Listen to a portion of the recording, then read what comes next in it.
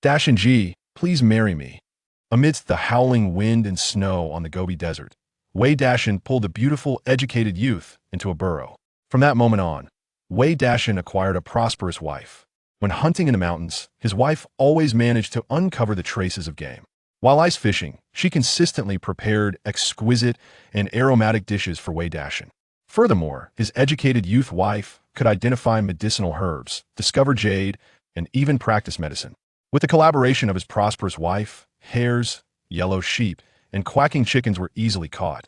Crucian carp, pike, and various fish were plentiful. In the 1980s in the northern frontier, Wei Dashan led a blissful life. Chapter 1. The Prosperous Female Educated Youth. Dashan G, you should take me. The thick snow blanketed the entire Gobi Desert. A lean, tall, chestnut-colored Ely horse trudged forward against the storm. Suddenly, a crisp voice emerged from the sled behind it. At that moment, Li Qing's head rested on Wei Dashan's shoulder, catching him off guard as he drifted in thought. Li Qing, do not misunderstand. I did it to save you last night. If I hadn't wiped the snow off, you would have frozen to death.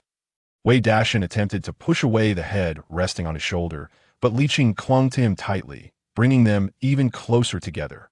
From his arms, Li Qing shyly remarked, "But you've touched everything you shouldn't have, and you even kissed me." Wei Dashan reiterated, "That was to save you." "I don't care," Li Qing huffed, nuzzling deeper into Wei Dashan's embrace. In the biting cold, resting against a man brought her an inexplicable warmth and security.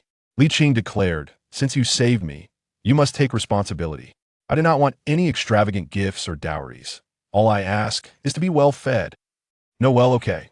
Wei Dashan initially intended to refuse, but upon seeing the words prosperous floating above Li Qing's forehead, he ultimately nodded in agreement. Wei Dashan, a middle-aged man facing unemployment, had intended to drive to the northwest to relax, but upon entering the northern frontier, he encountered a landslide. Now he found himself in the northern frontier, but the year had turned to 1981. Just entering October, the temperature had plummeted to minus 20 degrees, and the snow fell heavily as if it were free. A biting wind swept through, instinctively prompting Wei Dashan to hold the educated youth closer. Previously a mere hunter from Honglio village, he had just a few days prior accompanied his elder brother to negotiate a bride price with the village beauty, Liu Fang. They had agreed upon a bicycle and a sewing machine, and Wei Dashan had even promised Liu Fang's family 32 legs. The so-called 32 legs referred to 8 sets of furniture, including tables, chairs, sofas, and wardrobes. 4 legs per set of furniture meant 32 legs for 8 sets. In those times, acquiring 8 brand new sets of furniture was no small feat. However, to his surprise, after everything was settled, Liu Fang's mother, Zhang Zilian, demanded 500 in bride price under the pretext of local customs. The bride price was a form of gift, ostensibly to repay the nurturing kindness of the bride's parents. Wei Dashan understood all too well. Zhang Zilian's demand was merely to provide for Liu Fang's brother, Liu Hongwei's marriage. With his parents having passed away early, he was raised by his elder brother and sister-in-law, who had their own children to support. How could they possibly gather such a sum? The two brothers, caught in a predicament, were promptly chased out by Zhang Zilian. Frustrated, Wei Dashan borrowed a horse cart from the team, armed himself with a hunting gun, and plunged into the vast Tian Shan Mountains. On the surface, he sought to vent his frustrations through hunting, but subconsciously, he hoped to secure some valuable game to increase his chances of marrying Liu Fang. Yet the heavy snow made hunting exceedingly difficult. During those times, people struggled to eat and keep warm, leaving them with little strength. After wandering the snowy mountains for 2 days without spotting even a single hare, Wei Dashan had no choice but to return home. However, midway through, after resting in a burrow, he was unexpectedly transported into the future. After 2 days of attempts, Wei Dashan found no sign of a time-traveling golden finger, but on the Gobi Desert while returning to Honglio village, he encountered the nearly frozen educated youth, Li Qing. Wei Dashan dragged the frostbitten Li Qing into a nearby abandoned burrow, rubbing snow over her body repeatedly and even performing artificial respiration before finally reviving her. Saving a life did not trigger any miraculous powers. However, Wei Dashan never anticipated that Li Qing's sudden confession would bestow upon him immense fortune. As his finger gently touched Li Qing's forehead, a golden light penetrated into Wei Dashan's mind. Wang Fu marrying this woman will bring various good fortunes to her husband, ensuring prosperity in family, wealth, and all endeavors. Observing the sudden appearance of this term in his mind, Wei Dashan could not help but feel delighted. Wang Fu is indeed wonderful. To marry a virtuous wife is to ensure prosperity for 3 generations. Although life is a bit harsh now, it is an era without restrictions on firearms or hunting. Whether it is the arid Gobi Desert before him or the rolling Tian Shan Mountains behind, there are countless resources to be found. Wild boars, yellow sheep, and quail along with bears, elk, and groundhogs. Precious medicinal herbs, such as Rotsong Rong and Tianshan Snow Lotus, are abundant in the deep mountains, and there are also numerous jade and gold mines. With a bit of diligence and good fortune, how could one not thrive? Moreover, from what he understood, in 3 months it would be 1982, and once spring arrived, the northern border would likely implement household production contracts and open markets. At that time, earning money would not be a problem at all. Li Qing, as long as you are willing to be with me, I will not only ensure you are well-fed and warmly clothed, but I will also provide you with a life akin to that of city dwellers. Wei Dashan proclaimed with great ambition, holding Li Qing in his arms. I believe in you, Dashan-ji. Li Qing nestled in Wei Dashan's embrace, a faint smile of pride gracing her pale lips. She harbored a monumental secret. She was a reborn soul. In her past life, after being saved by Wei Dashan, Li Qing recuperated in Hongliu village for a time before returning to Zhanghai. However, upon returning to the city, Li Qing found herself without a job, and her parents, eager for her brother to secure a stable position, pressured her into marrying the disabled son of a leader. Not only was she subjected to inhumane treatment, but she also faced abuse, leading to her tragic demise. She never imagined that she would be reborn on the very day Wei Dashan rescued her. After experiencing the tragedies of her past life, Li Qing had no desire to return to the city. She wanted to stay and marry Wei Dashan. Firstly, to repay Wei Dashan's life-saving grace. Secondly, Wei Dashan was a good man, diligent and responsible, treating women well. Marrying such a man would surely bring her happiness. Thirdly, Li Qing discovered that her eyes could clearly see the flora and fauna within 1,000 meters, and even some of these plants and animals were surrounded by floating golden treasure chests. Although she could not hunt due to her frail condition, Wei Dashan was renowned as an exceptional hunter in the region. With their combined efforts as husband and wife, how could they not thrive? Thus, she bravely confessed her feelings to Wei Dashan. According to her memories, Wei Dashan had always harbored feelings for Liu Fong, the village beauty of Hongliu village. At this time, he was being rejected by her family due to his inability to provide a substantial bride price.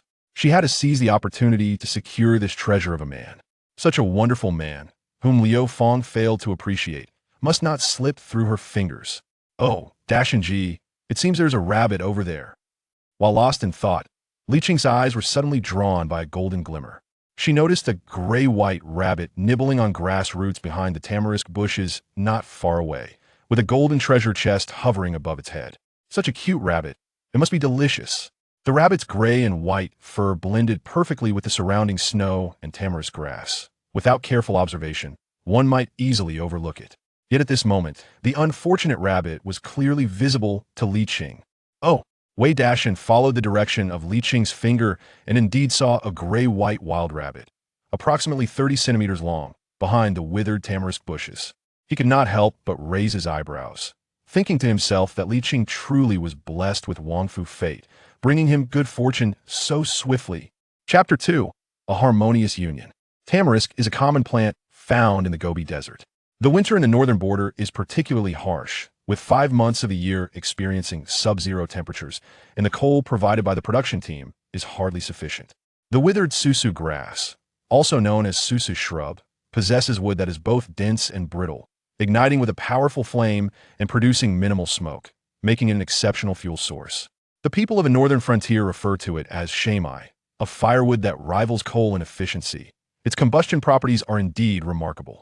Furthermore, susu shrub also holds medicinal value. Its fruits aid in digestion by strengthening the stomach and spleen, while the root bark serves as an anti-inflammatory agent. At this moment, the Jebitin lay desolate. To survive the harsh winter, the wild rabbits could only sustain themselves by consuming grass roots. Observing a rabbit hiding behind the susu grass, Wei Dashan could not help but lick his lips. This body had not tasted meat for several months, and during the past few days in the mountains, he had relied solely on the provisions at hand. If he could catch this wild rabbit, he might savor meat once more and regain some strength. Just as Wei Dashan picked up his hunting rifle, he reluctantly set it back down, opting instead to retrieve his slingshot and steel balls from his pocket.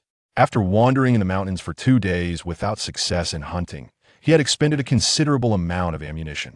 Moreover, Wei Dashan discovered a few small earth mounds, 3 to 5 meters high, not far from the Susa grass, with a golden inscription floating above them.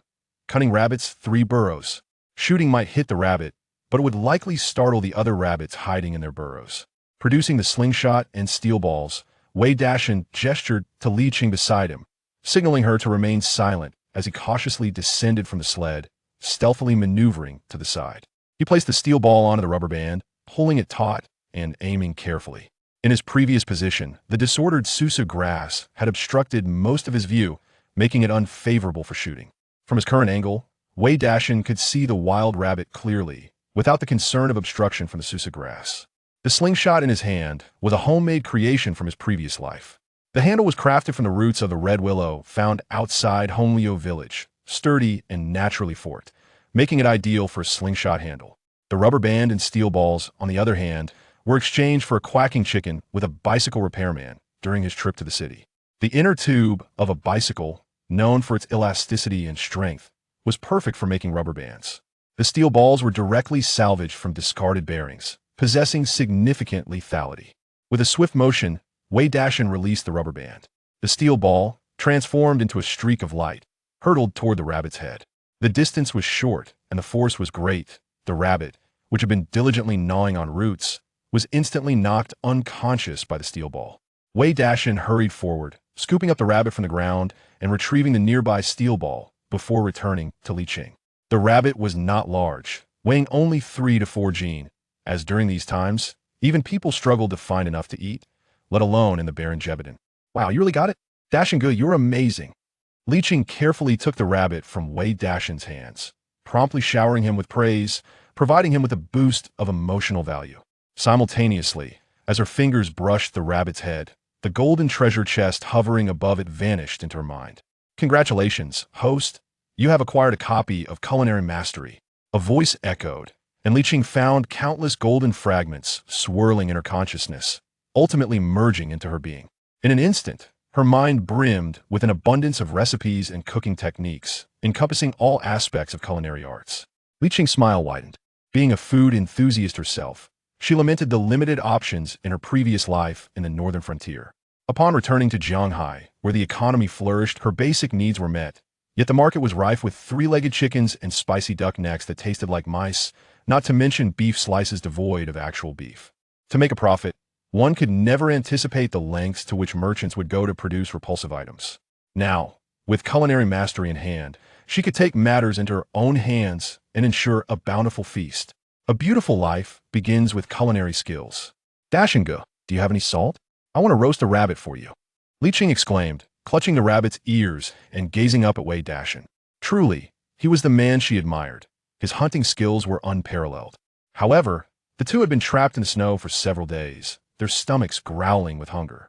With culinary mastery in her possession, she yearned to showcase her cooking skills to Wei Dashan, both to satisfy her appetite and to prove that marrying her was a wise choice. No rush, no rush.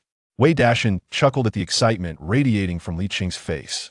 As a young female intellectual sent from the city, Li Qing possesses a certain beauty, though her face is now marred by frostbite, and prolonged hunger has rendered her physique somewhat emaciated, making her indistinguishable from the village girls. However, this is not a matter of great concern. With ample meat and fish to nourish herself, she should be able to regain her vitality. He focused his mind and pointed to the earthen mound a few meters away, saying, "Rabbits typically dwell in nests. I believe there may be a burrow within that mound, and perhaps even more rabbits. Why don't we give it another try?" Indeed, with Wei Dashan's suggestion, Li Qing also turned her gaze toward the nearby mound and, to her delight, spotted several holes at its base, where 3 rabbits were indeed nestled. However, these rabbits bore no golden treasure chests. She had been so fixated on the wild rabbit with the treasure chest that she had overlooked the few within this burrow. The rabbit in her hands weighed merely 3 or 4 jin. After skinning and gutting, there was hardly any meat left, insufficient for a meal, and acquiring a few more would certainly be advantageous. Li Qing hurriedly smiled and said, "Brother Dashan, you are the expert. I shall follow your lead. The harmonious display between them brought a sense of enjoyment to Wei Dashan. He retrieved a urea bag from the sled and instructed Li Qing to place the rabbit inside and secure it with a string. Only then did the pair approach the mound and wander around it. Brother Dashan, how shall we proceed? Li Qing crouched down, gazing curiously at the palm-sized entrance before her, glancing inquisitively at Wei Dashan. There were indeed rabbits inside, but she, as a novice, was at a loss as to how to extract them. I observed that there are 5 holes in total around this mound, Wei Dashan analyzed. We can smoke them out from the other 4 holes and then lie in wait at this one for them to emerge. You can tend to the fire while I take charge of catching them. How does that sound? Li Qing readily acquiesced. No problem. I will follow your instructions. Chapter 3. The Spirit Chi Space having abstained from meat for an extended period. Wei Dashan and Li Qing found themselves salivating at the sight of a rabbit mere steps away. Without hesitation, they sprang into action. Wei Dashan returned to the sled, retrieved an axe from the vehicle, and proceeded to cut down a significant amount of tamarisk grass nearby. Although the snow-soaked tamarisk was difficult to ignite, it produced ample smoke. The two of them, clutching the tamarisk, sought a sheltered spot beneath a mound, where Wei Dashan struck a match and tore a small piece of worn cotton from his coat. He ignited the cotton, and once it flared up, placed it beneath a bundle of finer tamarisk to serve as kindling. In a short while, a large bundle of tamarisk smoke began to rise. Wei Dashan and Li Qing strategically arranged the firewood around the 4 burrow entrances, utilizing the biting wind to funnel the smoke inside.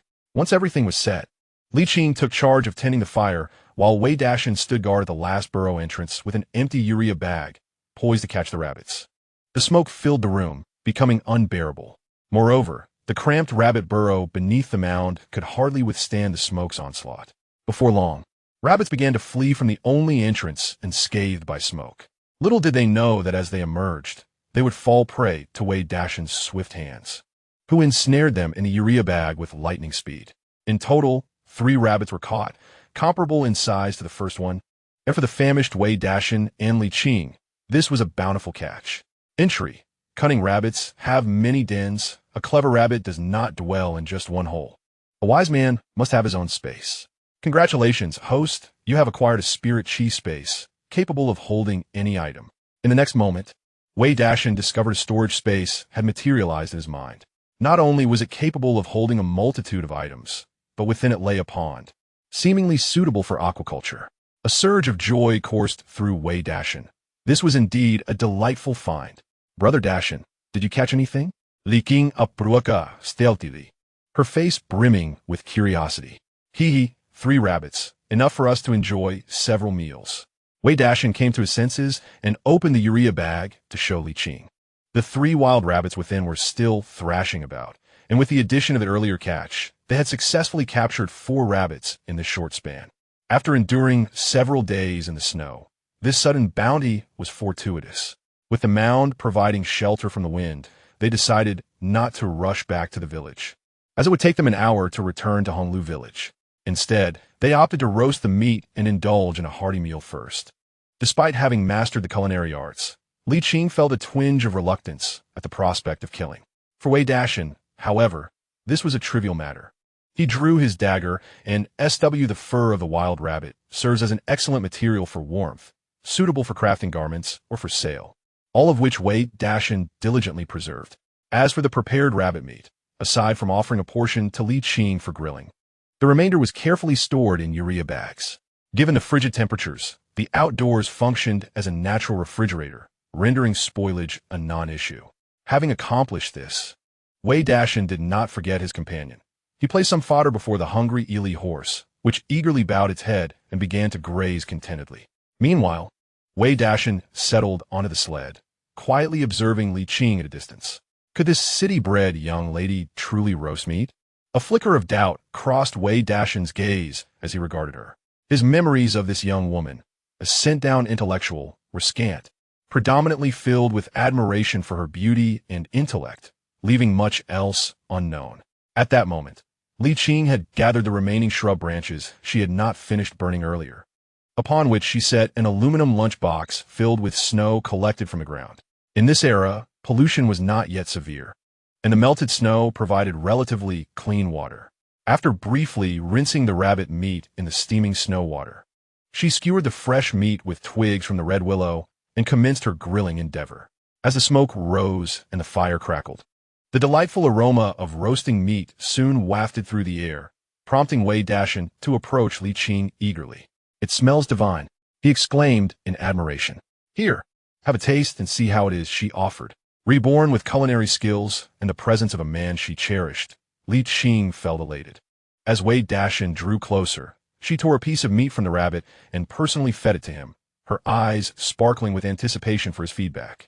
Though she had acquired a comprehensive culinary repertoire, this roasted rabbit was her debut in the kitchen, leaving her uncertain about its flavor. "Hey, this is surprisingly good," Wei Dashan said, his eyes lighting up as he chewed the meat, giving Li Qing a thumbs up. The texture was satisfying yet tender, and the seasoning was just right. "Li Qing, I didn't expect your skills to be this impressive." His initial skepticism about her culinary prowess had dissipated. The rabbit's taste exceeded his expectations, especially under such rudimentary conditions, where merely sprinkling some salt could yield such delightful flavors. An impressive feat indeed. A good woman is often praised, and given the rarity of Li Qing's exceptional cooking, Wei Dashan was generous with his compliments. "Is that true? Let me try." Li Qing, flushed with bashfulness from his praise, could not hide her delight. Cautiously, she tore off a small piece of rabbit meat and tasted it, nodding in happiness as she confirmed the flavor was indeed delightful. With the meat nearly done, she removed it from the grill and settled down on a nearby hill, where she and Wei Dashan began to feed each other, sharing the fruits of their labor. For reasons unknown, as she watched Wei Dashan savoring his meal with great delight, she felt an inexplicable sense of accomplishment. "Brother Dashan, if you enjoy it, I shall prepare it for you every day."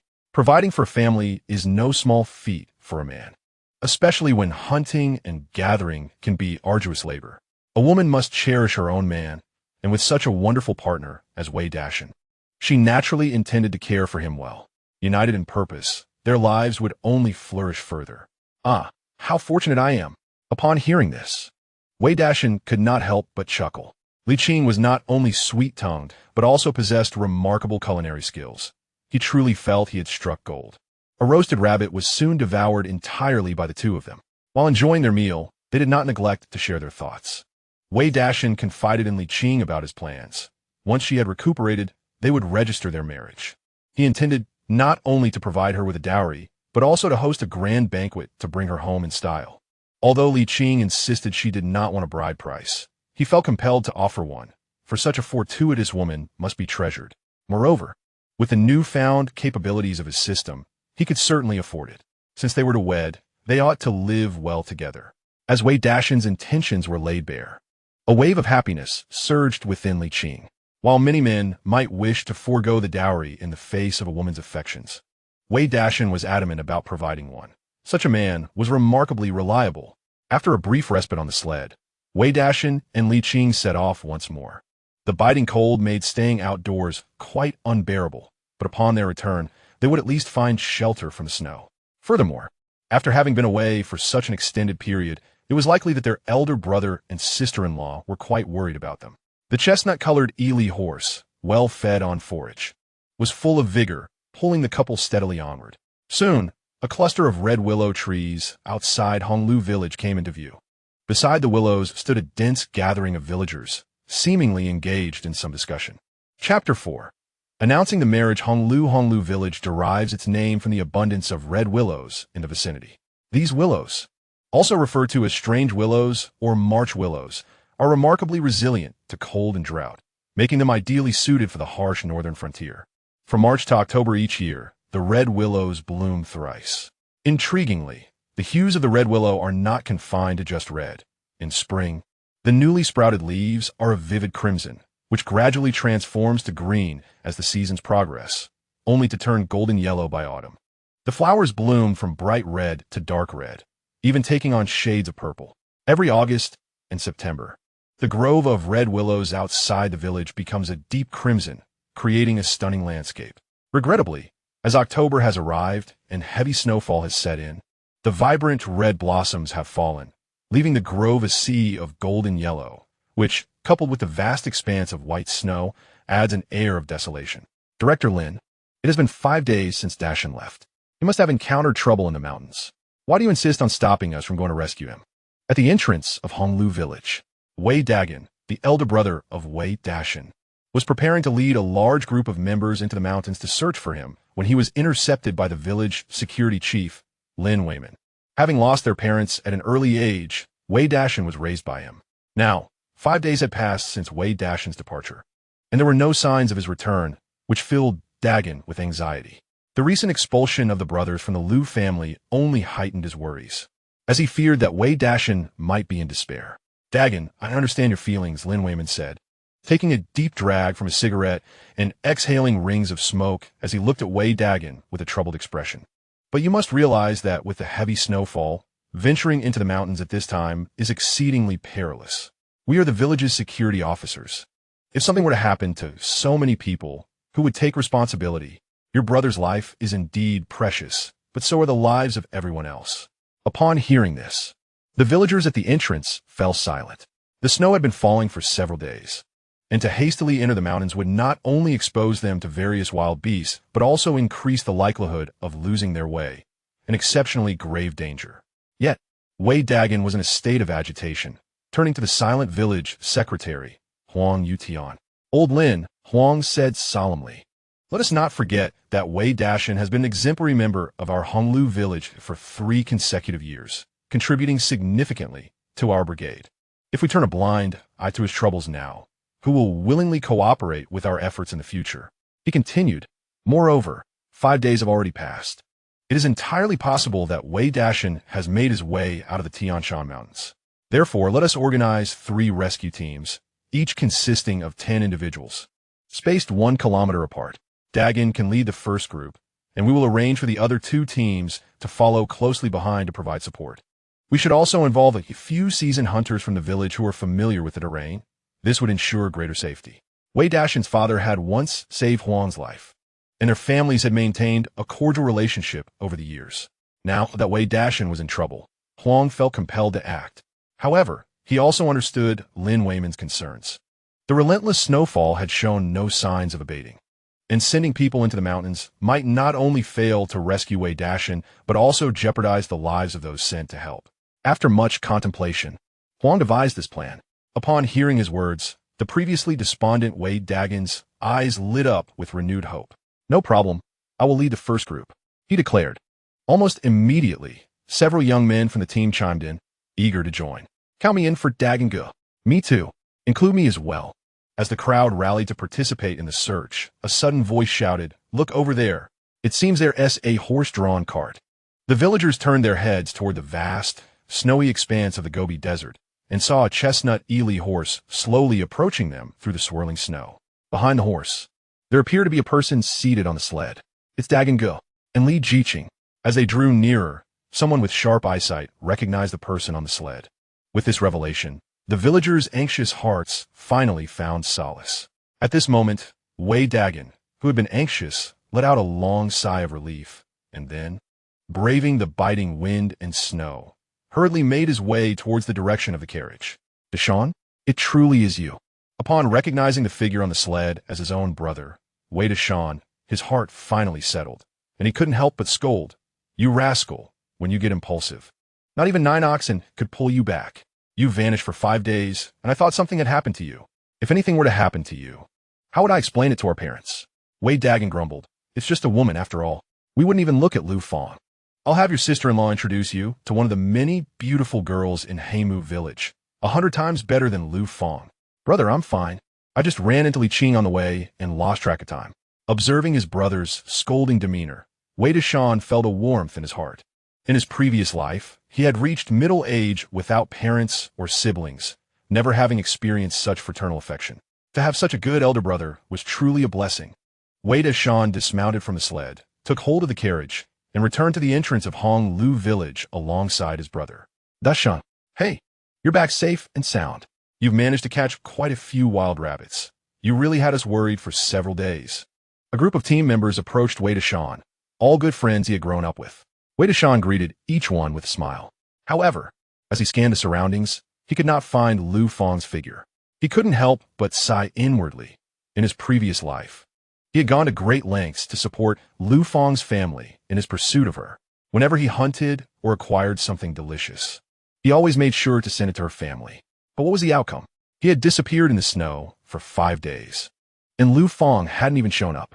Was she worth all that effort? Wei Dashan shook his head gently, too apathetic to dwell on it.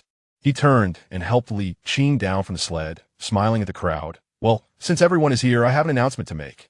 He then took Li Qing's hand and cheerfully declared, Li Qing and I are together now, and we're getting married at the end of the month.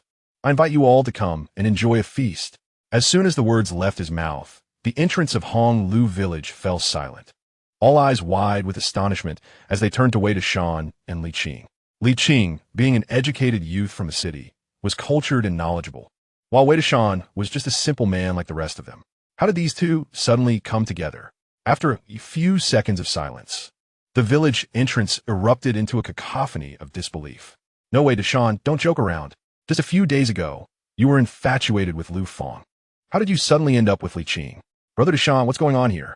Li Qing was beautiful and generally pleasant, regarded as the ideal by the young men of Hong Lu village. Yet, they were well aware of their place. Someone like Li Qing, a cultured individual, was not someone they could hope to marry, so they never dared to entertain such thoughts. Yet, they never anticipated that Wei Dashan, who had just broken off with Lu Fang, would now be holding Li Qing's hand. It is utterly unbelievable. Most astonishing of all are the village secretary, Huang Yutian, and the public security director, Lin Weiman, who gaze at Li Qing in bewilderment. Huang Yutian remarks, Little Li, aren't you supposed to return to the city? Why have you come back? And to marry Dashan? As the village secretary, Huang Yutian is well aware of the situation regarding Li Qing's return to the city. Indeed, it was he who issued her introduction letter. He cannot fathom why a fine young woman like Li Qing would forsake a prosperous life in the city to return and marry Wei Dashan, a rough man. Is she not choosing to leap into the fire? Their impoverished village of Honglu cannot possibly compare to Li Qing's hometown of Jianghai. The world has changed so much that he feels he can hardly keep up. Chapter 5. The choke carpenter Huang, Uncle Yutian. I am not returning to the city. I have decided to stay and marry Dashan, to live a good life with him. I think Honglu village is quite nice. Amidst the astonished gazes of the crowd, Li Qing tightly grasps Wei Dashan's hand, even pulling his arm into her embrace. With a sweet smile, she adds, Uncle Yutian, once we are ready in a few days, I will trouble you for another introduction letter. Li Qing is resolute in her decision to marry Wei Dashan. With the village leaders present and Wei Dashan yet to meet Lu Fang, she naturally wishes to assert her claim in front of everyone. She recalls that in her past life, Wei Dashan was merely a leech to Lu Fang's family, spending considerable resources to pursue her. And even after returning from the Gobi desert, he still harbored feelings for her. Yet Lu Fang, while enjoying his generosity, was secretly flirting with the son of the village secretary from the neighboring village. Once Wei Dashan had outlived his usefulness, she promptly married the village secretary's son in Heimu village. Now that she has been reborn, she vows to prevent such a good man from falling into the same pit again. The scene of Li Qing's boldness astonishes the villagers of Honglu. No one expected that the usually aloof young woman would display such assertiveness and initiative for Wei Dashan. One wonders how much virtue Wei Dashan must have accumulated in his past life to win the affection of a young woman like her. Huang Yutian, momentarily taken aback, soon regains his composure and replies with a smile, This is wonderful news. I must lend my support. I will be at home these next few days. Feel free to come to me anytime. Wei Dagan and his brother Wei Dashan are like sons to him. He had worried that after being rejected by Lu Fang, Wei Dashan might fall into despair. But now, with a woman as admirable as Li Qing by his side, it seems fortune has finally smiled upon the Wei family. All right, it's freezing cold. Since Dashan is fine, everyone should head home now. Go on. Huang Yutian claps Wei Dashan on the shoulder and waves to the crowd as he leads them back to the village. The winter in the northern frontier can indeed be life-threatening, with the outdoor winds cutting like blades, leaving one's face stinging from the chill. Who would have thought that Dashan, once seemingly bereft of fortune, would unexpectedly find love in the heart of a young woman? How enviable. Indeed, if I could wed such a remarkable woman, my life would be truly worthwhile. To speak frankly, for many years, I have been unable to utter a word to Li Qing, only to have her courted by that oaf, Wei Dashan. How splendid it is for our Honglu village.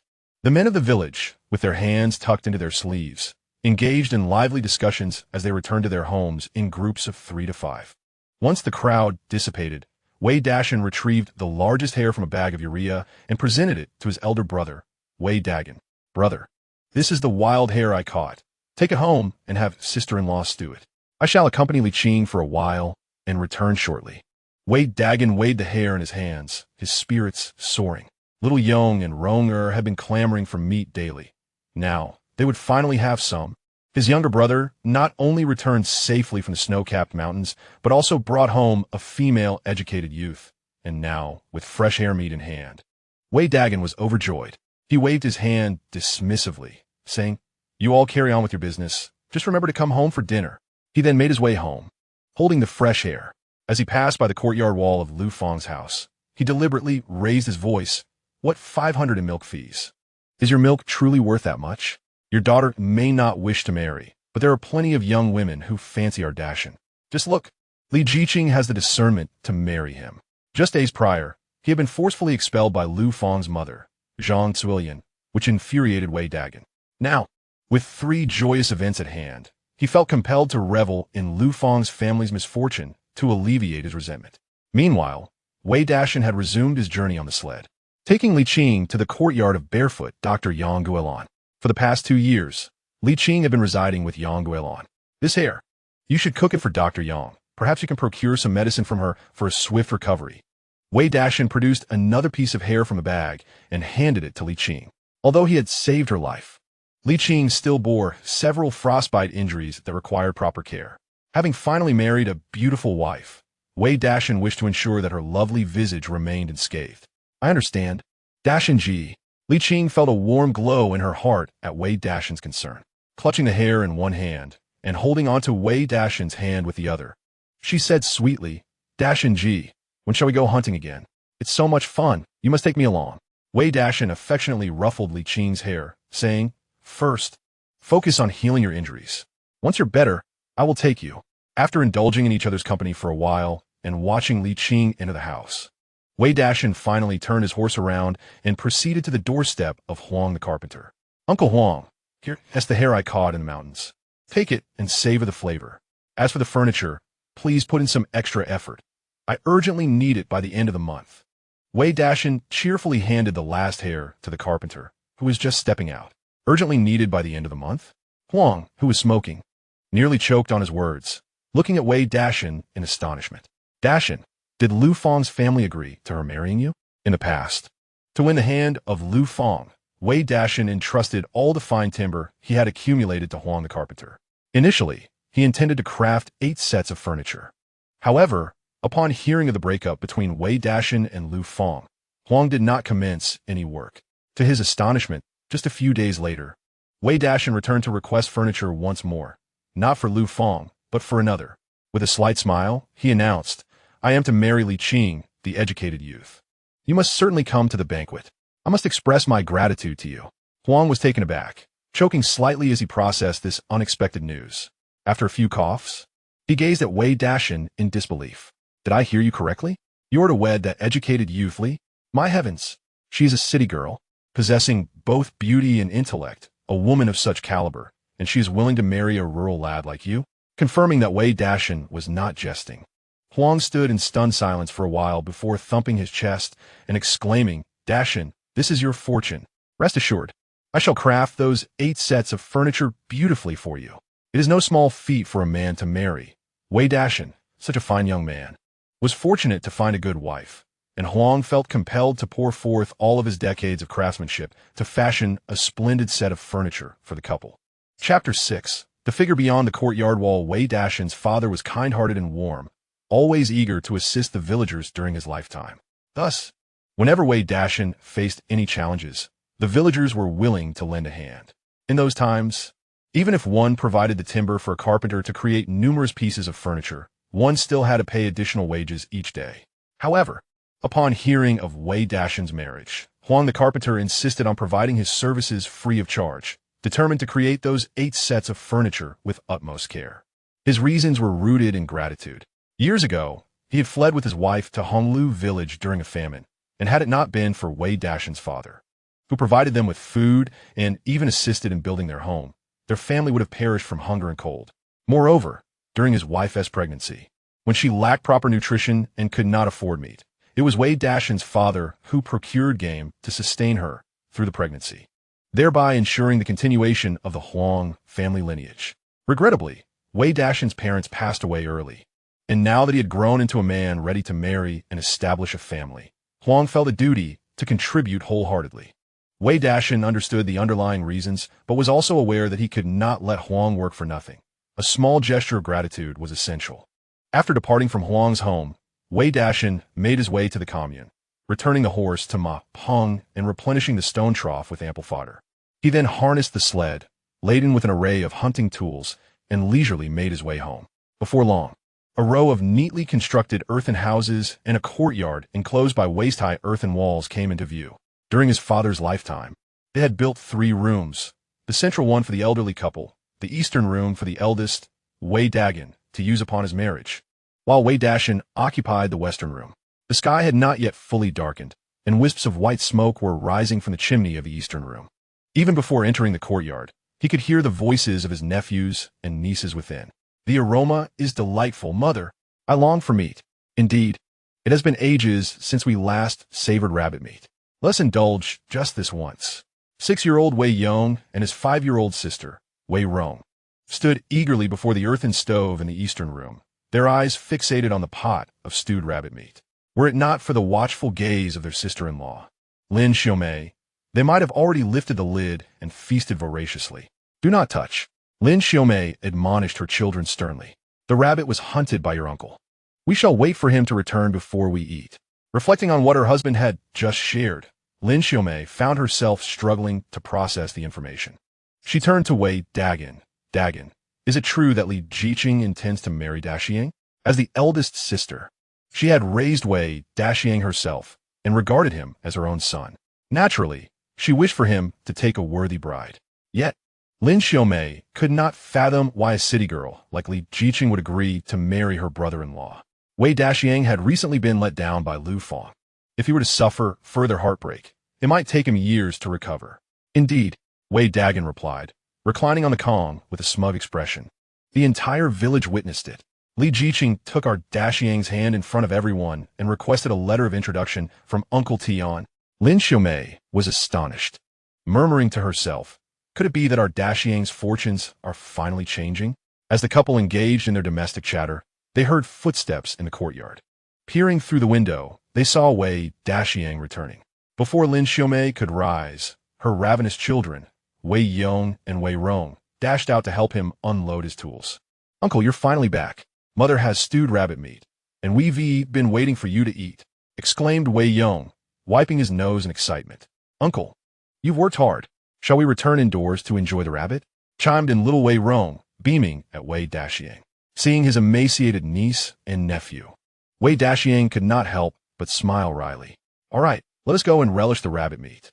Despite his hunting prowess, his nephew and niece were starving, clearly neglected in his efforts to please Lu Fang. At their tender age, how could they be deprived of meat? Wei Dashiang set down the sled he was carrying, took Wei Yong by the left hand and Wei Rong by the right, and led them into the eastern room of his elder brother and sister-in-law. As soon as they entered, the enticing aroma of stewed meat wafted into Wei Dashiang's nostrils, while the roasted meat next door was indeed delicious. The flavor of the stewed rabbit was even more robust. The cold weather and his hunger urged him to wash his hands quickly, and he joined his brother's family to enjoy the feast.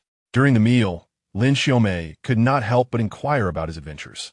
Wei Dashiang, with a hint of reluctance, embellished the tales of his experiences on the Gobi Desert, and Lin Xiaomei finally accepted the reality of the situation. "This Li Qing seems to be a fine person," Lin Xiaomei remarked. "If you intend to marry her, we must ensure the betrothal gifts are generous. We cannot slight her." Wei Dashiang nodded in agreement. "That is precisely my intention."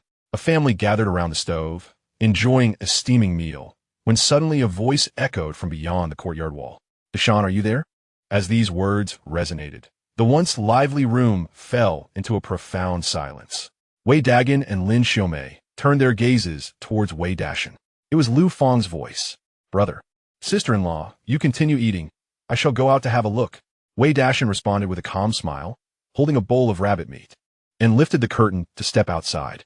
Upon looking out, he indeed saw Lu Fang, adorned with a red headband and wearing a floral cotton coat, standing at the entrance of the courtyard. The sight of the generous piece of rabbit meat in Wei Dashan's bowl made Lu Fang instinctively swallow hard. Her gaze fixated upon it. In their previous encounters, she had relished the opportunity to partake in such delicacies.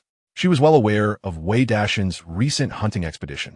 In Lu Fang's perspective, he was merely attempting to curry favor with her by bringing wild game, and she hoped that upon his return, she might benefit from some of that meat. As for the matter of marriage, she felt no urgency at present. However, moments ago, while she and her mother, Zhang Sulian, were knitting in their home, they overheard Wei Dashan's voice. Wei Dashan and Li Qing are getting married? How could these two seemingly unrelated individuals possibly be connected? Initially, the mother and daughter dismissed it, but when her younger brother, Lu Hongwei, returned after inquiring with others, they learned that Li Qing had publicly taken Wei Dashan's hand and declared her intention to marry him. Upon hearing this, Lu Fang felt a surge of anxiety, hastily making her way to Wei Dashan's home to seek clarity. Dashan, you have finally returned. Do you have any idea how worried I've been these past few days? Lu Fang took a deep breath, looking at Wei Dashan, and feigned concern. Chapter 7. Lovers must first love themselves. Lu Fang, with an air of superiority, admonished. Could you perhaps refrain from being so reckless in the future? It's perilous in this heavy snow. While her words expressed concern, her eyes remained fixated on the succulent pieces of meat in Wei Dashan's bowl. Wei Dashan, unfazed, continued to savor the delectable rabbit meat, responding, "Indeed, it is dangerous. I will be more cautious in the future. Is there anything else you wish to discuss?"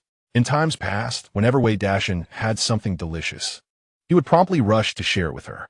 Yet today, having returned from the Gobi Desert, he seemed transformed, engrossed solely in his meal, displaying no inclination to share, which left Lu Fang feeling rather dissatisfied. Before stepping out, she had made a special effort to present herself attractively, yet this oblivious fellow failed to notice her at all. With a blink, Lu Fang pursed her lips, her tone softening. "Dashan, I understand that my mother's actions in driving you away were not ideal. Yet, you must also comprehend my situation. My mother's harsh demeanor masks a tender heart, particularly after my father's early passing. Raising us siblings has not been easy. My brother has also reached the age of marriage." "I understand," Lu Fang continued, but was abruptly interrupted by Wei Dashan. "I believe your mother's actions were justified. We are indeed incompatible. I cannot provide for you, and your brother genuinely needs to marry. Therefore, I think it is best for both of us to part ways." After enduring 5 days in the frigid snow, Wei Dashan finally returned home to relish the warmth of his abode. He had no desire to engage in idle chatter with Lu Fang. However, their situation had become common knowledge among the villagers of Honglu, and it was prudent to clarify certain matters. To his surprise, Wei Dashan's words left Lu Fang frozen in shock. She had anticipated that, upon uttering such sentiments, he would seize the opportunity to court her favor, perhaps proclaiming his intent to marry her, allowing her to gracefully accept and negotiate the dairy payment down from 500. Yet, she could hardly fathom that Wei Dashan would assert that parting ways was for the best. Was this truly the same Wei Dashan she knew, the ever-adoring follower? Lu Fang. She bit her lip, her gaze shifting from the bowl of rabbit meat to fixate intently on Wei Dashan.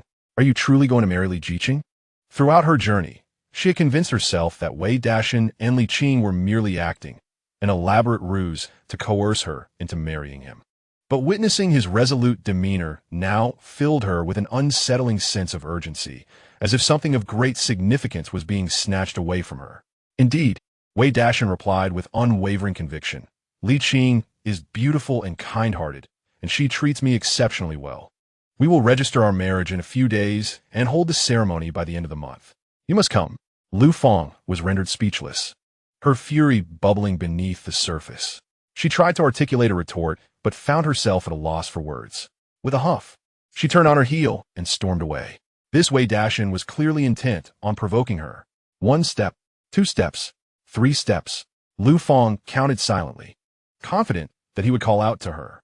In the past, whenever they quarreled, as soon as she indicated her departure, he would rush to console her within mere steps. Yet this time she had walked 10 paces without a single sound behind her. "Wait, Lu Fang." At last, after she had walked several meters, Wei Dashan's voice echoed behind her. A flicker of hope ignited within her, though her expression remained one of indignation, and she did not slow her pace. Wei Dashan, not only did you hunt wild rabbits without sharing, but you also conspired with that Li Qing to put on a show for your own amusement. If I cannot enjoy myself thoroughly this time, I shall never forgive you. Calculating in her mind, she quickened her steps, the sound of footsteps approaching her from behind. Hey, Lu Fang, why are you walking so fast? Wei Dashan soon caught up with her, pushing a wheelbarrow that held a shovel. What are you doing with that cart? Lu Fang glanced sideways, her heart lifting with joy. Was he suggesting she sit and allow him to push her back? When had he become so adept at charming her? Oh, I had a notion, Wei Dashan's voice chimed in. Now that we're broken up, we must settle our accounts. Wei Dashan chuckled, recalling his recent visit to her home, where he had delivered a cartload of coal. Your family is not the type to accept favors lightly. So now that I have some time, I shall accompany you to retrieve that coal. It is simply unacceptable to go without coal in the dead of winter. What? Lu Fang, who had initially felt a surge of joy, abruptly halted, her gaze filled with ire directed at Wei Dashan. This man truly intended to sever ties with her. Enraged and humiliated, Lu Fang chose to ignore him and hastily made her way towards her family's courtyard. Previously, it had been Wei Dashan who sought to placate her.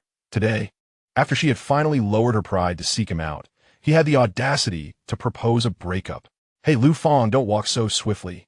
You'll soon catch up with the production team's Black Stallion.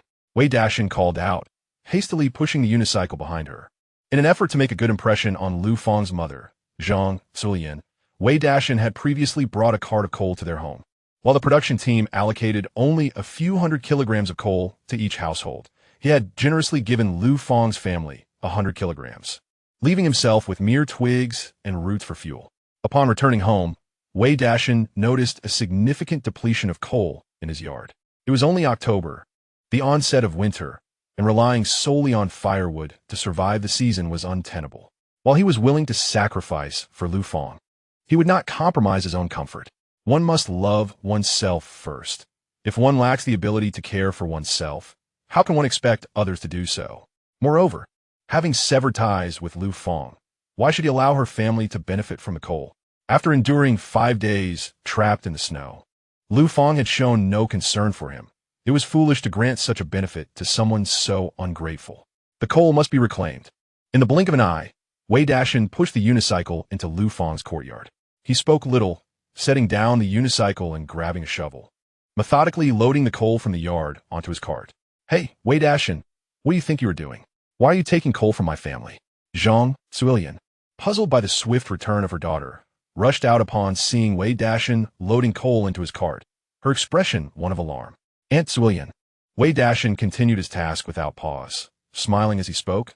I'm about to marry Li Qing, and my family lacks sufficient coal for the winter.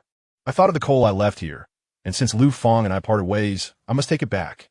Before Zhang Zuilian could respond, Wei Dashan added, Aunt Zuilian, if your daughter does not marry me, you surely don't wish to retain this coal, do you? It would not bode well if the villagers found out. Would it? Zhang Zuilian opened her mouth to protest, but found herself silenced by Wei Dashan's relentless discourse, left only to watch as he continued to load coal onto his unicycle.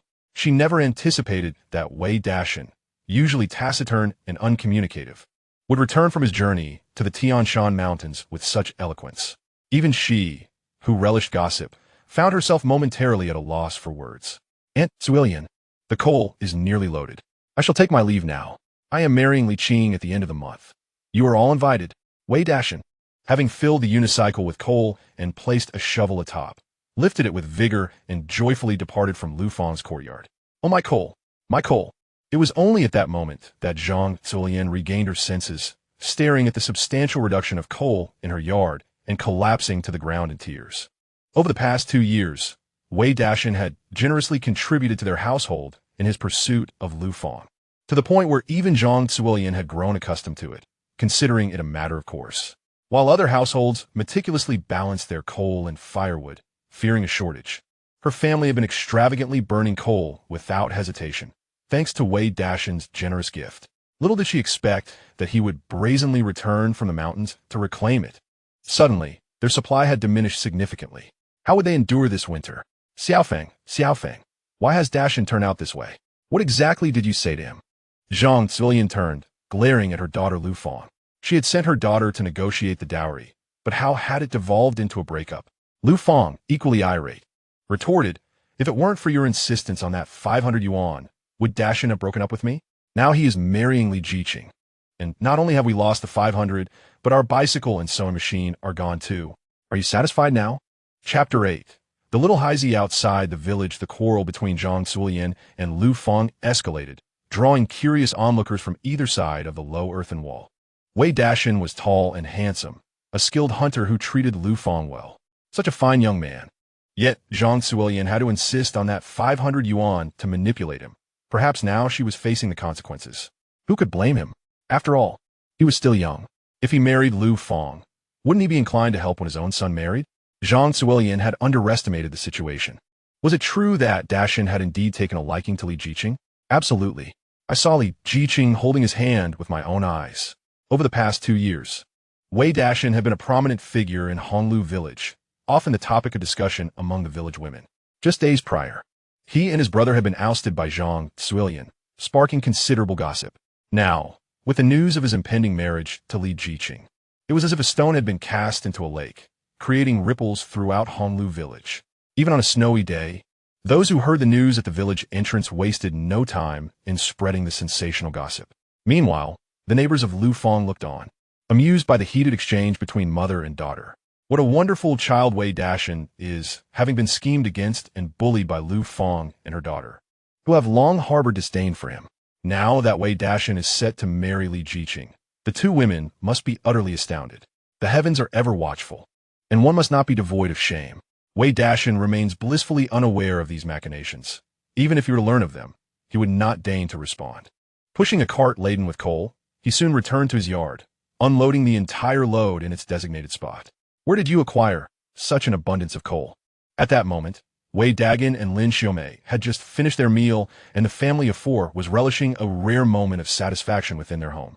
Curious, they emerged upon witnessing Wei Dashan's return with a cart of coal. Previously, Lu Fang had sought out Wei Dashan, and the couple had chosen not to intervene. They were taken aback to find a cart of coal had appeared in their yard in such a brief span of time. Of course, it is from Lu Fang's household. Wei Dashan chuckled to himself. Since their relationship had been severed, it was only natural to reclaim the coal. After all, what would they burn during the winter? With that, he grasped a shovel and began filling a woven basket made of red willow branches. Once filled, he headed towards the west room. After being out for several days, the stove inside had long gone cold, and with nightfall approaching, it was imperative to ignite the fire and warm the house.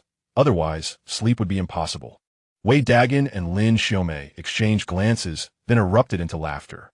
Lin Xiaomei remarked, "Well done, Dashan. Over the years, how much have they taken from us? They are nothing but ingrates. The coal is better given to anyone else than to them." Wei Dagan nodded in agreement. I had planned to take Dashan to buy coal tomorrow, but this certainly simplifies matters. Neither Wei Dagan nor Lin Xiaomei held any fondness for Lu Fang's family. They had observed how Wei Dashan had treated Lu Fang over the past 2 years. Now that he had brought the coal back, it marked a definitive end to their ties, allowing the couple to breathe easy. They shared a knowing smile, but a sudden gust of cold wind prompted them to hastily lift the curtain and retreat to their home. In the heart of winter, having enjoyed a hearty meal, the family nestled warmly in their beds, experiencing a unique form of happiness. Inside the west room, Wei Dashan first lit a handful of corn husks in the stove, followed by a few corn cobs. Once the cobs were thoroughly ablaze, he added some small fragments of charcoal. Completing this, he filled an iron pot on the stove with water. As the charcoal burned, the water in the pot began to boil, and the room gradually warmed. This earthen stove connected to the bed and also linked to a firewall. Indeed, though it was a mud brick house, its design was quite ingenious. The walls were hollow and interconnected with the stove. As the charcoal burned, the heated smoke circulated within the walls, ultimately escaping through the chimney atop the roof. This arrangement ensured that even when the outside temperature plummeted to 20 or 30 degrees below zero, the entire interior remained comfortably warm. Night had completely fallen. Wei Dashan stepped out of the courtyard once again, wielding a shovel to blend some coal dust with yellow earth, then adding water to form a thick coal slurry. He subsequently spread this mixture over the charcoal embers before covering the fire pit and placing the teapot back atop. For those enduring the frigid winters of the north, the act of burying the stove before sleep is of paramount importance. Should the stove be sealed too tightly, the embers would extinguish swiftly, leaving one to awaken in the night from the chill. Conversely, if the sealing is too loose, the flames will burn out just as quickly, resulting in a similar fate of waking due to the cold. Moreover, improper handling and lack of ventilation can lead to incomplete combustion of the coal, risking carbon monoxide poisoning. This delicate operation demands a keen sense of timing. Indeed, some households have men vigilantly tending the stove throughout the night, anxious to ensure their loved ones remain warm and safe from poisoning. Once Wei Dashan had buried the stove, he filled an empty 4-bottle with hot water, covered it, and tucked it into his bedding for warmth. Do you remember such hot water bottles from the memories of those born in the 80s and 90s in the north? He then filled a basin to the brim with water before meticulously washing himself with a warm towel. The winters in the north are indeed austere. Yet after 5 days of exposure to the cold, he felt utterly uncomfortable. A proper wash was essential for a restful night's sleep. After a thorough cleansing, Wei Dashan finally nestled into bed, the heated Kong and the scalding hot water bottle warming the quilt to a delightful coziness. Alas, in this era devoid of mobile phones, without the ability to scroll through Douyin, a bored Wei Dashan resorted to opening his spiritual space. Inside, everything remained unchanged from the day, and he discovered that with a mere thought, he could store nearby objects within. However, with bare walls surrounding him, there was little of value to collect. His gaze fell upon the shimmering pool within his space, stirring a thought within him. Such a splendid area should not be squandered. He suddenly recalled a small lake to the north of the village, teeming with fish. If he could catch a few and introduce them into this pool, he wondered what the outcome might be. Given that he had just returned to the village and could not venture into the mountains again for the time being, it would be fortuitous to try his luck at the small lake. Furthermore, both his elder brother's family and his fiancée, Li Qing, were in need of nourishment. It was essential to catch some fish to restore their vitality. As these thoughts swirled in his mind, exhaustion overcame the weary Wei Dashan, and he drifted into a deep slumber. Uncle, wake up. It's time to shovel the snow." The next morning, Wei Dashan, lost in a deep sleep, was roused by the calls of his nieces and nephews in the courtyard. Chapter 9. Breaking the ice hole, the 4-bottle nestled in his bedding had turned icy, having been kicked to an unknown spot, and although the Kong beneath him still held some warmth, it was evidently not as toasty as the previous night. After a brief moment of recovery, Wei Dashan sat up and dressed himself. Approaching the stove, he grasped the teapot in one hand while thrusting a fire poker into the embers with the other. The fiery pillar of coal slurry, stirred last night, had transformed overnight into a solid mass of charred earth. With a single bucket, Wei Dashan revealed a round hole, the size of a thumb. As the vibrant flames in the center of the stove began to breathe with air, gradually manifesting small flickers of fire, he did not rush to add coal, instead choosing to poke it a few more times, waiting for the flames to stabilize. After a brief wash, when Wei Dashan stepped out of his room, he discovered that his elder brother and sister-in-law had already cleared the thick layer of snow from the roof with a wooden scraper. The 4 of them were busily shoveling snow in the courtyard. The snow that had fallen continuously for 5 days finally ceased before dawn. Yet the sun in the sky appeared pale and devoid of warmth. "Sister-in-law, let me help," Wei Dashan exclaimed, eager to snatch the broom from Lin Xiaomei's hands, intending to clear a pathway in the yard, but she gently refused. No. You've just returned from the mountains. You need a rest. There's breakfast on the stove. Go eat first," Lin Xiaomei said with concern. Wei Dashan had been away for 5 days, enduring the harshness of the snow. It was evident that his time outside had been arduous. Now that he had returned safely, it was a blessing in itself. Moreover, without Wei Dashan, their family would have gone without meat yesterday. "All right, I'll grab a bite." As they were family, Wei Dashan was not modest and walked directly into the east room, lifting the lid off the pot on the stove. Inside were a bowl of corn porridge, 2 steamed buns with dates, and a small dish of stir-fried cabbage. Indeed, this was a typical breakfast for a rural family. Honglu village was a settlement of immigrants, thus their dietary habits differed greatly from those of the locals.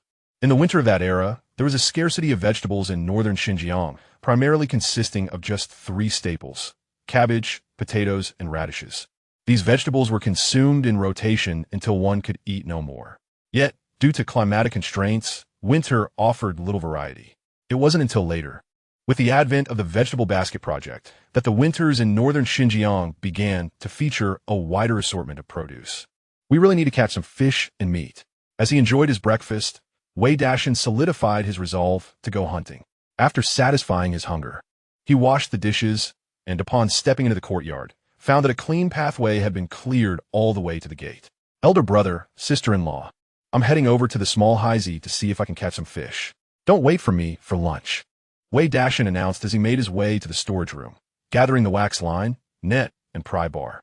He also retrieved the fiery pillar from the house, and, after setting everything onto a small cart, bid farewell to his brother and sister-in-law before stepping out of the yard. Be careful, came Lin Xiaomei's concerned voice from behind. Wei Dashan waved his hand, continuing on his way. Dagon, have you noticed? It seems that Dashan is different now, Lin Xiaomei remarked, observing Wei Dashan's departing figure. Indeed, he has changed, Wei Dagon nodded with a smile, speculating that perhaps after getting closer to Li Qing, life had taken on a brighter prospect for him. In the past, Wei Dashan was known for his diligence and capability, but his efforts were primarily for Lu Fang. However, upon his return this time, he exhibited a newfound concern for his family through his words and actions. Wei Yong and Wei Rong, the two little ones, clamored to accompany Wei Dashan to Shaohai Lake for fishing, but were promptly restrained by Wei Dagon and Lin Xiaomei.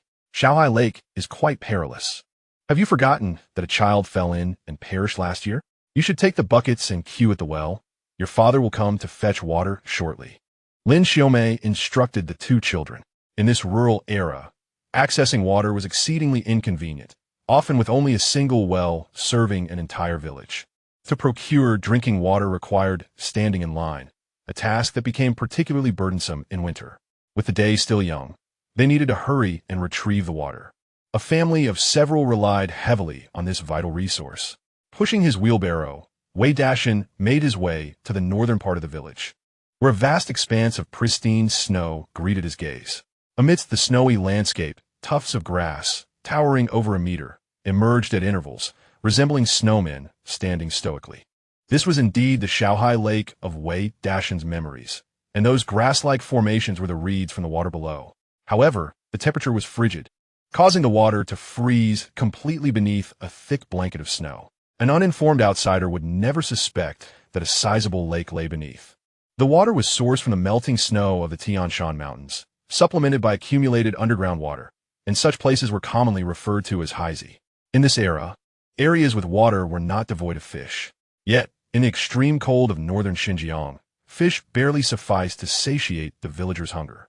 The labor-intensive process of ice fishing often yielded meager results. One could expend half a day's effort only to catch a few fish, hardly enough to fill a gap between meals, and sometimes one might return empty-handed. Consequently, few were inclined to engage in this arduous task. Nevertheless, there were occasional adventurers or those with pregnant family members who sought to try their luck. Wei Dashan set down his small cart and surveyed the area, finding it devoid of any human presence. However, he soon noticed several tantalizing entries floating beneath the thick snow and ice. A spark of excitement ignited within him. It seemed he had indeed come to the right place. Yet, rather than hastily commencing his fishing, Wei Dashan first took his shovel to clear away the surrounding snow. He then gathered some reeds and tamarisk branches from nearby to kindle a fire, placing the fire stick and crowbar into the flames to burn. Once he had completed these preparations, he finally settled onto a small stool. Alas, although it was merely October, Shaohai Lake had already frozen over with a thick layer of ice. In this era, there were no advanced tools as seen in later times. Extracting the fish beneath the ice necessitated creating an opening. Relying solely on brute strength with a pickaxe would be an uncertain endeavor. However, by first using the heated fire stick to melt a few holes in the ice, the subsequent work with the pickaxe or crowbar would become significantly easier.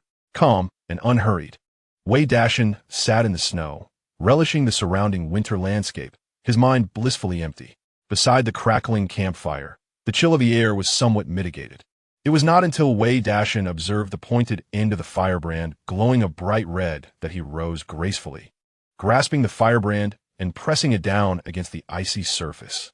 With a sizzling sound, the previously solid ice, akin to a fortress, yielded as if it were mere cloth, easily pierced by the steel rod in Wei Dashan's hand. After penetrating several centimeters, he lifted it slightly and then brought it down forcefully. As circles of icy water erupted, Wei Dashan sensed that the ice layer below had nearly been breached, prompting him to withdraw the firebrand. At that moment, the once fiery red brand had lost its earlier warmth, now rendered cold by the ice. He cast aside the cooled firebrand and procured another glowing crowbar from the fire, repeating the process near the newly created hole, skillfully penetrating the ice once more. Chapter 10. The northern pike, with another hissing sound, steaming water, surged forth. And after considerable effort, he had finally created two small holes in the ice. Rather than immediately withdrawing the crowbar, he utilized it to press down, effortlessly breaking the ice connecting the two holes. Subsequently, he wielded a pickaxe, chiseling around the two openings for half an hour, until he had carved out an ice hole approximately 30 centimeters in diameter. Using a shovel, he cleared the floating ice fragments from the hole, revealing a pool of crystal-clear water before his eyes. At this point, Wei Dashan was drenched in sweat from his strenuous labor. Sweating outdoors in winter is far from ideal. While the work was invigorating, stopping after exertion brought a sudden chill that could easily lead to illness. This was also why, despite the fish being present in the small lake, few were willing to venture out to fish. The risk of catching a cold outweighed the potential reward. After all, in this era, if a cold or fever went untreated, it could pose a serious threat to life. Wei Dashan exhaled deeply, promptly seated himself before the fire to warm up, and then untangled the wax line he had brought along. He secured a hook and some soybean meal to it, lowering it into the freshly gouged ice hole. The soybean meal, a fragrant residue from oil extraction, was typically not discarded but used as feed for livestock, placed in pigsties or sheepfolds. Yesterday, while visiting the production team for some Li horses, Wei Dashan had fortuitously discovered this soybean residue and taken some. However, in northern Xinjiang, most people still consumed cottonseed oil, with soybean oil being a rare commodity. Only in Honglu village, an immigrant settlement where beans were cultivated, was such a byproduct found. As its name suggests, cottonseed oil is derived from cotton seeds, which are readily available to farmers throughout northern Xinjiang. However, subsequently, experts proclaimed that the consumption of cottonseed oil could lead to infertility, causing this particular cooking oil to gradually vanish from public usage as it transitioned into industrial applications. While Wei Dashan was momentarily lost in thought, the wax line in his hand suddenly twitched and then snapped taut. A wave of joy washed over him. A fish had taken the bait. The fish was vigorous, full of strength, and Wei Dashan was uncertain about the circumstances beneath the water surface. He refrained from hastily reeling it in, instead gripping the wax line tightly, engaging in a gentle tussle with the creature, retreating when it advanced, advancing when it retreated. He sensed the tension in the line was just right. Only then did he leisurely begin to draw the fishing line upwards. With a resounding splash, a grass carp weighing around 4 to 5 pounds emerged before him. This grass carp displayed clear patterns in a natural form, its flesh appearing firm and succulent, far superior to the farm varieties of later generations. Indeed, this was a promising start. Wei Dashan chuckled. Despite the absence of any special attributes on the fish, it marked a fortunate beginning. He quickly unhooked the fish and placed it directly into his spiritual space. Splash! The startled grass carp, initially believing it had narrowly escaped the calamity, was bewildered to find itself submerged in water once more in the blink of an eye. As it blinked and acclimatized to its new surroundings, it felt a surge of excitement. This aquatic realm was far more pleasant than its previous habitat, especially with an abundance of aquatic plants flourishing at the bottom, its utmost delight. After a brief moment of surprise, the grass carp swayed its tail and swam toward the lush greenery below. This seemed quite promising to Wei Dashan, who nodded in satisfaction. Although he was unaware of the purpose of the pool within the spiritual space, it was evidently not an ordinary entity. If he could cultivate fish within it, that would indeed be advantageous. In his previous life, Wei Dashan was an avid angler, despite lacking proper equipment now. The 4 to 5 pound grass carp had rekindled his passion for fishing. Without hesitation, he rebaited his hook and cast it once more into the hole. With a splash, activity stirred beneath the ice once again. As Wei Dashan tugged the fishing line, he discovered he had caught a crucian carp weighing about a pound. This was the typical size for wild crucian carp. Moreover, compared to other fish, crucian carp made for a delicious broth, devoid of any fishy odor. In fact, upon careful tasting, one could discern a subtle sweetness in the flesh of true wild crucian carp. Wei Dashan was not picky. For him, any fish would suffice at this moment. Without a second thought, he tossed the crucian carp into the spiritual space to accompany the previous grass carp. Following this, he caught 2 more small crucian carp, yet regrettably, the coveted attribute fish he had longed for remained elusive. At last, after 20 minutes had elapsed, the noon hour approached. With a splash, Wei Dashan noticed a fish approximately 30 centimeters long and adorned with white spots, leaping from the ice hole. It was a white-spotted pike, a species unique to northern Xinjiang, renowned for its exquisite flavor whether steamed or braised. However, what astonished Wei Dashan even more was the golden inscription that floated prominently above the fish. Inscription: Lucky Fish Hook. Utilizing this hook can summon good fortune, enhancing one's fishing success. As Wei Dashan gently touched it, the inscription seamlessly integrated into his mind, and he soon realized that his handcrafted fishing hook emanated a golden glow, seemingly transformed from its original state. Indeed, this was a fortuitous occurrence. With a grin, Wei Dashan contemplated how this hook would greatly facilitate his future fishing endeavors. Yet, instead of placing the caught pike into his spiritual space, he opted to set it directly into a nearby urea bag. The pike, being a ferocious carnivore, did not deserve a place in his limited spiritual space, which harbored only a few small crucian carp, barely enough for himself, let alone the pike. Tonight, it would be simmered for soup. He murmured to the pike before retrieving his new hook and placing it back into the ice hole, eager to test its luck, neglecting to use any bait. However, as soon as the hook was set, footsteps approached from behind. "Sister, please don't be upset. It's just Wei Dashan. Without him, our family would still thrive. I believe Zhao Jianmin from Heimu village would be a fine match. His father is the village secretary.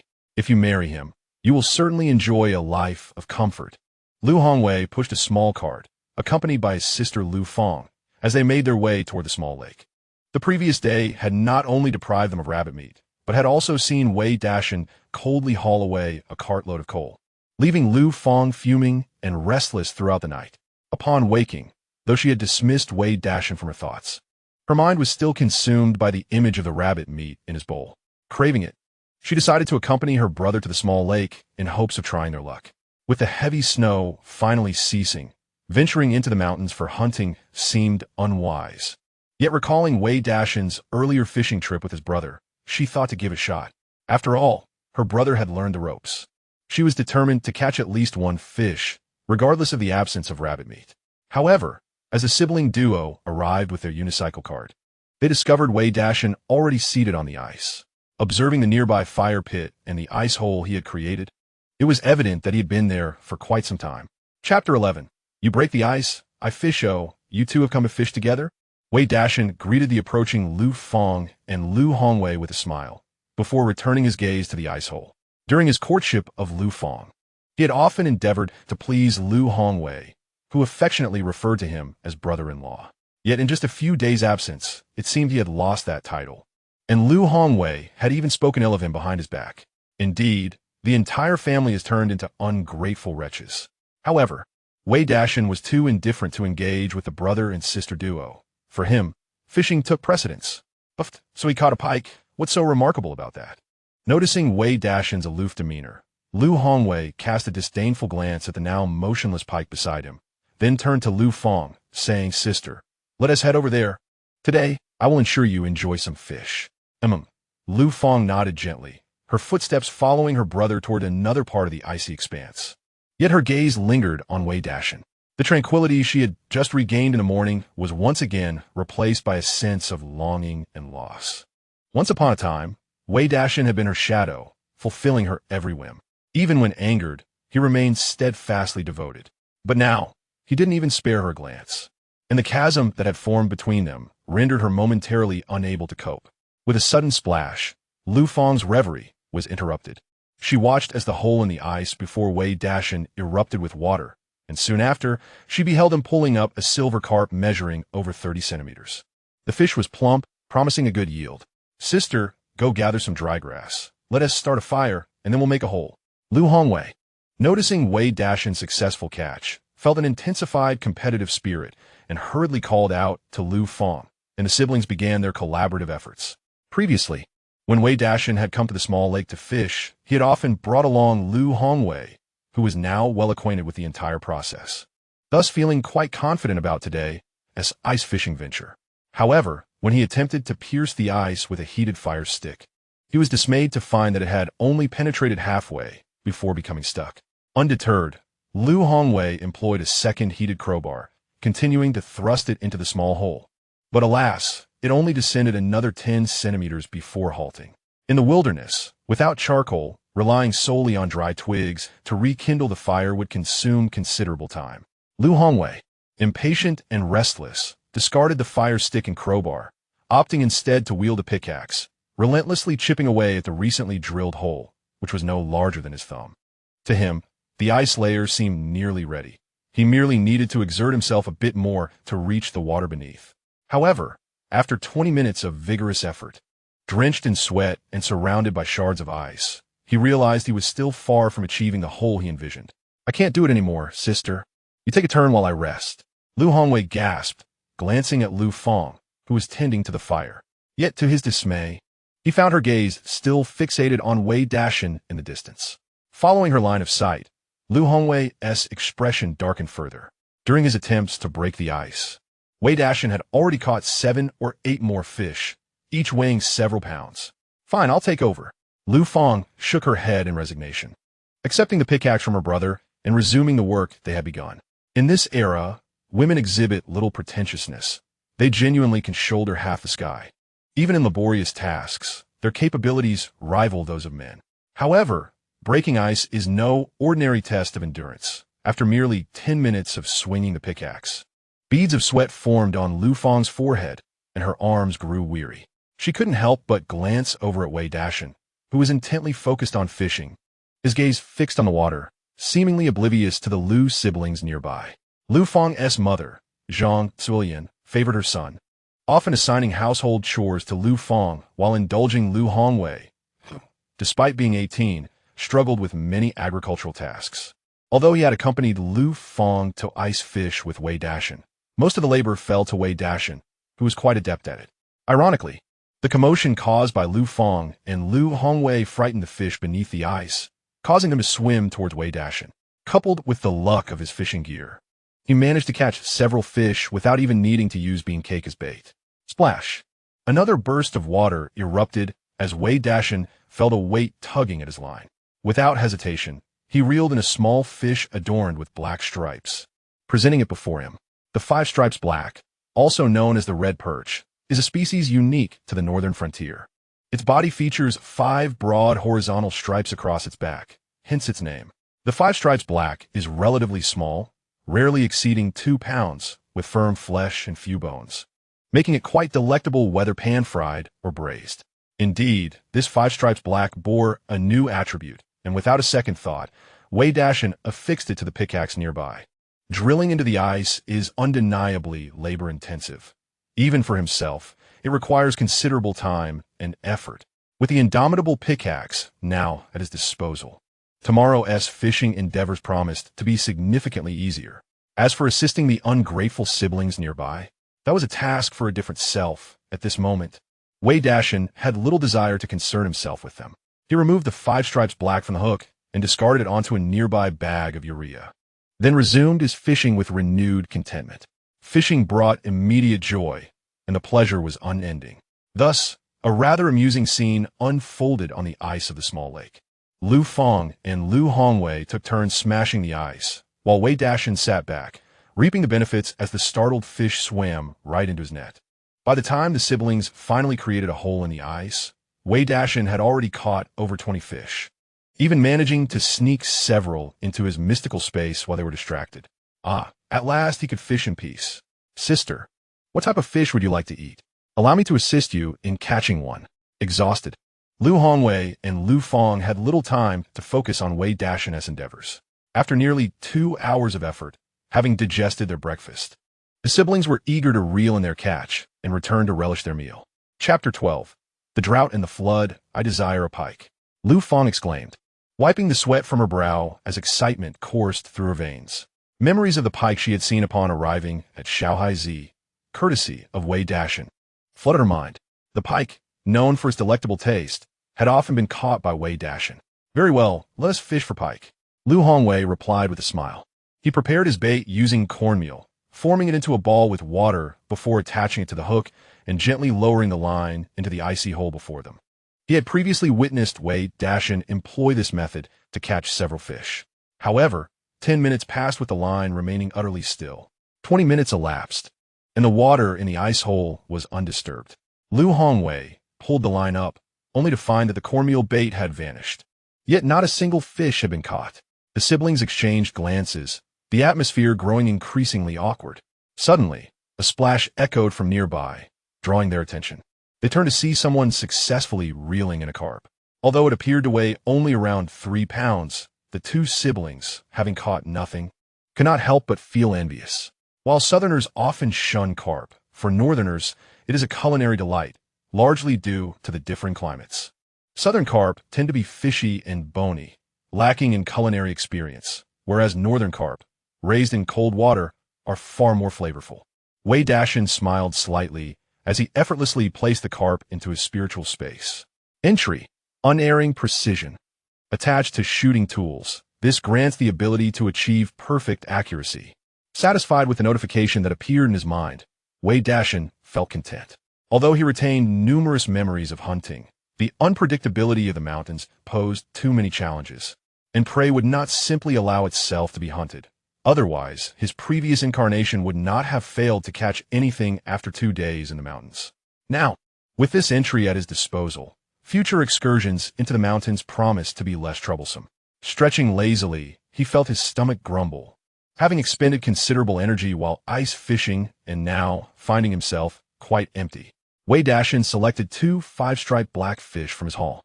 Using a knife, he carried to scale them and clean their insides before skewering them on a branch and roasting them over the nearby fire. As the flames crackled, the aroma of grilled fish wafted through the air, enveloping the surroundings. Lu Fang and Lu Hongwei, not far away, were undeniably enticed by the scene. They swallowed hard and resumed their fishing, determined to prove that they could catch at least 1 fish today. Yet, while dreams were tantalizing, reality often proved starkly different. For the ensuing 2 hours, the siblings employed various methods. Yet the fish remained elusive, resulting in a significant loss of corn bait. In an attempt to attract the fish, Lu Hongwei scattered a generous handful of cornmeal, which succeeded in luring a few fish. However, without a net, the siblings still returned empty-handed. A clattering sound from 10 meters away caught their attention, revealing Wei Dashan, who had ceased fishing and was now packing up to return home. The winter evenings in northern Xinjiang are lengthy, but the biting cold winds make prolonged exposure outdoors unbearable for most. Having already caught a considerable number of fish and eager to meet Li Qing, Wei Dashan decided to conclude his fishing expedition early. A substantial portion of his catch had already been placed into the spiritual spaces pond, while the remaining fish were stored in urea bags. He gathered his small stool and loaded tools, such as the fire poker and crowbar, onto a cart, using a shovel to fill the ice hole with nearby broken ice. Although the surface would soon freeze over if left unattended, the freshly formed ice layer was relatively thin, posing a danger for anyone who might inadvertently step onto it. For safety's sake, it was prudent to cover the ice hole. After ensuring everything was in order, Wei Dashan pushed his cart away from the small lake. "Quick, sister, let's try over there." As soon as Wei Dashan left, Lu Hongwei, clutching the fishing line and bait, hurriedly made his way to Wei Dashan's fishing spot. In his haste, he slipped on the ice. While he was unaware of the reason behind Wei Dashan's success, he clearly understood that the ice hole created by Wei Dashan yielded an impressive catch. Now that Wei Dashan had departed, the ice hole was his for the taking. Although Lu Fang felt a twinge of reluctance, the rumbling in her stomach compelled her to acquiesce to her brother's actions. Having spent several hours without a single fish, and with the daylight waning, they were determined that if they failed to catch anything soon, their outing would be in vain. However, as Lu Hongwei used a shovel to clear the snow and ice from the hole and lowered his fishing line, he was dismayed to discover that the once fruitful ice hole had now fallen silent. Lu Hongwei and Lu Feng exchanged glances and decided to relocate their fire to continue their vigil. Meanwhile, Wei Dashan had arrived at Li Qing's courtyard, pushing his cart filled with a bountiful catch. Upon reaching the entrance, he observed Yang Guilan gathering herbs in the yard. Yang Guilan was a barefoot doctor dispatched from above, having served in Honglu village for many years. Whenever someone in the village fell ill, they would invariably seek her assistance first. Unlike modern doctors who confine their practice to hospitals, barefoot doctors of this era would promptly carry their medical kits to homes, regardless of the hour, to provide consultations. During their free time, they resembled ordinary farmers, engaging in daily activities. They possessed knowledge of both Western and traditional Chinese medicine, boasting rich clinical experience and remarkable treatment efficacy. Certainly, due to the limitations of our times, many medications may carry certain side effects, yet such circumstances are unavoidable. At the very least, they provide the common folk with an opportunity for timely treatment. Dr. Yang, you are quite busy. Wei Dashan chuckled, casually bringing in 4 fish and handing a grass carp and a silver carp to Yang Guilan.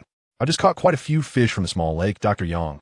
Take these and enjoy a taste of freshness. Before marrying him, Li Qing would still reside at Dr. Yang's home, inevitably requiring her assistance. Oh dear, how can I accept this? Yang Guilan, who was in the midst of gathering herbs, felt a sudden awkwardness upon seeing the 2 large fish. In these times, fish and meat are indeed rare commodities for the common people. Yang Guilan remarked, Li Qing is frail. You should give these fish to her. She had heard of the matters between Wei Dashan and Li Qing. Just yesterday, she had enjoyed some of Wei Dashan's rabbit meat. It felt inappropriate to accept these 2 fish as well. Wei Dashan placed the grass carp and silver carp into an empty basket beside Yang Guilan with a smile, assuring her, rest assured, Dr. Yang, enjoy these. I have more for Li Qing. As he spoke, he waved the 2 fish in his other hand. At that moment, hearing the commotion, Li Qing lifted the curtain and stood at the doorway, beaming as she looked at Wei Dashan. Chapter 13. Carp and tofu soup. You went fishing without inviting me? I slept all day and was feeling quite bored. Li Qing smiled at Yang Guilan and then pulled Wei Dashan into her room. Li Qing, feeling weak, had returned from the Gobi desert the previous day and, after dining with Yang Guilan's family, had retreated to her room, only waking up around noon. Though her words carried a hint of reproach, the glimmer of amusement in her eyes betrayed her understanding. She knew that the fish Wei Dashan had painstakingly caught were a thoughtful gift for her recovery. What a considerate man. The carp could be used to make soup, aiding her in regaining her vitality. The pike, rich in nutrients and containing various vitamins, would enhance her immunity, greatly benefiting her health. Li Qing offered Wei Dashan a chair and personally poured him a cup of warm water, saying, You must be freezing in this cold weather. Drink this to warm yourself. Don't leave just yet. I'll prepare these 2 fish, and we can enjoy a meal together. No sooner had she finished speaking than a knock echoed from outside. Upon opening the door, she found Yang Guilan entering with a bowl of tofu. Yang Guilan smiled, saying, Li Qing, take this tofu and cook it with the carp for a nourishing soup. She had seen the grass carp in Wei Dashan's hands and remembered that she still had some tofu left over from her trip to the supply and marketing cooperative, which she had intended to use for making frozen tofu, so she brought it over for Li Qing. As the village's barefoot doctor, Yang Guilan's standard of living was slightly better than that of others. Thank you, Sister Guilan. Upon seeing the tofu in the bowl, Li Qing was filled with joy. Carp and tofu make a perfect match for soup. Without hesitation, she accepted it and said to Yang Guilan, Sister Guilan, you should join us. Yang Guilan waved her hand, lifting the curtain as she headed out, saying, You all enjoy your meal. I shall not be a third wheel. With a cheerful laugh, she returned to another room. In an instant, the vast space was once again left with only Li Qing and Wei Dashan. Wei Dashan spread his hands, exclaiming, It seems I truly must stay and sample your culinary skills. With carp and tofu at hand, and having already savored Li Qing's cooking yesterday, he found himself devoid of excuses to leave. How considerate! Li Qing smiled, prompting Wei Dashan to take a rest while she wielded her cleaver and began to prepare the 2 fish. As her hands touched the carp and catfish, golden treasure chests materialized above the fish, promptly opening to bestow upon her 2 rewards. Congratulations, host. You have received a box of moisturizing cream. And congratulations, host. You have acquired the complete skill set for sewing. Li Qing's expression brightened at the sight of these rewards in her mind. The winter in the northern frontier was both dry and frigid, With a biting wind, her skin was prone to cracking, exacerbated by nearly freezing to death on the Gobi Desert these past few days. The moisturizing cream would indeed alleviate her discomfort significantly. As for the sewing skills, they were invaluable to her. In this era, most clothing was crafted from fabric purchased by oneself. Though she had learned a bit during her 2 years in the countryside, her stitches remained coarse. Now, with this newfound skill, she was elated.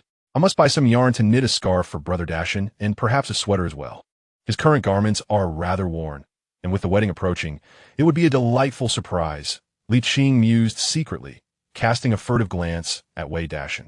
Lost in her thoughts, she had already cleaned the carp, drizzling a bit of oil into the iron pot, adding some scallions and garlic, and frying the fish until both sides turned golden. She then used a ladle to mash the fish into a fine paste. Once completed, she placed the aromatic fish into a nearby clay pot, chopped the tofu that Yang Guilan had sent into small pieces, tossed them all in, and added some hot water from the kettle, leaving it to simmer on the stove. While Li Qing was busy cooking, Wei Dashan took the opportunity to survey her humble abode. Despite its simplicity, he noted how impeccably clean and orderly it was, nodding in approval. It was evident that city women were adept at managing their homes. The northern winds stirred up considerable dust, especially in the village. One day, without cleaning, could leave a thick layer of grime on the table. The cleanliness of the room suggested that Li Qing had recently tidied up. Brother Dashan, let me join you tomorrow. Let us go fishing at Shaohaizi. During the simmering of the soup, Li Qing pulled up a chair and sat beside Wei Dashan, playfully shaking his arm while gazing at him eagerly. Today, with the 2 fish he had caught, she had opened 2 treasure chests. Who knew how many more awaited her beneath the ice of Shaohaizi? Thus, she was eager to accompany him for ice fishing. Her eyes sparkled as she continued, "Look, if we catch more fish, not only can we enjoy them ourselves, but we can also sell the surplus in the city. I too find myself inclined to wander into the city. What do you think?" This sentiment resonated with Wei Dashan, who scrutinized Li Qing from head to toe, inquiring, "Are you fit enough for this?" "Absolutely," Li Qing asserted, thumping her chest with determination. "My health has nearly returned to normal. It's merely fishing, after all, so it shouldn't be a problem. Just tell me whether you will take me along." With that, her bright, expressive eyes provocatively gazed at Wei Dashan. "Of course. I must take you," he replied with a smile. "Fishing alone can be quite dull, so be sure to rise early tomorrow, and I shall take you to catch some fish." A grin spread across Wei Dashan's face, filled with the thought that she was indeed a woman who could bring prosperity. Even before officially marrying, she was already contemplating shared wealth. Truly remarkable. However, the journey from Honolulu village to the city was quite lengthy. If they intended to sell the fish, an early start was essential. By the way, as we passed through the village, should we not take care of our marriage registration tomorrow? Wei Dashan pondered the plans for the day ahead when he noticed Li Qing gazing at him with affectionate eyes. Such an admirable man. If we do not register our marriage promptly, I worry that time may slip away, she thought. Very well. I shall seek Uncle Yu Tian shortly for a certificate, and we shall go together tomorrow. Wei Dashan tenderly held Li Qing's small hand, feeling warmth in his heart. A woman of such quality was hard to find. In another era, he could scarcely have imagined it. After indulging in each other's company a while longer, the braised crucian carp and tofu dish was nearly ready. Li Qing stood up to prepare the remaining pike, which she also braised. The crucian carp soup was exquisite, with the tofu enhancing its richness, while the pike was equally delectable. Under Li Qing's culinary expertise, Wei Dashan could not help but praise her efforts. The fish caught from the small lake was indeed fresh. As the couple finished their meal, the night had fully enveloped the sky. Li Qing personally escorted Wei Dashan to the gate, even borrowing a flashlight from Yang Guilan for him. Reluctantly, she said, "Brother Dashan, take care on your way, and remember to call for me tomorrow." Wei Dashan waved the flashlight and assured her, "Rest assured, the wind is strong outside. You should return quickly." The couple radiated the sweet affection of newfound love. Chapter 14. Quack quack chicken, are we truly heading to the village tomorrow? The cart is conveniently available for your use.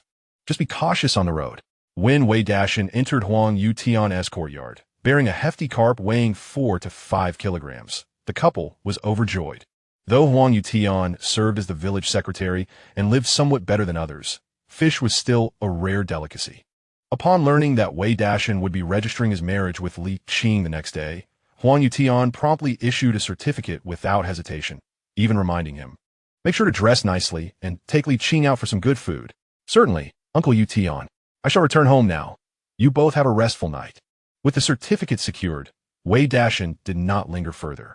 Exiting Huang Yutian's home, he pushed his small cart back toward his own courtyard. It is indeed only around 8 in the evening, yet winter descends early, and in these times, many homes in the village remain without electricity, leading the inhabitants to retire early for the night. Life for the family of Wei Dashan has improved significantly. Observing Wei Dashan's departing figure, Huang Yutian nodded with satisfaction, intending to turn back to his courtyard, close the door, and retire for the night. However, just as he turned, he heard footsteps approaching from a distance. "Who goes there?" Huang Yutian called out into the darkness of the alley. From the shadows emerged 2 voices. "Uncle Yutian, it's me, Hongwei." "Uncle Yutian, you're not asleep yet?" It was none other than the siblings, Lu Feng and Lu Hongwei. As they spoke, the pair arrived before Huang Yutian, and upon noticing the abundance of items on their small cart, Huang Yutian inquired, "What have you been up to so late?" The question brought a hint of embarrassment to the siblings' faces. Lu Feng replied helplessly, "We took a stroll over to Shaohaizi." Huang Yutian raised an eyebrow, intrigued. "Oh, did you catch any fish?" Just moments before, Wei Dashan had gifted him a large carp, and now, it seemed the siblings had encountered him at Shaohaizi as well. "Alas, our luck was poor," Lu Hongwei sighed. "After toiling all day, we only managed to catch a small 5-striped catfish, hardly enough to satisfy. So we'll just return to make soup." Since Wei Dashan's departure, the siblings had taken up residence together, hoping to share in his good fortune and procure some fish from the icy waters. Unfortunately, they had only succeeded in catching a single 5-striped catfish weighing just over a pound as night fell, which left them feeling quite dejected. 5-striped catfish is quite decent, fresh and delightful, Huang Yutian thought to himself, stifling a chuckle as he remarked, "Just a while ago, Dashan gifted me a carp weighing around 4 to 5 pounds. But I do prefer 5-striped catfish. What a pity. Your aunt loves carp, otherwise I would gladly trade with you." Given that Wei Dashan's father had once saved his life, and considering Wei Dashan's kindness towards him, Huang Yutian naturally sided with the Wei family. Moreover, everyone had witnessed how Wei Dashan treated the Lu family over the past 2 years. Even Huang Yutian, the village secretary, could not overlook the Lu family's ingratitude. Hearing that the siblings had spent an entire day fishing only to catch a single 5-striped catfish nearly made him laugh out loud. "Dashan?" he came by. Upon learning that Wei Dashan had gifted Huang Yutian a large carp, Lu Feng and Lu Hongwei felt an array of emotions. In the past, such a sizable fish would have long since found its way into their bellies, never allowing Huang Yutian to benefit. Indeed, Huang Yutian intentionally continued, "Dashan and Li Qing are to register their marriage tomorrow. He came to ask me for a certificate." At this moment, Lu Feng and Lu Hongwei finally grasped that Huang Yutian was teasing them. However, upon hearing that Wei Dashan was to marry Li Qing the following day, Lu Feng felt an inexplicable sadness wash over her, leaving her no desire to prolong the conversation. With a few brief exchanges, she departed with her brother. "Huh, when Dashan treated you well, you took it for granted, dismissing it with indifference. Now, with Wei Dashan marrying someone else, do you feel regret? It's over."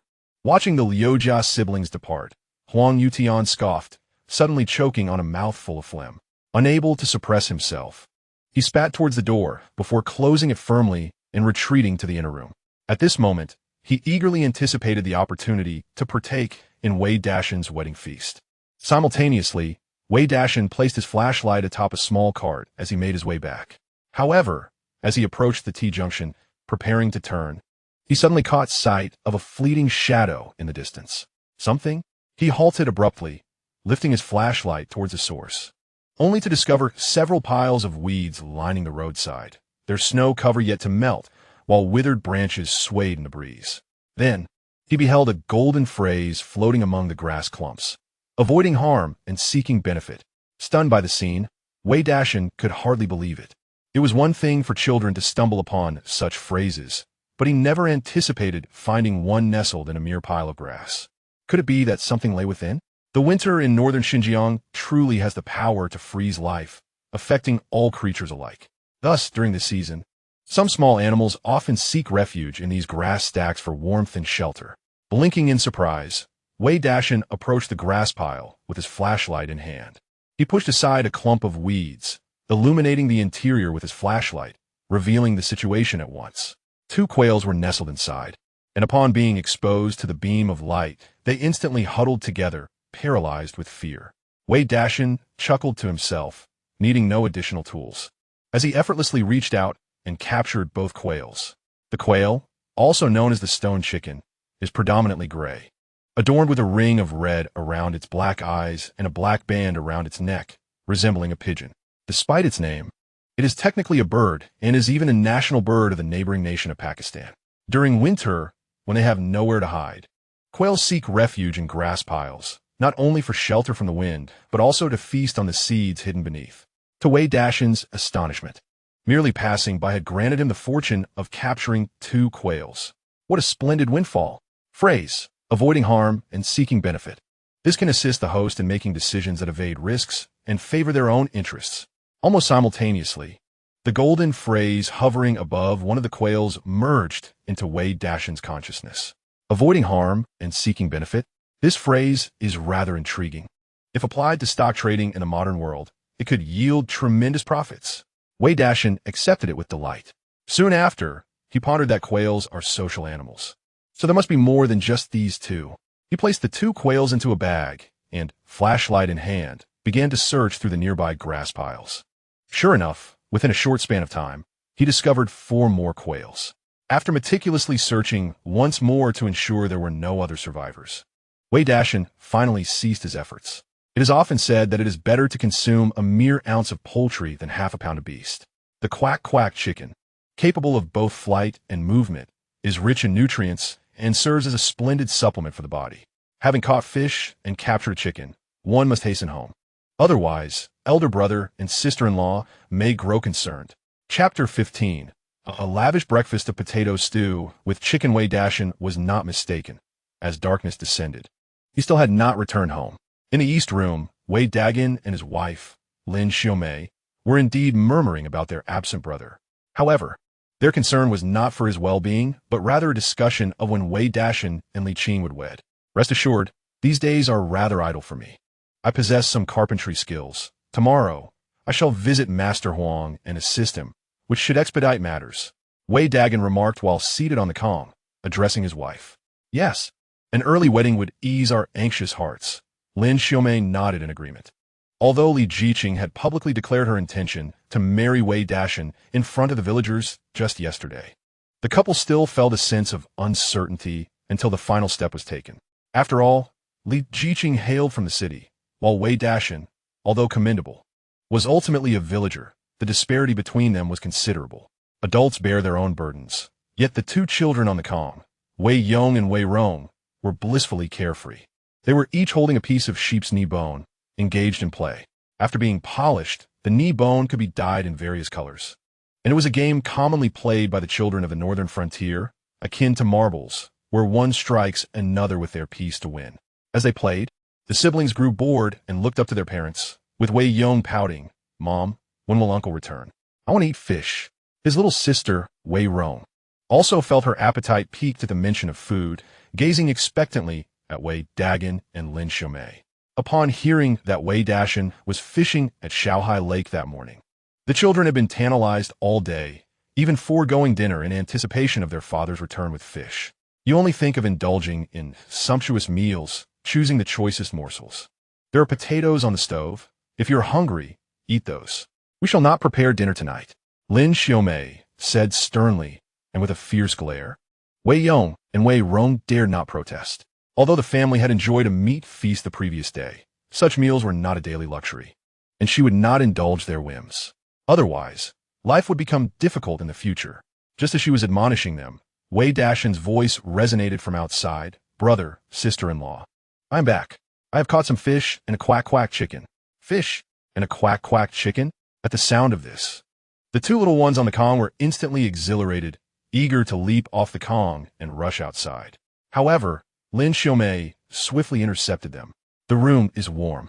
If you rush outside, you'll surely catch a chill." While reprimanding her children, Lin Xiaomei was not idle.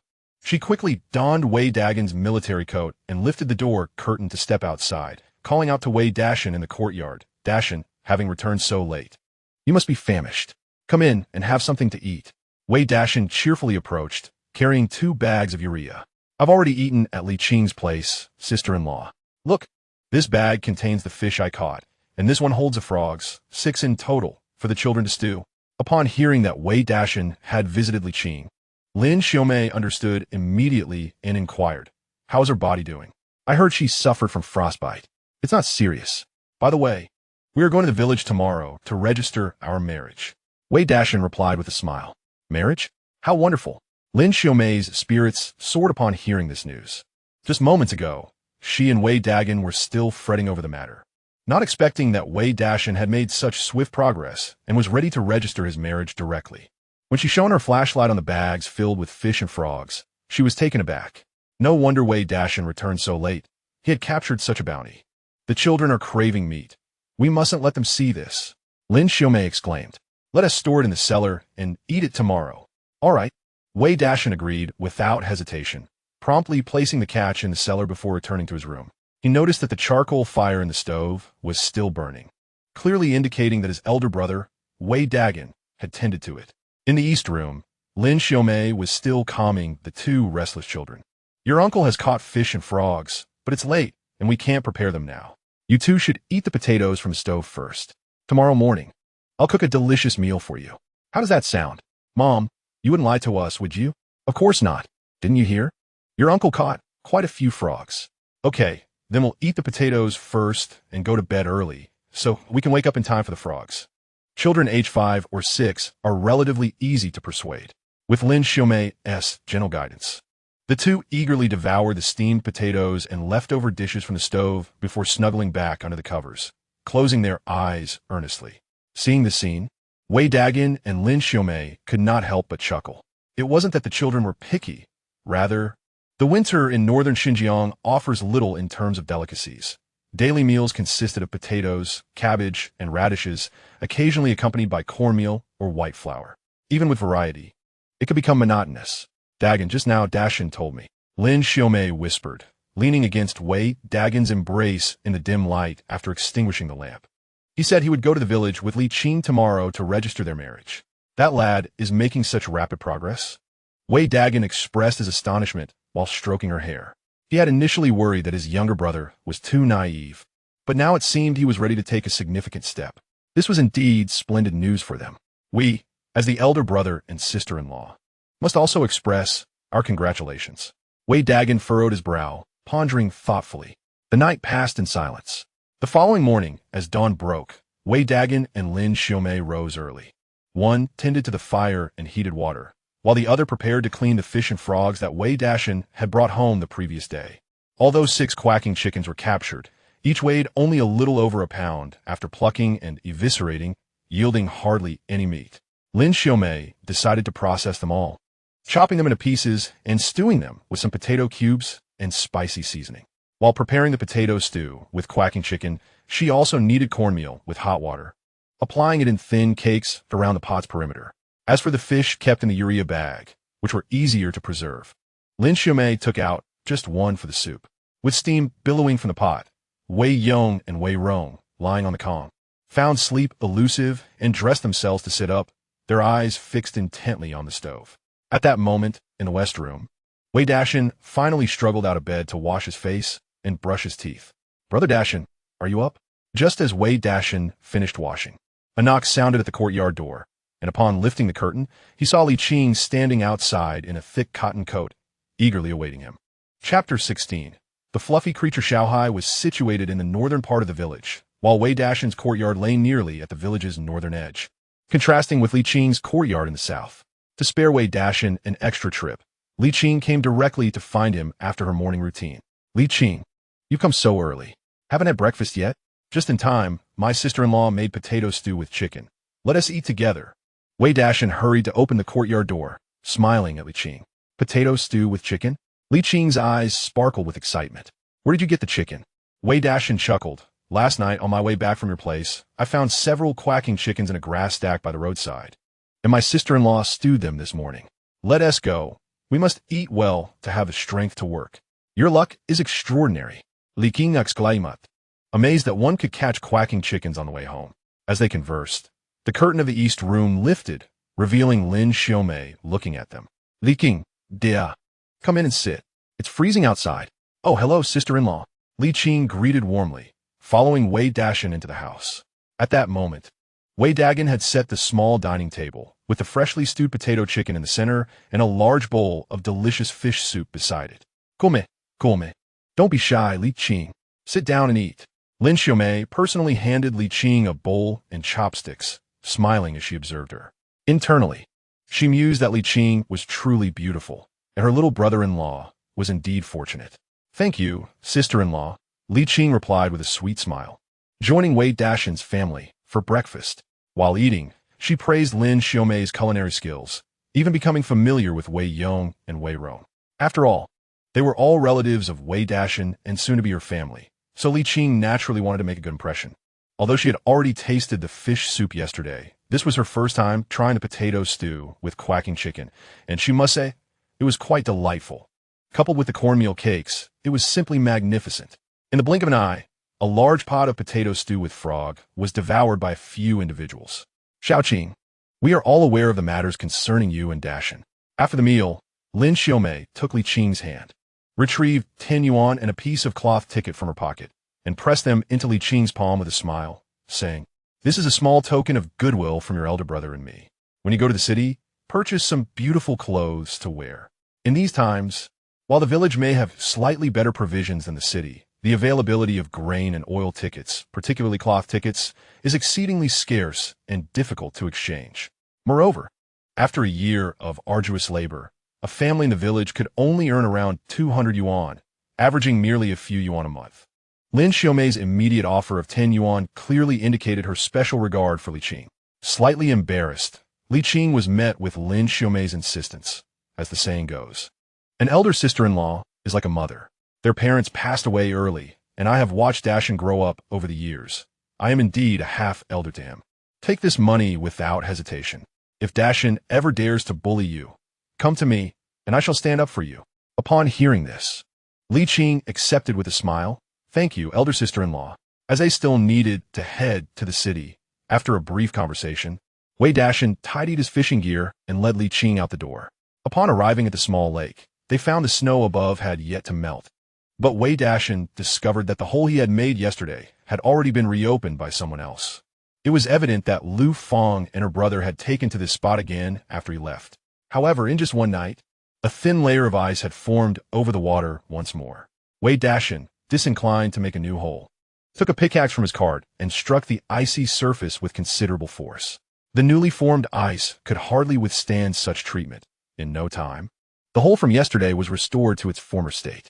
Moreover, Wei Dashan realized that with the coverage of the invincible attribute, wielding the pickaxe was remarkably effortless. Even if he were to create a new ice hole, it would likely require far less effort than the previous day. In fact, he even managed to slightly enlarge the radius of the ice hole, facilitating a better view of the underwater situation. After removing the shattered ice from the surface, a water-filled fishing pit emerged before them. "Brother Dashan, I also want to fish," Li Qing said, her gaze fixed intently on Wei Dashan. "Sure. There's another hole over there. You can go to that one," Wei Dashan replied with a smile, leading Li Qing to the hole that Lu's siblings had painstakingly created the day before. Following the same method, he restored this ice hole as well. Wei Dashan then started a fire for Li Qing, leaving a bundle of wax thread and some leftover bean cakes, before returning to his own fishing hole. He retrieved the lucky fish hook from yesterday, tied on the wax thread, and gently lowered it into the water. Having caught quite a few fish from this hole yesterday, he was curious to see how fortune would treat him today. As he awaited eagerly, he noticed that the waxed thread had become taut, and ripples appeared on the surface of the water, indicating that a fish had taken the bait. So soon? Wei Dashan raised his eyebrows, a smile breaking across his face as he swiftly reeled in the fishing line, revealing a white mullet weighing approximately 3 pounds. Although it lacked any notable characteristics, today he was solely intent on catching more fish to sell in the city, so he did not discriminate. He quickly extracted the hook from the fish's mouth, tossing it into a nearby bag of urea, and resumed his fishing endeavor. He glanced at the fish in his spiritual space. After just one night, he noticed that the fish in the pool appeared lively and somewhat different. A thought crossed his mind. Would the fish in the pool taste even better? He mused about savoring their flavor when he had the chance, contemplating that if they were indeed delicious, they might fetch a handsome price. Suddenly, a splash disrupted his reverie, and the calm surface of the water erupted with waves.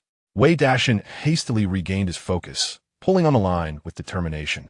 As the resistance he felt indicated a substantial catch. Moments later, as he brought the line up, he was not surprised to find a hefty grass carp weighing around 7 to 8 pounds. He fervently whispered, "Divine spirits, grant me a fish, particularly one with a treasure chest." Meanwhile, on a small stool nearby, Li Qing sat with her hands clasped, murmuring prayers. Despite the passage of over 10 minutes, she had yet to feel any movement on her line.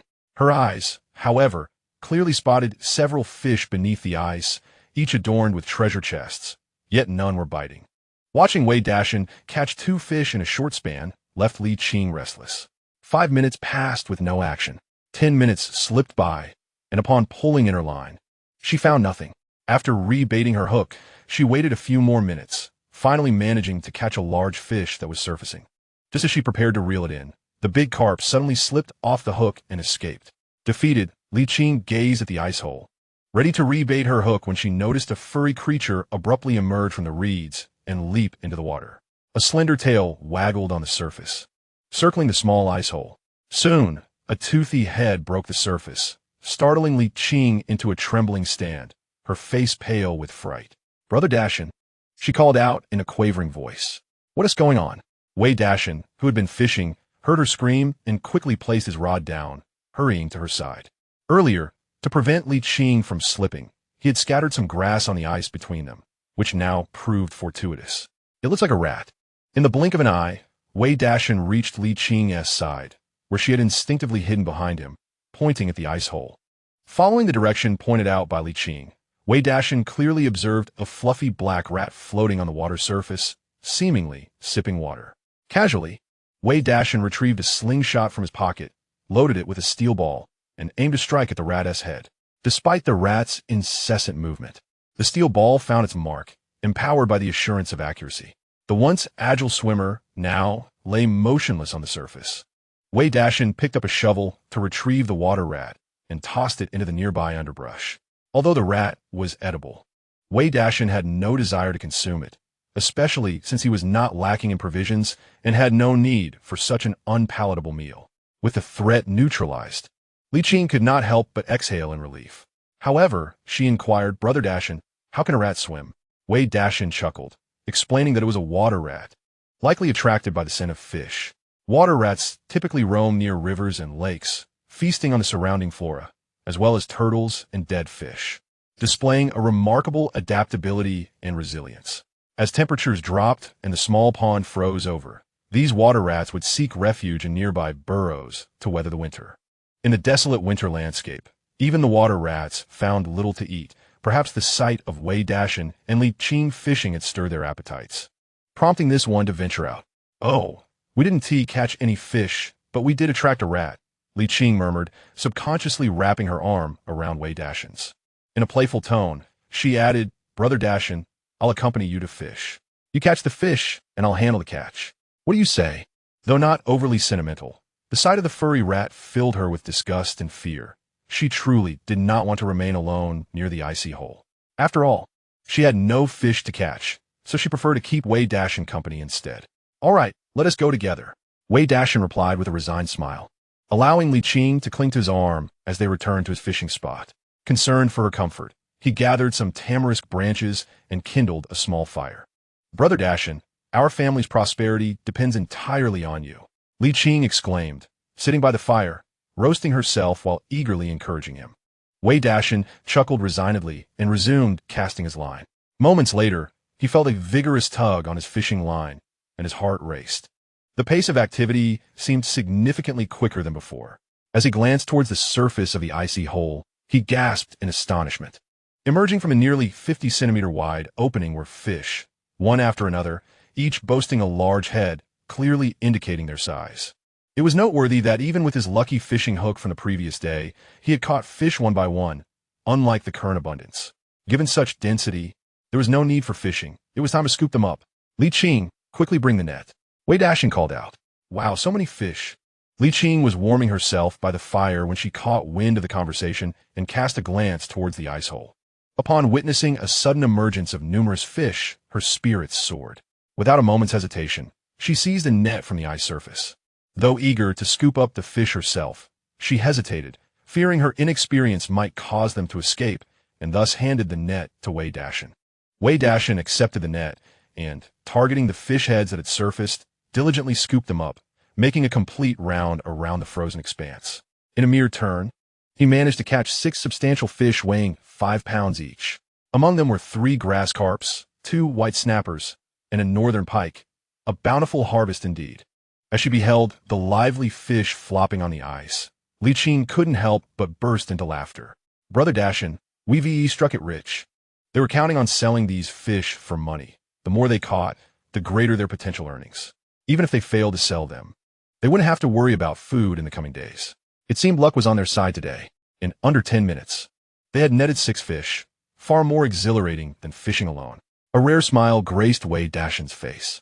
Speaking of luck, a sudden thought crossed his mind, prompting him to glance deeply at Li Qing.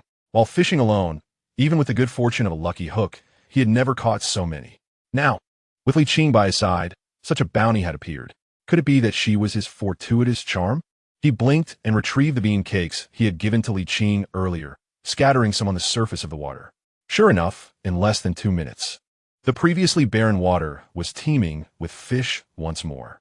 Without hesitation, Wei Dashan wielded the net, swiftly capturing all the fish that surfaced. When they examined the catch laid out on the ice, they discovered another 7 or 8 fish, but this time, they were smaller crucian carps weighing 1 to 2 pounds each. Brother Dashan, you're amazing, Li Qing exclaimed as she packed the fish into a bag of urea, her heart brimming with joy. The man she admired was indeed formidable. How swiftly they had amassed such a haul. This fishing relies on luck. You must be my lucky charm, she declared. Wei Dashan smiled at Li Qing, reflecting on her words with a sense of wonder. Li Qing pointed to herself, feigning distress. I haven't caught a single fish. Her words elicited hearty laughter from Wei Dashan. It seemed her good fortune only flourished for him, proving less beneficial to her directly. He cast more bean cakes onto the water surface, and, as anticipated, within minutes, several more fish appeared. This time, he directly handed the net to Li Qing. You try. Li Qing hesitated. Brother Dashan, I don't know how. Wei Dashan gently pulled her into his embrace, guiding her hands to grasp the net while he held onto the back. Xiao Qing, it's quite simple. Just remember this mantra. Scoop the head, not the tail. Scoop vertically, not horizontally. With that, he positioned the net in front of one of the fish and, aiming for its head, deftly scooped it up. Chapter 18. Like the snow lotus on Tian Shan, every endeavor has its secrets. With the right method, one achieves great results with minimal effort. Conversely, employing the wrong approach leads to doubled efforts with scant rewards. Under the personal tutelage of Wei Dashan, Li Qing wielded the net, meticulously targeting the fish heads. In a brief moment, she managed to catch quite a number of fish. The breath she felt beside her ear made her cheeks flush and her heart race. However, the golden treasure chest floating above the fish soon captured her attention. She quickly crouched down, picking up the fish one by one. With a sudden motion, when she attempted to embrace a large grass carp, its tail flicked back, nearly delivering a slap to her face. Fortunately, her reflexes were sharp. Otherwise, she would have left with an unfortunate mark today. Congratulations, host. You have received a bag of Wang bait, which has been automatically stored in your treasure chest space. Congratulations, host. You have acquired the intangible cultural heritage of paper-cutting craftsmanship. In no time, Li Qing had garnered 2 treasure chests, a commendable haul indeed. Meanwhile, Wei Dashan, using the net, also caught several more fish. The 2 of them, one catching and the other collecting, worked in harmonious cooperation. Within just half an hour, a bag meant for urea was filled to the brim. At this moment, the sun had fully risen from the east, casting its golden rays upon the snow accumulated by the lakeside, radiating an enchanting glow. Xiao Qing, we've gathered quite enough fish. Let us return. Seeing the bounty they had accumulated, Wei Dashan decided it was time to wrap up. They needed to head to the village to register their marriage, and traveling to the city would consume a significant amount of time. Moreover, the market in northern Xinjiang had yet to fully open. Even if they ventured into the city, they would have to proceed cautiously. After all, it was their first foray into business, and they needed to gauge the situation. Should the fish not sell, they would have to carry them back over a long distance. All right, Li Qing replied with a smile, assisting Wei Dashan in loading the hefty bag of fish onto the cart before gathering the remaining fishing gear. The young couple cheerfully made their way back to the village. After a long day of toil, both of their clothes had become quite soiled. Li Qing and Wei Dashan agreed to return home separately to change into fresh garments before meeting again. Upon returning to the yard with the cart, Wei Dashan found his elder brother, Wei Dagan, already assisting Huang Mujiang in crafting furniture. His sister-in-law, Lin Xiaomei, was tidying up the yard while keeping an eye on the two children. When Lin Xiaomei saw the fish on Wei Dashan's cart, her eyes widened in surprise. Dashan, you've only been gone for a little over an hour, and you've caught so many fish? Having married into Honglu village for many years, she was well aware of how difficult it was to fish in the small lake to the north during winter. The quantity of fish Wei Dashan had brought back yesterday was already substantial, yet today he had surpassed that.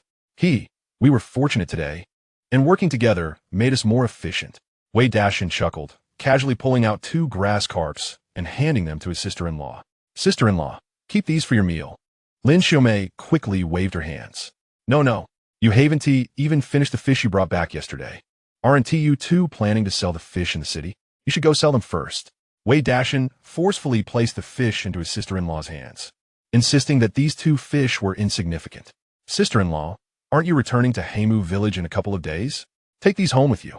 Lin Xiaomei, who had married from the neighboring Heimu village, found the villages to be quite close, only about a half-hour walk apart. Each month, she would visit her family. During the difficult times the Wei family faced, Lin Xiaomei's family had been of great assistance. Now that their circumstances had improved, it was only fitting to remember their kindness. Ah, Dashan, there's no need for you to insist. You and Xiaoqing are heading to the town, right? Hurry and change into something presentable. Lin Xiaomei replied with a smile, her heart warming at her little brother-in-law's thoughtfulness. He not only cared for his own family, but also remembered hers. After all these years, her affection for him had not been in vain. Wei Dashan beamed and returned to his room, quickly donning a blue Zhongshan suit. This outfit had been crafted from fabric Lin Xiaomei had purchased for him some time ago, which he had been reluctant to wear.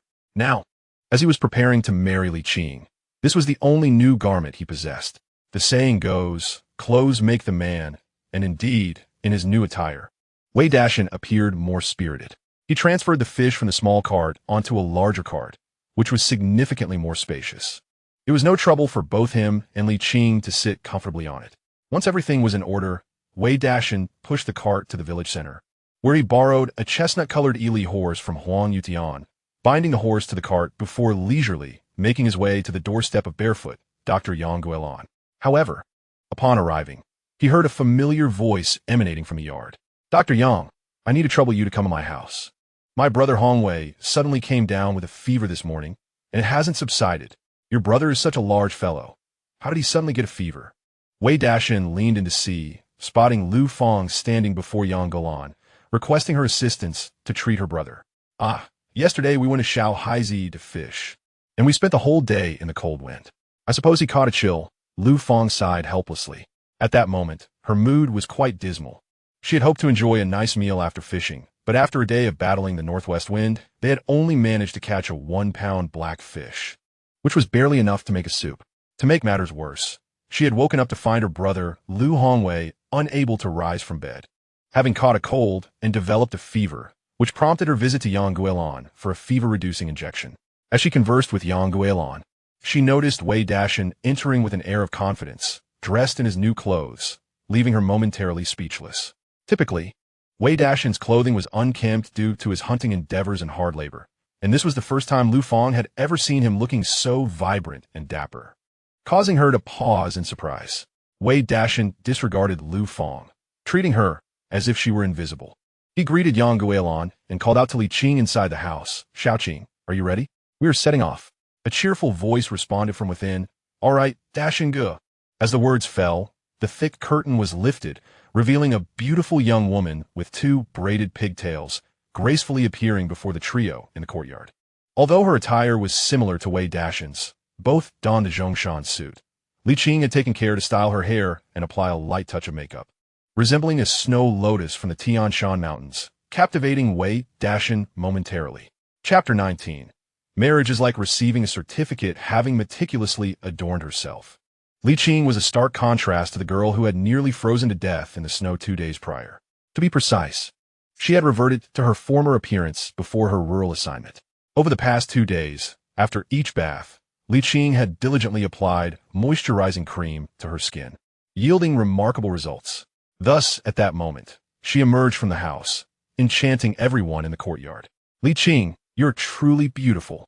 I almost didn't recognize you," exclaimed barefoot Dr. Yang Guilan, unable to contain her admiration.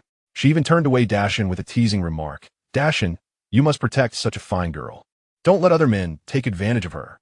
Wei Dashan laughed heartily, seizing Li Qing's small hand as he replied to Yang Guilan. "Dr. Yang, rest assured. This is my wife, Wei Dashan.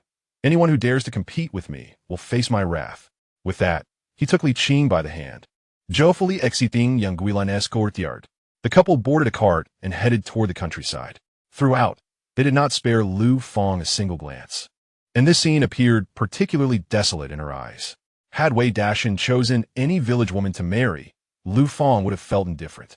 However, she never anticipated that the woman marrying Wei Dashan would be a young, educated woman from the countryside, especially seeing the meticulously groomed Li Qing.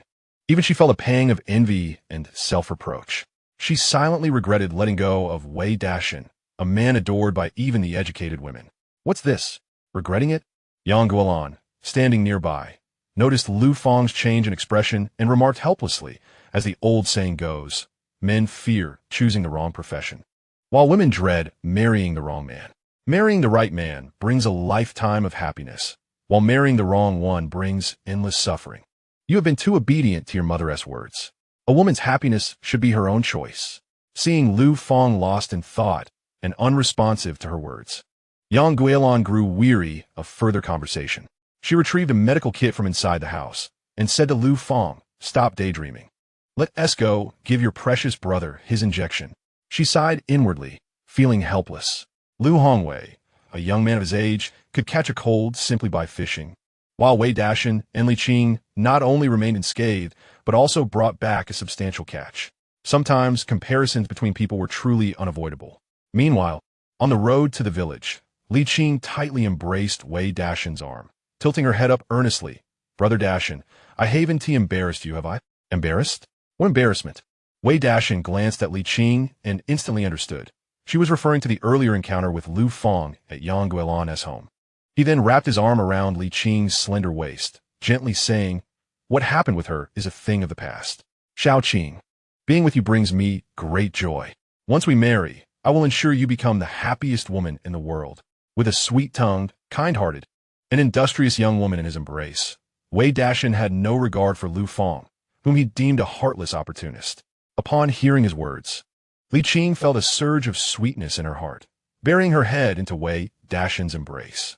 The thought of soon marrying him and escaping her previous tragic life filled her with uncontainable joy.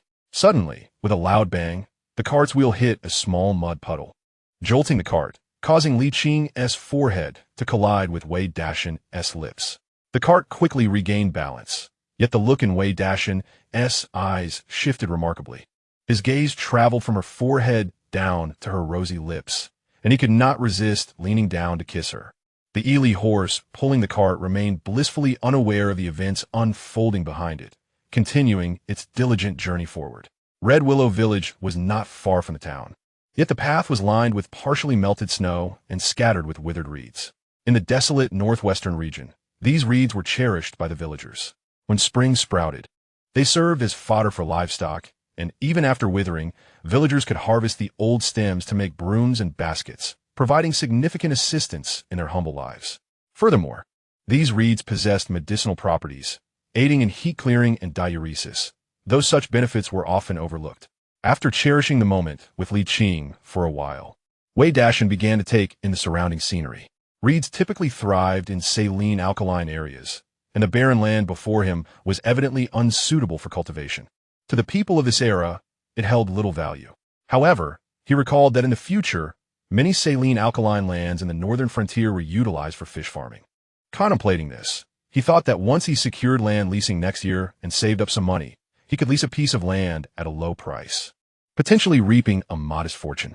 As Wei Dashan plotted his financial aspirations, the desolate saline alkaline land swiftly faded from view, and the Li horse carried them into the village, where signs of human habitation gradually emerged. Hand in hand, Wei Dashan and Li Qing disembarked from the cart, beaming as they entered the village's marriage registration office. Indeed, in this era, couples wishing to wed could directly register at the commune or government marriage office. By merely submitting the required documents to the staff, they would receive a certificate resembling a diploma signifying their union. Such a beautiful young lady. Young man, you are indeed fortunate. The clerk meticulously examined the materials presented by the two individuals. Upon confirming their accuracy, she nodded and retrieved a sheet resembling a certificate. With a fountain pen, she diligently inscribed their names and dates of birth in the designated spaces, then, with a decisive stamp, affixed a bright red seal upon it. Thus, a document symbolizing the lawful union of the couple was effortlessly crafted. Congratulations!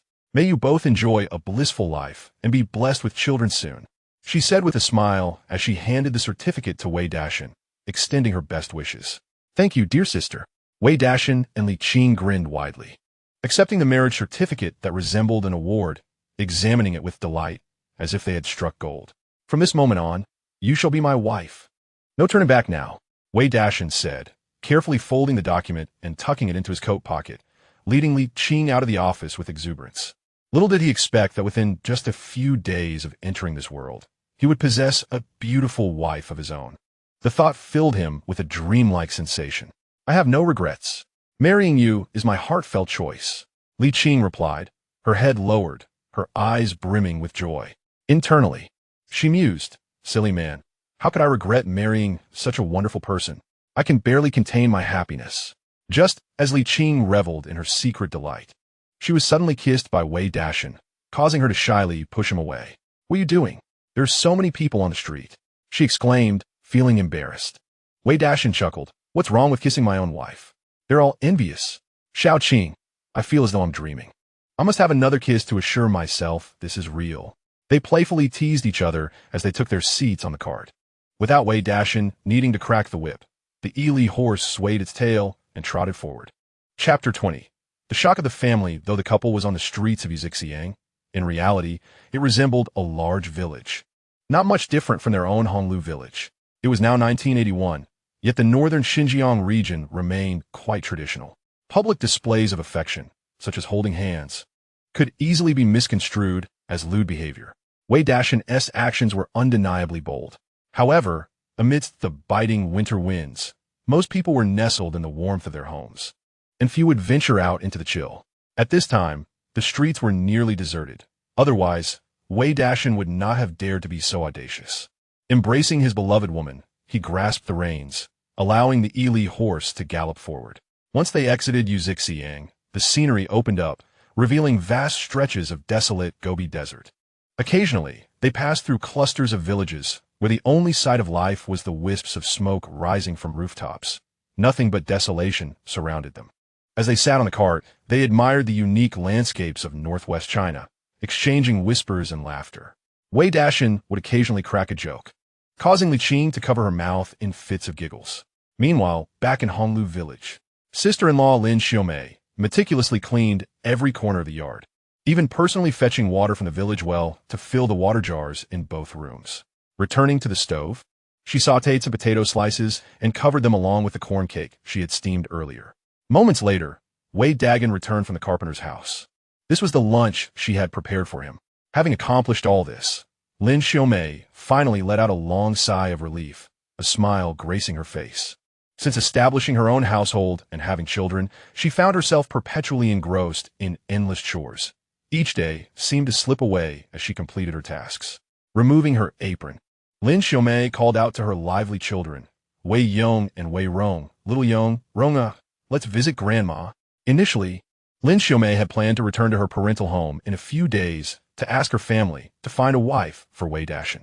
However, unexpectedly, before she could set off, Wei Dashan had already brought back a female educated youth from the Gobi Desert. Now that Wei Dashan and Li Qing were registering their marriage, it spared her the trouble. Nevertheless, since Wei Dashan had provided so much fish, Lin Xiaomei felt it was only right to seize the opportunity to share the fresh fish with her family, allowing them to savor its flavor. Hemu village was not far from Honglu village. Taking the two large grass carp, she also lifted Wei Yong and Wei Rong into the wheelbarrow, secured the yard gate, and set off towards Hemu village. When she married Wei Dagan, she hadn't even asked for a bicycle. Every trip back to her parental home had been on foot. Yet, Wei Dagan was considerate, always allowing her to sit in the wheelbarrow while he pushed from behind. The journey was not long, and after about half an hour, Lin Xiaomei arrived at her childhood home. "Grandma, Grandpa, look what we brought you. Fish. My uncle caught this big one." As the family of three arrived at the gate, Wei Yong and Wei Rong eagerly jumped down from the wheelbarrow, each clutching a large grass carp and dashing into the yard. "Little Yong, Ronger, slow down," Lin Xiaomei called after her energetic children, following closely behind. Inside the adobe house, the elderly couple, Lin Jai and Su Yueying, were seated on small stools weaving baskets. Upon hearing the commotion outside, they paused their work and stood to look out. Lin Jai came from a lineage of only sons, and with his generation, the family finally flourished, producing 3 sons and a daughter. Lin Xiaomei had 2 older brothers and a 16-year-old younger brother. However, after marrying, her brothers had moved out to establish their own homes. Now, Lin Jai and his wife lived with their youngest son. In the winter, with little farm work to do, the couple had gathered reeds from the fields to make brooms and baskets for their grandchildren. Seeing the large grass carp in their grandchildren's hands, they were taken aback. "Am I seeing this correctly? They brought us such big fish?" Lin Jai exclaimed, his eyes wide with astonishment as he exchanged a surprised glance with his wife. "Indeed, it is a splendid grass carp." Although Su Yueying felt a tinge of confusion within, her countenance beamed with joy. Previously, Lin Xiaomei had returned to her maternal home, bringing along numerous items, yet they were more in quantity than what she took back, as they were aware of the modest circumstances of Wei Dajing's family and did not think much of it. After all, ensuring their daughter's happiness outweighed everything else. However, witnessing her return with 2 large grass carps left the elderly couple utterly astonished. It is worth noting that even in their household, meat was a rare delicacy throughout the year, let alone fish. What could have transpired for their daughter to bring such a valuable gift? "Mother, my brother Dajing has caught a considerable amount of fish, and he brought these 2 for you to savor." While the couple was momentarily dumbfounded, Lin Xiaomei had already ushered Wei Yong and Wei Rong into the house. The siblings, upon spotting the branches and baskets on the ground, curiously approached and mingled with their grandfather, Lin Ji. Meanwhile, Su Yueying placed the 2 grass carps into a basin beside her, drawing her daughter into the inner room, and inquisitively asked, "How are things with that lad Daxian? Are you still short on funds for the wedding?" Previously, Lin Xiaomei had borrowed money for Wei Daxian and Lu Feng's wedding, and now seeing her return with 2 grass carps, Su Yueying assumed it was for the same purpose. 2 grass carps must have required a significant loan. Their own son was also nearing marriageable age and needed to save for a bride price. Although the 2 villages were close, the news of Wei Daxian and Li Qing's situation had yet to reach them, leaving the elderly couple unaware. "It's over," Lin Xiaomei chuckled. "Lu Feng's family not only demands a bicycle and a sewing machine, but also 500 in bride price. Where can we possibly gather such a sum? 500? Su Yueying raised her brow in surprise, contemplating the audacity of Lu Feng's family. She then became puzzled. If Wei Daxian and Lu Feng's engagement had faltered, what was the purpose of her daughter bringing the fish? With a blink, Su Yueying remarked, "Our village does have several eligible young women. I wonder what type Daxian prefers. Have you seen the daughter of the family south of the village?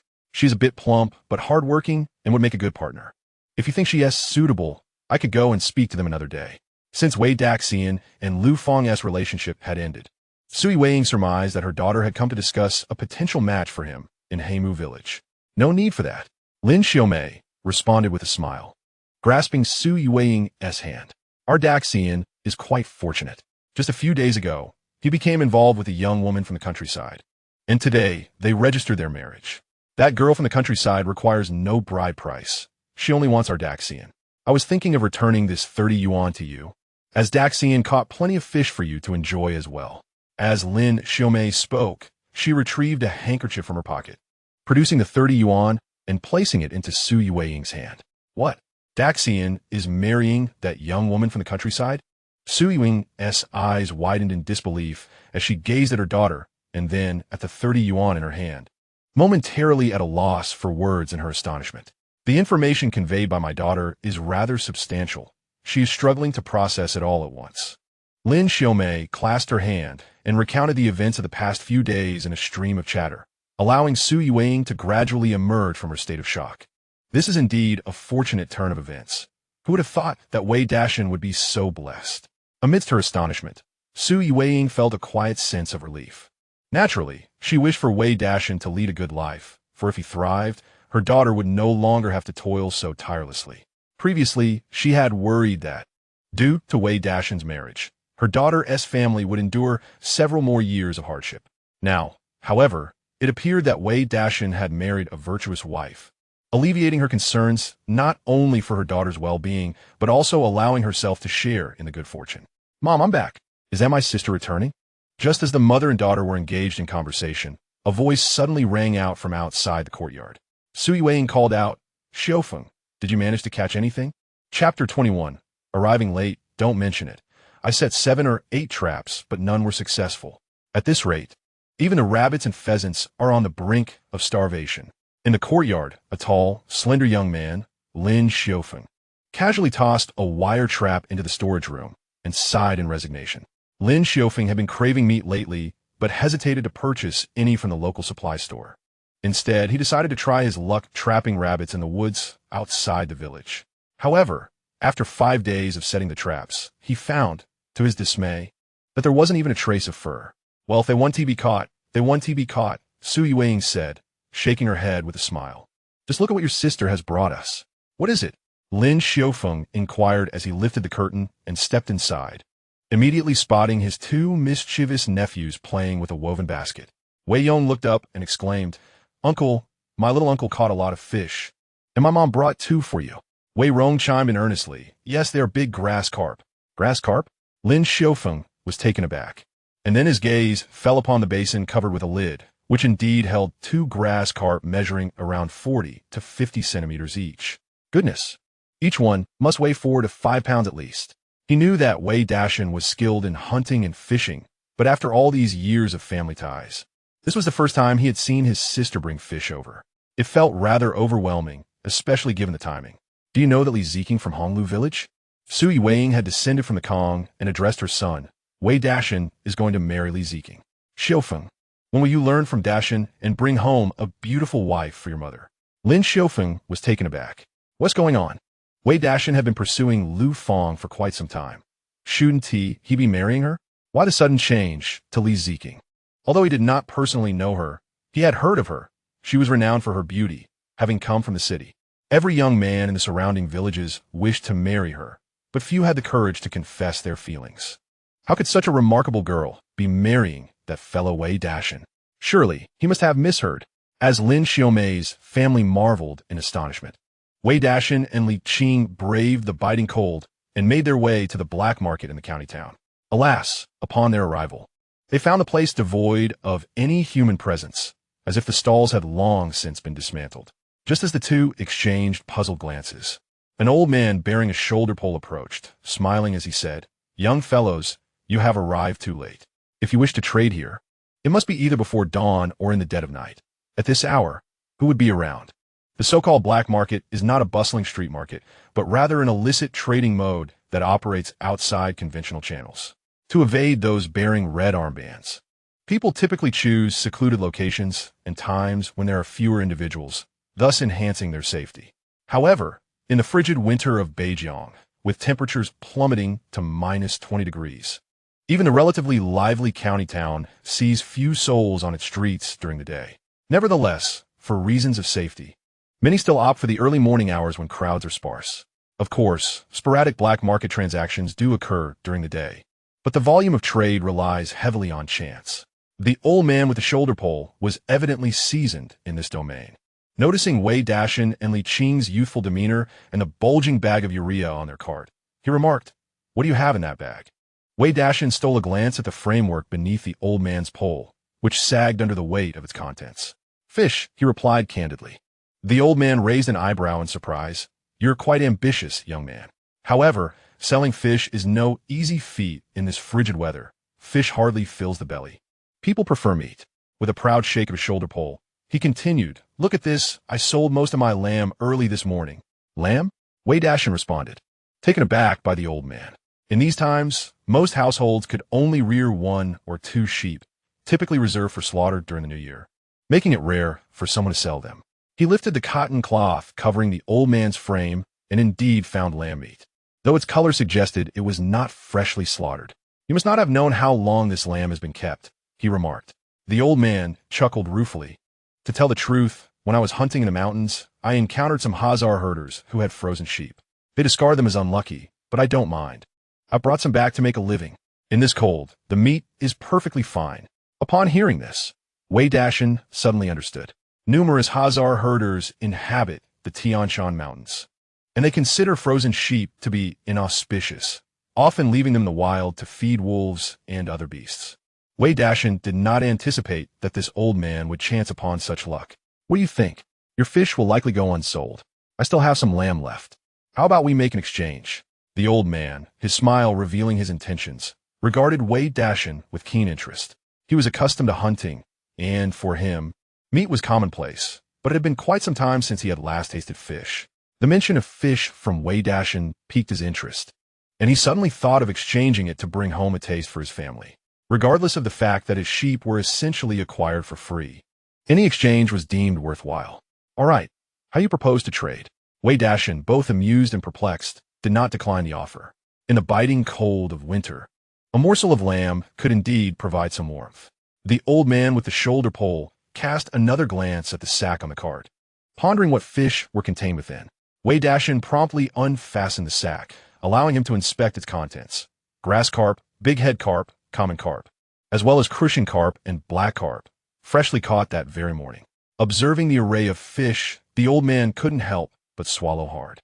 "How about I offer you 5 pounds of lamb for 3 grass carp, 1 common carp, 2 black carp, and 3 crucian carp?"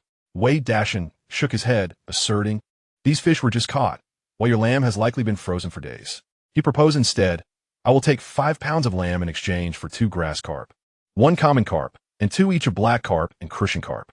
No matter the era, lamb has never been inexpensive.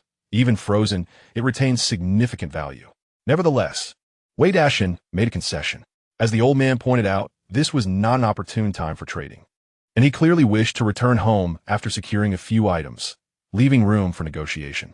"No problem, it's a deal." Without hesitation, the old man agreed to Wei Dashan's terms, leaving Wei with a sense of oversight. Had he known the old man would concede so readily, he might have negotiated further. Experience, it seemed, was still lacking. The old man smiled, placing the 5 pounds of lamb into one of Wei Dashan's empty sacks, while Wei swiftly transferred the agreed-upon fish into the old man's basket. Once confirmed, the previously affable old man transformed into a stranger, hoisting his burden and swiftly departing. Wei Dashan and Li Qing exchanged glances beside the cart, realizing that after a long trip to the city, they had not sold any fish, but had instead traded for 5 pounds of lamb. Chapter 22. Seeking Accountant Huang at your factory in truth. It has not been many years since people have genuinely enjoyed a good life. Even in a year like 1981 and extending into the early years of the new millennium, many rural areas in the north still relied on the most primitive form of barter. For instance, exchanging wheat for watermelons, wheat bran for instant noodles, or beans for tofu was quite common. After trading for 5 pounds of lamb, Wei Dashan and Li Qing waited another half hour, during which a few elderly men and women approached them cautiously. After a wary exchange, they discovered these individuals were involved in the trade of grain tickets. Upon inquiry, Wei learned that 1 pound of grain tickets cost 50 cents. Sewing machine tickets were priced at 25, and bicycle tickets soared to 50, a staggering rate indeed. Naturally, it was also possible that these elderly traders, seeing the youth of Wei Dashan and Li Qing and perceiving them as a couple, deliberately inflated their prices. After some back and forth, Wei Dashan still deemed the offers excessive, while the elderly traders showed no interest in purchasing fish, leading to a rather unceremonious parting. Just then, a young man on a bicycle, having scanned his surroundings for safety, also came to a halt. Wei Dashan cast a glance at the bicycle. Its handlebars were of the Phoenix brand, while the frame and other components were of the permanent brand. It was highly probable that this was an assembled bicycle procured from a scrapyard or a second-hand dealer. On either side of the rear seat hung two large wicker baskets, covered with thick cloth, clearly filled with numerous items. Lost in thought, the cyclist approached, pushing his bicycle. "Brother, what do you have for sale?" Wei Dashan smiled and replied, "Fish. Would you like to buy a couple?" "Fish?" The cyclist shook his head vigorously. "What good is fish? It won't fill you up. In this cold winter, one should eat meat. I have quacking chicken, rabbit, and wild chicken. Would you like some?" Wei Dashan merely shook his head, opting for silence. He had already sampled quacking chicken and rabbit meat, and having exchanged for 5 pounds of mutton, he currently lacked the desire to purchase anything. His sole intention was to sell the fish he had caught to acquire some funds, thus enabling him to buy something nice for Li Qing. Noticing Wei Dashan's indifference, the cyclist snorted disdainfully and leaned against a nearby spot to rest. Daytime transactions were contingent upon fate and fortune. Sometimes one could stand all day without selling anything. Not long after the cyclist had settled, preparing to light a cigarette, another person approached. After a brief exchange, Wei Dashan and Li Qing observed as the passerby took 2 quacking chickens for the cyclist's basket. Clearly, a transaction had been completed. Before long, Wei Dashan noticed several more individuals gathering around the cyclist, and predictably, they procured a processed rabbit and a wild chicken from the basket. As for Wei Dashan, although a few people inquired, there were hardly any willing to make a purchase. They were fortunate to encounter a pregnant woman who bought 2 small crucian carp for a mere $1. "Dashan, it seems meat sells better than fish." Li Qing remarca, her tone laced with frustration. It was disheartening to see that despite arriving earlier, they had only sold 2 crucian carp, while the cyclist, having only arrived 20 minutes prior, had sold so much. "Patience, this is not our first day." Wei Dashan reassured her with a smile. "Once we return, we can venture into the mountains and sell both fish and meat next time." "Yes, that sounds good." Upon hearing this, a smile returned to Li Qing's face. She thought to herself that with her keen eyes and Wei Dashan's hunting skills, acquiring meat to sell would be a cinch. However, another half-hour passed, and their stall still attracted little attention, while the cyclist sold yet another 2 quacking chickens.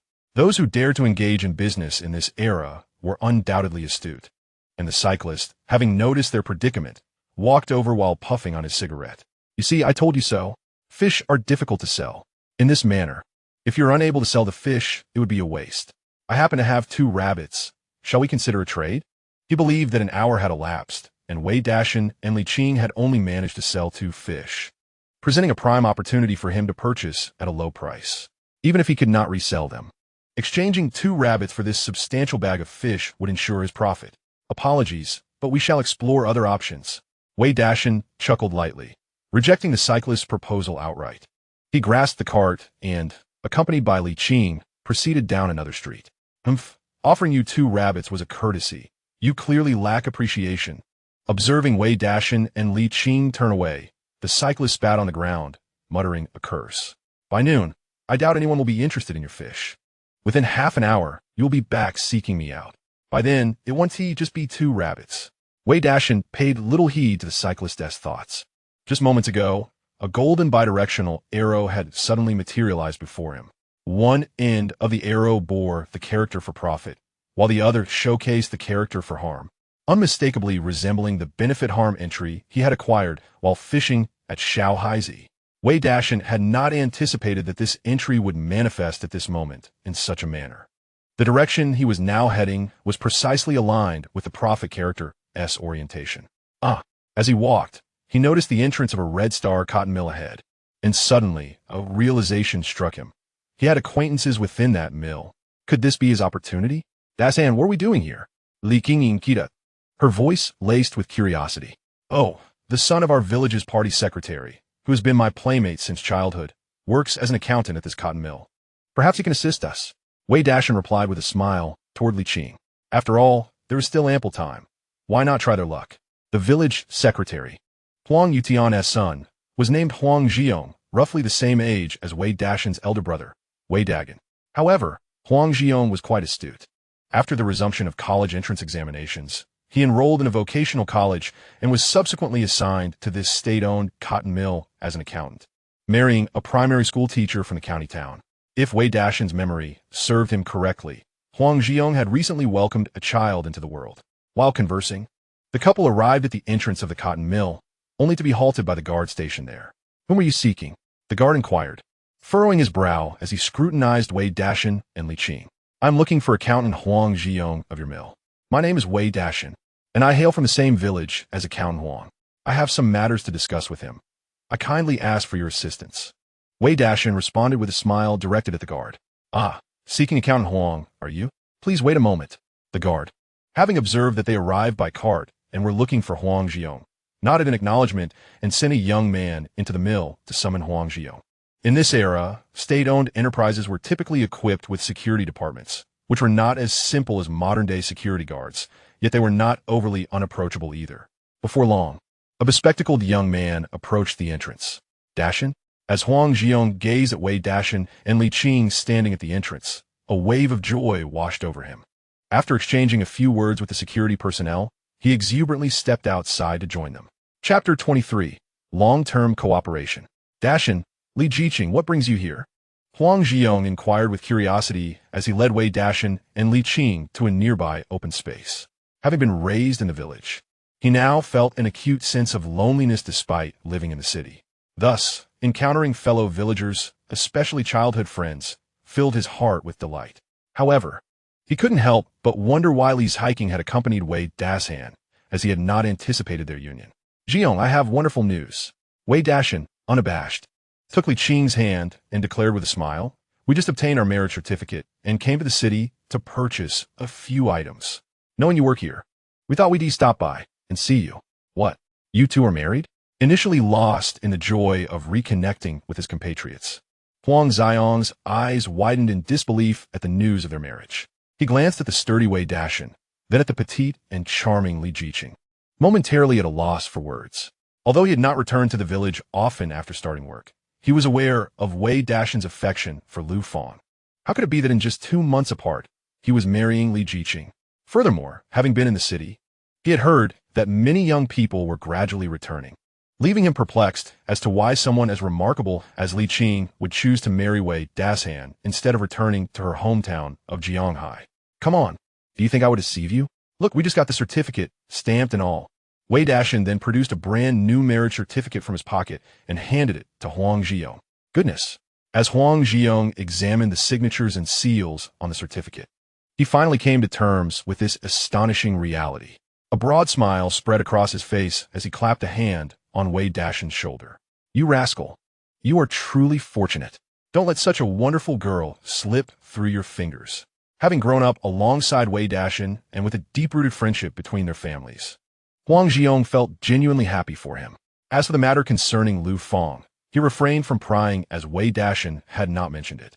"By the way, didn't your wife just give birth to a son? I happened to catch some fish from the little sea. Here are a few crucian carp. Take them home and make some soup for your wife to help with nursing." After a few simple pleasantries, Wei Dashan selected 5 crucian carp from a bag and strung them together with reeds, offering them to Huang Zhiyong. "Crucian carp? Dashan, you are truly a timely blessing." Upon seeing the fresh fish in Wei Dashan's hands, Huang Zhiyong's expression shifted to one of excitement. He did not refuse. Instead, he eagerly held the fish in his hands and exclaimed, "You have no idea. Ever since my sister-in-law gave birth, she has had trouble producing milk. I've been quite worried lately, and your crucian carp has been a tremendous help." As he spoke, his gaze fell upon the abundant catch in Wei Dashan's urea bag. Observing Wei Dashan and Li Qing, he suddenly understood the situation. He was well aware of the circumstances surrounding Wei Dashan's family, and noted that both he and Li Qing had come to the city today, clearly in need of money. They had brought the fish to seek a market for their goods. Blinking, Huang Zhiyong pointed at the fish on the cart and asked with a smile, "What do you plan to do with these fish?" Wei Dashan chuckled and replied, "Brother Zhiyong, you are quite clever. That's precisely why I've come to you." Recognizing that they were all astute individuals, Wei Dashan got straight to the point. "All right." Huang Zhiyong was not one to play games. After a moment of contemplation, he formulated a plan. "Dashan, Li Qing, please wait for me here. I will be back shortly." With that, he placed the crucian cart back onto the cart and re-entered the cotton mill. Approximately 10 minutes later, Huang Zhiyong reappeared before the two, accompanied by a middle-aged man wearing a hat. Huang Zhiyong led the man directly to the cart, opening the urea bag to display the catch clearly. "Director Wang, These fish were caught from our village's Shaohai Lake. Our cafeteria has been without good ingredients for some time. What do you think?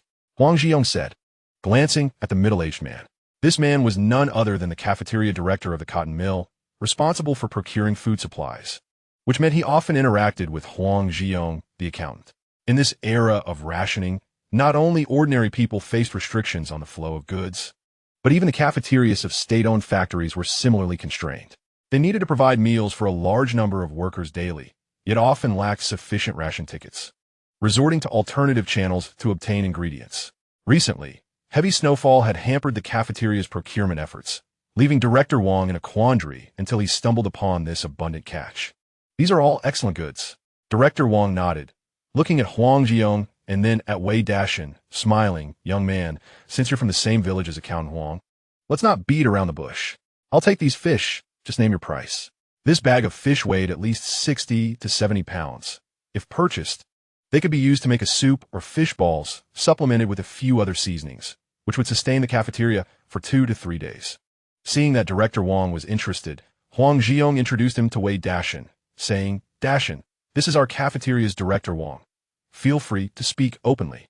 Upon hearing the title of cafeteria director, Wei Dashan immediately understood and smiled, saying, in that case, I won't be shy. Director Wang, as you can see, there are various types of fish here, so I'll just give you a price. For crucian carp and Wudao black fish, it's 1 yuan for 3. The carp are larger, so let's say 3 yuan each on average. A silver carp is priced at 2 pieces, while a grass carp costs 5. As this is our inaugural collaboration, I kindly request a sincere price. You may first sample the flavor. Should you find it satisfactory, I can assure you of regular deliveries in the future. Regular deliveries? Director Wang harbored little dissent regarding Wei Dashan's quoted price, yet he exhibited particular interest in the notion of consistent supply. Their cafeteria necessitates a substantial procurement of ingredients daily, and relying solely on the supply and marketing cooperative incurs excessive costs, with ration tickets proving cumbersome to manage. Should additional procurement channels be established, it could alleviate considerable pressure. However, in his view, fishing in winter inherently possesses a significant element of unpredictability, not to mention the challenge of ensuring adequate supply. Even catching fish daily might pose a dilemma. Chapter 24. The Uncertainty of Life. Large intestine wrapped in small intestine indeed. Wei Dashan replied with a smile. I'm also a hunter. In the future, not only can I provide fish, but I can also supply some game. While daily delivery cannot be guaranteed, once a week is certainly feasible. As for the quantity, I assure you it will not fall short of today's amount. How does that sound? This made Director Wang raise his eyebrows in surprise, turning to consult with Accountant Huang, seemingly questioning the reliability of Wei Dashan's assertions. Huang Zhiyong glanced at Wei Dashan and chimed in, Director Wang, Dashan is indeed a skilled hunter. We have known each other since childhood. His father was also a hunter, a skill passed down through generations, so you needn't worry. With Huang Zhiyong's endorsement, Director Wang promptly replied, that sounds fine. It need not be weekly. As long as you have stock, feel free to contact me anytime. However, please refrain from using the front entrance. In the future, wait at the back door when you arrive. I will give a heads up, and you can come directly to me. After all, since this is not a formal procurement channel, Wei Dashan must be prudent in mitigating potential risks associated with his substantial stock. No problem. Let's enjoy a fruitful collaboration. Wei Dashan laughed heartily, shaking hands with Director Wang, and then he proceeded to tally the catch from his bag. After deducting what he had sold earlier and the fish given to Huang Zhiyong, there remained 5 carp, 6 silver carps, 3 pikes, 8 black fish, and 10 small crucian carp in the urea bag, totaling 36 pieces of currency. This sum was considerable for the villagers, akin to nearly a month's salary for city dwellers. Nonetheless, both fishing and hunting are fraught with unpredictability and risk. The average person cannot assure such stable income, and it can only be regarded as a stroke of fortune.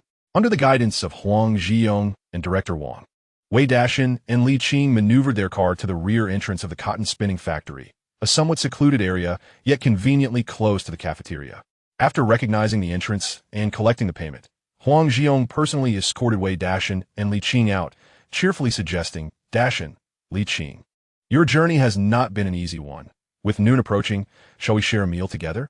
Wei Dashan repeatedly waved his hand, Brother Zhiyong. We still have some purchases to make, so we shall forego the meal this time. We will return in a few days and can dine together then. Also, Brother Jiang, if you happen to come across bicycle tickets or sewing machine tickets, please keep an eye out for us. Wei Dashan promised Li Qing a splendid and formal wedding, ensuring that the dowry would not be lacking. However, the black market's prices were exorbitant, and the risks were substantial. Huang Jiang, an accountant who had been in the county for some time, likely had numerous connections, so he ventured to speak up. All right, if I come across it, I will assist you in securing it. Just be cautious on your journey. With a resigned nod, Huang Jiang smiled and agreed. As winter nights fell early, the journey from the county back to the village took over an hour. The newlywed couple had many items to purchase, and it was not appropriate for him to prolong their stay. Dashan, we have earned quite a bit. After bidding farewell to Huang Jiang, the couple climbed back onto the cart. Li Qing counted the 36 yuan in her hand repeatedly, her face blooming with joy. In these times, 36 yuan could procure a significant amount. We've made a promising start. Let us visit the nearby department store and buy some items to take home.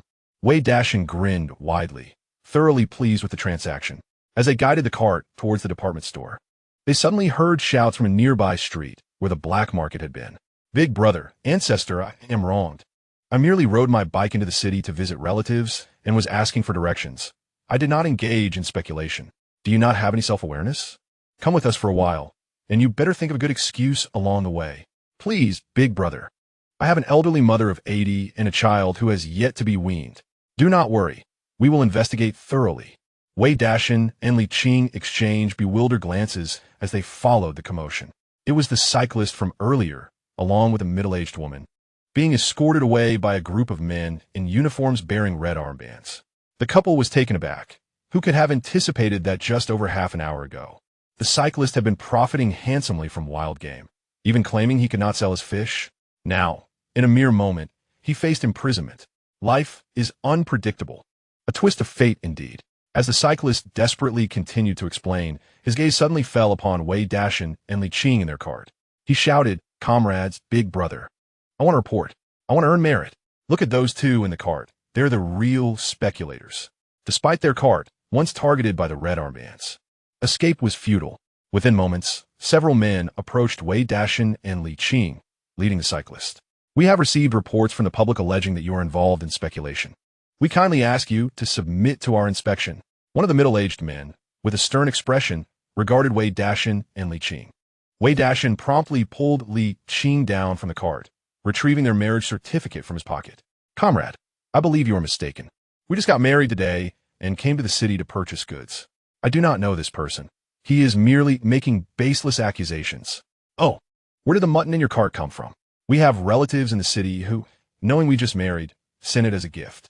The middle-aged man, upon receiving the marriage certificate from Wei Dashan, couldn't help but exclaim in surprise.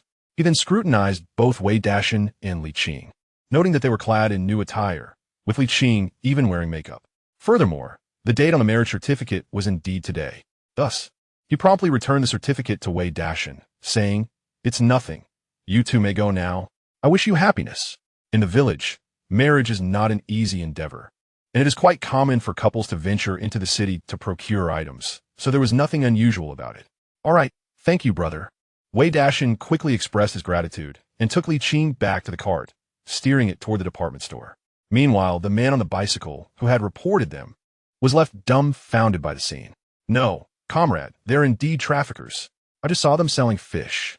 The middle-aged man cast a cold glance at him, replying, "But we did not see any fish on the cart." The cyclist insisted, "That mutton must have been purchased on the black market." The middle-aged man retorted, "They claimed it was a gift from relatives. Besides, have you ever seen someone in new clothes engaging in speculation? Or a newlywed couple selling goods? Are you lacking in common sense? Or do you take me for a fool? Take him away." The cyclist thought to himself, "Heavens, I clearly saw so many fish on Wei Dashan's cart just moments ago. How could they have vanished so quickly?" After previously mocking their inability to sell their goods, he now found himself apprehended while Wei Dashan and Li Qing made their way to the department store, presumably to indulge in a shopping spree. The thought made the cyclist's mind race with frustration, akin to 1,000 galloping wild horses. Chapter 25. In the wilderness, a convenient encounter. What a close call. Brother Dashan, you truly are remarkable. Thankfully, we sought out Brother Jiang. Otherwise, we would have been arrested by now. Who would believe we got caught on our wedding day? Li Qing exhaled deeply, finally relieved as she watched the red armband team gradually fade into the distance. The black market harbors risks, and transactions must be approached with caution. They had a narrow escape. Wei Dashan empathized with her sentiment, acknowledging that these times are no laughing matter. Engaging in speculation can lead to severe consequences. A moment's carelessness could land one in prison for 2 years. He smiled and said, "However, we have already secured a long-term partnership with the cotton spinning factory, ensuring a stable sales channel moving forward, so we need not worry about such matters. Sporadic transactions are deemed illegal trade, but supplying goods to a state-run factory can hardly be labeled as illicit, can it?" As they conversed, the cart passed through an intersection and entered the most bustling area of the scene. By now, it was midday, and foot traffic on the streets began to swell. Spotting a noodle shop in the vicinity, Wei Dashan eagerly pulled Li Qing along, bringing the 5 pounds of mutton into the establishment. Having risen early to smash ice and catch fish, followed by a long journey, both their stomachs were already grumbling with hunger. They each ordered a bowl of pulled noodles and began to eat heartily. In the northern regions, where the chill of winter prevails, few culinary delights are as comforting and satisfying as a bowl of noodles. With a mere 10 cents for a bowl of hand-pulled noodles, Wei Dashan and Li Qing savored the warmth, their faces, once pale from the biting wind, now flushed with color. Contentedly, Wei Dashan patted his belly, while across from him, Li Qing's own stomach was pleasantly full, her gaze towards him brimming with affection and happiness. There is no greater joy in life than engaging in cherished activities alongside a beloved companion. After a brief respite of a mere 10 minutes in the noodle shop, they settled their bill and proceeded to a nearby department store. In this era, within a sizable county, this singular department store served as the hub for all necessities: food, clothing, shelter, and transportation, making an essential stop for rural folk venturing into town. Although there were supply cooperatives in the countryside, they offered only basic living necessities, with limited products that were often beyond the means of ordinary people. In contrast, the city presented a plethora of options for the same item, overwhelming the senses. Wei Dashan purchased a bucket of paint, anticipating its use once the carpenter Huang completed the furniture. Meanwhile, Li Qing was captivated by the dazzling array of goods in the store, unable to resist the allure. She flitted from one item to another, thoroughly enjoying her exploration. Wei Dashan had intended to buy her a beautiful dress, especially with their impending marriage, but Li Qing opted for 2 pieces of fabric, planning to make something herself. She was no longer the inexperienced youth she once was. She had transformed into a skilled seamstress adept in various needlework techniques. "This fabric is exquisite. Doctor, Yang has a sewing machine at home. I can make it myself. We should save the rest of our money for our daily needs," Li Qing exclaimed cheerfully. She then purchased several pounds of vibrant red yarn and, passing by the candy section, even weighed out 2 pounds of sugar cubes, insisting to Wei Dashan, "Little Yong and Ronger are so adorable. These are for them, so you mustn't sneak any." Thus, even before officially becoming part of the family, Li Qing had embraced her role, showing genuine concern for Wei Dashan's relatives. She even thoughtfully bought a bar of soap for her sister-in-law Lin Xiaomei and a bottle of wine for her brother-in-law Wei Dagan. As for Wei Dashan, she selected a new cap for him, a warm Leifeng hat, recognizing that winter's chill and outdoor hunting could be particularly harsh, and his old hat had seen better days. This woman was frugal with herself, yet generous towards his family. Witnessing this scene warmed Wei Dashan's heart, and he thought to himself, what more could one desire than to marry such a woman? However, he was not idle either. While purchasing candy, he took the liberty of selecting 2 pounds of marin candy for Li Qing. Known to outsiders as chiegao, this delicacy is crafted from a rich blend of walnut kernels, corn syrup, raisins, grape juice, sesame, rose petals, apricots, and jujubes, resulting in a sweet treat beloved by the people of the northern frontier. There exists a legend surrounding this marin candy. Once upon a time, there was a man and a woman who, after many years of marriage, were unable to conceive. One day, the woman dreamt of an elderly sage who instructed her to journey south to find a sacred tree. She was to gather the fruits from this tree and consume them alongside golden grains. Following this guidance, the couple sought out walnuts from Hetien, mixed them with corn, and consumed the concoction. Soon after, they were blessed with a child who later achieved the highest honors in the imperial examinations. This beautiful tale imbued the marzipan with a special significance, making it exceptionally popular in northern Xinjiang due to its delightful flavor. How sweet and delectable! Come, have a taste. Li Qing exclaimed, biting into a piece of marzipan, her joy blooming like a flower, her heart and palate both filled with sweetness. Without hesitation, she fed a piece to Wei Dashan, who couldn't help but smile in agreement. The couple spent a delightful 2 hours wandering, and although they did not purchase much, the mere act of browsing lifted their spirits considerably. As time passed, they emerged from a department store with parcels in hand. The Li horse was still waiting nearby, its cart parked at the entrance. Before entering, Wei Dashan noticed that the fodder he had left on the ground was entirely consumed by the hungry horse. Clearly famished from their long journey, Wei Dashan placed their belongings onto the cart, and after ensuring Li Qing was seated comfortably, he took the reins and commanded the Li horse to head towards Honglu village. It was still midday, the sun shining brightly, and the weather was relatively mild. However, as they traveled, the sun began its descent, and the temperature noticeably dropped. Dashan, could we pause for a moment? I need to relieve myself, Li Qing suddenly said, feeling a bit shy as they passed through a patch of overgrown weeds.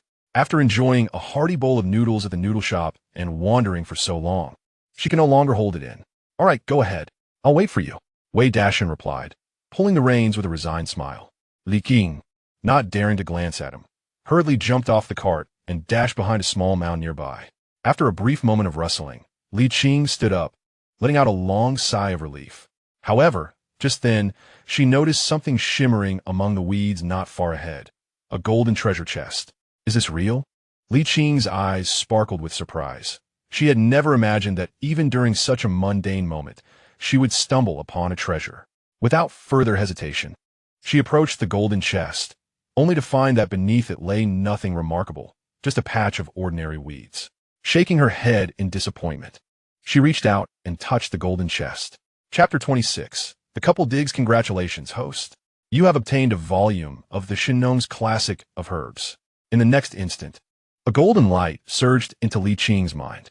Countless pieces of knowledge regarding medicinal herbs materialized within her consciousness, presenting not only vivid images of the herbs at various growth stages, but also their properties, growing environments, and the principles of compatibility among the ingredients.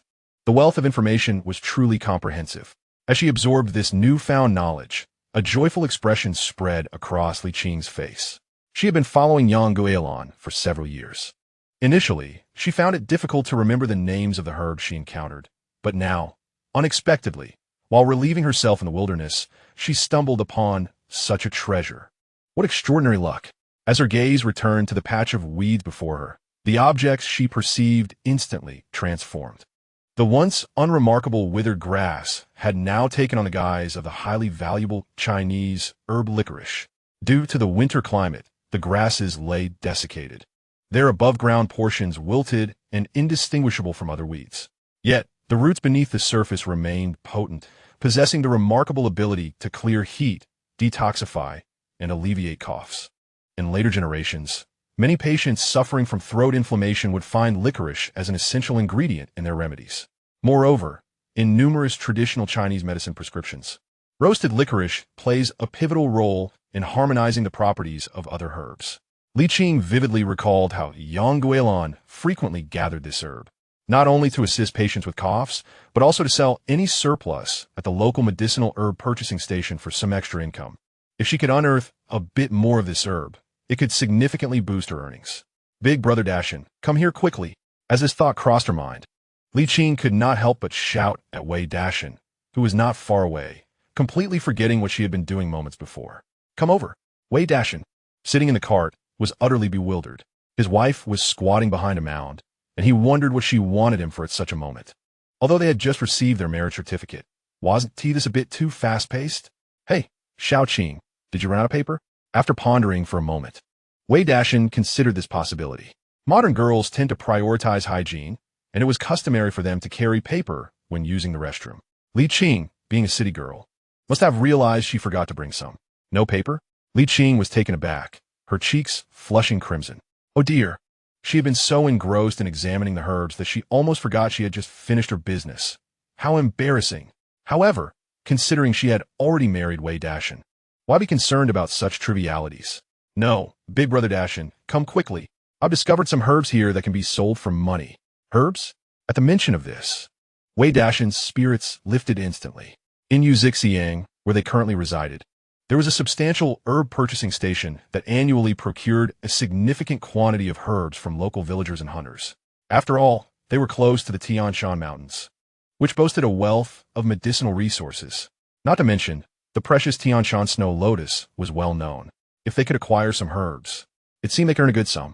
With this thought in mind, Wei Dashan hastily maneuvered the cart around the mound and arrived at Li Qing's location, where he found her squatting on the ground, intently scrutinizing a cluster of weeds. Are you saying these are herbs? Surely, you must be mistaken? Wei Dashan dismounted the cart and leaned closer, peering doubtfully at the patch of weeds on the ground, casting a skeptical glance at Li Qing. These withered grasses appear to be no different from others. This is licorice, Li Qing asserted earnestly. I have seen it beside Dr. Yang before. At first glance, it looks like ordinary dry grass on the ground, but the medicinal part lies in its roots and rhizomes. We must dig it out to confirm. All right, let me take a look. With Li Qing's confident assertion, Wei Dashan ceased to question her further. The winter soil was as rigid as stone, making it impossible to excavate with bare hands. Furthermore, since they were primarily in the city to sell goods, neither of them carried any useful tools like shovels or picks. Fortunately, Wei Dashan had habitually taken a dagger with him before leaving home, which he now drew from his waist. He began to excavate around the patch of weeds. As the indestructible attribute took effect, the short dagger instantly became remarkably sharp. With a single stroke, the frozen, hardened clumps of earth shattered into pieces. Meanwhile, Li Qing broke off a branch from a nearby red willow and began to scoop out the soil from the small pit Wei Dashan had created. As the earth gradually peeled away, the roots and rhizomes beneath the withered grass soon came into view. It truly seemed to be licorice. Upon seeing the roots in the pit, Wei Dashan could not help but exclaim in amazement. In his previous life, he had swallowed razor blades and had spent quite some time brewing traditional Chinese medicine, which included licorice. He leaned down to sniff the ground and was convinced it was indeed the scent of licorice. Let us discard the uncertainty. This is licorice. Brother Dashan, we're going to make money. Li Qing grinned widely, her round eyes sparkling like crescent moons. However, relying solely on this single licorice plant would not yield them a fortune. Li Qing glanced around, with the aid of the Divine Farmer's Classic of herbal medicine. The nearby medicinal herbs were vividly illuminated before her eyes. Brother Dashan, there might be more over here, she exclaimed, moving towards another patch of grass. Wei Dashan wasted no time, stepping in front of Li Qing and using his dagger to begin excavating.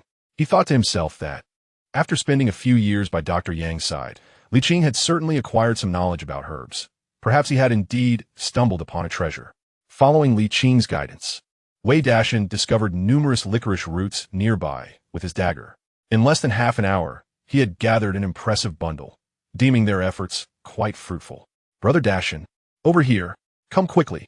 However, Li Qing seemed to grow more excited as she searched, showing no signs of stopping even as dusk approached.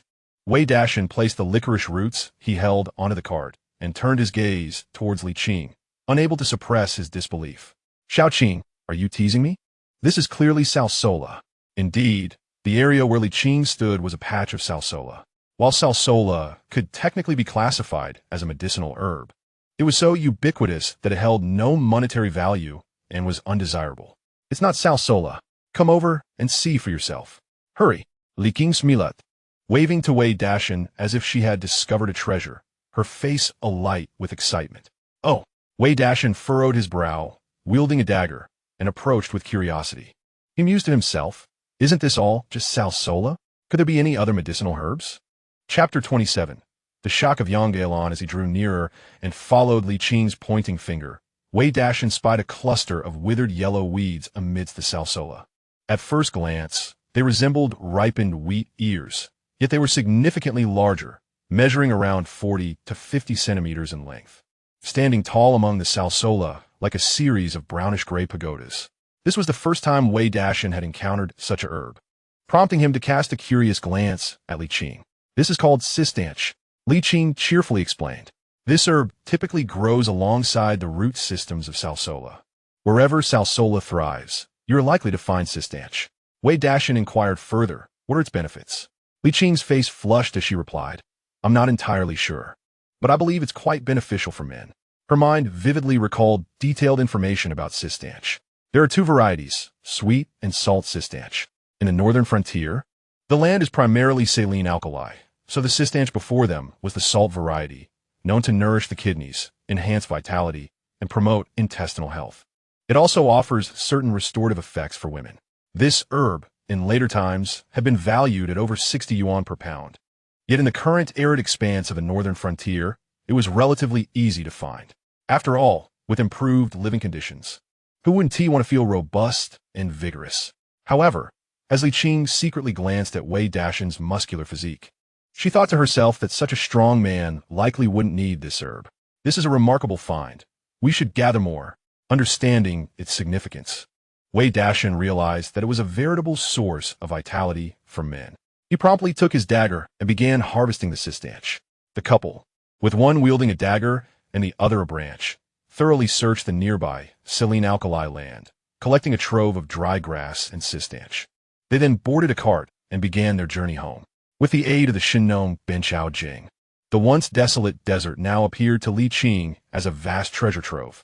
On their way back, they stumbled upon a considerable amount of licorice and another herb called purple root, known for its ability to invigorate blood circulation, detoxify, and alleviate skin ailments, as well as its significant protective effects on the liver. After a long day of foraging, they returned to Honglu village as night had fully descended. Wei Dashan, driving the cart, first delivered Li Qing to the doorstep of Yang Guilan's home. Although the couple had obtained their marriage certificate, it was prudent to reside separately until they had held a proper wedding.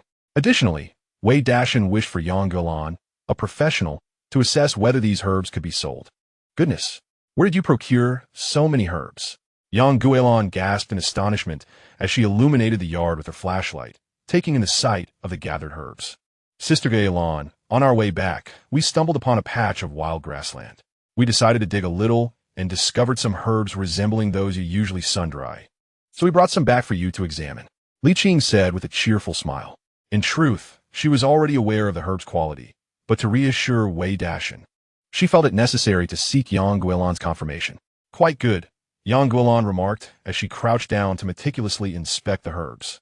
Here is licorice, and this is purple grass. These are all cistanche tubulosa, and their quality is fairly decent.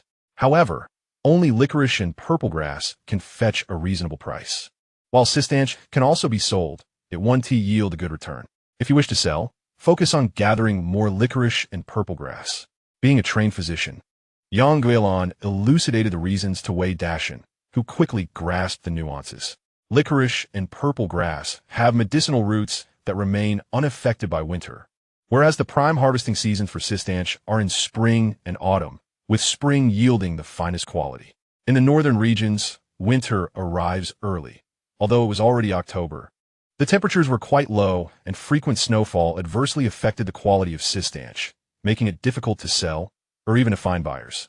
Nonetheless, this was good news for Wei Dashan and Li Qing. As long as they could profit, they would pursue it. Yang Guilan, a barefoot doctor, was equally astonished.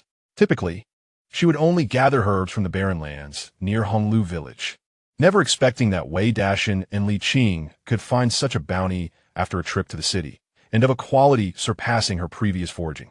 However, rather than feeling discontent, she felt joyful for Li Qing. Now that Li Qing was on the verge of marriage, she had shown no interest in herbs previously, yet now, in pursuit of a better life with Wei Dashan, she had begun to dig for medicinal materials. Thank you, Sister Guilan.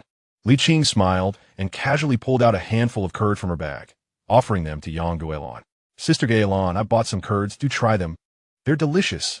Very well, you two continue your conversation. I shall return to fetch some water. Yang Guilan accepted the curds with a smile and discreetly retreated to her own dwelling. Onje Yang Guilan departed. Wei Dashan and Li Qing promptly gathered the herbs and placed them into a basket. After completing this task, Wei Dashan followed Li Qing into her room. Having been away all day, the fire in the room had long since extinguished. Wei Dashan went to gather firewood and coal to rekindle the stove, while Li Qing took this opportunity to divide the mutton she had acquired in exchange for fish. A smaller piece for herself and a larger portion for Wei Dashan to take back to Wei Dagan's family. All right, Brother Dashan. We've both had a long day. You should return now. Your brother and sister-in-law are waiting for you. Noticing the evening sky darkening, Li Qing refrained from inviting Wei Dashan to stay for dinner. Of course, Li Qing also had her own motives. She had purchased quite a few items for Wei Dagan's family in the city and needed Wei Dashan to return before they went to sleep. Otherwise, all her efforts would be in vain. Indeed, when one performs a good deed, it ought to be recognized. Otherwise, how can one foster a closer relationship? After all, they will continue to coexist in the same courtyard. Moreover, that meat fungus can be prepared alongside mutton for a nourishing dish. Do give it a try when you return. Li Qing directed her words towards Wei Dashan. Oh dear, you are truly a case of killing the donkey after the work is done. After spending a day with Li Qing, Wei Dashan felt a twinge of reluctance at their impending separation. He glanced at Li Qing and then pointed to his own face. Li Qing shook her head, expressing her disdain. You're dirty. Wei Dashan remained motionless. All right. Li Qing pouted and, casting a glance at Wei Dashan, stood on her tiptoes and pressed her lips against his, intending for a fleeting kiss. However, as soon as their lips met, he wrapped his arms around her waist, and they found themselves entwined, unable to part. Chapter 28. Perhaps we should have another one in the throes of romance. Everything is sweet, and they could never get enough of each other. Reluctantly departing from Li Qing's room, Wei Dashan returned the horses to the team before leisurely pushing his cart back to his own courtyard. Dashan, you have finally returned. Was everything smooth? Wei Dashan, wielding a hammer, stood beside a mound of coal, diligently breaking the large lumps into fist-sized pieces for quicker burning. Seeing his brother return with the cart, a smile spread across Wei Dagan's face. Did you obtain the marriage certificate? Yes, indeed. Wei Dashan grinned widely, setting down the cart and approaching his elder brother with a bundle of items. Let me see. At that moment, inside the house, Wei Dashan's sister-in-law, Lin Xiaomei, along with Wei Yong and Wei Rong, heard the commotion and hurried out to witness the marriage certificate. However, as darkness had fallen, it was impossible to discern the details clearly, and the entire family retreated into the warm, steamy room. Wei Dagan and Lin Xiaomei examined the marriage certificate word by word, their anxious hearts finally at ease. Dashan, you are now a married man. From now on, live well. Lin Xiaomei carefully folded the certificate and returned it to Wei Dashan, unable to resist offering a word of caution. Recently, the couple had been quite concerned about Wei Dashan's marriage, even going so far as to gather funds from the maternal family. Furthermore, having encountered troubles with the Liu family, they had been feeling rather unsettled. Now, however, with Wei Dashan and Li Qing officially registered as husband and wife, at least in the eyes of the law, their anxieties had finally dissipated. Hee, brother and sister-in-law. I understand. Rest assured, Wei Dashan declared, producing all the items he had purchased from his bag. Sister-in-law, this soap is from Shaoqing for you. Brother, this bottle of wine is for you. And little Yong and Rong. See what this is? How fragrant. This girl is thoughtful. Lin Xiaomei exclaimed, unexpectedly accepting the soap and bringing it to her nose for a careful sniff, her face lighting up with a smile of appreciation. In her heart, she mused that when Li Qing had entered the house that morning and noticed their soap was nearly finished, she must have bought a new bar. That girl is truly attentive. In the days when Wei Dashan and Lu Fang were on good terms, he frequently lent a helping hand to her family.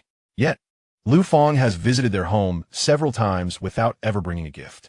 Li Qing, however, who has recently married into the family, is easy to get along with. Meanwhile, Wei Dagan is joyfully admiring the fine Ening Daku in his hands, exclaiming, what a delightful wine. He turns to Lin Xiaomei and says, Xiaomei, you must stir-fry a couple of dishes. Today is a momentous occasion as Dashan and Li Qing are getting married. I must indulge in a few drinks. His words are met with a roll of his wife's eyes. All you think about is drinking. Nevertheless, Wei Dagan speaks the truth. After much effort, Wei Dashan has finally acquired his marriage certificate, which fills her heart with joy. To celebrate, she decides to prepare an extra dish. She looks at the two brothers and suggests, let us have braised carp, stir-fried potato shreds, and some sweet and sour cabbage for dinner. Does that sound good? There is still plenty of fish from the catch Wei Dashan brought home. Wei Dashan then retrieved some lamb he had brought back. Sister-in-law, let us stew this as well. And add some lamb soup. With fish, meat, and soup, the meal is a splendid assortment. Such a feast in this era is typically reserved for festive occasions. However, Feeling generous due to the happy occasion, Lin Xiaomei agrees. All right, let us prepare more. But one stove isn't enough. Dashan, you should get your stove ready too, and we can cook together.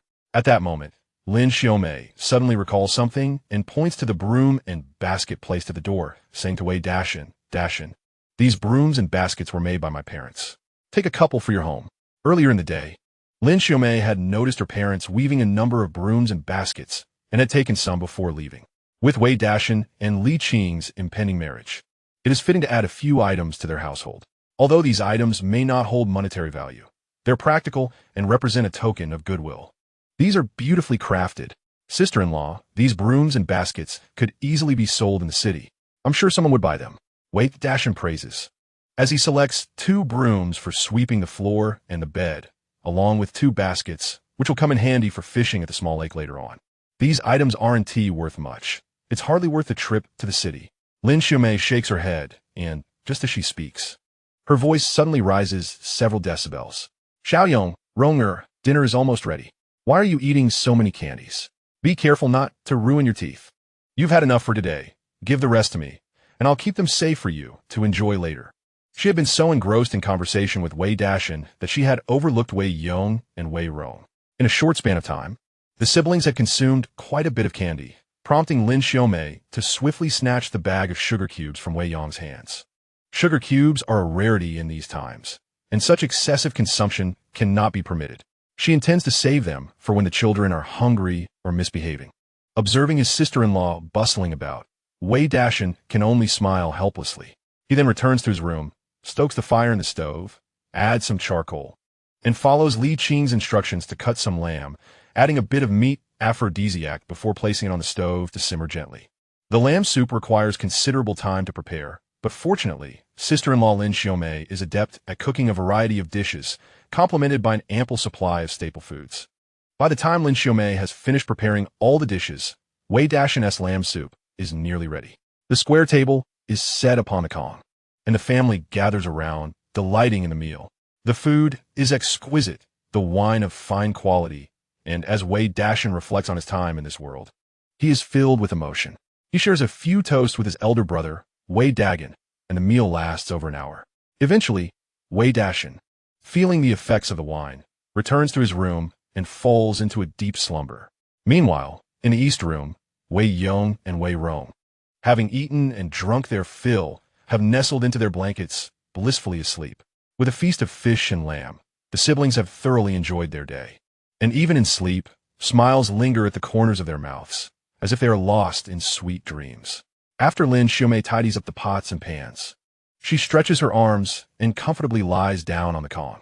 She has exerted herself considerably throughout the day and is just about to extinguish the kerosene lamp in preparation for sleep when a rough hand suddenly appears at her waist. Xiaomei, our little Yong and Rong have grown up, and now Dashan is about to marry. Once he ties the knot at the end of the month, a child will soon follow, comes the voice of Wei Dagan from behind her. But with Yong and Rong growing older, won't that child be rather lonely? Lin Xiaomei raises an eyebrow, questioning, So, why don't we have another one? More people mean more liveliness. Wei Dagan chuckles and slips under the covers beside her. Since the birth of their 2 children, communication between Wei Dagan and Lin Xiaomei has diminished significantly, and today, for some reason, after lying down, he feels an overwhelming heat. The next day, after the family has eaten breakfast, Wei Dagan takes the paint that Wei Dashan bought and heads directly to Huang the carpenter's house. While sister-in-law Lin Xiaomei manages the household chores, Wei Dashan is busy organizing items in the storage room when his nephew Wei Yong stealthily approaches. Uncle, I have a secret to tell you. Wei Yong whispers. Yesterday, my dad bullied my mom. Can you please make him stop? Huh? Bullied your mom? How so? Wei Dashan pauses, surprised, looking at his young nephew. Based on his understanding of his elder brother, he knows that Wei Dagan is generally honest and obedient, especially toward sister-in-law Lin Xiaomei. If anyone is to be said to bully, it would be her toward him. How could it be that Wei Dagan is bullying Lin Xiaomei? Could it be that he was drunk and misbehaved yesterday? In confusion, Wei Dashan listens as his nephew continues. I don't know, it was too dark. I just saw him doing something and he wouldn't let my mom make a sound. Wei Dashan is taken aback, realizing the nature of the so-called bullying, leaving him both amused and bewildered. In these times, it is common for an entire family to squeeze onto a single calm. When a couple wishes to engage in intimate matters, they must do so discreetly, although often those sleeping nearby are already aware. It is an unavoidable circumstance. Even with extra rooms available, they can only share one, as the winter-esque coal supply is limited. He suddenly recalled the shy demeanor of Li Qing while they were digging for cistanch on the Gobi Desert yesterday. And it dawned upon him that the matter of his elder brother teasing his sister-in-law was likely related to that very cistanch. Xiaoyong, if your parents were to have another child, would you prefer a younger brother or a younger sister? Wei Dashan jestingly inquired of his nephew Wei Yong. In this era, there was hardly any nightlife, and with the early onset of darkness, the only source of entertainment at home was limited to such trivial matters. I want a younger brother. Wei Yong replied earnestly after some contemplation. A sister is no fun. She is too timid. I want a brother. Just as the uncle and nephew were engaged in their whispered conversation, the sound of a loudspeaker suddenly echoed through the air. Comrades, attention please. As the announcement blared, villagers from every household paused their tasks and gathered in their courtyards, gazing in the direction of the collective. The voice of Huang Yutian rang out from the loudspeaker. Today, we're to fertilize the fields. Those who need to haul cow dung, please do so. Those who can spread in the fields, please proceed. Each participant will earn 8 work points. If you wish to earn work points, come to the collective promptly. This announcement was repeated 3 times before tranquility returned. Indeed, in this age, the villagers' primary source of income derived from participating in agricultural labor to earn work points. At the end of the year, the collective would distribute supplies or convert these points into money based on the villagers' accumulated work points. Although chemical fertilizers had begun to gain traction, for the saline alkali land that prevailed in the northern frontier, relying solely on chemical fertilizers proved ineffective. Each winter, the village had to procure cow dung and pig manure from the dairy factory or pasture to enrich the soil. Only through such measures could the subsequent year's crops yield a bountiful harvest. 8 work points is quite a sum. Lin Xiaomei's eyes sparkled at the mention of 8 work points. She promptly removed her apron and exclaimed to Wei Dashan, would you like to join me in earning some more points? Wei Dashan waved his hand. Sister-in-law, I plan to go gather herbs with Xiao Qing later, so I want to be going. Lin Xiaomei did not press further and nodded. Then please keep an eye on the 2 children for me. I need to go earn some more points. Wei Dashan readily agreed. No problem. Now, it was already October, and in just over 2 months, the new year would arrive. Upon hearing of the opportunity to earn work points, the villagers eagerly set aside their household chores and hurried towards the village collective. With the new year approaching, who would want to earn a few more work points to enjoy a more prosperous celebration? Before long, Li Qing arrived at Wei Dashan's courtyard. As soon as she entered, Wei Yong and Wei Rong scampered over, enthusiastically calling her auntie, which brought immense joy to Li Qing. All right. You two can enjoy the sugar cubes. Next time I go to the city, I'll buy more for you. Li Qing chuckled as she affectionately ruffled the children's hair. Her spirits lifted. She then turned to Wei Dashan and asked, Brother Dashan, everyone has gone to the fields. Should we still go gather herbs? Before parting ways yesterday, the two had made plans to gather medicinal herbs in the desolate land outside the village today. Once they accumulated a sufficient quantity, they intended to sell it at the herbal material purchasing station. However, Li Qing did not anticipate that the village brigade would suddenly assign work today, prompting her to inquire about Wei Dashan. Of course we will go herb gathering.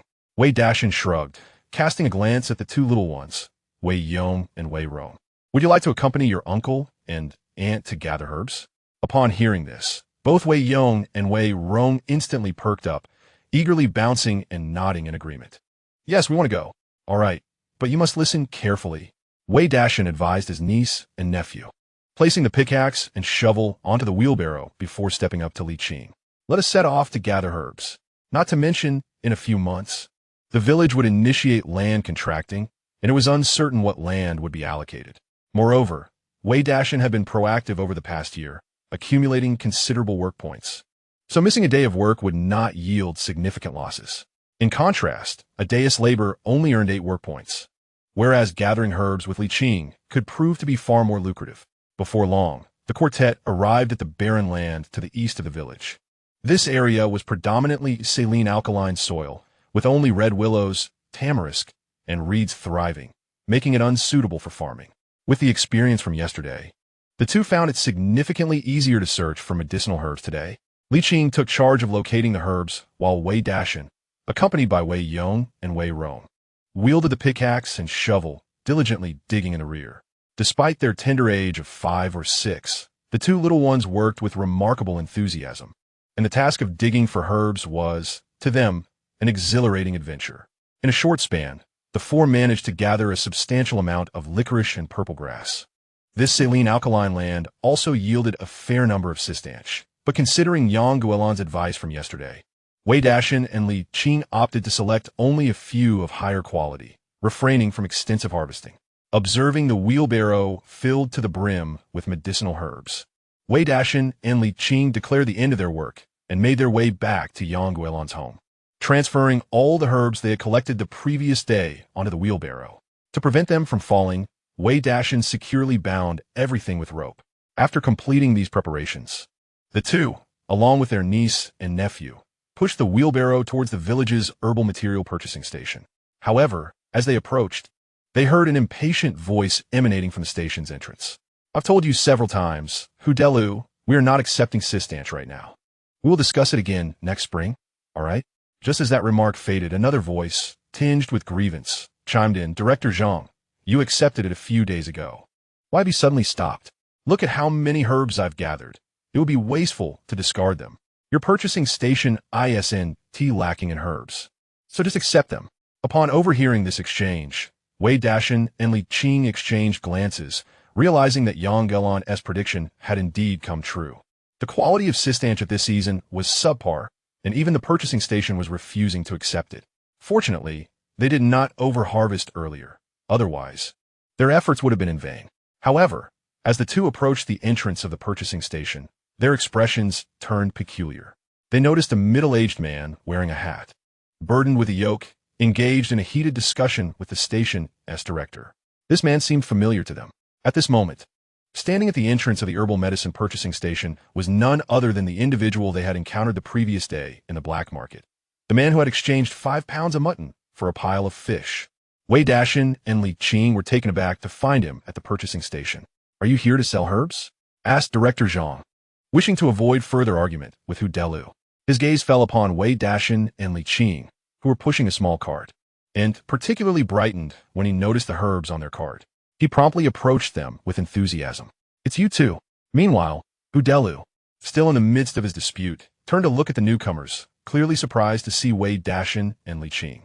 Wei Dashan offered a faint smile to Hudelu before turning his attention back to Director Zhang. "These are the herbs we've gathered over the past couple of days. You must be Director Zhang, right? Could you tell us how much these herbs are worth?" Director Zhang did not respond immediately. Instead, he casually picked a few roots from Wei Dashan's cart and sniffed them, inspecting several herbs before nodding in approval. "The quality of the licorice and purple grass is quite good. I can offer you 20 cents per pound. As for this cistanche, while its quality is acceptable, it isn't fetching a high price at the moment. Since this is our first collaboration, I can give you 10 cents per pound. What do you think?" Before Wei Dashan and Li Qing could respond, Hudelu, positioned behind them, expressed his discontent. "Director Zhang, why are you offering them 10 cents per pound for their herbs while disregarding my abundant cistanche? Are you looking down on me?" Director Zhang shot him a cold glance and, pulling a cistanche from the cart, pointed at Hudelu. "Hudelu, you ought to understand that price reflects quality. Look at their herbs. The stems and leaves are robust, and the material is clean. Now compare that to yours. What do you call that? These herbs are meant for medicinal use. Quality is paramount. If I were to purchase your subpar herbs, I would be irresponsible towards the patients. Do you comprehend that?" His words carried a commanding authority that left Hudelu momentarily stunned. Hudelu opened his mouth, stammering, "What's the difference? They look the same to me." Director Zhang shook his head. "There's a significant difference. The same type of herb can be effective with just a few grams, whereas yours would require a pound with no effect at all. It seems I cannot reason with you." Having already engaged in a lengthy argument with Hudelu, Director Zhang chose to ignore him and turned back to Wei Dashan and Li Qing, smiling. "So what do you think of the price I offered?" As the director of the herbal medicine purchasing station, he annually procures a substantial amount of herbs from the local villagers. However, the quality of the herbs collected often varies, causing him considerable concern.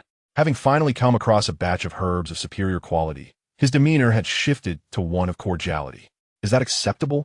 Wei Dashan and Li Qing exchanged a glance and nodded in agreement. After all, they had just harvested the medicinal herbs, which had yet to undergo professional processing, and the price they were offered was quite reasonable. A bowl of noodles in the city cost merely 20 cents. All right, if there are no objections, let's proceed with the weighing. Director Zhang exclaimed, his expression brightening as he hurried back to the acquisition station, emerging with a scale in hand. Wei Dashan then gathered the purple grass and licorice from the cart, binding them together with a rope and suspending them from the iron hook of the scale. Look, it totals 45 pounds, quite substantial, Director Zhang remarked, lifting the scale for Wei Dashan and Li Qing to see the markings. Once they nodded in agreement, he set the herbs down and proceeded to weigh the meat corydalus anew. The combined weight of the purple grass and licorice amounted to 45 pounds, yielding a total of $9. The meat corydalus weighed 10 pounds, selling for $1. After toiling for an entire morning, along with the harvest from the previous day, they had earned a mere $10. Compared to the earnings from fish caught yesterday, it was indeed a bit less. However, for the villagers, this sum represented a considerable income. Many farmers worked tirelessly for half a month to earn just $10. Observe Hu Delu standing nearby, his eyes nearly popping out with envy as he watched the couple count their money.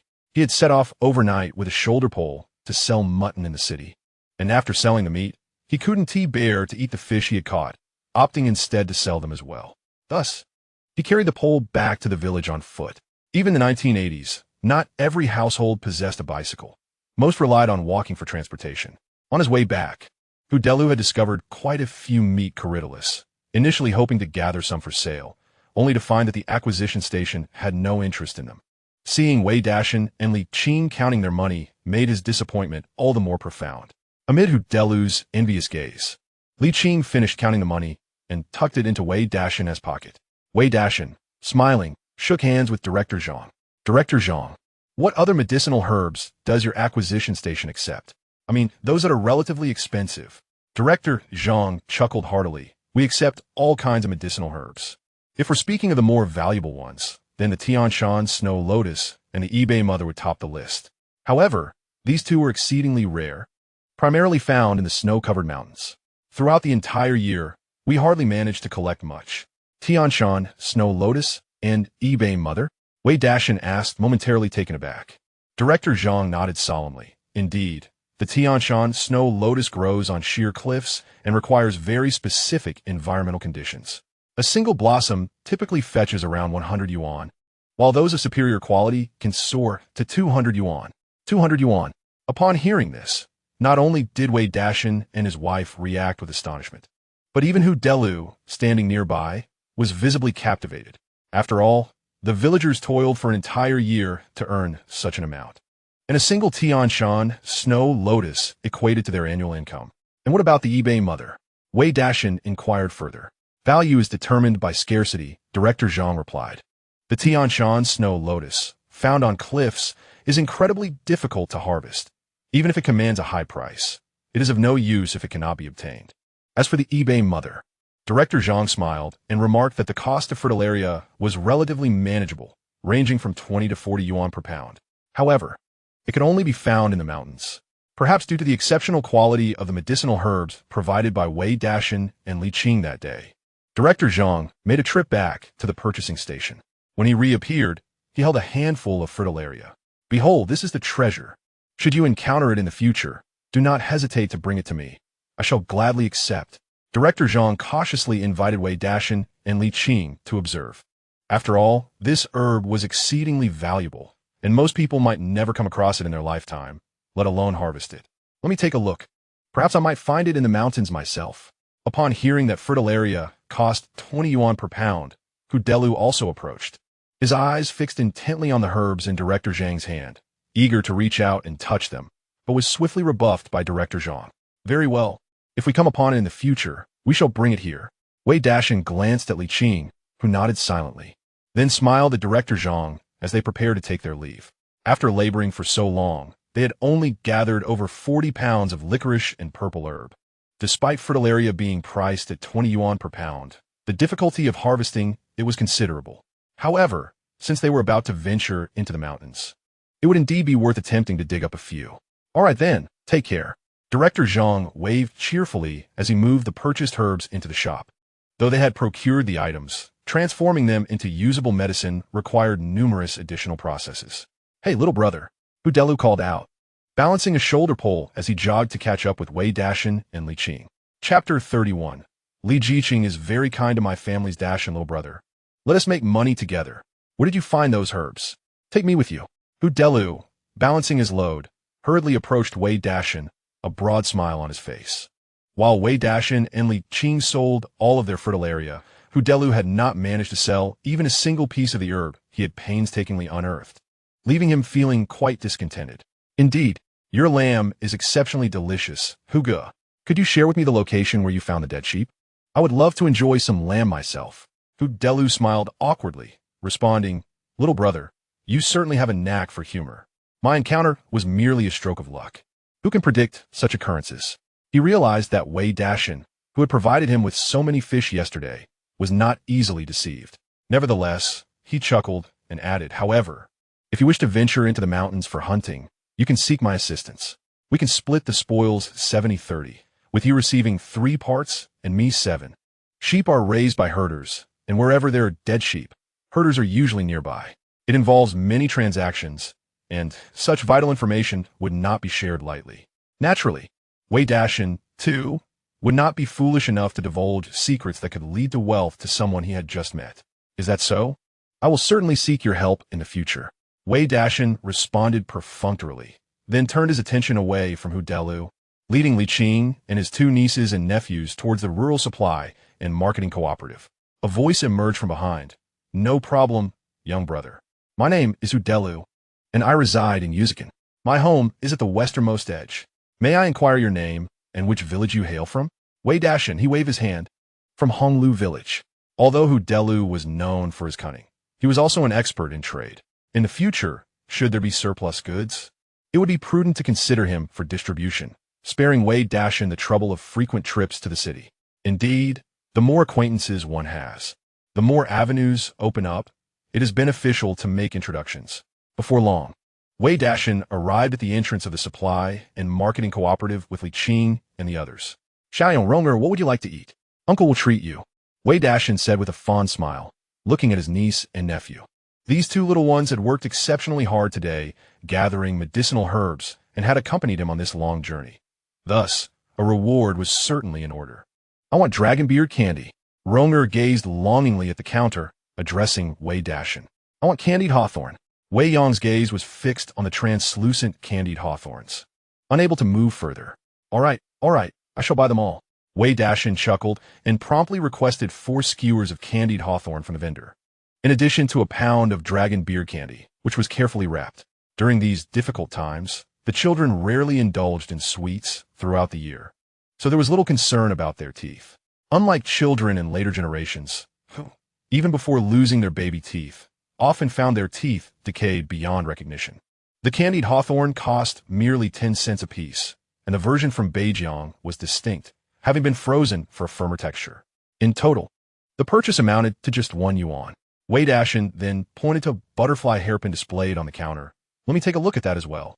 Once the vendor presented the hairpin, he placed it directly in Li Qing's hair, unable to restrain his admiration. My wife is truly beautiful. How much for this hairpin? I shall take it. Hearing the term wife, Li Qing's face flushed instantly. The vendor eagerly responded, 1 yuan, as she collected the payment. She couldn't help but express her admiration. Sister-in-law is lovely, and this hairpin makes her even more enchanting. It was uncommon in the village for men to buy decorative items for women, as most struggled to afford even basic necessities. Yet, what woman does not enjoy receiving a small gift?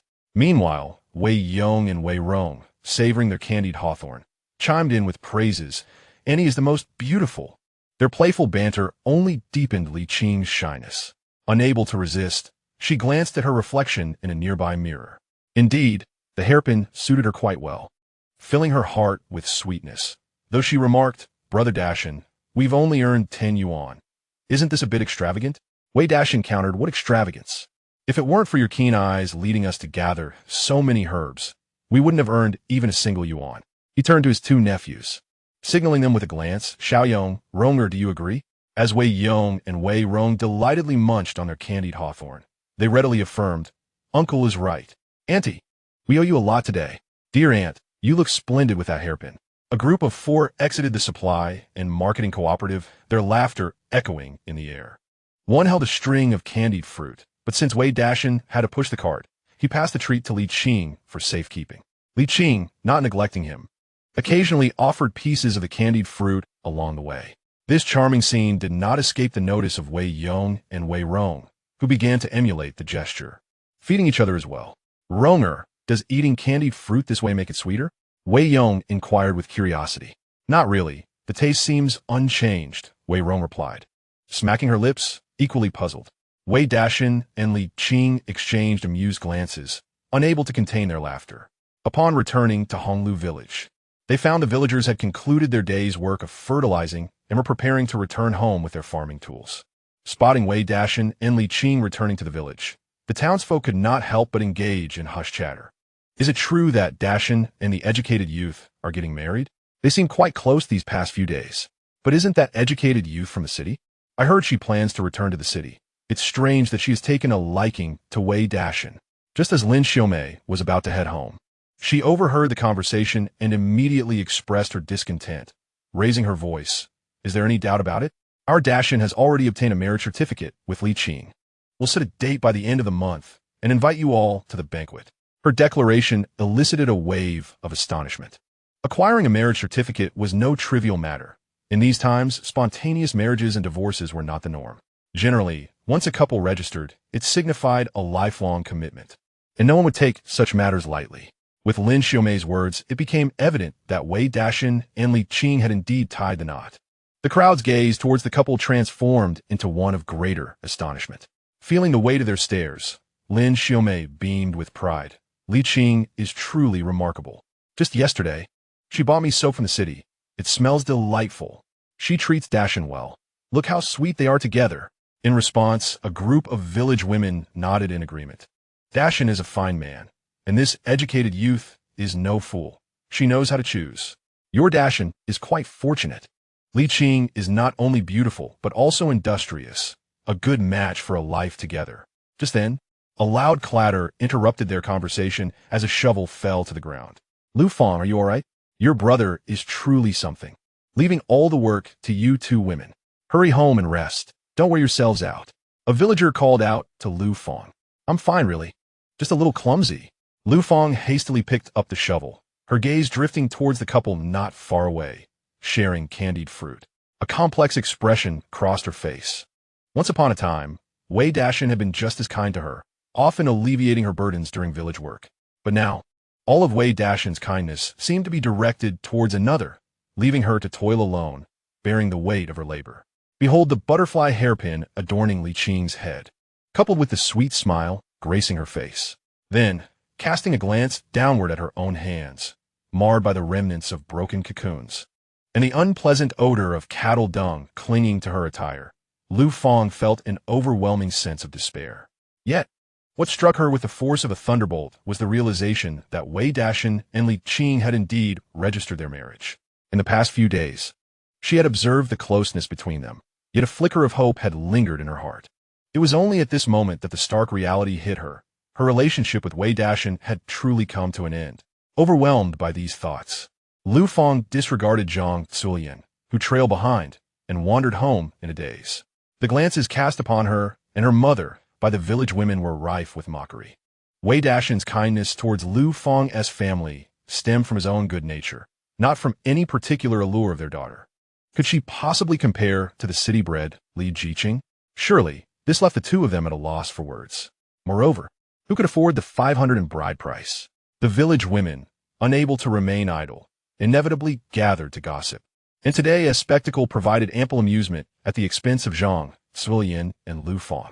Having praised her sister-in-law, Lin Xiaomei could no longer indulge in idle chatter with the village women. She took up a shovel and hurried to catch up with Wei Dashan and the others. Upon seeing the candied hawthorn and dragon beard candy in her son and daughter's hands, Lin Xiaomei felt a surge of joy. Truly, Dashan and Li Qing treated her children well. She addressed Li Qing, saying, Xiao Qing, You've worked hard all day. There's no need for you to cook dinner. Let us all have a meal together at home. I'll prepare something delicious, and we have fish and lamb." After all, the two had already obtained their marriage certificate. With only the wedding left to arrange, Lin Xiaomei directly proposed, "Let us sit down for a proper meal and discuss setting a date for your union. What do you think?" Typically, prior to marriage, both families would share a meal to discuss matters such as the bride price and the wedding arrangements. However, considering that Li Qing's parents were far away in Shanghai and that the marriage certificate had been attained, coupled with the recent gossip from the villagers, Lin Xiaomei thought it prudent to finalize the wedding date now, thus alleviating a lingering concern. Chapter 32. Finalizing the wedding date. Xiao Yong, bring in some more firewood. Got it, Mom. As Lin Xiaomei's voice echoed from the east room, Wei Yong, who was playing with his sister Wei Rong in the yard, responded and handed the yarn he was holding to her. He then dashed to the corner, lifted a bundle of firewood, and hurried back inside. What is this game called? Meanwhile, in the east room, Li Qing, clad in an apron, was skillfully tending to the pot of stewed fish, while Lin Xiaomei had taken on the role of a kitchen assistant, attending to minor tasks nearby. Although Lin Xiaomei initially insisted on being the cook, believing it improper for a guest to labor, she ultimately acquiesced to Li Qing's insistence.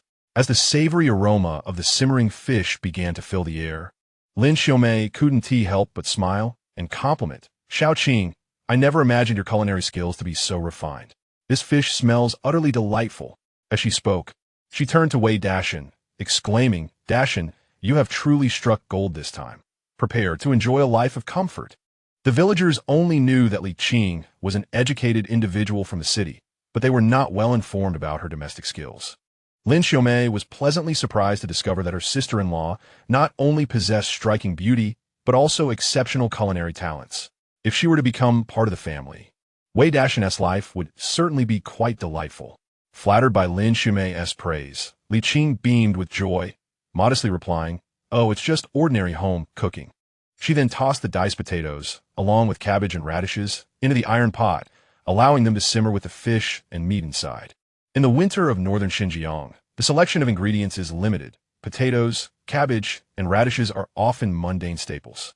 However, seizing the opportunity to incorporate fish, she decided to prepare a hearty stew, which would undoubtedly enhance the flavors.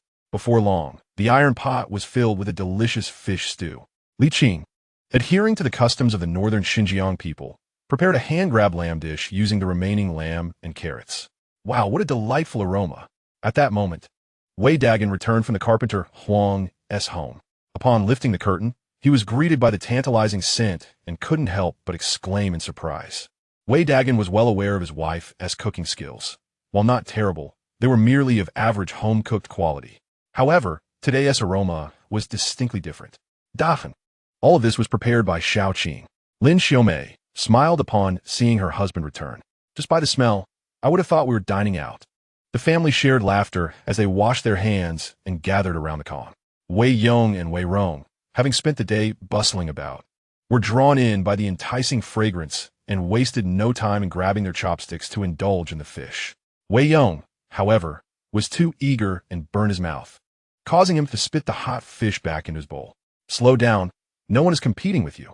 Lin Xiaomei sighed, casting a weary glance at her son. Meanwhile, Wei Rong, calm and collected, took a bite and sweetly remarked, "Mom, Anna's fish is truly delicious."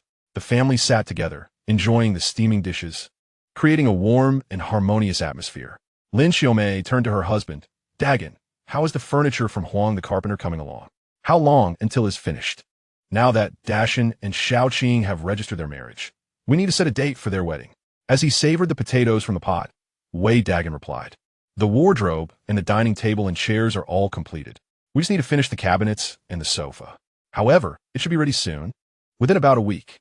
Although the pot contained plenty of fish, he hesitated to take any, instead persistently reaching for the potatoes. Surprisingly, the once mundane potatoes dipped in the rich fish broth were remarkably delightful. "That's wonderful." Lin Xiaomei nodded in approval, then turned to Li Qing, "Xiao Qing, though your parents are not here, rest assured, if there's anything you need, just let your sister-in-law know. We will do our utmost to assist you." Li Qing glanced at Wei Dashan and Lin Xiaomei, then turned to Wei Dashan beside her, smiling as she said, "Elder brother, sister-in-law, I have already told Dashan that I do not require a dowry. I simply wish to live a good life with him. Nothing else matters. You may arrange everything as you see fit. I will abide by your decisions." Upon hearing these words, Wei Dagan and Lin Xiaomei felt a warmth in their hearts, secretly acknowledging that Wei Dashan had indeed found a wonderful wife. Most women, before even marrying, demand this and that, fearing that they might be taken advantage of. It is only a woman who truly loves her man who considers his family first.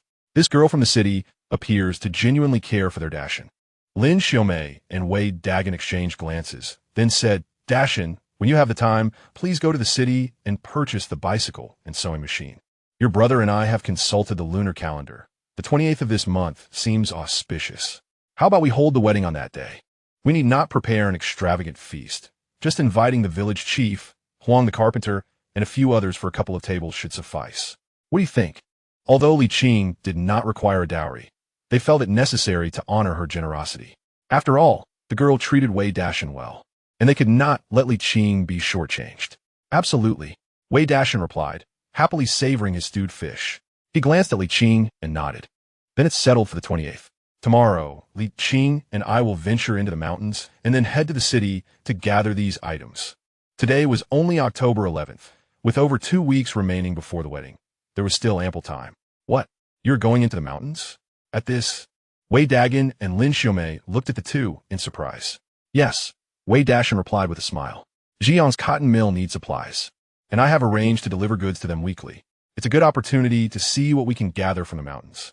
However, Lin Xiaomei frowned. "Dashan, you're about to marry Li Qing.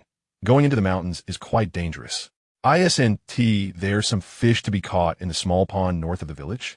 You could easily gather fish in the village and lend a hand at Huang the carpenter's instead. Why take such risks in the mountains?"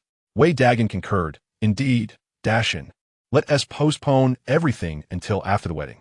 The last time Wei Dashan ventured into the mountains, he was gone for several days, leaving Wei Dagan and his wife quite alarmed.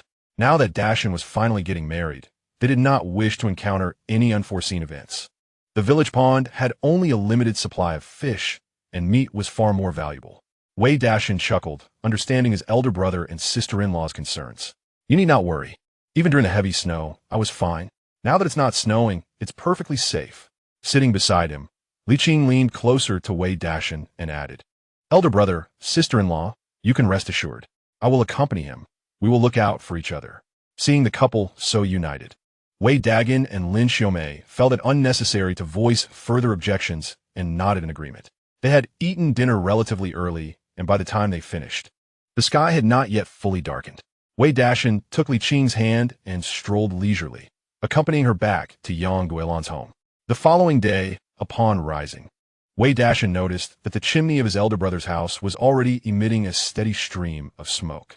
Aware that he was to venture into the mountains that day, his sister-in-law, Lin Xiaomei, had risen early to prepare a steaming pot of corn cakes for him. "Take these with you. The mountains are high and the roads are long, and one never knows what may transpire. If hunger strikes, you can have a bite," she advised.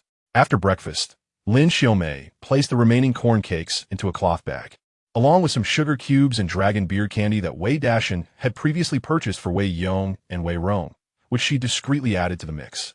"Sister-in-law, those are for Xiao Yong and Rong. Why are you putting them in?" Wei Dashan quickly intervened. "They have enough, and it will be cold in the mountains. A bit of candy will lift your spirits," Lin Xiaomei whispered, casting a furtive glance at her slumbering children. No need," Wei Dashan insisted, promptly returning the sugar cubes and dragon beer candy to their original place. "Rest assured, sister-in-law, I shan't go hungry." It was evident that his sister-in-law truly treated him as her own son. As for Wei Dagan, while he could converse readily on ordinary days, he was rendered mute in critical moments. He retrieved a packet of bullets from his pocket and pressed them into Wei Dashan's hand. "Don't skimp on the bullets. Take care of Xiao Qing on the way." All right, understood." Wei Dashan chuckled helplessly, loading all his hunting gear onto the cart. With his brother and sister-in-law watching him depart, he exchanged 50 work points for an Li horse at the collective, harnessed it to the cart, and then ambled to the gate of Yang Guilan's home. The Li horse was, after all, a collective asset. Borrowing it occasionally was acceptable. But a hunting expedition lasting at least 2 or 3 days necessitated formal arrangements with Huang Yutian. However, just as he arrived at the entrance of Yang Guolan's yard. He spotted Li Qing approaching with a large package in hand. What in the world? I'm merely heading into the mountains to hunt. And here comes Li Qing with an enormous load. As he stood in a daze, Li Qing, carrying the bulging package, approached and grinned at Wei Dashan. Brother Dashan, guess what I brought? Chapter 33. Just as the stove was set up, food was delivered. Look, with curiosity sparkling in Wei Dashan's eyes. Li Qing opened a flap in her package. Upon peering inside, Wei Dashan's eyes widened in astonishment. The bulging bundle contained all the essentials: a frying pan, a lunchbox, and spoons. He even spotted a jar filled with pickled radishes. In addition, towels and other items were also included. Xiao Qing, we are going hunting, not going on vacation. Are you planning to move in with me? Wei Dashan chuckled, unable to contain his amusement. I don't care, Li Qing retorted, pulling out a packet of oiled paper that, when unwrapped, revealed a coil of noodle-like delicacies. Try this, what do you think? She broke off a piece and offered it to Wei Dashan, who tasted it and nodded in approval. Not bad. Xiao Qing, you didn't make this overnight, did you? Indeed, I did. Li Qing meticulously secured the package once more, then plopped down on the cart, raising her head to gaze at Wei Dashan with a smile playing on her lips. I made a promise before my brother and sister-in-law yesterday to take good care of you. Hunting is labor-intensive. How can one thrive without proper nourishment? Once we enter the mountains, you shall handle the hunting while I manage the logistics. Together as husband and wife, our efforts will be far less burdensome. Wei Dashan felt a warmth swell in his heart upon hearing her words. He embraced Li Qing tightly, planting a kiss on her forehead. How wonderful it is to have a wife. In the past, he would venture into the mountains alone, minimizing his load to ease his journey. Every extra item felt like a burden. After all, hiding in the grass to find prey sometimes required hours of waiting. But now, with Li Qing by his side, he not only had someone to converse with, but also a companion who tended to his needs in various aspects. This life was certainly more enriching. With a crack of the reins, Wei Dashan gently tapped the horse's hindquarters and called out, "Let us head into the mountains." Li Qing sat beside him, shaking her arms in excitement. Into the mountains. As the sun broke through the clouds, its rays illuminated the desolate expanse of northern Xinjiang. The couple, seated on the cart, resembled warriors poised for battle, filled with fervor. The Ili horse pulled them across the Gobi desert, where they naturally encountered patches of saxaul and reeds, and even stretches of red willow. When they stumbled upon some licorice and purple herbs, they would pause to dig, wielding a shovel. Though the herbs alone wouldn't fetch a high price unless accumulated in significant quantities, every little bit contributed to additional income. Though the journey was long, it was not particularly bumpy. By the time they reached the entrance of the Tian Shan Mountains, it was nearly noon. Most of the snow in the mountains had melted, yet many shaded areas at the summit still bore substantial snow cover. Fortunately, shielded by the mountains and with the sun shining brightly, it was relatively warm. Driving the horse cart further into the mountains, they sought a sheltered spot from the wind to prepare a meal before continuing their journey. Dashan, Dashan, it seems there's some commotion over there. Just as Wei Dashan had dug a small hole and placed the little iron pot that Li Qing had brought on top. Without even igniting the fire, he noticed Li Qing approaching, pointing towards a patch of weeds nearby with an air of mystery. Oh, Wei Dashan followed her gaze, his brow furrowing slightly. Within that patch of weeds, he observed dry grass swaying intermittently. This was a sheltered area. Not even the towering spruces were stirred by the wind. The absence of a breeze suggested there was indeed something wild lurking within that thicket. The wild grass stood approximately half a meter tall. It likely was a large creature, perhaps a hare or a dove-like bird. The thought ignited a spark in Wei Dashan's eyes. He promptly retrieved his slingshot and steel pellets from his pocket and cautiously approached the thicket. For such small game, a firearm was unnecessary. Dashan, a little to the left. A little to the left. Whether we get to enjoy meat today depends on you. Before the earthen stove, Li Qing stood with her hands clasped before her chest, her gaze intently fixed on Wei Dashan's figure, her mind racing with thoughts. In her eyes, a wild chicken of a muted brown hue was foraging amidst the grass. Its head was a grayish-brown, the upper body a sandy brown, yet its wings were adorned with distinct white spots, and its lower body was entirely white. Li Qing was unaware of the type of wild chicken it was, but she noticed a golden treasure chest floating above it, leaving her curious about the potential surprises it might bring. Under Li Qing's watchful eye, Wei Dashan had already ventured into the withered grass. The underbrush was exceedingly dense, and as he approached, the previously swaying grass now stood still. Clearly, the prey hidden within had sensed danger. Wei Dashan picked up a handful of pebbles from the ground and scattered them towards the area where the movement had occurred. Swish, swish, swish. The moment the stones fell, the wild chicken, startled, took flight, causing the previously motionless grass to sway once more. Now was the time. Witnessing this scene, a glimmer of joy sparkled in Wei Dashan's eyes. He swiftly grasped his slingshot and aimed at the panicking wild chicken. The phrase 100 shots. 100 hits flashed in his mind. In the next instant, the wild chicken that had just poked its head out was struck directly on the head by a steel ball, not even having the chance to cry out before collapsing to the ground. He chuckled, pleased with his luck, and tucked away his slingshot, striding towards the fallen bird. As he drew near, he quickly assessed the wild chicken lying on the ground. It was over 40 centimeters in length, its feathers full and plump. Weighing it in his hand, he estimated it to be at least 3 pounds. In contrast to the desolate expanse of the Gobi Desert, the creatures dwelling within the Tian Shan Mountains had no shortage of sustenance. This snow chicken appeared to live a life as comfortable as any domesticated fowl. The snow chicken possessed strong wings and was adept at flying, but typically chose to flee when faced with danger, only taking to the skies when absolutely necessary. However, what puzzled Wei Dashan was that snow chickens generally favored living in groups, ascending the mountain slopes during the day, often reaching the summit. Logically, if one were to be discovered, it would be amidst a flock. Yet here, there was only this solitary snow chicken. He looked around, finding no signs of unusual activity, and with a resigned shake of his head, he approached Li Qing, proudly presenting his prize. Today, we shall feast on this snow chicken, Wei Dashan exclaimed with a grin. Just moments ago, both had contemplated preparing some of the mutton they had brought along for a soup, accompanied by corn steamed buns. Little did they expect that the food would come to them even before the snow water in the pot had begun to boil. What splendid luck! Li Qing, intrigued, stepped closer and touched the unconscious snow chicken. In the next moment, a golden treasure chest vanished into her mind. Chapter 34. A meal's worth of time. New supplies arrive. Congratulations, host. You have acquired a golden trap. Golden trap enhances the upgrading of traps, increasing capturability. As the image of a golden trap materialized in her mind, Li Qing could not help but smile with delight. Previously, her rewards had been trivial skills for daily life, but this time, she finally received something related to hunting. Indeed, she had noticed that there were traps brought by Wei Dashan in the urea bags on the cart. If upgraded, they might yield a substantial catch of snowcocks. With this thought in mind, Li Qing turned to Wei Dashan and cheerfully suggested, Brother Dashan, there should be more snowcocks around here. Why don't we set some traps in the nearby bushes? We might just catch a few. That is a splendid idea, Wei Dashan agreed, nodding in affirmation. Her words resonated with his own thoughts. He had been searching for additional snowcocks on his way back, yet had found little. However, trapping was largely a matter of luck, and generally, one needed to leave traps out for a couple of days to have a chance at catching prey.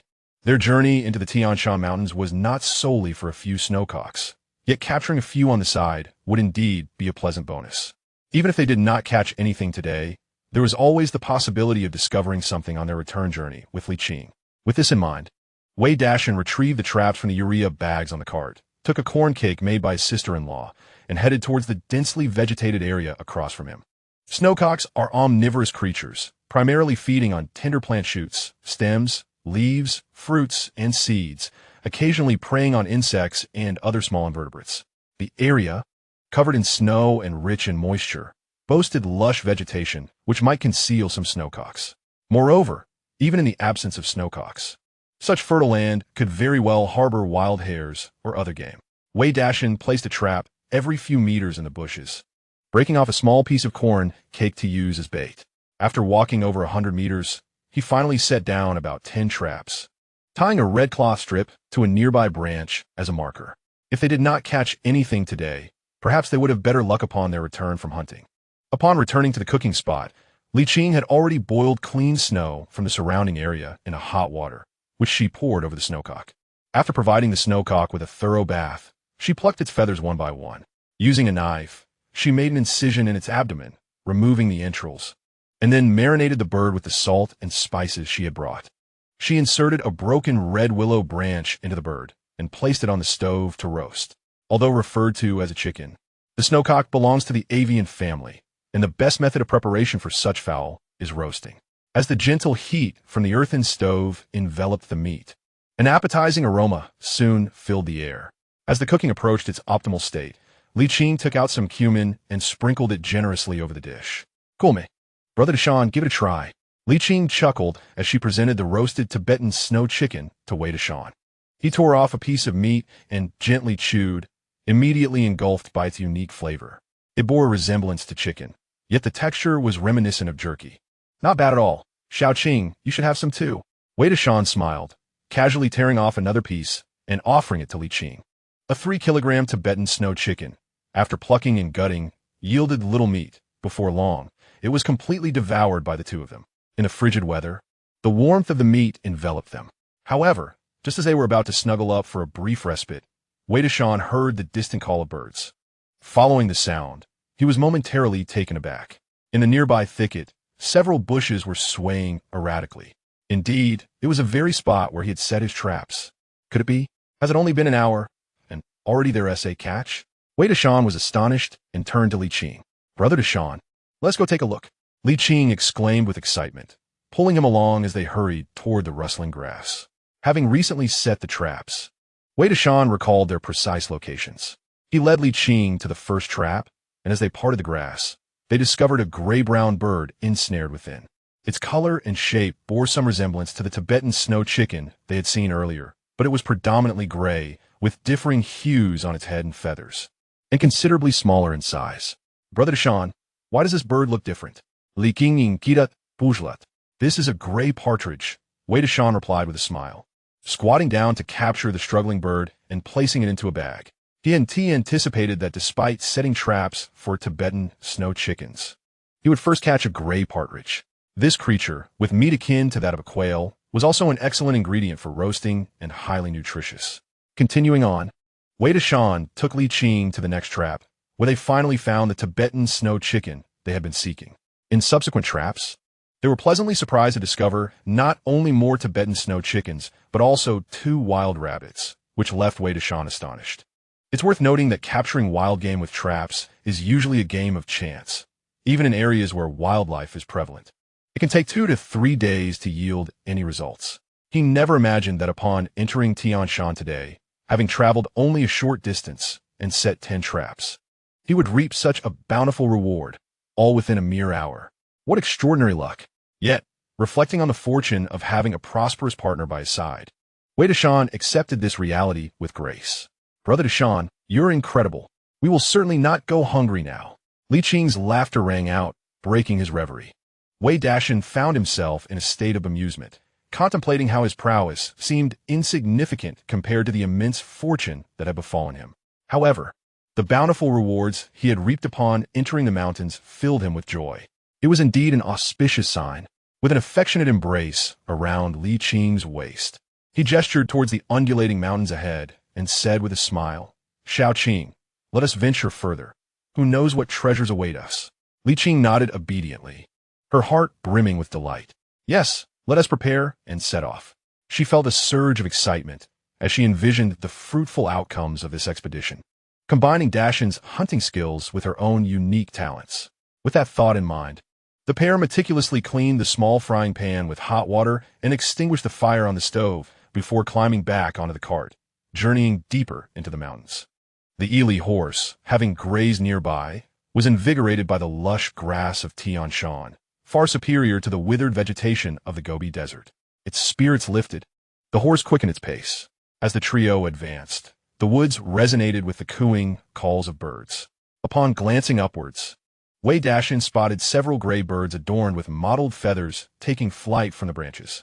When these birds noticed the 2 humans on the cart, they trembled in fear, flapping their wings and soaring to higher branches as if fleeing from a predator. The flower-tailed hazelan, measuring no more than 30 to 40 centimeters in length and slightly larger than a sparrow, often congregated in flocks. During heavy snowfall, they would burrow into the snow to create nests, with the nearby snow having melted significantly and the sun now at its zenith. They perched on the branches to bask in the warmth. Look at you, trembling in fear. You weigh less than a pound. I wouldn't eat you. Wei Dashan chuckled at the flustered hazel hens on the branches. These birds, comparable in size to sparrows, yielded only 6 or 7 tails of meat after the feathers and innards were removed. In the past, he may have considered hunting them, but now, with an ample supply of hares and snowcocks in his urea bag, he deemed it a waste of steel pellets and bullets to pursue such trifles. Seemingly understanding his sentiments, the hazel hens on the branches responded with a coo, squinting their eyes and settling into a meditative state to continue enjoying the sunshine. As the cart pressed onward, the Tian Shan mountain range stretched across the northern frontier, an unbroken chain adorned with numerous intersecting canyons. Though they had commenced their journey with good fortune, the next 3 to 4 hours saw Wei Dashan and Li Qing uncover no prey. The valleys were eerily quiet, where even the slightest conversation echoed in the stillness. Such was the nature of hunting in the mountains. Good fortune often brought prey directly to the hunter, yet in most cases, it required relentless searching and patient waiting, sometimes for days without a trace of game. As the sun dipped lower in the sky, the chill began to envelop the valleys. Just as Wei Dashan pondered the need for a safe resting place, Li Qing suddenly exclaimed, "Dashan, stop. Look over there." "Oh." Wei Dashan followed the direction pointed out by Li Qing, only to discover a slope overgrown with withered grass, devoid of anything remarkable. Puzzled, he inquired, "Xiao Qing, what have you found? A wild chicken, or perhaps a hare?" Li Qing shook her head, her excitement palpable as she exclaimed, "No, no, no. It's neither wild chicken nor hare. It's something far more valuable." "More valuable?" At this revelation, Wei Dashan's spirits lifted instantly. After all, he had ventured into the mountains with the intention of making money, and he had a particular fondness for wealth. Chapter 35. The gunshot. Wei Dashan promptly tightened the reins, bringing the horse to a halt. He watched as Li Qing hurriedly grabbed a shovel and a small spade, dashing towards a nearby slope. Furrowing his brow, he quickly took a bag of urea and followed closely behind her. Before long, Li Qing stopped on a grassy incline, brandishing her shovel as she began to dig into a patch of withered grass. Unfortunately, with winter in full swing, the soil on the slope was hard and unyielding. Her shovel barely displaced any earth. "I'll do it." Noticing this, Wei Dashan swiftly took the shovel from Li Qing's hands, affixing the entry of unyielding onto it. With a gentle stomp of his foot, large clumps of soil broke apart. It was at this moment he understood that what Li Qing referred to as being more valuable than wild chickens and hares was not game, but rather medicinal herbs. "Be careful." After a couple of shovels, Li Qing urged him to stop, crouching down to pull up the herb by its roots. Instantly, the entire form of the plant became vividly clear to Wei Dashan. The flowering fritillaria? Is it the eBay herb? It was only at this juncture that Wei Dashan grasped the reality of the situation. The medicinal portion of the eBay herb lies underground, consisting of oval-shaped bulbs formed by 2 fleshy scales converging at the heart. Just yesterday, at the herbal medicine procurement station, the director had shown them samples. Yet, he had dismissed it as a mere curiosity, thinking, in the vast Tian Shan mountains, finding such herbs would be impossible. Little did he know, Li Qing had taken note, and indeed, discovered the eBay herb. "Xiao Qing, impressive. How did you find it?" Wei Dashan surveyed the eBay herb, casting a surprised glance at Li Qing. The medicinal part was underground, with the above-ground portion resembling other withered grass, making it indistinguishable. Having successfully gathered a medicinal herb, Li Qing appeared quite pleased. "When I returned yesterday, I consulted Sister Golan, who described the eBay herb to me. This herb blooms in May, and its flowering period coincides with that time. Now it's October, and the eBay in Tian Shan has just recently withered, so it's easy to identify." Of course, she would not mention that the knowledge had already imprinted itself in her mind from the Shinno's classic of herbal medicine. Even more delightfully, a golden treasure chest hovered above the herb. "Congratulations, host. You have obtained a compendium of medicinal cuisine." This information simultaneously appeared in her mind. Previously, Li Qing had merely acquired some cooking techniques for preparing various dishes, which were still quite useful. However, this time, the compendium of medicinal cuisine is entirely composed of recipes related to traditional Chinese herbs and wellness. If executed properly, these dishes can significantly nourish the body. Li Qing, unable to conceal her delight, cast her gaze upon the nearby slope and soon spotted several clusters of fritillaria. She eagerly grasped Wei Dashan's hand. and together they commenced their excavation on the slope. The couple divided their tasks, one searching while the other dug.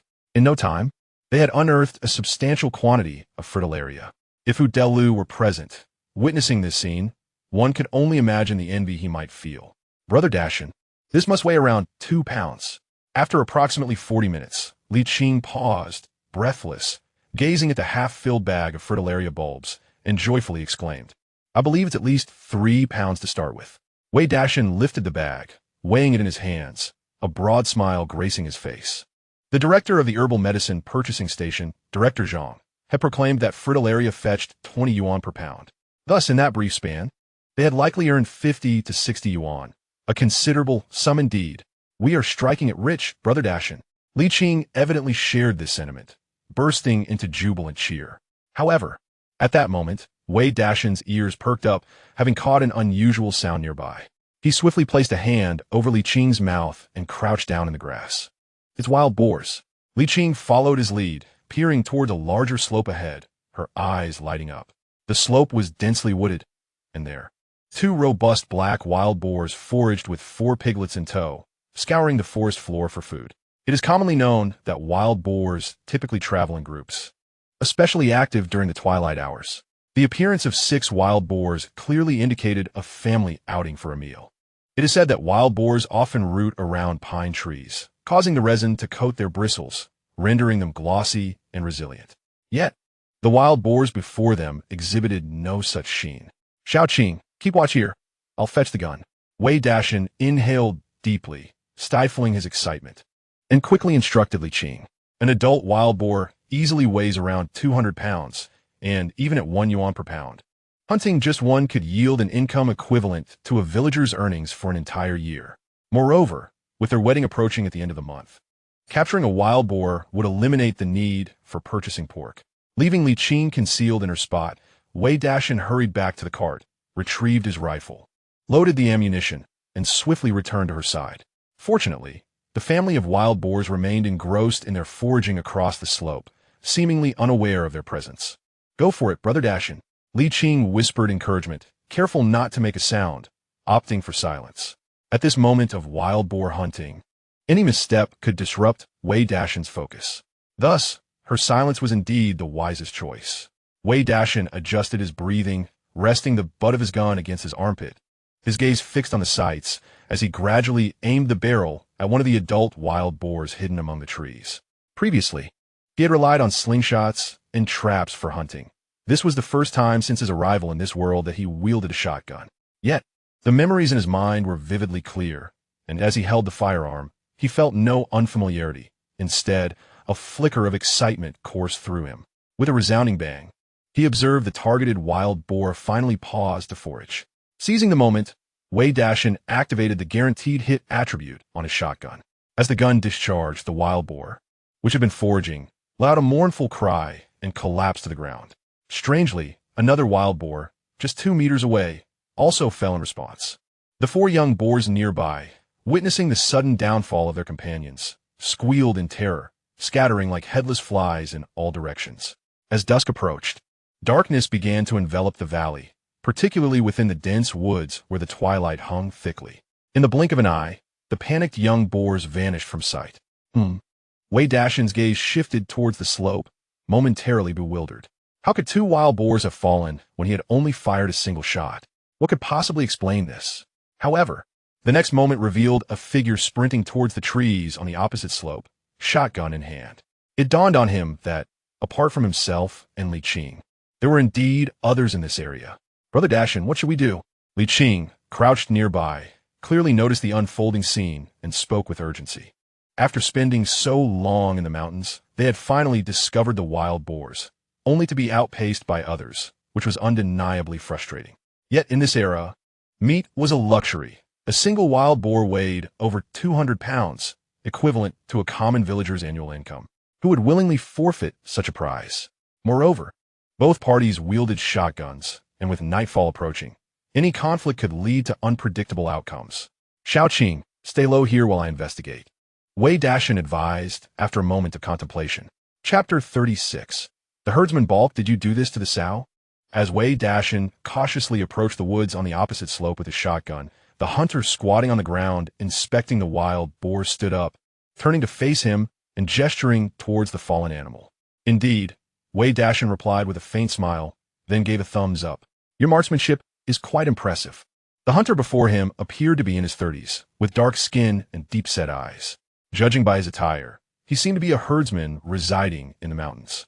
Regardless of who one might be, everyone enjoys receiving compliments, and Wei Dashan was quick to offer his praise. Your shooting is remarkable as well. The hunter chuckled. I am Balk. And you, my friend? Wei Dashan. I came into the mountains seeking some game, and it seems we both fired at the same time. What a coincidence. Wei Dashan spoke enthusiastically as he shook hands with Balk.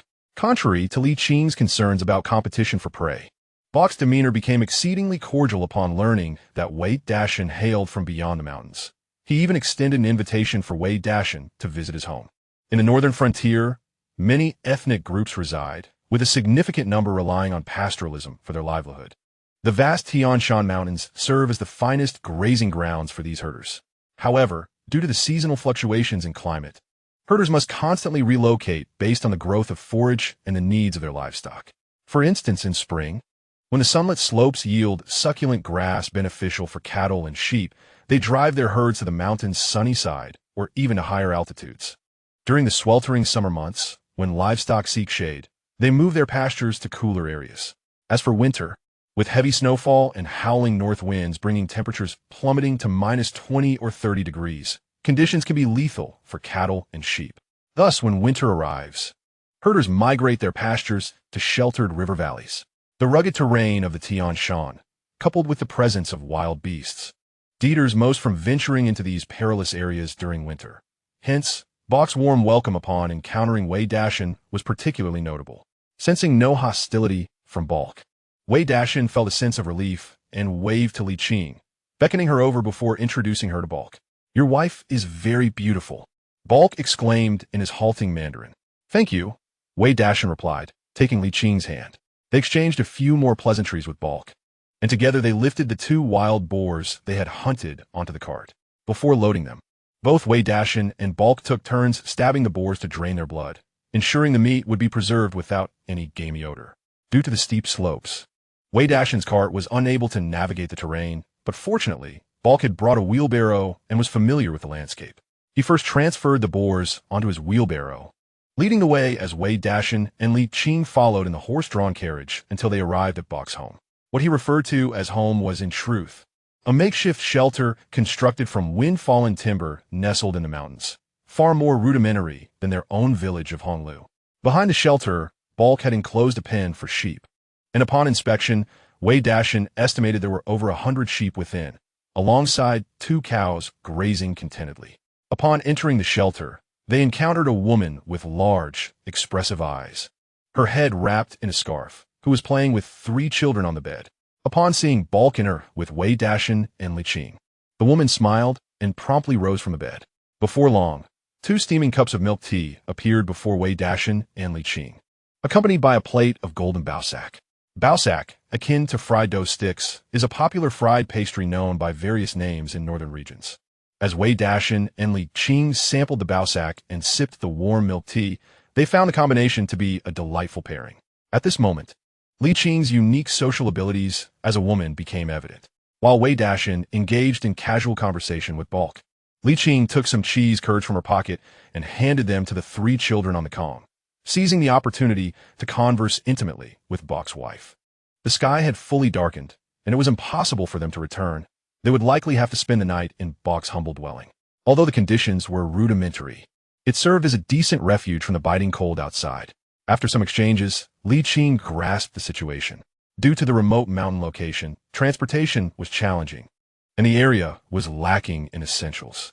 In particular, Balk's family was in dire need of salt, tea, flour, and rice. However, the most pressing need for Balk was ammunition. Despite the abundant grazing resources in the mountains, they were also home to various wild beasts, and the cattle and sheep he raised were prime targets for wolves and bears. Thus, Balk urgently required bullets to defend against the lurking packs of wolves. Upon hearing this, Wei Dashan immediately gifted Balk the pack of bullets his brother had given him, while Li Qing decided to leave the salt and pickled vegetables they had brought from the car. They had hunted enough game and intended to leave the mountain after just one night. These supplies would be of no further use to them, but could aid Balk's family for many days. "Thank you, my friends.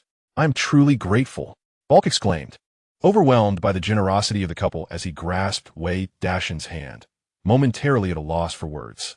"Dashan, we are friends. I cannot accept your gifts without offering something in return." Balk looked earnestly at Wei Dashan, encouraging him to voice any needs they might have. As a herder in the mountains, ammunition was crucial for Balk, not only for protecting his flock, but also for safeguarding his family of 5. Wei Dashan's willingness to part with such vital resources deeply moved him. "Brother Balk, have you ever encountered this herb during your days herding?" Li Qing smiled gently and produced some fritillary bulbs she had dug up along the way, presenting them to Balk and his wife. These fritillary bulbs, valued at 20 yuan per pound, could only be found in the valleys of the Tian Shan Mountains, and it was impractical for Wei Dashan and Li Qing to frequently venture in to harvest them. If Balk could assist in gathering some during his free time, it would save them considerable effort. "Of course," Balk replied, examining the fritillary bulbs with a smile. "We often collect these ourselves. They are delightful when stewed with morel mushrooms and lamb." Oh, this revelation pleasantly surprised Wei Dashan and Li Qing, though it soon made sense. As a herder who lived in the Tian Shan Mountains year-round, Balk had a deeper understanding of the local flora. Using herbs to make detoxifying soups was entirely commonplace. "Look, is this what you mean?" In the midst of their conversation, Balk's wife emerged from the inner room, carrying a bundle of sun-dried morel mushrooms and fritillary bulbs, presenting them to Wei Dashan and Li Qing. Indeed, this is it." Upon seeing the mother-of-pearl in Balk's hands, Li Qing couldn't help but nod in excitement. She realized that the quality of the mother-of-pearl from the Balk family surpassed that which she and Wei Dashan had harvested by leaps and bounds. "You can take it all. We have plenty here. When it's time to herd the sheep, I'll keep an eye out for you." Balk waved his hand grandly, and his wife promptly emptied the entire scoop of mother-of-pearl into a cloth bag, handing it over to Li Qing. The people of this era were relatively simple, devoid of ulterior motives. Wei Dashan and Li Qing's generosity prompted an equally generous response from them. Furthermore, what was considered valuable by Wei Dashan and Li Qing was merely seen as an ingredient for soup by the Balk family, thus not regarded as anything extraordinary. A straightforward barter was completed, leaving both parties in good spirits. Balk's wife prepared hand-pulled mutton and cold sheep's head, warming everyone's hearts and bringing forth much laughter in the room. Having eaten their fill, the hour grew late. Balk vacated the warmer inner room to allow Wei Dashan and Li Qing to rest inside, while his family of 5 took to the outer room, which, though larger, was more susceptible to the cold. With limited conditions, neither Wei Dashan nor Li Qing were the type to fuss. They kept their clothes on and embraced each other, gradually drifting off to sleep. Suddenly, around 3 in the morning, as Wei Dashan and Li Qing slumbered peacefully, a deafening gunshot abruptly jolted him awake. Wei Dashan sprang upright, fumbling for his flashlight beside the pillow. At that moment, Li Qing stirred awake, her sleepy eyes blinking as she murmured, "Brother Dashan, what is happening?" Wei Dashan kissed her forehead and whispered, "Perhaps it's a wolf pack. You stay here and sleep. I'll go check." With that, he patted her shoulder, tucked the blanket around her, and, donning his shoes, made his way outside. To his surprise, he found that only Balk's wife and children remained on the bed. Balk had vanished, and even the hunting rifle hanging on the wall was gone. Without a moment to ponder, he grabbed his own rifle, took the flashlight, and rushed out into the night. Chapter 37. Hunting wolves despite being heavily clad and thoroughly protected. As soon as Wei Dashan stepped outside, a shiver coursed through him. The temperature at 3 or 4 in the morning was already frigid, and, in the mountains, it was even colder. It was then that Wei Dashan noticed, unbeknownst to him, that a heavy snowfall had begun, blanketing the dry grass in a thick layer. The moon was hidden from sight, enveloping the surroundings in utter darkness. While he had yet to locate Balk, he spotted several pairs of eerie green eyes glimmering around the pasture. Indeed, there was a wolf pack. Wei Dashan exhaled a cloud of white breath, his spirits lifting with excitement. This was the first time he confronted a pack of wolves since arriving in this world. Due to the wolf pack's assault, the cattle and sheep in the pasture were thrown into a state of panic, frantically pacing within the enclosure and emitting piercing cries. Beneath the feeble glow of the flashlight, the silhouette of the Eli horse, also positioned by the fence, could be discerned, restlessly pawing the ground, evidently engulfed in profound unease. For several pairs of eerie green eyes had already pierced through the darkness, drawing near to the enclosure, poised to leap over and unleash a merciless onslaught. Without a moment to seek out Balk, Wei Dashan raised his shotgun and took aim. Bang! In the next instant, as Wei Dashan pulled the trigger, a gunshot reverberated through the night. A mature wolf, intent on vaulting the barrier to prey, collapsed lifelessly upon the 1-meter-high fence. Witnessing this, the wolves that had been preparing to follow suit hesitated, their steps faltering as they scanned their surroundings, suddenly alert. A long, haunting howl echoed through the dark. It was the alpha wolf's call. Wei Dashan realized that with the sound of the howl, several wolves had begun to swiftly reposition themselves, racing toward his direction. Bang! Another shot rang out, but this time it was Balk concealed behind a nearby haystack, who fired. My dear friend, ever the gallant hero.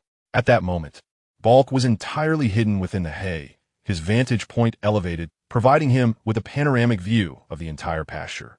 Each night, around 2 or 3, Balk would patrol the ranch, ensuring that no unforeseen events transpired. Today, however, he encountered a pack of wolves intending to assault the cattle and sheep he diligently tended. In the heat of the moment, Balk fired without a second thought, hoping to scare off the wolves. To his dismay, rather than retreating, the wolves quickly regrouped, preparing to launch a full-scale attack on his ranch. What Balk had not anticipated was that at this critical juncture, Wei Dashan, whom he had only met a day prior, would emerge with a weapon to aid him.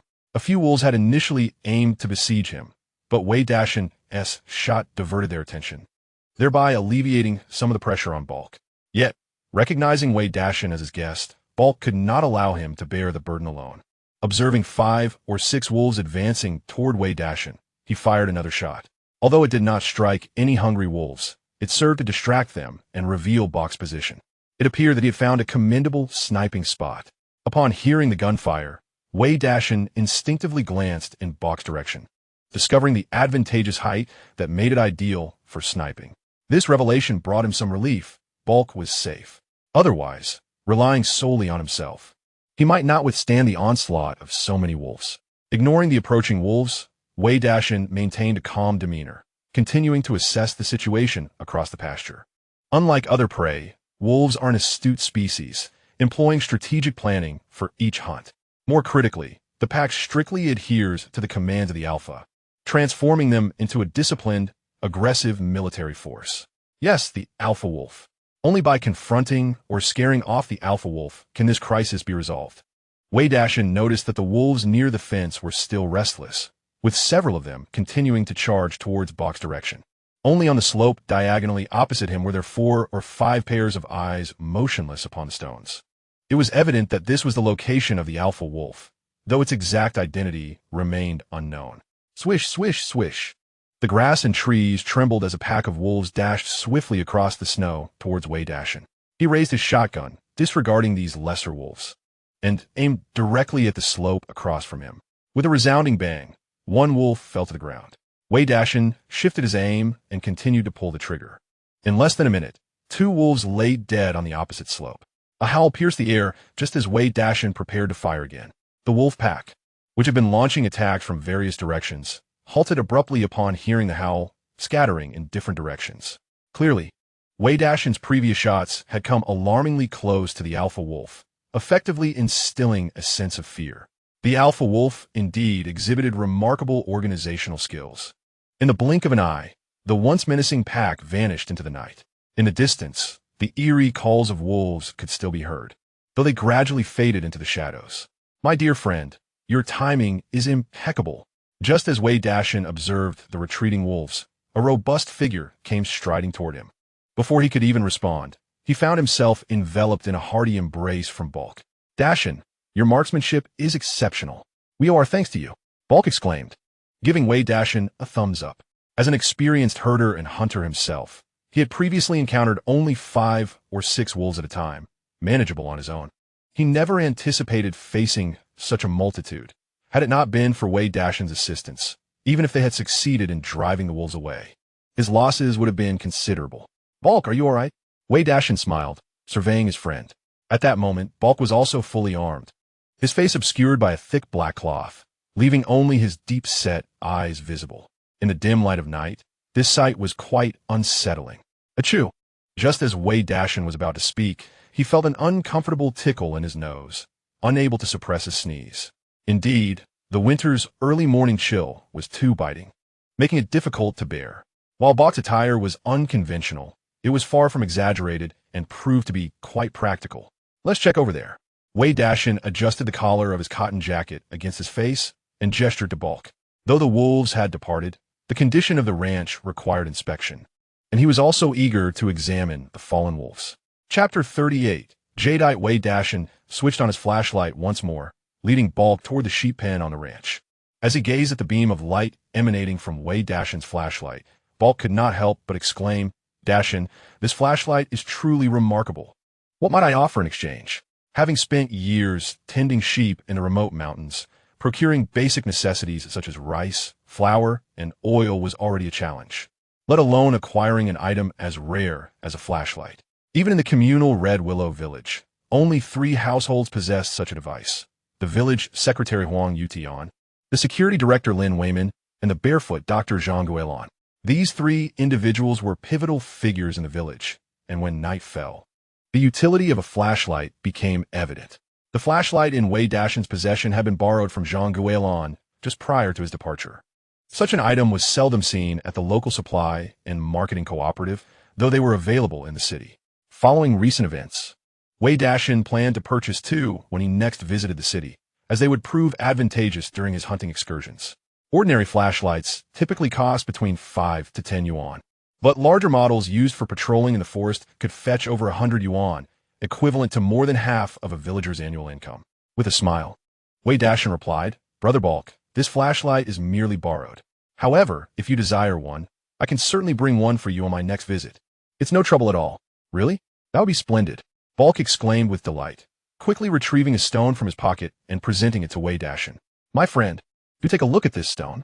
Could it possibly be sufficient for a flashlight? If not, I shall find another way." "A stone?" Wei Dashan accepted the stone Balk handed him, feeling an immediate warmth radiate from it. He directed the flashlight's beam upon it and gasped in astonishment. This was no ordinary stone. It was clearly a piece of jade from northern Xinjiang. The northwest region is renowned for its jade, with Hatian jade being the most famous. However, Hatian jade comes in various types, including green, white, sugar, and yellow jade. Most of these are found in the southern regions, while only the northwestern area produces green jade. Although its quality may not match that of the southern varieties, it still holds considerable value. Wei Dashan was taken aback to encounter such a precious stone in Bok's possession. In a few years, this jade could command a significant price. "That will suffice, my friend. Rest assured, I shall bring you one in a couple of days," he said, grinning broadly as he unceremoniously placed the egg-sized piece of green jade into his pocket.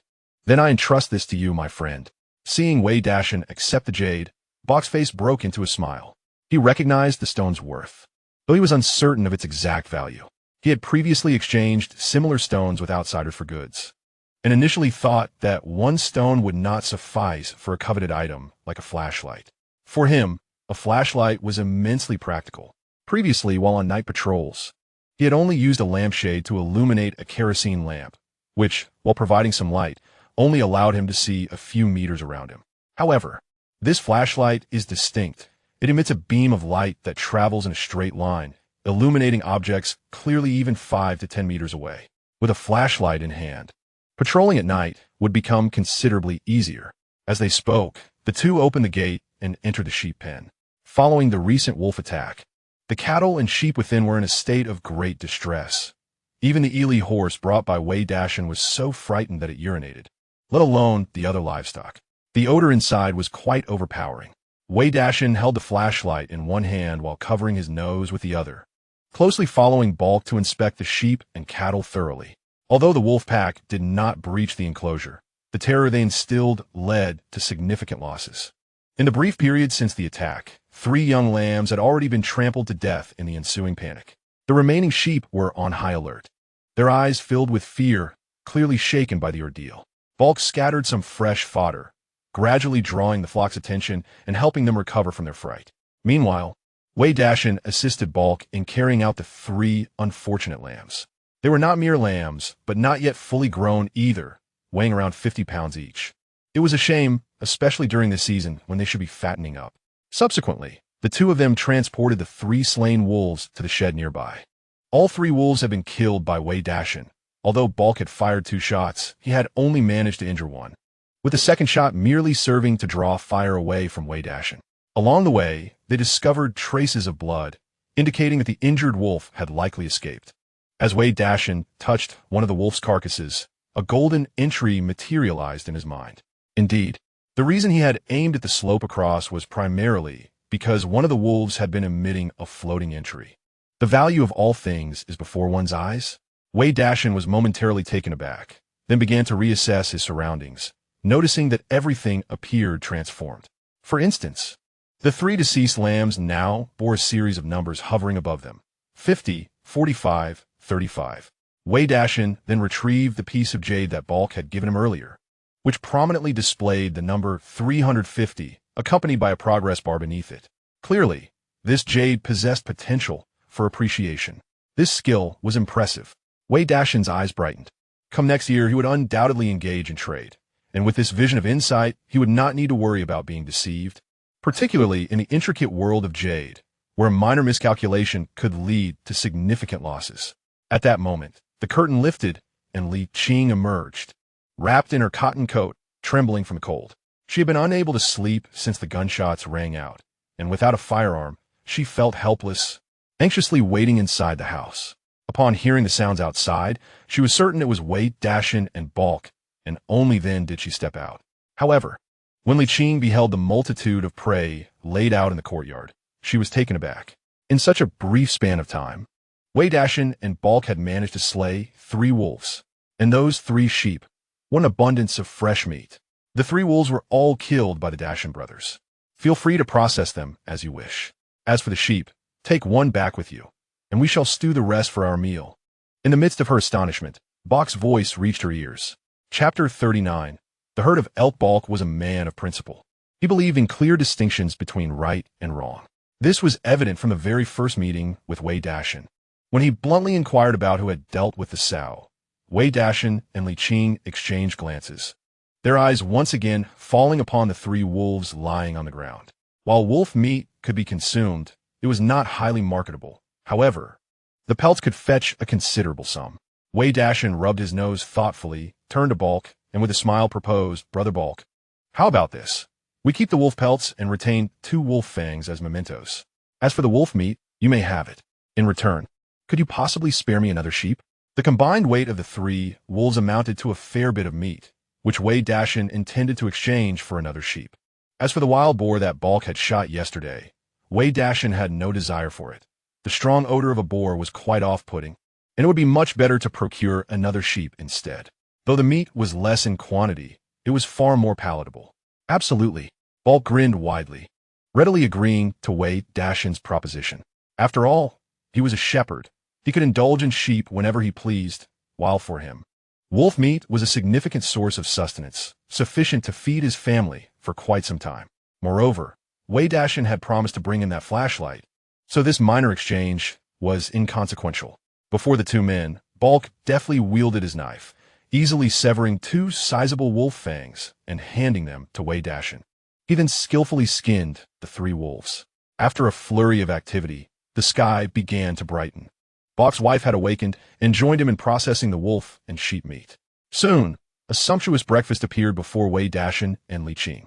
Whether wolf or sheep, both were nourishing fare, and within moments of eating, Wei Dashan felt an intense warmth enveloping him. Fortunately, it was winter. Otherwise, it would have been unbearable for an ordinary person. As the daylight grew stronger and the snowfall ceased, Wei Dashan prepared to take his leave with Li Qing. Although their hunting trip had lasted less than 2 days, they had amassed significant rewards and intended to sell these gifts in town while the day was still early. After all, they were soon to hold their wedding, and many items had yet to be arranged. Furthermore, the mountain weather was notoriously unpredictable, with the recent snowfall. Who could say whether the following days would bring more heavy snow? Dashan brothers. Balk called out to Wei Dashan, handing him a package wrapped in red cloth. "You are my good brother, my dear friend. This is a gift for you, a token for your new union."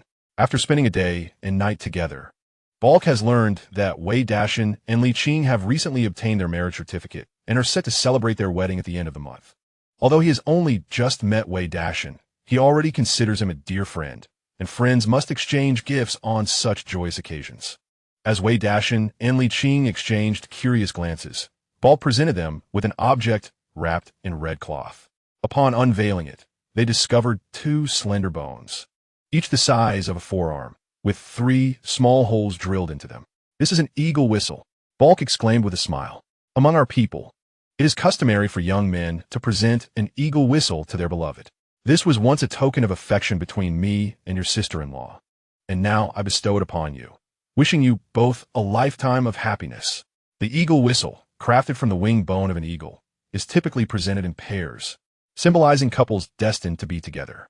Regardless of the era, hunting eagles is no trivial feat. By gifting these eagle whistles to Wei Dashan and Li Qing, Balk clearly values their burgeoning friendship. Thank you so much," Wei Dashan responded, overwhelmed with gratitude. He carefully wrapped the pair of eagle whistles and handed them to Li Qing. Upon learning of the whistle's significance, Li Qing beamed with delight and waved at Balk and his wife, saying, "Brother Balk, it was a pleasure to meet you. We shall meet again." The couple waved back, smiling. "Take care on your journey."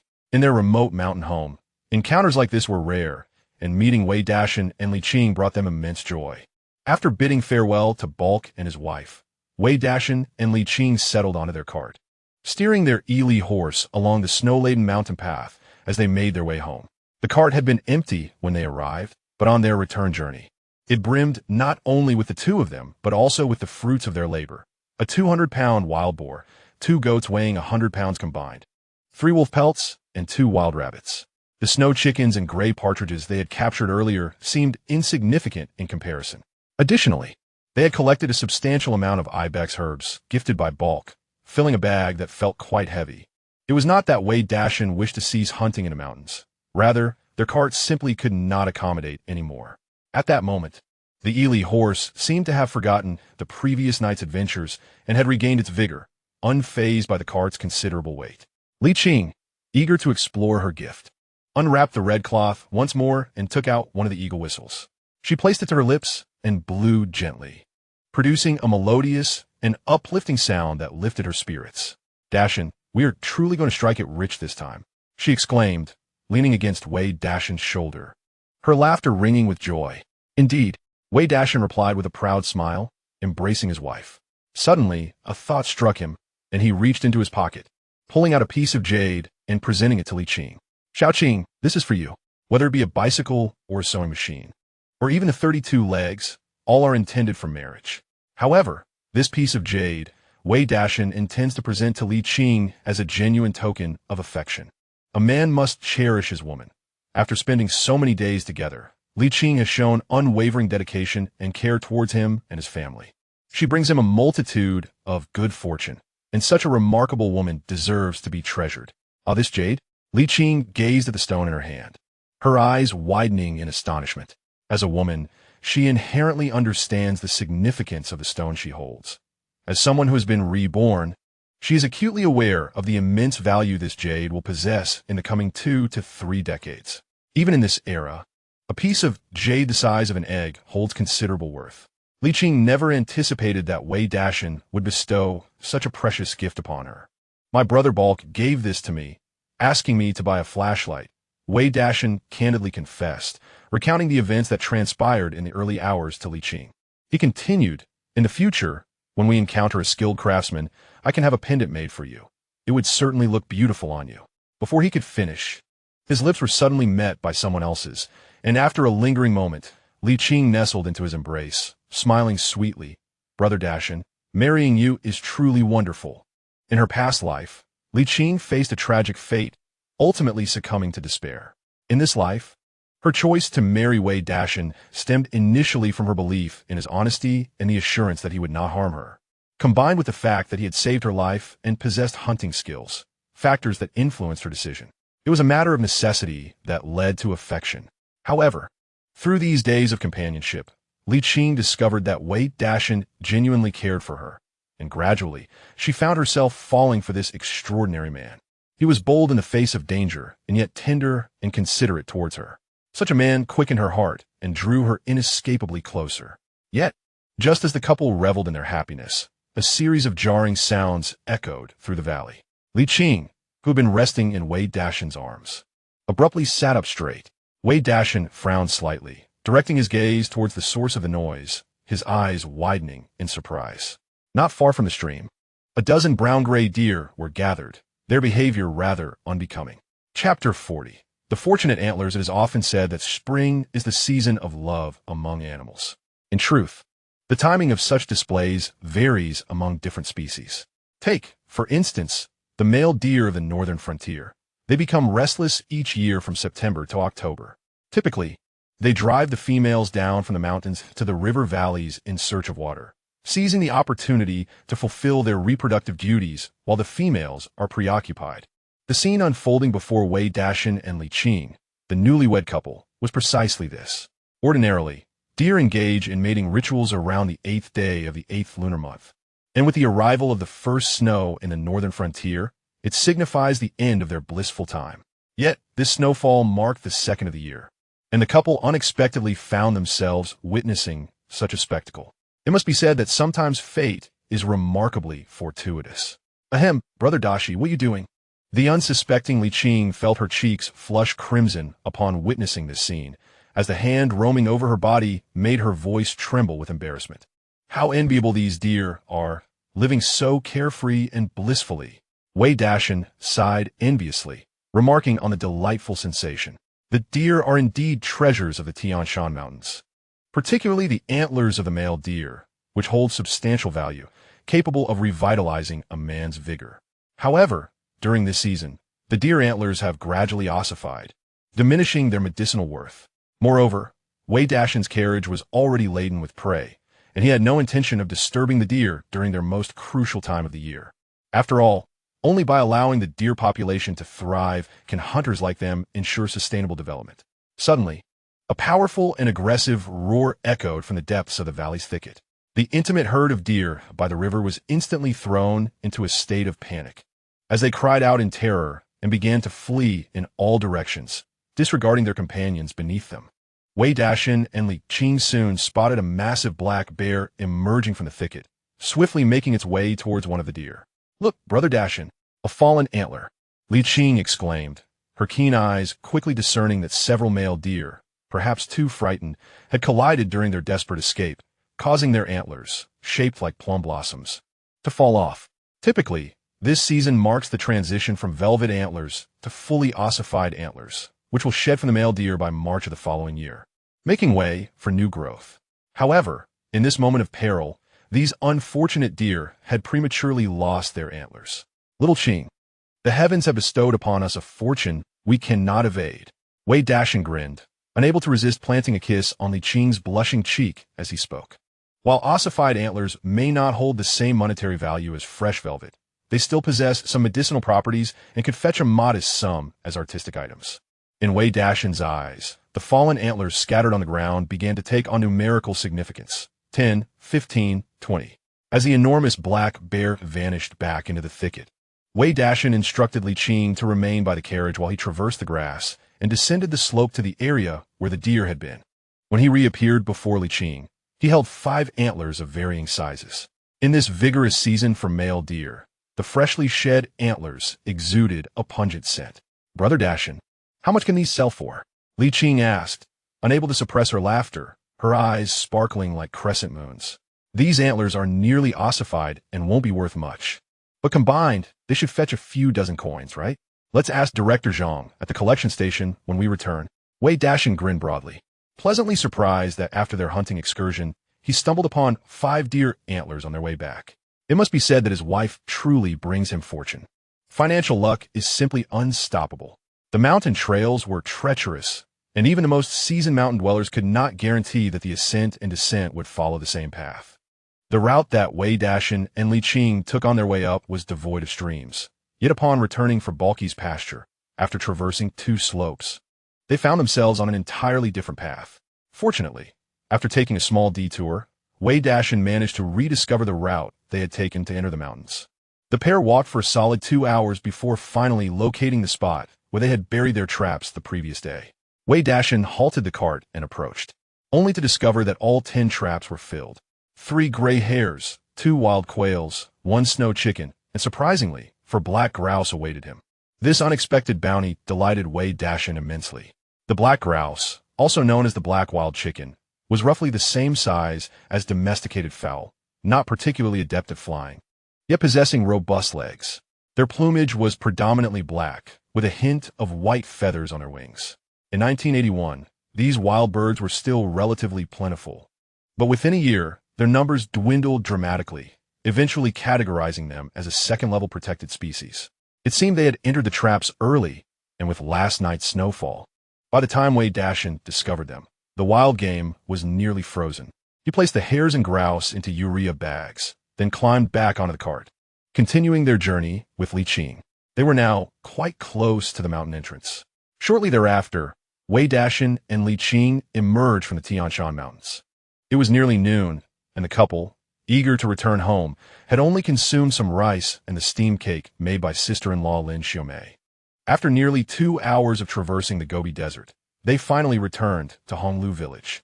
Wow, Dashan, you had quite the haul from your trip, even wild boar. By the way, where did you get those sheep? Surely you didn't steal them? As they entered the village, a voice, neither harsh nor gentle, rang out from the alley. Wei Dashan tightened his grip on the reins and turned to see Lin Shuiwang, the son of the village security chief, Lin Weiman. Behind him trailed 2 companions, his own brothers, Lin Shuihao and Lin Shuiqiu. Due to their father's position, these 3 often took advantage of their standing in the village. Ah, it's Shuiwang. I thought it was your father, Uncle Lin, Wei Dashan responded lightly, glancing at the trio with a smile. You mentioned wild boar, so it must have been caught through skill. I have 2 sheep on my cart. If I recall correctly, your family only raises 1, right? I hope your sheep hasn't gone missing while you've been searching for it. You ought to keep a close eye on it. With winter's hunger, be wary of any villagers who might succumb to temptation and steal your sheep. Given Wei Dashan's close rapport with the village committee leader, Huang Yutian, neither he nor his brother, Wei Dagan, felt any fear of the 3 rascals. Chapter 41. Jealousy and Envy in Any Era. The family with numerous brothers in the village wields considerable influence, and others must think twice before provoking them. Although the Wei family consists solely of the 2 brothers, Wei Dagan and Wei Dashan, their father's generosity during his lifetime earned them a considerable reputation in the village. Furthermore, they saved the village secretary, Huang Yutian, from peril, which afforded them a certain level of respect and protection from bullying. When Wei Dashan cast a casual glance at the 3 brothers of the Lin family, he urged the horse-drawn carriage towards their own courtyard. Bah, what are they so proud of? Lin Shuiwang spat on the muddy ground, his eyes brimming with jealousy as he watched the retreating carriage. He could not fathom how that lucky fellow managed to marry such a remarkable woman as Li Qing. Moreover, Wei Dashan's haul was indeed impressive. Li Qing was widely recognized as the beauty of Honglu village and even in the neighboring areas. Not even a rogue like Lin Shuiwang dared to entertain any unwarranted thoughts about her. He had anticipated that after Wei Dashan's fallout with Lu Fang, he would be able to revel in his misfortune. Little did he know, within just a few days, Wei Dashan had wed the stunning Li Qing. This left Lin Shuiwang in a state of profound discontent.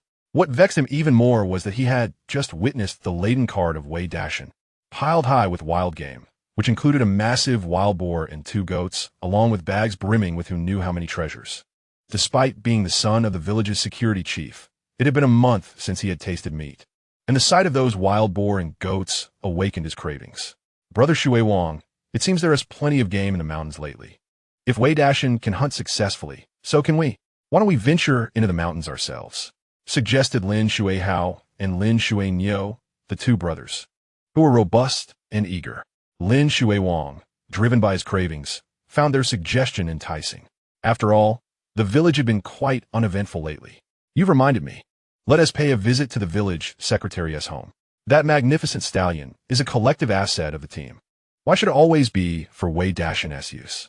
We should borrow it and see if we can procure some game for ourselves. With that, he waved his hand and led Shuihao and Shuiqiu briskly towards the home of Secretary Huang Yutian. They had previously hunted in the mountains, but due to the scarcity of game and the long journey, their outings had been infrequent. The recent heavy snowfall had also put an end to such pursuits. However, Upon seeing Wei Dashan return with such a bountiful catch, it was impossible for them not to feel envy. If they did not at least attempt to try their luck, they would inevitably feel unsatisfied. Meanwhile, in the courtyard of Wei Dashan's home, Sister Lin Xiaomei was nestled at home with several nearby women diligently crafting quilts. Wei Dashan and Li Qing were to celebrate their wedding at the end of the month. It was essential to have a brand new quilt for such an occasion. However, in these times, quilts were handcrafted by the villagers, filled with genuine, quality cotton. The northern frontier was a prime region for cotton cultivation. Although other crops struggled in the saline alkaline soil, cotton thrived splendidly. Each year, after the cotton harvest, the village would distribute some cotton based on each family's performance. Lin Xiaomei had initially intended to use this cotton to make clothes for Wei Dagan and the children, but with Wei Dashan's wedding approaching, she decided to prioritize him instead. As for the rest of them, they could make do until next year. Quilt making was meticulous work, requiring the cotton to be spread evenly in layers. Even the sewing process tested a woman's needlework skills. It was impossible for her to manage alone, so she had invited several neighbors to assist. Your Dashan is truly fortunate. I feel as if I am dreaming. That Li Qing will soon be your sister-in-law. One of the women exclaimed. By the way, Xiaomei, she's from the city and speaks so eloquently. Can you hold a conversation with her? The three women shared a lively banter. Whenever women gathered, gossip was inescapable, and as they stitched the quilt, they began to gossip about Lin Xiaomei. Lin Xiaomei understood that her neighbors meant no harm and proudly stated, My little Qing is not as pretentious as you think. She's been wonderful to us, not only buying us things, but also being quite industrious. You have no idea. Her culinary skills are exceptional. I can only say you lack the fortune to experience them. Previously, due to the incident with Lu Feng, the Wei family had become the laughingstock of Honglu village, but with the joyous occasion approaching, Lin Xiaomei couldn't resist a little boasting. Each mention of little Qing drew envy from the women. They had not anticipated that Li Qing, who appeared delicate and incapable, could cook such delightful meals. It was indeed a pleasant surprise. By the way, Xiaomei, have Dashan and Li Qing been in the mountains for 2 days now? Will they return? One woman continued to chat. They should be back soon, I hope, Lin Xiaomei replied, her brow furrowing with concern. The Tian Shan Mountains represented endless peril for the people of the northern frontier. No one knew what dangers lurked within, especially in winter when survival became exponentially more challenging. Just as worries began to creep in, a long whinny echoed from outside the courtyard, accompanied by Wei Dashan's voice. Elder brother, elder sister, I'm back. The women, seated on the Kong, looked up in unison, joining Lin Xiaomei in gazing out the window. Their eyes widened in astonishment. Wei Dashan and Li Qing were leading a horse-drawn cart into the yard. And what do they see atop that cart? A robust wild boar and 2 goats. Incredible. Not only had Wei Dashan and Li Qing returned safely, but they had also brought back such a bountiful haul. It was truly a remarkable harvest. The human spirit is indeed susceptible to incessant chatter. Just as I was pondering your return, you have arrived home. Lin Xiaomei hastily secured her needle into the ball of thread, disregarding the cotton that clung to her attire, and made her way towards the courtyard. Meanwhile, the women seated on the Kong, upon witnessing the bounty of game, could no longer remain still, and one by one, they curiously emerged from their dwellings. Thus, the moment Wei Dashan and Li Qing returned home, they were instantly met with the gaze of a multitude. Under the scrutiny of so many, Wei Dashan and Li Qing felt as if they had transformed into monkeys within a zoo enclosure. Chapter 42. Needlework and stitchery. Li Qing was indeed a striking beauty. The two of them were a perfect match. Capturing such a magnificent pig, Dashan must be quite capable. The women, appraising Wei Dashan and Li Qing from head to toe, exchanged remarks, their eyes brimming with envy. Lin Xiaomei approached with a beaming smile, her joy evident as she surveyed the cart filled with game. She turned to Wei Dashan and inquired, Dashan, what are your plans for these spoils? Wei Dashan glanced at Li Qing beside him and replied with a smile. Xiao Qing and I have agreed to first slaughter the pig and sheep, reserving a portion for our wedding. The remainder I will take to the county town to sell tomorrow. With the winter chill setting in, preserving the meat for 10 days or even half a month poses no issue. Lin Xiaomei nodded in agreement. Very well. I shall summon a couple of helpers so that we may work more efficiently. Turning to the women, she called out, Sister Mei Qing, is your husband at home? If so, send him over to assist with the pig slaughter. And Zhuanzi, where is your man? Bring him too. Let's all work together. Upon hearing this, the women who had been keenly observing Li Qing momentarily abandoned their idle chatter, eagerly nodding in agreement. All right, I shall fetch my husband. He has been idling about. Count me in. Sister Xiaomei, we shall prepare the hot water for you. With sleeves rolled up, they gathered firewood, fetched buckets of water, and called for their husbands, transforming the spacious courtyard into a lively scene. These women were neighbors of Wei Dashan, sharing amicable relations, and, according to the customs of Honglu village, those who assisted in pig slaughtering would generally be rewarded with a share of the meat.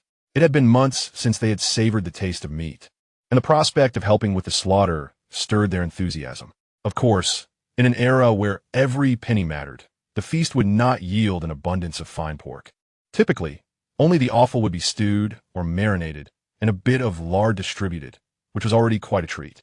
Nevertheless, for the villagers, such an occasion was a rare sight to behold. The women, accompanied by their husbands, entered the courtyard, each armed with a pig slaughtering knife. They carefully unloaded the pigs and sheep from the cart and placed them on a bench. Meanwhile, the hot water had been prepared, and as they poured steaming water over the wild boar, the crowd gathered around, diligently scraping away the bristles from its hide. Meanwhile, others busied themselves attending to the two sheep.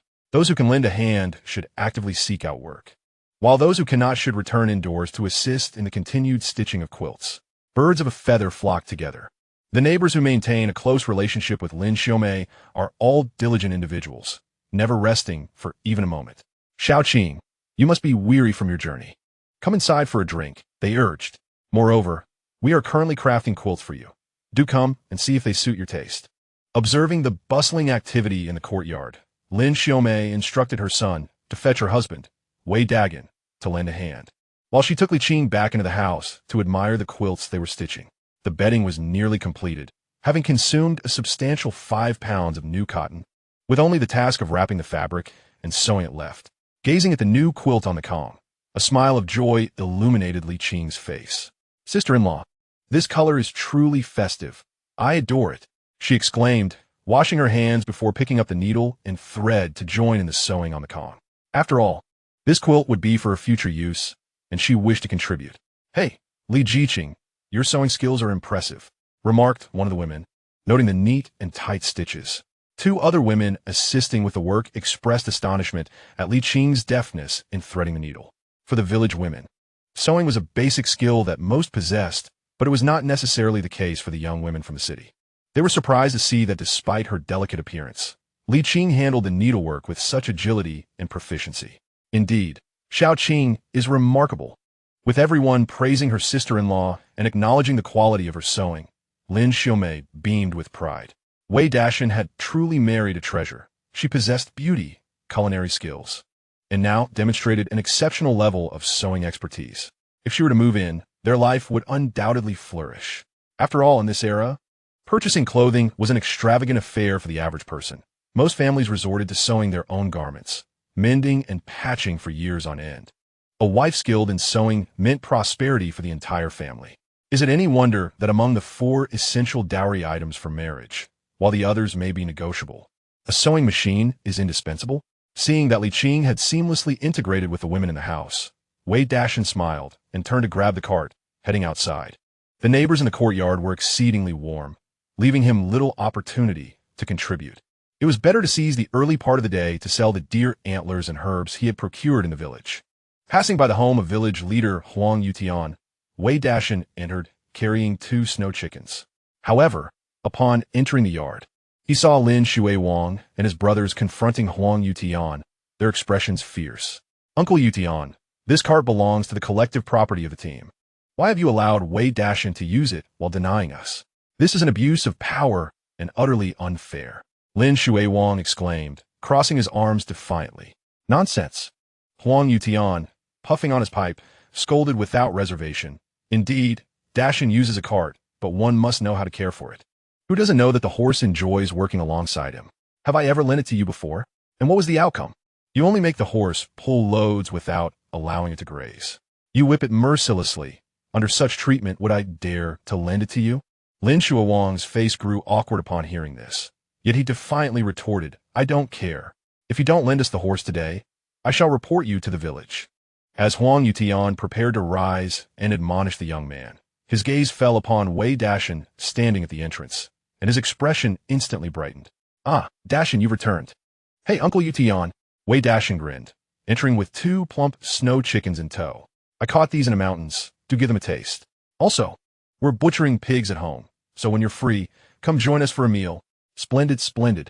Huang Youqian's face lit up with joy at the sight of the snow chickens and the promise of pork. However, noticing the 3 wooden-faced figures beside him, who were staring intently, he shot them a glare. "What? Do you think Dashan is bribing me?" He then turned to retrieve a small ledger from the house, presenting it to Lin Shuiwang. "Dashan never borrows the cart without compensation. It's 50 work points each time, and this loan is not due until tomorrow. You won't be able to use it then. ISNT their mule in the team. If you wish to use it, it's 40 work points. But you must ensure it returns in perfect condition, or else you can forget about borrowing it again." Chapter 43. Director Zhang's astonishment. Everyone in the village knew that Wei Dashan had a good relationship with Huang Yutian. As the secretary of the team, Huang Yutian was wary of gossip, so every time Wei Dashan came to borrow a horse, he meticulously noted the deductions in his little ledger. This way, if anyone inquired, he could present it as proof of his impartiality. Now, facing the 3 scoundrels before him, the ledger served its purpose perfectly. 40 work points were merely 40 work points. After all, it was just some snow chickens. In a couple of days, we could acquire some ourselves. Lin Shuiwang let out a cold snort and promptly signed the ledger. Initially, the thought of 40 work points stung a bit. After all, winter work was scarce and opportunities to earn points were limited. 40 points equated to about 4 or 5 days of labor, and with the new year approaching in just over 2 months, it was undoubtedly a gamble for him. However, glancing at the plump snow chickens Wei Dashan had given Huang Yutian and recalling the wild boar and lamb he had seen on Dashan's cart earlier, his appetite could no longer be contained. "It's just 40 work points," he thought. "Divided among Lin Shuihao and Lin Shuyu, it amounts to little." Thus, with a firm resolve, he accepted the note from Huang Yutian, casting a disdainful look at Wei Dashan before leading Lin Shuihao and Lin Shuyu toward the brigade. Look at his arrogance. Just because his father is the security director, he struts around as if he were someone important. As the 3 departed, Huang Yutian spat onto the ground in dissatisfaction, lamenting the fate of the mule in their team, which would surely suffer for 3 days under their company. Then, noticing Wei Dashan nearby, he suddenly understood. The Lin brothers, usually too indolent to fetch even a drop of water, were today clamoring to venture into the mountains for a hunt. This was likely connected to Wei Dashan. Huang Yutian chuckled. "Dashan, it seems your expedition into the mountains has yielded considerable rewards, hasn't it?" Wei Dashan grinned. "Indeed, luck has favored me." He continued, "Uncle Yutian, I must make a trip to the village. I will visit Brother Zhiyong in the county tomorrow. If you have anything you wish to send with me, do let me know, and I shall deliver it." The mention of his son in the city caused Huang Youtian's heart to flutter. Although his son returned every month or 2, the thought of not seeing his recently born precious grandson unsettled him. "You should come to my home tomorrow.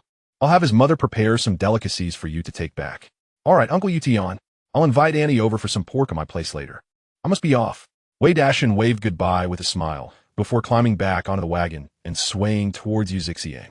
As he passed by the village team, he saw the Lin brothers leading the mule out of the shed, even flaunting it in front of him. Wei Dashan chose to ignore them. The Tian Shan Mountains held countless prey and boundless resources, yet not everyone could easily acquire them.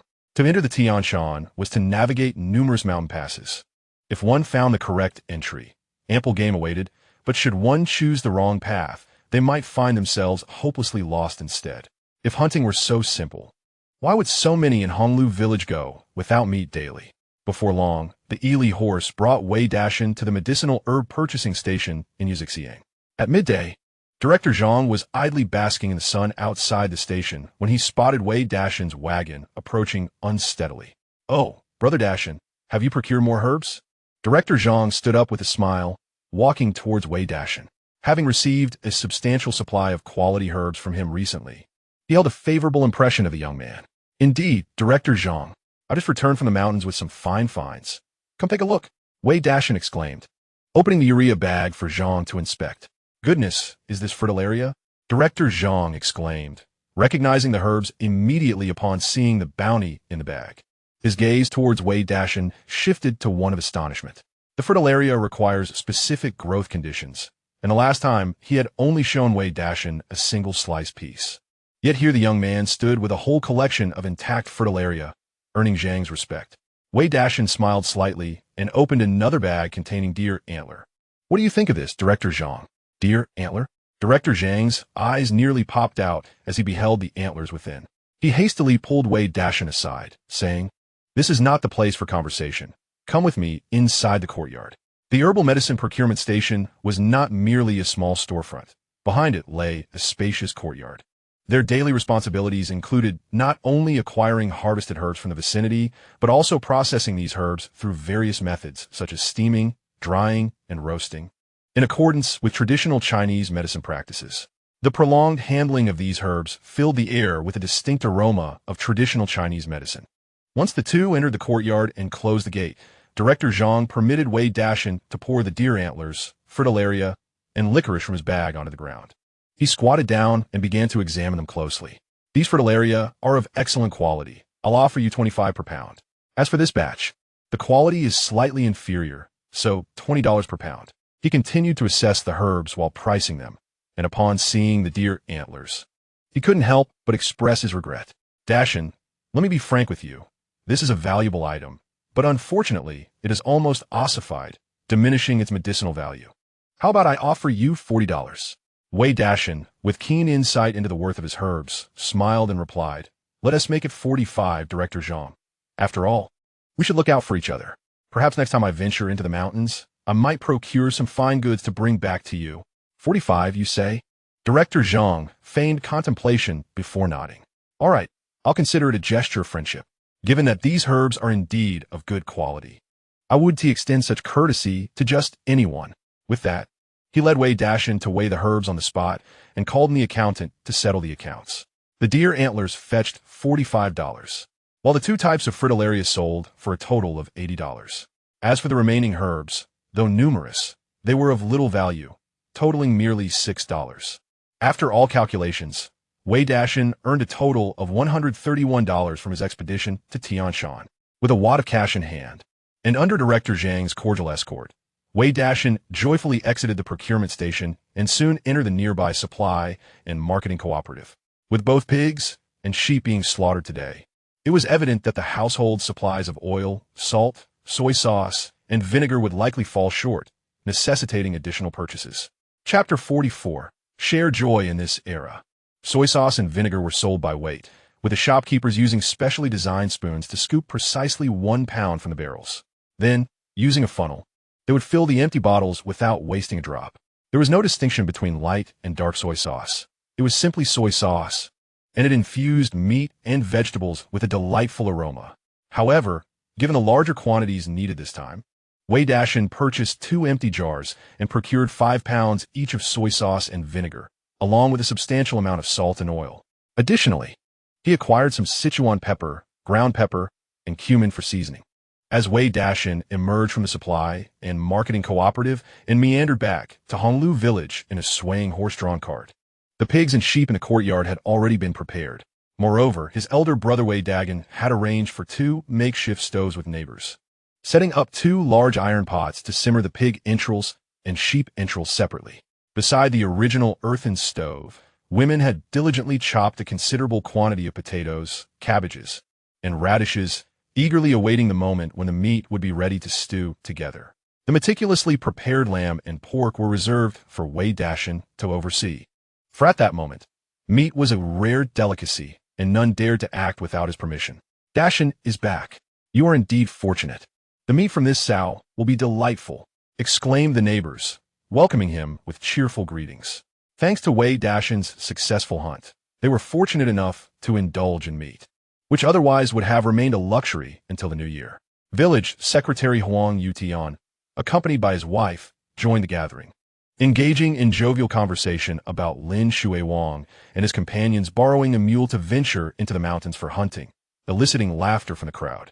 With Shuiwang's disposition, it would be remarkable if he found any game. That lazy fellow, if not for his father's protection, would have surely faced the villagers' scorn.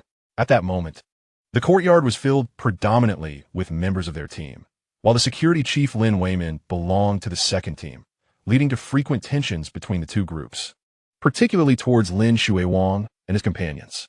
Upon seeing Wei Dashan, the men eagerly pulled him aside, inquisitively inquiring about his wild boar hunt. After all, a wild boar weighing over 200 pounds meant an abundance of pork. Who wouldn't desire such a fortuitous encounter? Wei Dashan was not averse to sharing, squatting down to boast with his uncles and brothers about the hunt. Although he could not divulge the precise location of his findings, he could certainly embellish the tale of the hunting process. Among men, gatherings often led to tales of bravado. Without such banter, one might as well incite rebellion. There exists a world for adults and a world for children. While the men listened to Wei Dashan's hunting exploits, the women in the house busily engaged in needlework alongside Li Qing, and the children frolicked in the courtyard playing games with sheep bones. The once frigid winter day transformed into a vibrant celebration thanks to the pig slaughter feast at Wei Dashan's home. Regardless of the time, humanity's admiration for strength has remained unchanged.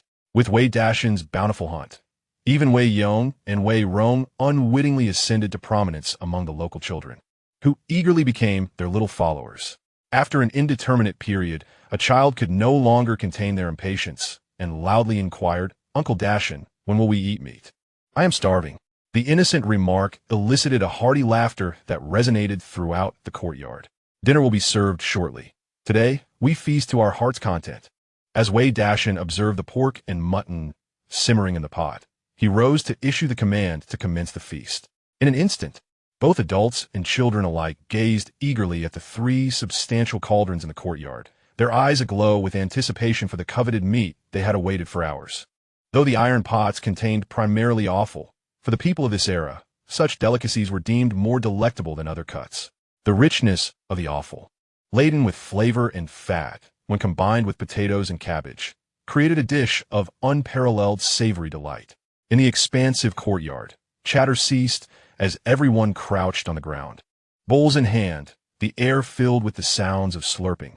After the first bowl was consumed, warmth enveloped their bodies, and a sense of contentment settled in their hearts, prompting conversation to resume. Upon finishing the second bowl, a radiant sense of satisfaction and bliss illuminated the faces of all present. They indulged in their meal, engaging in lively discussions until they could eat no more, contentedly patting their bellies before rising to assist Wei Dashan in tidying the yard. The butchering of pigs and sheep had left considerable refuse, and having enjoyed a hearty meal, it was only fitting that they left Wei Dashan's courtyard immaculate.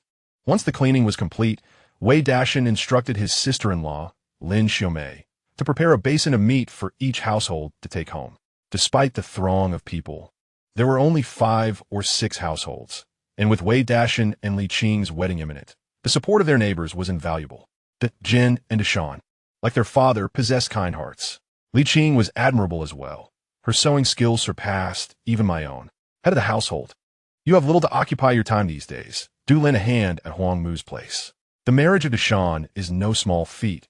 We must extend our assistance. As the neighbors carried their meal containers home, they could not help but extol the virtues of Wei Dashan and Li Qing along the way. The village secretary, Huang Yutian, was the last to depart. Once the others had left, Wei Dashan took the opportunity to slice off a pound of pork and a pound of mutton, handing it to Huang Yutian. "Uncle Yutian, please take this meat home." Huang Yutian waved his hands in protest. "I've already eaten plenty today.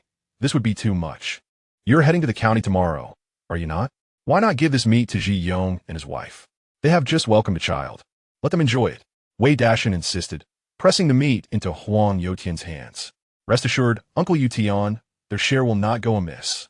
Understanding the risks of the black market and the inevitable complications of selling goods in the city, Wei Dashan recognized the importance of nurturing relationships, and thus felt compelled to extend this gesture of goodwill.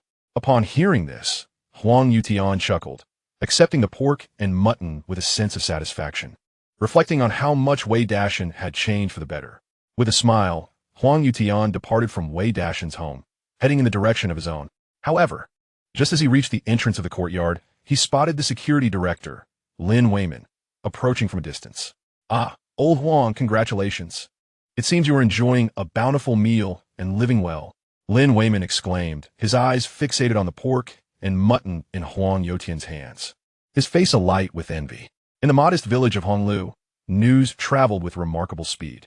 Now, the entire community was abuzz with the tale of Wei Dashan venturing into the mountains to hunt, returning with both pigs and sheep, and inviting several families to partake in a feast. Unfortunately, as a member of the second team, and having only a casual relationship with the Wei family, he was not included in this sumptuous gathering and could only watch with envy. Haha, congratulations to all, Huang Yutian chuckled, saying old Lin in just a couple of days. You might also find yourself enjoying some meat. Me? Lin Weimin pointed to his own nose in bewilderment. Where'd I get meat from? Huang Yutian replied. Your son Shui Wang just borrowed a mule from me to venture into the mountains with Shui Hao and Shui Niu for hunting. What?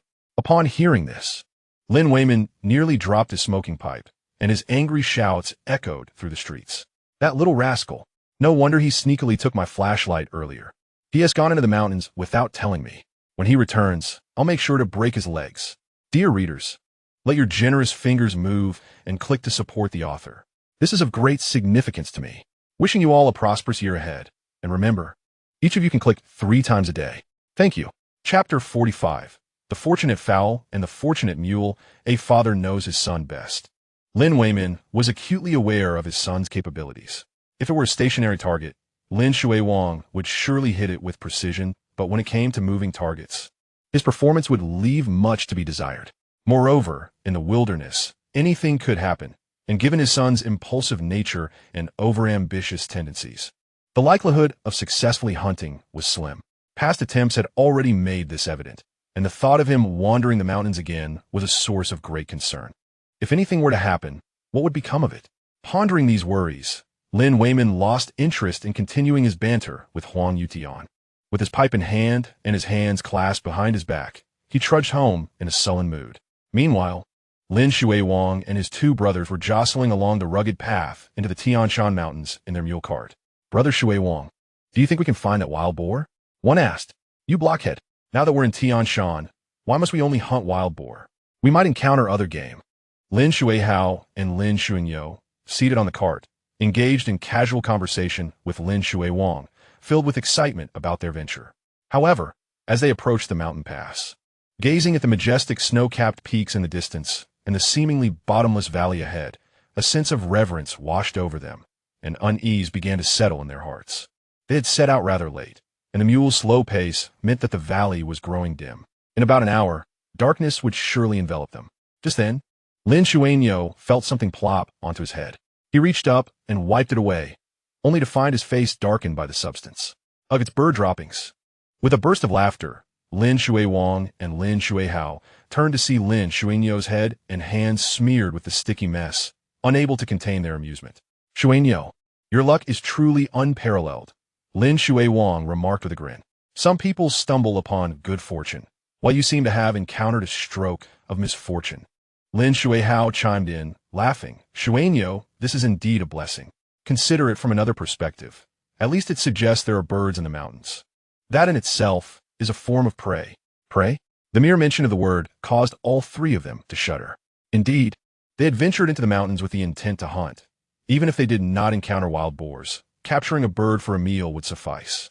Lin Shui Wang quickly lifted his hunting rifle and scanned the nearby woods, and sure enough, he spotted a black-throated snowfinch, roughly the size of a palm, fluttering down onto a fir tree. It seemed that the droppings that had just landed on Lin Shui's head were the work of this very snowfinch. It will soon be dark. Let us find some birds to feast upon, Lin Shui Wang declared to his brothers. The black-throated snowfinch was similar in size to a sparrow. As one of the 4 pests, sparrows had been hunted extensively over the years, yet a few still lingered around Honglu village. Lin Shui Wang had captured several before, and truthfully, roasted sparrow had a delightful flavor. However, he had yet to taste the black-throated snowfinch. It was also a perfect opportunity to practice his aim, having not polished his skills for quite some time. With a loud bang, a bullet shot forth towards the black-throated snowfinch perched on the fir tree. Unfortunately, the bullet missed its target, striking the branch beneath instead, which snapped with a crack. Startled, the black-throated snowfinch took flight and swiftly vanished into the woods. Lin Shui Wang, Lin Shui Hao, and Lin Shuiyu exchanged glances, the atmosphere growing somewhat awkward. Did you see that?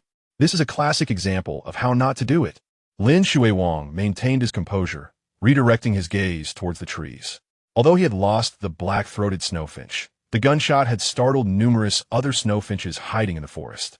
At that moment, the woods were alive with not only black-throated snowfinches, but also white-winged snowfinches, white-waisted snowfinches, brown-winged snowfinches, and even a few snow chickens that were peering around in fright. Amidst the bewildered looks of Lin Shuihao and Lin Shuiyu, Lin Shuiwang had already spotted a white-waisted snowfinch and pulled the trigger once more. Bang! Another shot rang out. This time, he did not hit the branch beneath the white-waisted snowfinch, but his aim was slightly off to the left, striking the tree trunk instead. The white-waisted snowfinch, along with the other birds, took to the sky in a flurry, darting deeper into the thicket. Lin Shuihao muttered, "Brother Shuiwang, please spare us the demonstrations. It's getting dark. Let's not waste bullets. Just shoot a couple of birds for us to eat." Lin Shuiyu, having finally cleaned off the bird droppings from his hands and hair, chimed in, "Yes, Brother Shuiwang, we know you're skilled. We're not picky." The two brothers had often followed Lin Shuiwang, witnessing his marksmanship, and now naively believed he was imparting lessons in shooting. Lin Shuiwang, feeling a bit sheepish, glanced at his brothers and said, "The birds have all flown away. Let us move forward and see what lies ahead." As they spoke, guiding the mule, they continued deeper into the valley. However, the mountain sky turned dark as swiftly as a flick of a switch. The three brothers walked along, observing their surroundings. They saw no birds in the trees and found not a single footprint of wild rabbits or pheasants on the ground. The darkness descended upon them with unnerving speed. A biting cold wind swept through, causing the three men to shiver uncontrollably, their faces turning pale. In desperation, Lin Shuiwang tethered the mule cart, seeking out a relatively sheltered spot. He gathered some fallen wood nearby, secured the mule to a tree stump, unhitched the cart, and hastily constructed a makeshift shelter around it. The cart served as a roof, supported by two tires, providing a modicum of convenience and allowing them to keep a close watch on the mule. They gathered some dry grass and spread it on the ground. Squeezing beneath the cart, three solitary men huddled together, each pulling out a piece of cornbread to gnaw on. "Brother Shuiwang, do you think we will find any game?" came Lin Shuinyo's muffled lament from beneath the cart in the dark. "In the heart of winter, forsaking the warmth of our heated earthen Kong at home to suffer in this wilderness, nibbling on hard cornbread. What a regrettable choice." "Of course we will," Lin Shuiwang replied, half-heartedly chewing his cornbread before tucking it into his coat. "There is an abundance of wild game in these mountains. It's just too perilous at night. We'll rise early tomorrow, keep our eyes peeled, and we shall surely secure some game." Having consumed half of his cornbread, he lost his appetite, choosing instead to comfort his two brothers. "It's just Wei Dashan out there alone. With the three of us, we can certainly catch more than he can." Upon hearing this, Lin Shuihao and Lin Shuinyo nodded vigorously in agreement. "Indeed, with our numbers, we are bound to succeed in hunting." However, just as the three brothers began to feel a flicker of confidence, a sudden sound echoed from ahead, followed by an overwhelming stench that assaulted their senses. "Goodness, who among you has let out such a foul odor?" Lin Shuiwang exclaimed, pinching his nose in disgust. "Not me," Lin Shuinyo quickly retorted. "Nor I," Lin Shuihao added, exasperated. "It's the mule. It has relieved itself." Lin Shuiwang, Lin Shuinyo, and Lin Weimin were not mistaken. In the mountains, anything could occur, and dealing with animals invariably involves such matters. Yet, he had not anticipated that his son Lin Shuiwang, disinclined to build a shelter, would become so intimately acquainted with this aspect of their situation. Chapter 46. The efficacy of Wang bait in the entirety of Honglu village. There were but two beasts of burden. One was the Ili horse utilized by Wei Dashan, and the other was the mule borrowed by Lin Shuiwang and his companions. As a vital asset of the production team, Lin Shuiwang could not afford to let any harm befall the mule. Thus, their makeshift shelter was erected alongside the mule, leading to the unfortunate consequence that when it defecated, the odor wafted directly into their nostrils. The winter night was exceptionally frigid, particularly in the desolate wilderness, making their plight all the more unbearable.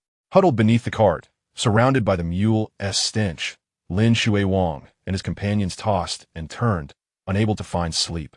For the cramped space meant that when one moved, the others felt it too. "Shuinyo, Shuihao, dawn has arrived. It's time to get to work." In a desolate environment, having endured an entire night, Lin Shuiwang hurriedly roused Lin Shuinyo and Lin Shuihao as dawn began to break. They had impulsively ventured to Tianshan the previous day, but regrettably, darkness had descended just an hour after their arrival, leaving them without the opportunity to hunt. Their provisions were dwindling, and with the first light of day, it was imperative to seek out prey without delay. "Oh, I'm so tired. Shuiwang, let me catch a few more winks." Lin Shuihao and Lin Shuinyo had barely dozed off after a restless night, reluctant to leave the warmth they had generated beneath the grass. With a sharp clap, Lin Shuiwang struck each of them on the face. "Get moving. Our supplies are running low. Do you wish to return empty-handed? While we still have strength, we must secure something to eat." After receiving a smack, Lin Shuinyo and Lin Shuihao reluctantly covered their faces, stretched lazily, and finally stood up from beneath the cart. Birds of a feather flocked together, and they were cut from the same cloth as Lin Shuiwang. Eager to eat, they sprang into action, but when it came to work, they resembled lazy donkeys that wouldn't budge without a kick or a slap.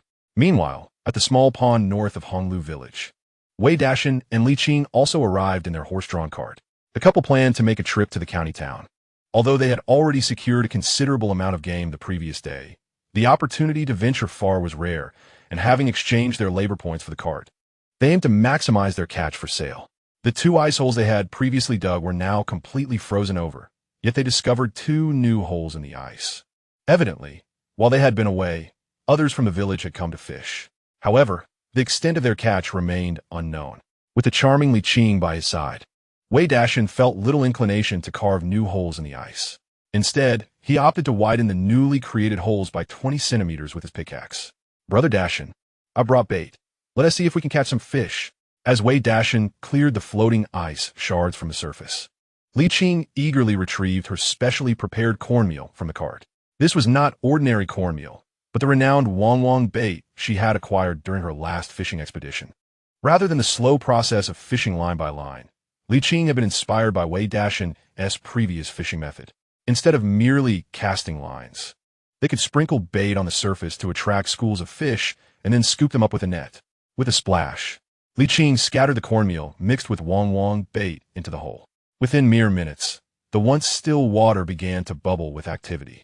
Looking down, Wei Dashan and Li Qing were instantly filled with excitement, as several fish had been drawn to the surface in such a short time. This method was indeed promising. Wei Dashan smiled broadly, displaying a lack of reserve as he seized the net and expertly captured several fish by striking their heads.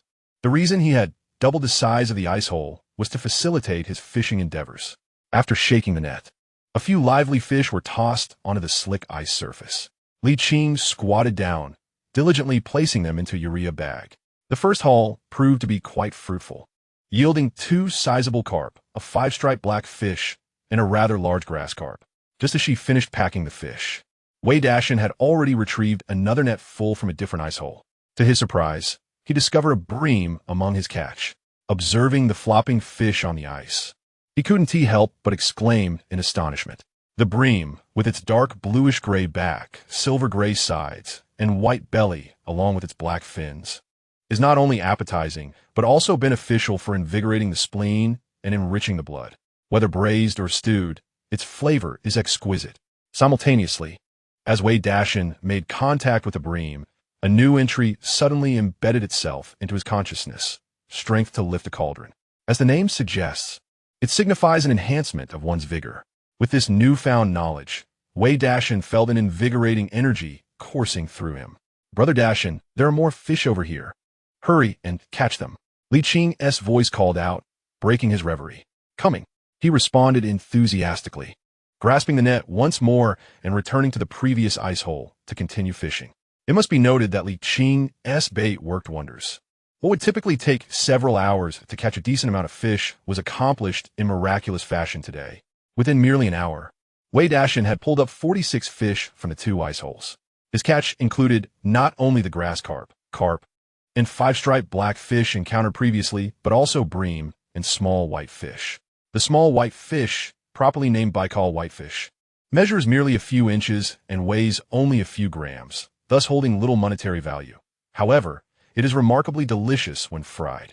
Observing the bountiful catch and realizing the time, Wei Dashan loaded the fish and fishing gear onto a cart, preparing to venture into town. Suddenly, As he was about to leave, rustling grass nearby drew his attention, and a fleeting shadow darted away. Turning to investigate, he spotted a marmot stealthily retreating into the depths of the underbrush. Commonly known as the groundhog, this creature often frequents the area around Shaohaizi.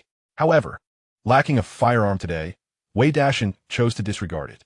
With Li Qing now seated in the cart, he took the reins and urged his Li horse in the direction of the county town. After only observing on their last trip together, this time, having made a substantial profit, he was determined to purchase a variety of items. Additionally, he intended to procure the goods as instructed by Brother Bulk. Chapter 47. A timely rain across the vast Gobi desert lay an expanse of desolation and solitude, stretching endlessly before the eye. Amidst the biting winds, as they traversed the rugged terrain, Li Qing, seeking to alleviate her boredom, retrieved the eagle flute gifted by Brother Bulk from her bosom and began to play a melodious tune. When did you learn to play the flute? Xiao Qing. This melody is truly enchanting. The sweet, lively notes resonated across the desolate expanse of the Gobi Desert, imparting a unique charm that even Wei Dashan, seated nearby, could not help but praise Li Qing for her artistic flair. She is indeed a girl from the city, possessing a certain sensibility. I learned a bit back in school. I'm just playing casually. Li Qing beamed at the compliment and continued to revel in her music. Little did she know, her flute-playing skills were limited. Her knowledge stemmed mainly from performing a few lines during a school show. The enchanting sound was a fortunate result of discovering a treasure chest of flute art while fishing on the ice earlier. According to the hints in her mind, it was said that such music could attract prey, though she remained uncertain of its truth. As she played, a few minutes later, Li Qing's eyes caught sight of two gray wild rabbits frolicking amidst the reeds not far off. Hey, it actually works. Brother Dashan, there are rabbits over there, she exclaimed, momentarily halting her playing to point in their direction. Oh! Wei Dashan quickly reined in the horses and glanced where Li Qing indicated. Indeed, spotting the two rabbits engaged in playful antics, likely a couple bored in their burrow, seeking entertainment. Unfortunately, he had not brought a gun, but fortunately, he had a slingshot and steel balls in his pocket. Why would he pass up the opportunity for fresh game? Moreover, today was the day they were to sell goods at the cotton mill, and any additional catch would contribute to their income. Wei Dashan swiftly readied his slingshot, placing a steel ball within and aimed at the rabbits. With a swift motion, the steel ball whizzed through the air, striking one of the male rabbits squarely on the forehead, rendering it unconscious. The female rabbit, still running ahead, sensed the sudden quiet behind her and curiously turned her head, only to meet a similar fate moments later, joining her companion in the afterlife. Brother Dashan, your aim is remarkable. The unfortunate rabbits met their end, while the couple on the cart erupted in joyous cheers. Without needing any prompting, Li Qing eagerly jumped down from the cart, scampering to retrieve the two wild rabbits, her face alight with glee as if she had discovered treasures. Li Qing had not anticipated that her casual flute playing would attract such game. She found this method of hunting quite amusing. On the journey ahead, she resumed her spirited playing of the eagle flute, and to her delight, it proved effective once more, leading Wei Dashan to catch another wild rabbit, along with a few foraging quails. By the time the two arrived at the Red Star Cotton Mill, it was nearly 9 o'clock. Due to the previous instructions from Director Wang of the cafeteria and Huang Jian, Wei Dashan drove the cart directly to the back entrance of the cotton spinning factory. Ah, Brother Dashan, you finally arrived. Director Wang was in need of their assistance. Before Wei Dashan could even rein in the horses to halt the cart, the guard at the door, upon recognizing the couple, swiftly opened the gate without a second thought and ushered them inside. Please come in and wait a moment. I shall fetch Director Wang for you. The guard, having met them during their last visit, was particularly delighted to see Wei Dashan and Li Qing, as Director Wang had already given prior notice. The couple exchanged glances, suddenly feeling as though they had transformed into esteemed guests. Just a short while ago, they had merely sold a few dozen pounds of fish here. How had they suddenly become so celebrated? Unbeknownst to them, at that very moment, Director Wang Yongyan was under intense scrutiny from the factory's deputy director. Wang, as the cafeteria director, how could you allow the ingredients to lack even a trace of meat? Deputy Director Yang raised his hand and glanced at his watch, his urgency palpable. In just an hour, the personnel from the machinery factory will arrive. I do not care what means you employ. You must prepare a decent meal for them. With winter just beginning, The cotton spinning factory was overwhelmed with demand for cotton fabrics, prompting the factory director to decide on expanding production by acquiring new equipment, albeit with limited funding. Deputy Director Yang had been tirelessly negotiating for this cause. Today, he had finally received a call indicating that the machinery factory's director would visit for an inspection, and he hoped to seize the opportunity for a grand reception. However, upon arriving at the cafeteria, he discovered a complete lack of suitable ingredients. It was perplexing. Just a few days prior, fish and meat were available, yet now, it seemed they were on the verge of running out of pork. It would be unacceptable to host guests with mere potato slices and cabbage. Wang Yongnian hesitated, his brow furrowed in distress. The role of cafeteria director was indeed a challenging one. The factory's funds and resources were limited, and he had initially thought that after serving fish a few days ago, he could manage with the old staples of cabbage, potatoes, and radishes for the time being. After all, which factory could afford meat every day? Little did he realize that the more one fears something, the more likely it is to occur. The leaders from the machinery factory had chosen to visit precisely when he was most unprepared. Ingredients were generally ordered in advance, especially meat. How could he procure such quantities on short notice? In his view, Deputy Director Yang could easily take the machinery factory personnel to a nearby state-run restaurant for a meal. Yet this leader, concerned with appearances, believed that only hosting guests in the factory cafeteria could convey sincerity. Director Wang, someone is looking for you. Just as Wang Yongnian was at a loss for words, a voice suddenly called from the entrance. In a fit of frustration, Deputy Director Yang waved his hand dismissively. Do you not see that I am in discussion with Director Wang? Have him wait. Wang Yongnian was eager to vent his frustrations, but before he could utter a word, a voice from outside interrupted. Director Wang, a man named Wei Dashan has arrived with a cart full of meat. What? Upon hearing this, both the irritable Deputy Factory Director Yang and Wang Yongnian were momentarily taken aback. Deputy Factory Director Yang's attention was drawn to the mention of meat, while Wang Yongnian's thoughts turned to Wei Dashan, the young man who had sold him fish just days prior, and coincidentally, a fellow townsman of accountant Huang Zhiyong. Truly, this fellow was a timely benefactor. Chapter 48. A table full of dishes. Deputy Factory Director Yang. This Wei Dashan is a supplier I encountered a few days ago. The fish we've been enjoying recently came from him. Given the urgency of our meeting, shouldn't we conclude it? Upon hearing of Wei Dashan's arrival, Wang, who had previously refrained from speaking, straightened his posture and spoke with newfound assertiveness. Last time, Wei Dashan had provided him with an impressive quantity of fish. He had high hopes for this occasion as well. Of course, Deputy Factory Director Yang, not one to be overly rigid, waved his hand and urged, quickly, let's go. However, sensing a twinge of anxiety, he added, never mind, I shall accompany you. The upcoming gathering with the machinery factory held significant importance, and he felt it prudent to oversee the proceedings personally to ensure everything went smoothly. Thus, the two leaders, whose combined age approached a century, hurried with an excitement akin to that of a festive celebration, briskly making their way from the cafeteria to the backyard. As they exited the cafeteria, their eyes were immediately drawn to a cart parked not far away. In their eagerness, they overlooked Wei Dashan and Li Qing, focusing instead on the bountiful goods laden upon the cart. They hastened to the cart, opening a bag to reveal its stuffed to the brim with pork.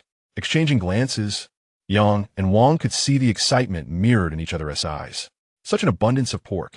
With this, they could prepare a delightful array of dishes: braised pork, spicy stir-fried meat, and pork rib soup, to name a few. Wang, brimming with enthusiasm, opened another bag only to discover it contained black-boned chicken, an excellent source of nutrition. Deputy Factory Director Yang, we still have plenty of dried mushrooms in the cafeteria. We could even manage a dish of chicken stewed with mushrooms.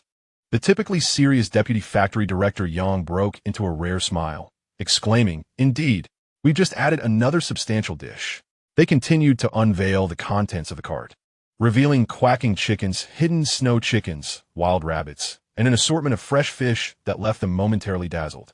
Goodness! As leaders of the cotton spinning factory, they felt as if they had stepped into a grand feast. With such a wealth of ingredients, one could only imagine the culinary delights the kitchen could conjure. With a sigh of relief, their earlier tension dissipated, and it was then that they noticed two young individuals standing beside the cart. Wang hastily extended his hand to Wei Dashan, smiling as he said, Brother Dashan, you truly are a timely benefactor. You have come to my aid splendidly this time. As he spoke, he introduced, "This is our Deputy Director Yang from the cotton spinning factory." "Greetings." Deputy Director Yang beamed with warmth, shaking Wei Dashan's hand amicably, and inquired curiously, "You are Wei Dashan, correct? Did you catch all these by yourself?" Wei Dashan remained non-committal. "My wife and I ventured into Tianshan these past 2 days. Fortune smiled upon us, and we managed to catch these." "Oh, your sister-in-law is quite remarkable. Braving the frigid mountain in winter is not something everyone can endure." Deputy Director Yang and Director Wang exchanged astonished glances at Li Qing, who stood beside Wei Dashan, their faces reflecting admiration. Although many women these days are industrious and capable, few would willingly accompany their husbands into the mountains for hunting in such cold weather. The fact that Wei Dashan's wife, youthful and beautiful, chose to accompany him added an element of surprise. Just then, a panting employee from the cotton spinning factory rushed over with news. "Deputy Director, the folk from the mechanical factory have arrived at the gate. The director wants you to come over." Deputy Director Yang smacked his forehead, preoccupied with logistics and nearly forgetting the time for the welcome. He quickly addressed Wei Dashan, "Brother Dashan, you have truly rendered our cotton spinning factory a great service this time. After your arduous journey, there's no need to rush off. It's getting late. So why not dine in our factory canteen?" Turning to Director Wang, he added, "Director Wang, please ensure they're well taken care of. Understood?" Director Wang nodded with a smile. "Rest assured, leave it to me." With that, Deputy Director Yang slightly bowed his head and headed towards the entrance of the cotton spinning factory. As Yang departed, Director Wang took the opportunity to explain the situation to Wei Dashan and Li Qing. Wei Dashan realized, no wonder there had been such a commotion earlier. The Deputy Director himself came to greet him, as they were preparing to host the leaders from the mechanical factory. However, Wei Dashan was indifferent to these formalities. His only interest lay in discovering the worth of the mountain goods he had brought. Director Wang was even more anxious with the leaders from the mechanical factory present. They would likely tour the workshop soon, coinciding with mealtime. He needed to settle accounts with Wei Dashan and his wife promptly so that the ingredients could be handed over to the canteen chef for preparation. While they conversed, someone arrived with a scale. Involved in accounting in the office, Huang Jiong was also summoned and, after exchanging a few pleasantries with Wei Dashan and Li Qing, commenced the formalities. The mountain goods were packed in urea bags, making weighing convenient. They simply thrust the scale's iron hook into the bag's opening to lift it for weighing. Though times were tough, the quality of most products remained commendable. Soon, the weights of the mountain goods were revealed. The 2 pieces of pork weighed a total of 152 pounds. The 2 sheep were lighter. And since Wei Dashan had instructed Wei Dagan to gift a pound of lamb to Huang the carpenter before setting out, they totaled only 45 pounds. Calculating the price, pork sold at 1 yuan per pound and lamb at 1 yuan and 80 cents. The total for the pigs and sheep amounted to 248 yuan and 20 cents. The rabbit captured a total of 8, each valued at 3 yuan, yielding a total of 24 yuan from the sale. The snow chicken, croaking chicken, and black piano chicken weighed a collective 20 pounds, priced at 20 yuan. As for the fish caught this morning, they exceeded the last catch slightly, selling for 45 yuan. Originally, the small white strips were intended for Wei Dashan's dinner, but under Director Wang's insistence, they were all included in the count. It was a rare occasion for Wei Dashan to encounter Director Wang, so he felt compelled to seize the opportunity entirely. This time, Wei Dashan brought an abundance of wild goods, and even Huang Jiong took a considerable time to tally, finally addressing Director Wang, stating the total was 337 yuan and 20 cents. Over 300. Upon hearing this amount, Wang Yongnian couldn't help but click his tongue. Although supplies were ample now, parting with such a sum in one go was somewhat painful. He smiled amiably at Wei Dashan and Li Qing, his gaze oscillating between the two, and remarked, "Brother Dashan, I heard from Accountant Huang that you and your wife require bicycle and sewing machine tickets." Chapter 49. Workers' dormitory cotton is a vital economic crop in North Xinjiang, utilized in various sectors, ranging from civilian use to military applications. Even the primary material for the renminbi is cotton. As a cotton spinning factory relying on cotton as its raw material, the Red Star Cotton Mill holds significant importance in North Xinjiang, dispensing a certain quota of tickets each month. Setting aside other tickets for the moment, those for bicycles and sewing machines are especially valuable. The cotton mill not only rewards active members with some tickets, but also provides them for the cafeteria to exchange for various groceries. However, this strategy, initially effective, has recently become less viable, far inferior to grain and oil tickets. After all, a bicycle costs at least 100 yuan, often reaching 200 or 300, and coupled with the expense of purchasing tickets, it is beyond the means of the average person. Now, having to spend over 300 yuan at once, Wang Yongnian felt a pang in his heart and considered using the tickets in his possession to offset some of the cost. Bicycle tickets? Sewing machine tickets? Wei Dashan was momentarily taken aback, his gaze shifting to Huang Zhiyong, who stood behind Wang Yongnian. He had entrusted this matter to Zhiyong, and it was unexpected that Director Wang was also aware. Upon seeing Zhiyong nod, Wei Dashan smiled and said, "That's wonderful. Xiao Qing and I were just planning to purchase these items. I just wonder how the ticket exchange works." Hearing this, Wang Yongnian was immediately elated. He promptly produced a bicycle ticket and a sewing machine ticket, smiling as he said, "As we become acquainted, we can consider ourselves old friends. This bicycle ticket sells for 50 yuan on the black market, while the cheaper sewing machine ticket goes for 20. Thus, for both tickets, I can offer you a discount, totaling 37 yuan and 20 cents, effectively wiping out the small change from earlier. What do you think?" Last time Wei Dashan and Li Qing ventured into the city, they inquired about prices in the black market, confirming Wang Yongnian's quoted prices. To be frank, Wang Yongnian offering them a 50% discount was already quite generous. "Director Wang, we would also like to purchase a watch. Could you check if there are any watch tickets available, or perhaps industrial vouchers would suffice? It is a rare occasion for us to venture into the city, and we have taken the opportunity to procure everything we need." Just as Wei Dashan was deep in thought, he heard Li Qing's voice beside him, although they seldom required a watch. Having one would greatly facilitate their timekeeping during their mountain excursions. Previously, due to financial constraints, she hesitated to bring it up. However, with their circumstances improved, acquiring a watch would undoubtedly enhance their hunting endeavors. Industrial coupons? Wang Yongnian was momentarily taken aback, then burst into hearty laughter. All right. Let us settle on a bicycle ticket, a sewing machine ticket, and an industrial coupon. I shall also give you 300 yuan. Surely, that will suffice?" Wei Dashan's presence had proven immensely beneficial to him. Otherwise, such generous terms would not have been offered. Moreover, for their cotton spinning factory, industrial coupons held little value. Given Wang Yongnian's considerable concessions, Wei Dashan and Li Qing felt it inappropriate to continue negotiating and promptly reached an agreement.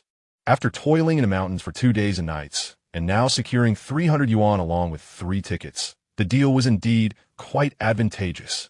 "Brother Dashan, in the future, for any wild game, make sure to deliver it to us first. As always, you have what I need." This transaction was evidently satisfactory for both parties. With the leadership of the machinery factory having already arrived, Wang Yongnian, unable to continue attending to Wei Dashan and his wife, clapped Huang Zhiyong on the shoulder and cheerfully remarked, "I must keep an eye on the kitchen. By the way, Dashan, it's getting late. It would be best if you didn't dine outside. Zhiyong, take them around a bit, and we'll have lunch in the cafeteria. The meal tickets will be reimbursed by our factory." Huang Zhiyong responded with a grin. "Sure thing. Director Wang, you go ahead."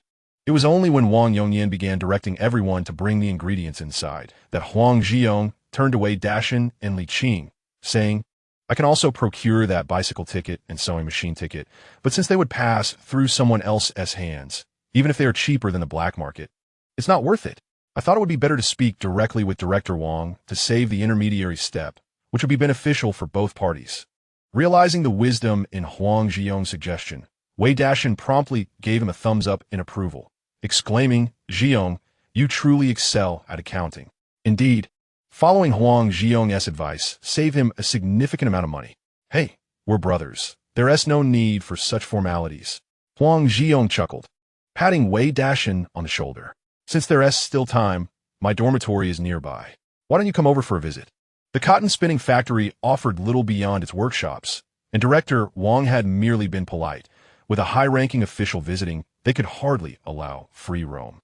It was fortuitous that his wife was home alone with their child, and it would be nice to invite Wei Dashan and his wife over. "All right, I still have 2 crucian carp and some pork in the cart, and Uncle Tian asked me to bring you some free-range eggs." Wei Dashan, not one to be coy, parked the cart in the factory's yard and followed Huang Zhiyong to his dormitory, carrying along the remaining local specialties. In this era, once one enters a state-owned factory, housing allocation is a given. Workers are the true masters of the factory, with dining facilities provided, work uniforms supplied, and housing allocated. Additionally, during festivals, extra benefits are afforded.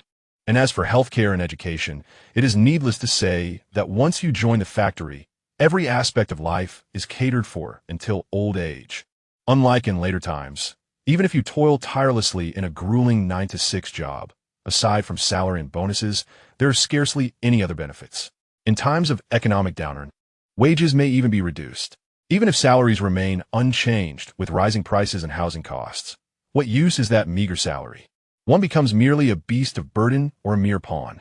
While Wei Dashan and Li Qing lamented this reality, Huang Zhiyong had already escorted them to a nearby workers' dormitory. "Zhanya, guess who has come?" Huang Zhiyong called out to his wife as he opened the door. Inside, on the sofa, sat a young woman with a headscarf, gently rocking a child in her arms. Hearing the commotion, she curiously turned her gaze towards the door. Upon seeing a man and a woman standing behind Huang Zhiyong, Zhanya, also holding a child, stood up in curiosity. "Is that Dashan? It's been a while, and you've grown quite tall." Sang Jia exclaimed gourmet, assessing Wei Dashan and then glancing at Li Qing. Huang Zhiyong and Zhang Ye had tied the knot in their village, where they had met Wei Dashan. But the impression was faint. Furthermore, since their marriage, they had spent most of their time in the county, making it difficult to recognize him. However, Zhang Ye was well acquainted with her own husband. Huang Zhiyong had few friends in the county, and throughout their marriage, aside from colleague from the cotton spinning factory, he had never brought anyone else home. With Wei Dashan and Li Qing carrying eggs and fish, it was clear who they were.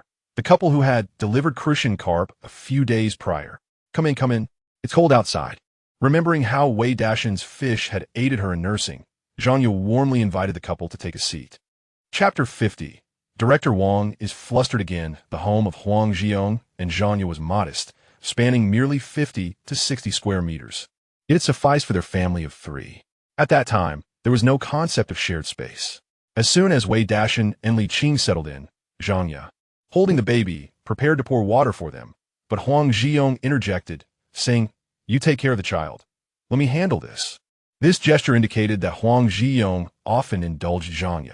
Zhang Ye smiled helplessly, cradling her child while engaging Li Qing in a discussion about the myriad challenges of parenting. Women, by nature, seek commonality. Regardless of how unfamiliar they may be, there is always an abundance of conversation when they gather. However, as a new mother, Zhang Ye could hardly divert her attention from her child, even discussing feeding with an unreserved candor that left Li Qing feeling rather awkward, as if she were about to become a mother herself. However, gazing into the twinkling eyes of that little child, Li Qing found herself quite enchanted, pondering that if she were to have a child with Wei Dashan, it would surely be even more adorable. The mere thought caused a blush to grace her delicate face. Women have their own topics of conversation, just as men have theirs. Wei Dashan, uninterested in such matters, retreated to the balcony to converse with Huang Zhiyong. "Brother Zhiyong, do you know anyone at the nearby factories?" Upon hearing this, Huang Zhiyong was taken aback, gazing at him in disbelief. "Dashan, you're not considering selling wild game to other factories, are you? Is our cotton mill not sufficient for your needs?" Being an accountant, he quickly discerned Wei Dashan's intentions. With a smile, Wei Dashan replied, "Isn't it wise to have multiple avenues and options? Who knows, I might strike it lucky one day and acquire even more game." For Wei Dashan, the steady clientele of the Red Star Cotton Mill was indeed far superior to any black market dealings. Yet today, he could see that the cotton mill had a limited capacity for meat, and if he were to procure more wild goods, the cafeteria director, Wang Yongyan, might not be able to accommodate it. "You are certainly much sharper than your brother." Huang Zhiyong chuckled, though he did not dwell on it. "I'm not familiar with other factories, but I do have a classmate at the steel mill. He works in the security department. If you wish to visit, I can introduce you." "Oh, that would be splendid." Wei Dashan's expression brightened. He had approached the idea with only a vague hope, not expecting that Huang Zhiyong would indeed have connections. If he could establish another sales channel, it could potentially double his earnings. "Brother Dashan, it's getting late. Shouldn't we be leaving?" After conversing with Huang Zhiyong for a while, Li Qing's voice emerged from the sofa. Zhang Ye, cradling her child, clearly needed a nurse, and Li Qing felt it inappropriate to linger with Wei Dashan any longer, prompting her to rise and bid farewell. "Hey, We've been so engrossed in conversation that mealtime is nearly upon us. Come, I'll take you to our cafeteria. Huang Xiong glanced at his watch and, realizing the time, smacked his forehead with an embarrassed smile. He rarely had friends and, upon encountering Wei Dashan, had unintentionally lost track of time in their lively exchange. Wait. As the trio prepared to depart, Zhang Ye hurriedly called out to them. She approached the cabinet, opened the door, and retrieved a brand-new thermos and 2 pristine white towels. Approaching Wei Dashan and Li Qing with a beaming smile. You are about to be wed, and we have nothing of value to offer. This thermos was issued by our school and has never been used. The towels are from Xiong's factory, completely new. Please take them with you. Recently, due to her inability to nurse, Huang Xiong and Zhang Ye have been quite troubled. Had it not been for Wei Dashan bringing them such a bounty of crucian carp, they truly would have been at a loss. In the spirit of reciprocity, Wei Dashan had rendered them considerable assistance. Wei Dashan's elder brother, Wei Dagan, had grown up alongside Huang Xiong. Zhang Ye contemplated offering a token of appreciation to the couple as a blessing for their new journey together. After much deliberation, she decided that a thermos and a towel would be fitting gifts. Sister Zhang, Li Qing chuckled awkwardly, wishing to decline, but Zhang Ye insisted on placing the items in her hands. Little Qing, now that you are marrying Dashan, I shall be your sister-in-law. Accept these from me. When you come to the city, do visit me. I often feel lonely. Huang Xiong, standing nearby, chimed in, your sister-in-law speaks wisely. There is no need for formality between our families. Take these home to enrich your household. With the couple unable to refuse, they graciously accepted the thermos and towel and departed from the cotton mill's workers' dormitory. People of this era were rather simple and practical. No one would critique such everyday items, and they would welcome them wholeheartedly. The trio returned to the dining hall of the cotton mill, where a variety of steaming dishes had already been prepared. Thanks to the ingredients provided by Wei Dashan and Li Qing, the meal today was notably more abundant, featuring an increased quantity of meat and a greater variety of vegetables. However, as it was not yet time to clock out, there was no need to stand in line. Master, please serve me some shredded potatoes and a portion of stir-fried meat, Huang Xiong said, ready to pay for the meal for Wei Dashan and Li Qing. Just then, he observed the dining hall director, Wang Yongyan, emerging in a fluster, drenched in sweat. Director Wang, what troubles you? Huang Xiong inquired, astonished. Alas, misfortune seems to follow me. Even drinking cold water feels like a chore. Wang Yongyan, upon seeing the trio, did not conceal his troubles, lamenting. The leadership from Machinery Factory is here to inspect and dine, yet our head chef is indisposed with a stomach ailment, stuck in the restroom. Only half of the dishes are ready. Can you imagine the urgency? Although the kitchen boasted numerous cooks, there is only one head chef, with the others serving as second cooks and assistants. For a communal meal of this scale, the second cooks and assistants could manage adequately together. However, with the leadership from the Machinery Factory in attendance, none dared to take charge of the cooking. Only the head chef could skillfully prepare such elaborate dishes. After all, the kitchen at the cotton mill was not accustomed to such rich ingredients, and the other cooks lacked the experience to handle them. Director Wang, do you know what dishes the leaders prefer? If you don't mind, perhaps I could lend a hand, Li Qing interjected, noticing Wang Yongyan's distress. Is it true that you can cook Jiangzhou cuisine? Wang Yongyan asked, somewhat taken aback by Li Qing's sudden offer. Just moments ago, a host of chefs in the kitchen hesitated to take command. How could a woman from a village dare to step up? Suddenly, Wang Yongyan recalled that Wei Dashan's wife seemed to be one of the educated youth who had come from Jianghai. If she indeed possessed some culinary skills, she might be able to prepare dishes that would truly satisfy their palates. How fortuitous! Li Qing smiled and said, my hometown is indeed Jianghai, and our flavors are somewhat similar to those of Wuxi. Seeing Li Qing eagerly volunteer, Wei Dashan quickly supported his wife, stating, Director Wang, my wife's culinary skills are unparalleled. Since the head chef is currently absent, why not allow her to prepare a dish for us? If it meets your approval, she can continue cooking. He added, moreover, these game meats are rarely seen in the city. They may not have the authenticity that we can provide. No one understood Li Qing's culinary prowess better than Wei Dashan. Over the past few days, he had savored numerous meals prepared by her, and it would be no exaggeration to say that her skills rivaled those of chefs in state-run restaurants. The cotton spinning factory was one of their key clients, and given its current difficulties, offering assistance could fortify their future collaborations. Furthermore, today they were entertaining leaders from the machinery factory, a significant establishment. Forging connections here could prove beneficial for their future endeavors as well. All right, Li Qing, why don't you prepare a dish for me to taste? If it's satisfactory, I would greatly appreciate your help. At this moment, Director Wang saw no other option. They would have to take a chance. The table was rather sparse in terms of dishes. They could not allow the leaders to sit idle, despite having only met Wei Dashan and his wife twice. It was evident that Wei was an experienced hunter, and his expertise in handling game would surpass that of the typical kitchen staff. Additionally, with Li Qing's Shanghai background, she might indeed be able to handle such a banquet. With this thought in mind, Director Wang ceased his hesitation and led Li Qing to the kitchen. Li Qing casually donned an apron and chef's hat, picked up a knife, and began her work. Director, who is this woman? Where did you find such a chef? She is truly beautiful. Are you sure she can cook? The arrival of Li Qing stirred quite a commotion in the kitchen. Most of the kitchen staff were men, with only a few female helpers who merely assisted. Having worked in the kitchen for so many years, it was their first time witnessing a woman take charge. Honestly, you'll have no skills, yet your chatter is incessant. Wang Yongyan observed Li Qing deftly breaking down the ingredients with precision. Realizing that Wei Dashan and Li Qing had not exaggerated, this young woman from Shanghai indeed possessed remarkable culinary talent. He shot a glare at the group of helpers, instructing, "Stop loitering around. Can't you see what Chef Li needs? Get to work and don't hinder the proceedings." In just a few minutes, Li Qing had already transformed into Chef Li in his eyes. All right, no problem.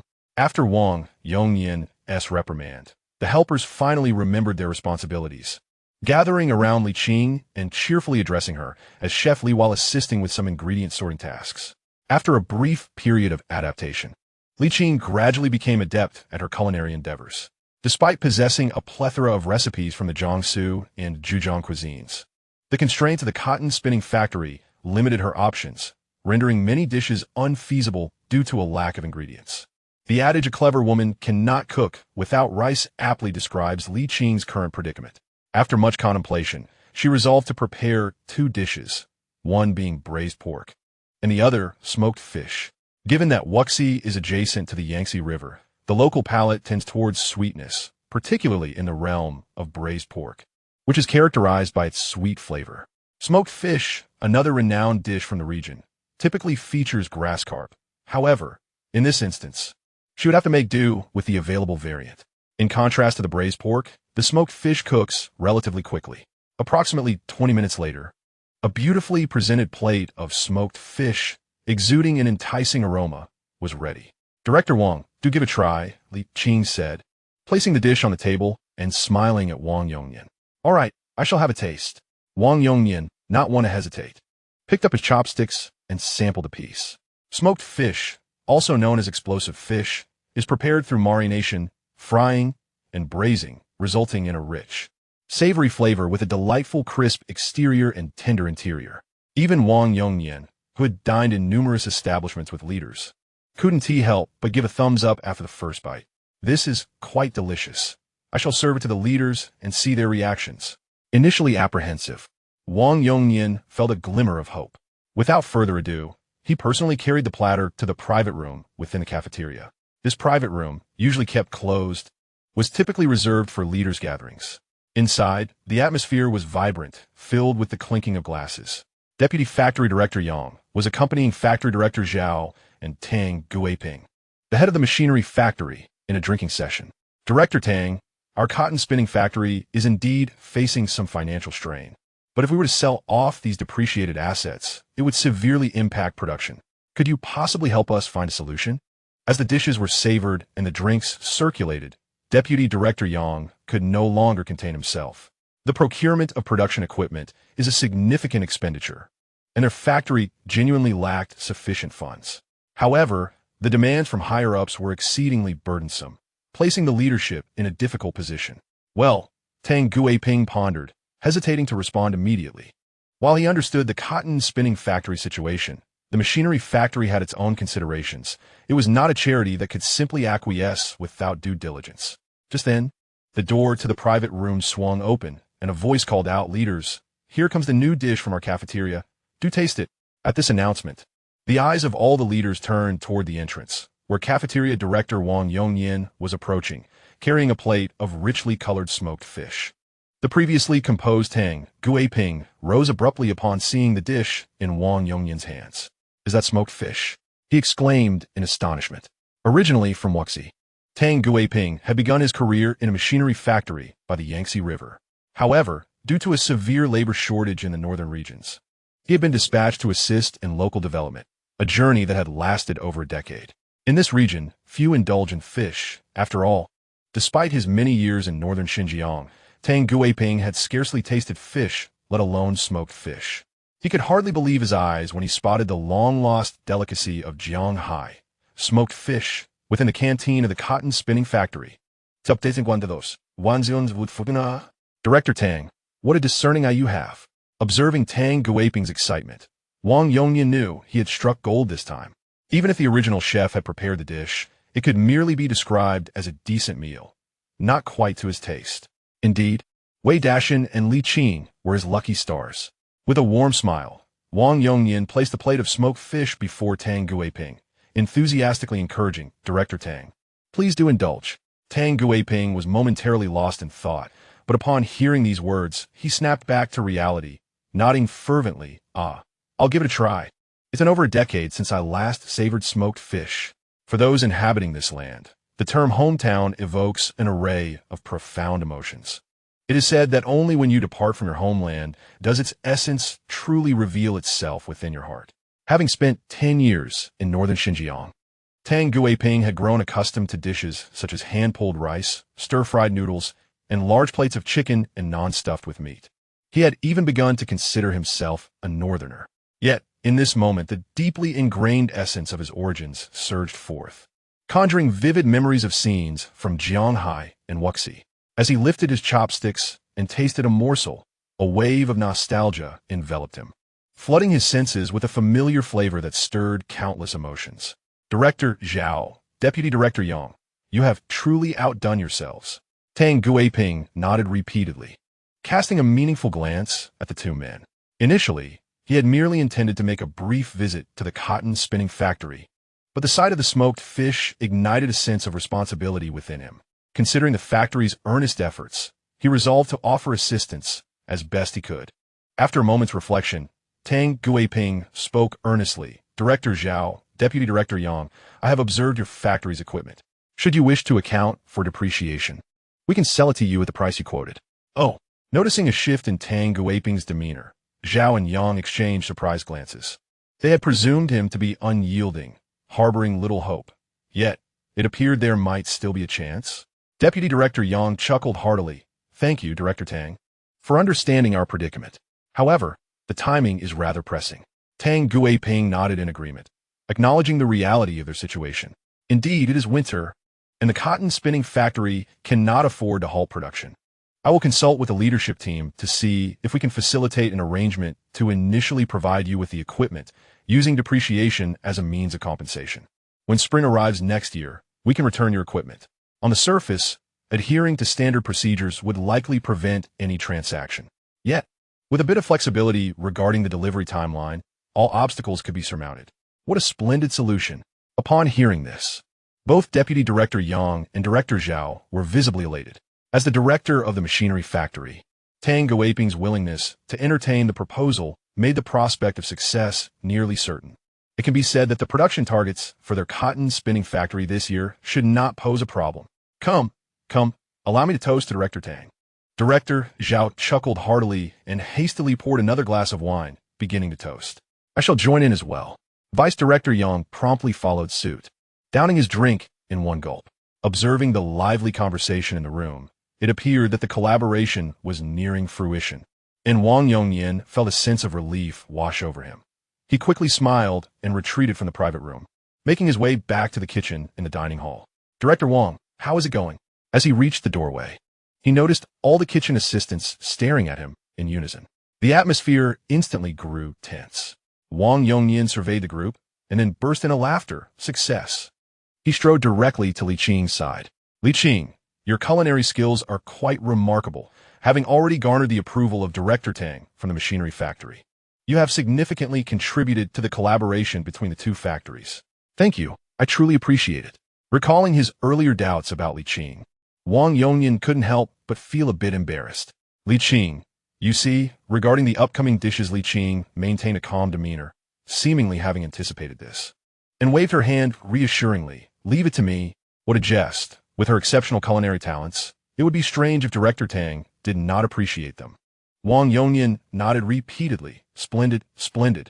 You all stay sharp. I understood, Director Wang. The kitchen assistants responded with smiles, knowing that the leader's fondness for Li Qing's skills indicated that they had successfully navigated today's challenge. Yet, amidst their joy, their gazes toward Li Qing were filled with astonishment. This female chef, who knew not from whence she had emerged, possessed such exquisite culinary prowess that even Director Tang from the machinery factory was effusive in his praise. Under the watchful eyes of the astonished onlookers, Li Qing continued her work without pause. In no time, dishes such as braised pork, black-bone chicken stewed with morel mushrooms, spiced fried ribs, rabbit meat with oil noodles, braised snow chicken, along with a pot of rich lamb soup and black-bone chicken soup, were expertly prepared and served by the assistants from Li Qing's hands to the private room. Once all the dishes were completed, Li Qing stretched her arms and carried a fully laden plate of meat and vegetables to the front of Wei Dashan and Huang Zhiyong. During her cooking, she had intentionally set aside a portion of each dish, perfect for their lunch.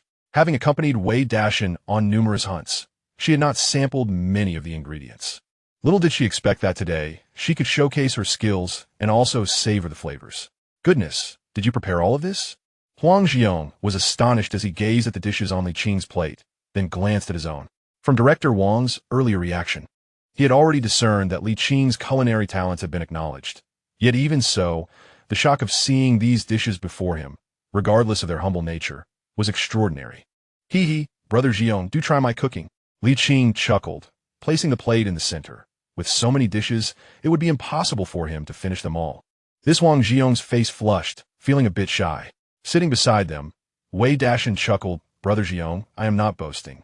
Our Xiaoqing's culinary skills are truly of a chef's caliber. With so many dishes, we can hardly finish them all, so please share the burden with us. Huang Zhiyong, feeling a bit shy, scratched his head and replied, Well then, I shall benefit from your generosity. As he spoke, he picked up a piece of braised rabbit and took a bite. Indeed, it was remarkably delicious. Clearing his throat, Huang Zhiyong looked at Li Qing and Wei Dashan and said, your sister-in-law hasn't eaten yet. Before he could finish, Li Qing waved her hand, and a staff member from the kitchen promptly brought over a lunchbox, smiling as he said, Accountant Huang, this chicken soup is specially reserved for you by Master Li. Oh my, I feel so embarrassed. Although the lunchbox was covered, the tantalizing aroma of the chicken soup wafted through the small gap, making Huang Zhiyong genuinely bashful. Brother Zhiyong, your sister-in-law needs nourishment. I had already arranged this, and Director Wang has given his approval. You can take it home for her to enjoy. Li Qing said with a bright smile. Thank you so much, sister-in-law. Huang Zhiyong replied with an awkward smile, carefully accepting the lunchbox, his heart filled with mixed emotions. He had initially thought that since Wei Dashan was from the same village, it would be a small favor to help him out with his marriage. Little did he expect that Wei Dashan's wife not only assisted the cotton mill significantly, but also helped him gain an advantage in the process. Contemplating this, Huang Zhiyong felt a twinge of guilt. Wei Dashan, you've married a wonderful wife. Meanwhile, as Huang Zhiyong reflected, Wei Dashan discreetly gave Li Qing a thumbs up. Truly, she was his wife. Not only was she composed in a crisis, but her culinary prowess was remarkable, and she deftly balanced significant and trivial matters. To have such a wife, who else could be as fortunate? The three of them sat together, delightfully enjoying their lunch. Indeed, the platter of wild game was delectable. Suddenly, a sound of footsteps approached, revealing Wang Yongyan accompanied by a bespectacled middle-aged man, alongside Deputy Factory, Director Yang, and other leaders. A large group of people gathered around Wei Dashan and the others. Dashan, Li Qing, allow me to introduce you to Director Tang Guiping from the machinery factory. Director Tang, this is the talented chef Li Qing, who prepared this splendid meal. Director Wang Yongyan introduced with a beaming smile. Ayu, Kumrada Li Qing. I hear you hail from Shanghai. We are practically fellow townsfolk. Upon hearing this, Tang Guiping smiled warmly and shook hands with Li Qing and Wei Dashan. The sumptuous spread of food, reminiscent of his hometown flavors, brought him immense joy, prompting him to seek out the chef. He had not anticipated that she was a sent-down youth from Jianghai. "Greetings, Director Tang." "It was merely a fortunate encounter," Li Qing replied graciously, her smile radiant. "Meeting is indeed a matter of fate." Tang Guiping expressed his admiration, stating, "Comrade Li Qing, your culinary skills are truly remarkable. I have heard you have married and settled in Beijing. That is a splendid choice. Beijing is rich in resources and offers vast opportunities for success." As he spoke, he glanced at Wei Dashan and Li Qing, then retrieved a steel pen from his jacket pocket and presented it to the couple with a smile, saying, "We are, in a way, half fellow townsfolk. I have heard that you two have just recently tied the knot. In our first meeting, I have nothing of great value to offer but this pen, which has accompanied me for many years. I bestow upon you as a token of my heartfelt wishes for your new marriage. I work at the machinery factory, so if you ever require assistance, do not hesitate to seek me out." In this era, the spirit of the people was relatively simple, regardless of one's status. All individuals were considered equals.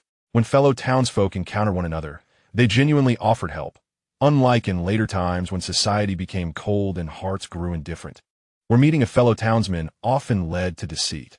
To find his half-compatriot in the remote northwestern region and savor a delicious meal of hometown cuisine filled Tang Guiping with emotion, prompting him to extend his blessings to the newlyweds, Wei Dashan and Li Qing, fueled by the warmth of the wine. "Thank you, Director Tang. It is a pleasure to meet you." Li Qing, feeling at ease in front of everyone, graciously accepted the steel pen from Tang Guiping. This was not merely a pen. It was a symbol of Tang Guiping's goodwill, and should they encounter difficulties in the future, it might indeed serve as a conduit for seeking his assistance. Please enjoy your meal. I shall not intrude any longer." Tang Guiping chuckled heartily and returned to the private room with the others. Their banquet was only halfway through, and there was still much to enjoy.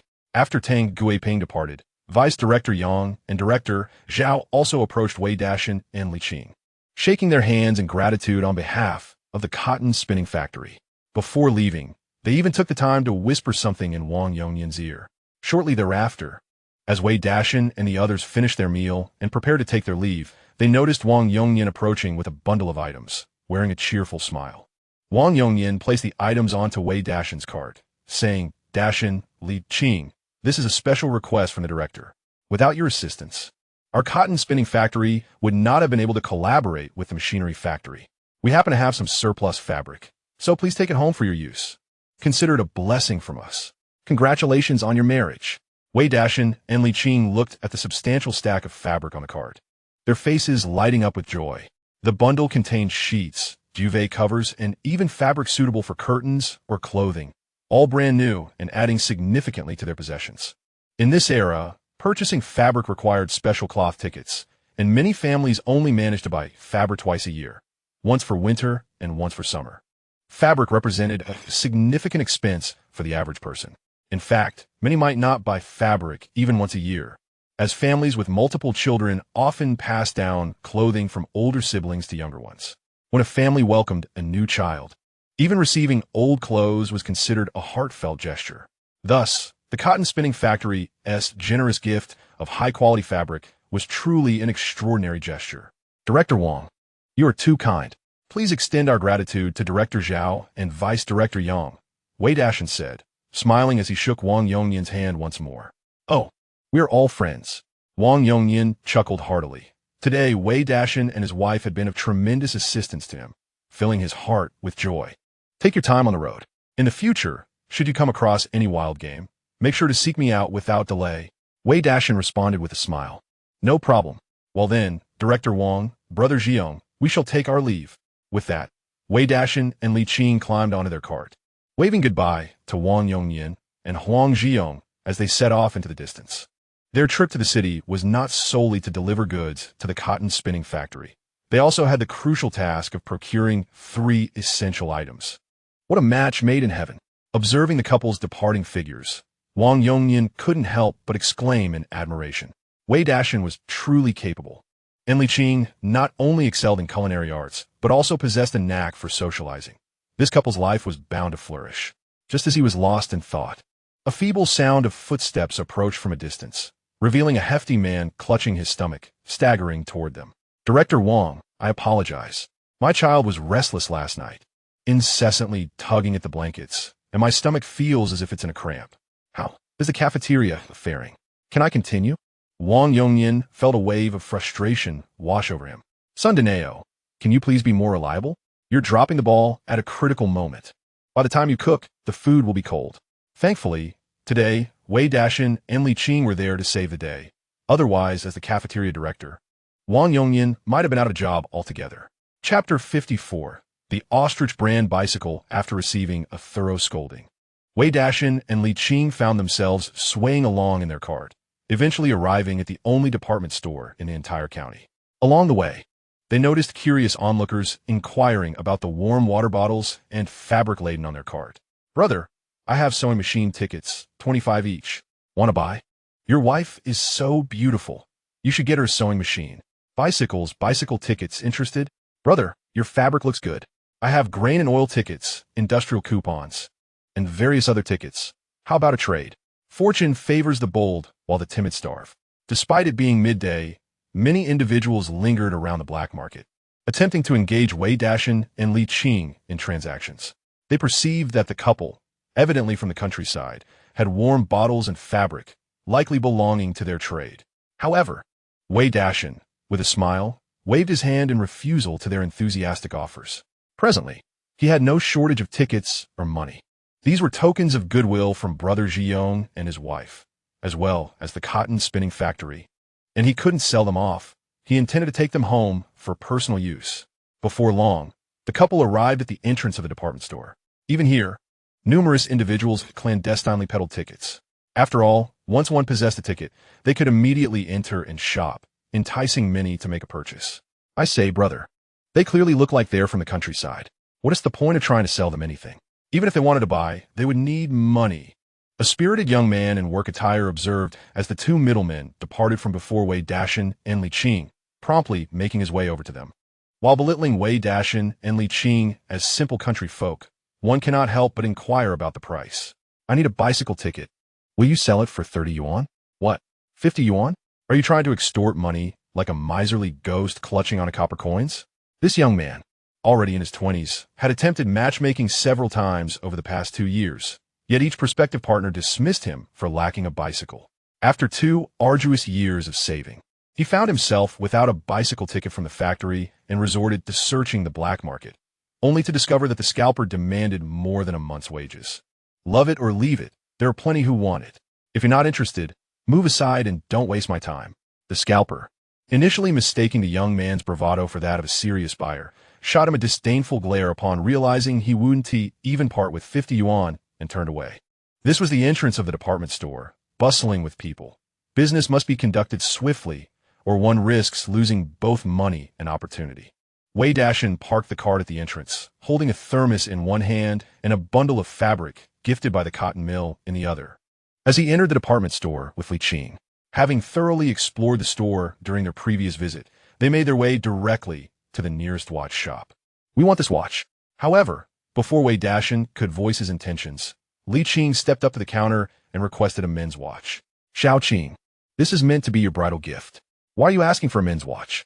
Wei Dashan was taken aback as he watched Li Qing strap the watch on her wrist. Earlier at the cotton mill, when she had tugged at Director Wang for an industrial coupon, he had assumed she desired a watch. But it turned out the coupon was for her to buy a gift for him. How splendid! Li Qing beamed as she admired the watch on Wei Dashan's wrist. Forget about bridal gifts. I'm marrying you not for material things, but to build a life together. This watch holds no value for me. When you venture into the mountains to hunt, how will you keep track of time without one? I believe this watch is quite fitting. Seeing Wei Dashan's stunned expression, she chuckled. Silly man, your safety outweighs all else. As the saying goes, to do a good job, one must first sharpen their tools. If you can hunt better, the money you earn will far exceed the value of this watch, and I can certainly calculate that. In this new life together, Li Qing was unconcerned with material possessions. Wei Dashan was capable and kind, and as his partner, she would cherish him. Listening to her words, Wei Dashan felt a mix of amusement and warmth. All right, my wife truly cares for me. While one can gauge time by the sun in the mountains, having a watch would indeed be more convenient. Understanding Li Qing's nature, Wei Dashan did not resist and allowed her to complete the purchase, requesting a receipt as they strolled forward, the watch adorning his wrist. The salesperson, watching the couple depart, couldn't help but express admiration. On ordinary days, it is typically women who clamor for men to purchase watches for them. Today, however, an unusual occurrence unfolded, as a woman took the initiative to buy a watch for a man. This man is indeed fortunate. She has been working at the watch store for 2 years, and during this time, the majority of customers have been men buying for women, resulting in the men's watches being far less popular than the women's selections. This turn of events truly opened her eyes, for a watch priced at 120 yuan is not something just anyone can afford. While the sales assistant marveled at the situation, Wei Dashan and Li Qing had already arrived at the bicycle shop. In this era, bicycles primarily featured 3 major brands: Phoenix, Forever, and Flying Pigeon. Yet, in the northern regions, there exists a lesser-known brand called Camel. The Camel brand initially stemmed from a military factory that manufactured mortars, grenades, firearms, and various other weapons. However, after 7 or 8 years, it transitioned to civilian use, beginning the production of bicycles. By combining their military technology with the design capabilities of Phoenix bicycles, they successfully created the Camel brand. Not only do they offer traditional models with the classic 280 structure, but they also provide a version designed specifically for women, which lacks a crossbar. Given the poor road conditions, where rain and snow create genuine cement pathways and one must carry various items, Li Qing unhesitatingly opted for the traditional 280 model. The total came to 152 yuan. Here is your receipt. Please keep it safe. The sales assistant counted the cash Wei Dashan had drawn and issued the receipt. In this age, bicycles serve as vital transportation, akin to the significance of automobiles in later times, and require a special driving license, with the receipt serving as crucial proof for obtaining such a license. Thank you. Wei Dashan expressed his gratitude, placing the receipt carefully into his pocket. He then hung a thermos on the bicycle's handlebars and secured a piece of cotton cloth on the rear seat, taking Li Qing along as they continued towards the sewing machine store. After 2 arduous days and nights of hunting, they had spent 272 yuan on merely 2 items, causing both Wei Dashan and Li Qing, who had experienced life in later years, to feel a twinge of discomfort at the expense. Chapter 55. An encounter with who still possesses such sewing machines. The sewing machine purchased was of the Butterfly brand, which boasts numerous brands in this era, including Shanghai, Panda, and Phoenix. However, the Butterfly sewing machine is particularly appealing in design, practical, and offers good value for money. The total cost was 125 yuan, merely 5 yuan more than the watch. On their way to the sewing machine store, they fortuitously passed by a vendor selling flashlights. Wei Dashan waved his hand and directly purchased 3, along with several additional size 1 batteries. 1 flashlight was intended for Brother Bulk, while the remaining 2 were for himself and Li Qing. Additionally, he procured bullets at 2 yuan 50 each, buying 101 go, allocating some for Bulk and reserving the rest for his own use. As for the additional necessities that Bulky required, it was not too late to purchase them from the supply and marketing cooperative back in the village. After this round of expenses, the money that Wei Dashan and Li Qing had earned recently was nearly spent. If it weren't for the considerable amount of medicinal herbs collected in the mountains, they might not have had enough funds. Upon exiting the department store, Wei Dashan couldn't help but reflect. Regardless of the era, marriage constitutes a significant financial burden for a man and his family. Fortuitously, he possessed the means to earn, but for an average household, tying the knot could potentially deplete a lifetime of savings, and even then, it might not suffice. Looking ahead to future times, the situation would be even more pronounced. Bicycles and sewing machines. Indeed, these purchases were substantial. At the entrance of the department store, a young man in work attire was still haggling with street vendors, attempting to buy a bicycle ticket at the lowest possible price, and despite the passage of time, he had yet to make a purchase. However, when he glanced up, he was astonished to see Wei Dashan and Li Qing emerging from the department store, having loaded a brand new bicycle and sewing machine onto their cart. To his further astonishment, he noticed that Wei Dashan wore a men's watch on his wrist. How ironic. Just moments ago, he had mocked the impoverished country folk, and now, having spent so much on significant items, it was he who found himself in a state of financial embarrassment.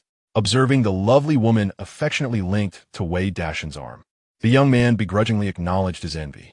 With a sharp clap, He witnessed Wei Dashan and Li Qing securely binding the sewing machine and bicycle with ropes before giving the horse a gentle smack on the rear, prompting the majestic steed to pull away, carrying the affectionate couple from the department store. The couple was preparing for marriage, and the sewing machine they purchased was a Butterfly brand. The young woman was indeed fortunate. The man treated her exceedingly well. Did one not notice the watch on the man's wrist?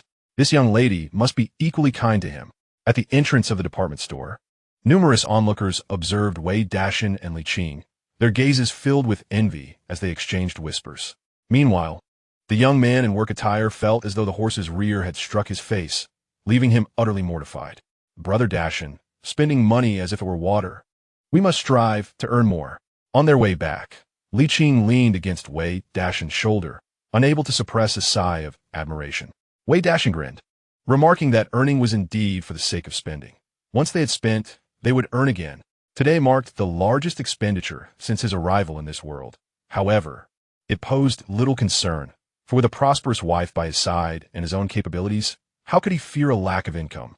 Wait, Brother Dashan, wait for me. Just as the couple was about to exit the county, a loud voice suddenly called out from behind. Wei Dashan recognized it and turned to see a middle-aged man, Hu Delu from Yuxiang, hastily approaching them with a shoulder pole. What was he doing here? Quickly, Wei Dashan pulled on the reins, bringing the cart to a halt.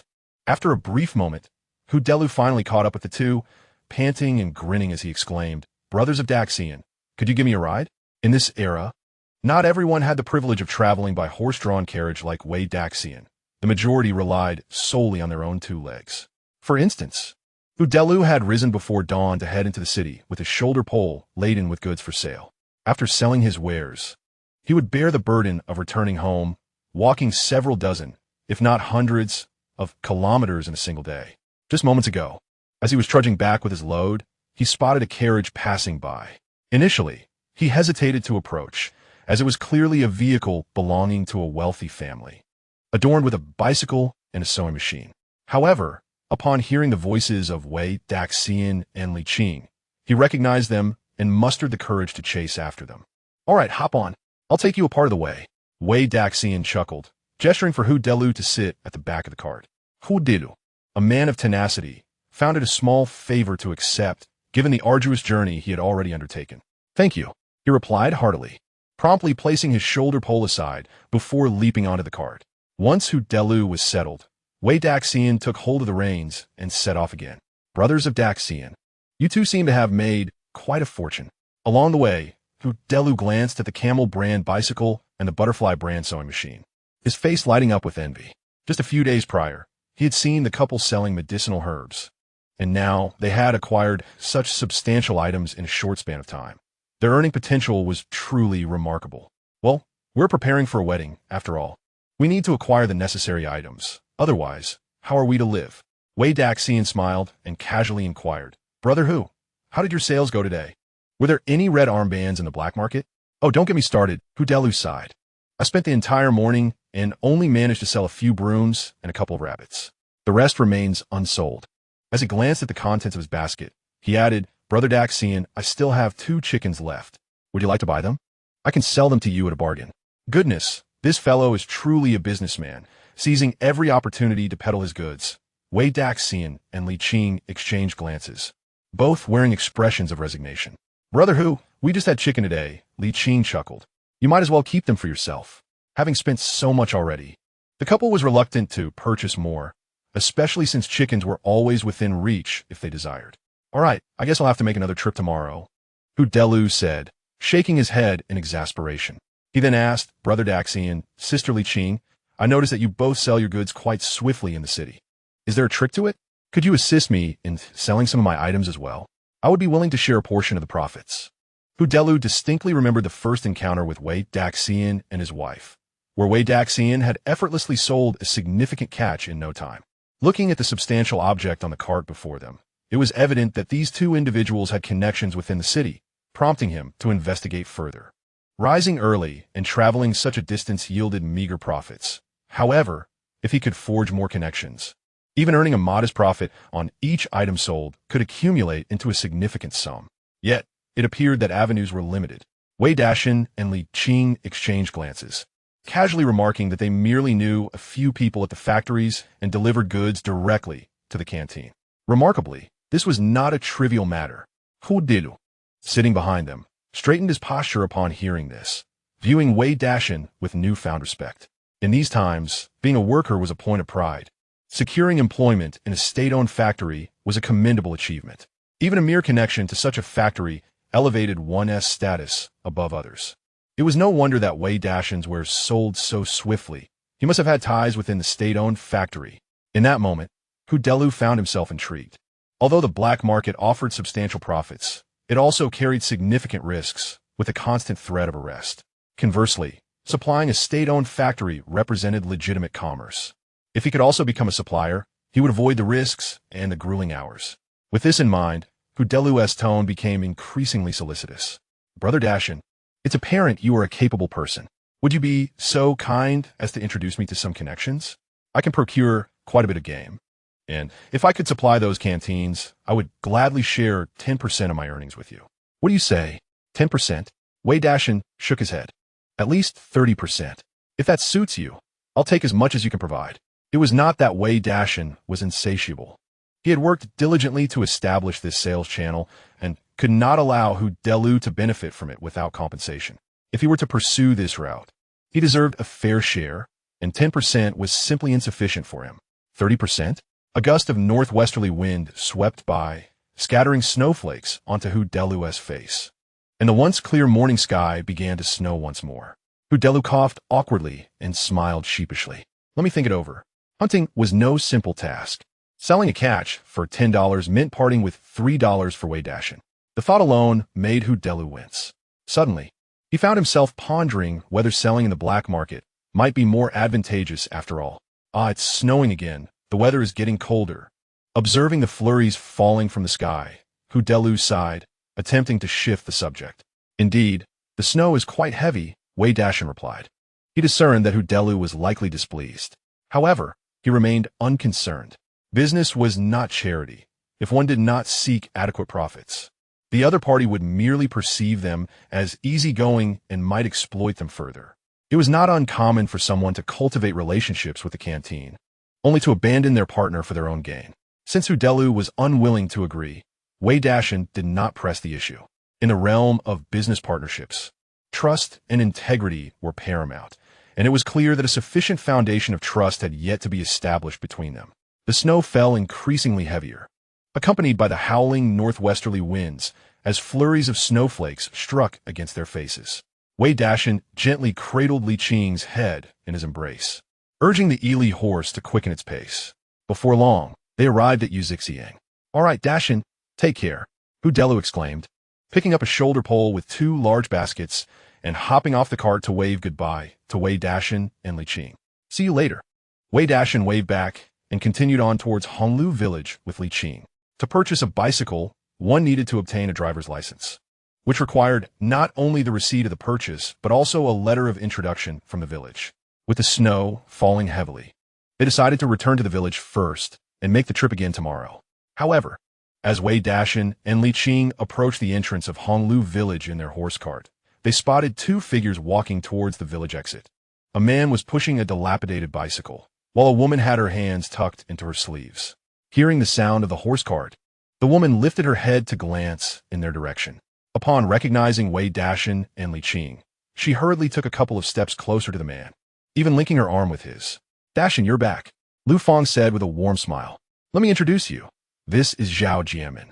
His father is the village head of Heimu village. Jianmin is the projector operator at the commune. I wonder if you remember him. We just happened to meet today, and I wanted to tell you that Jianmin and I are getting married on the 28th of this month. You must come.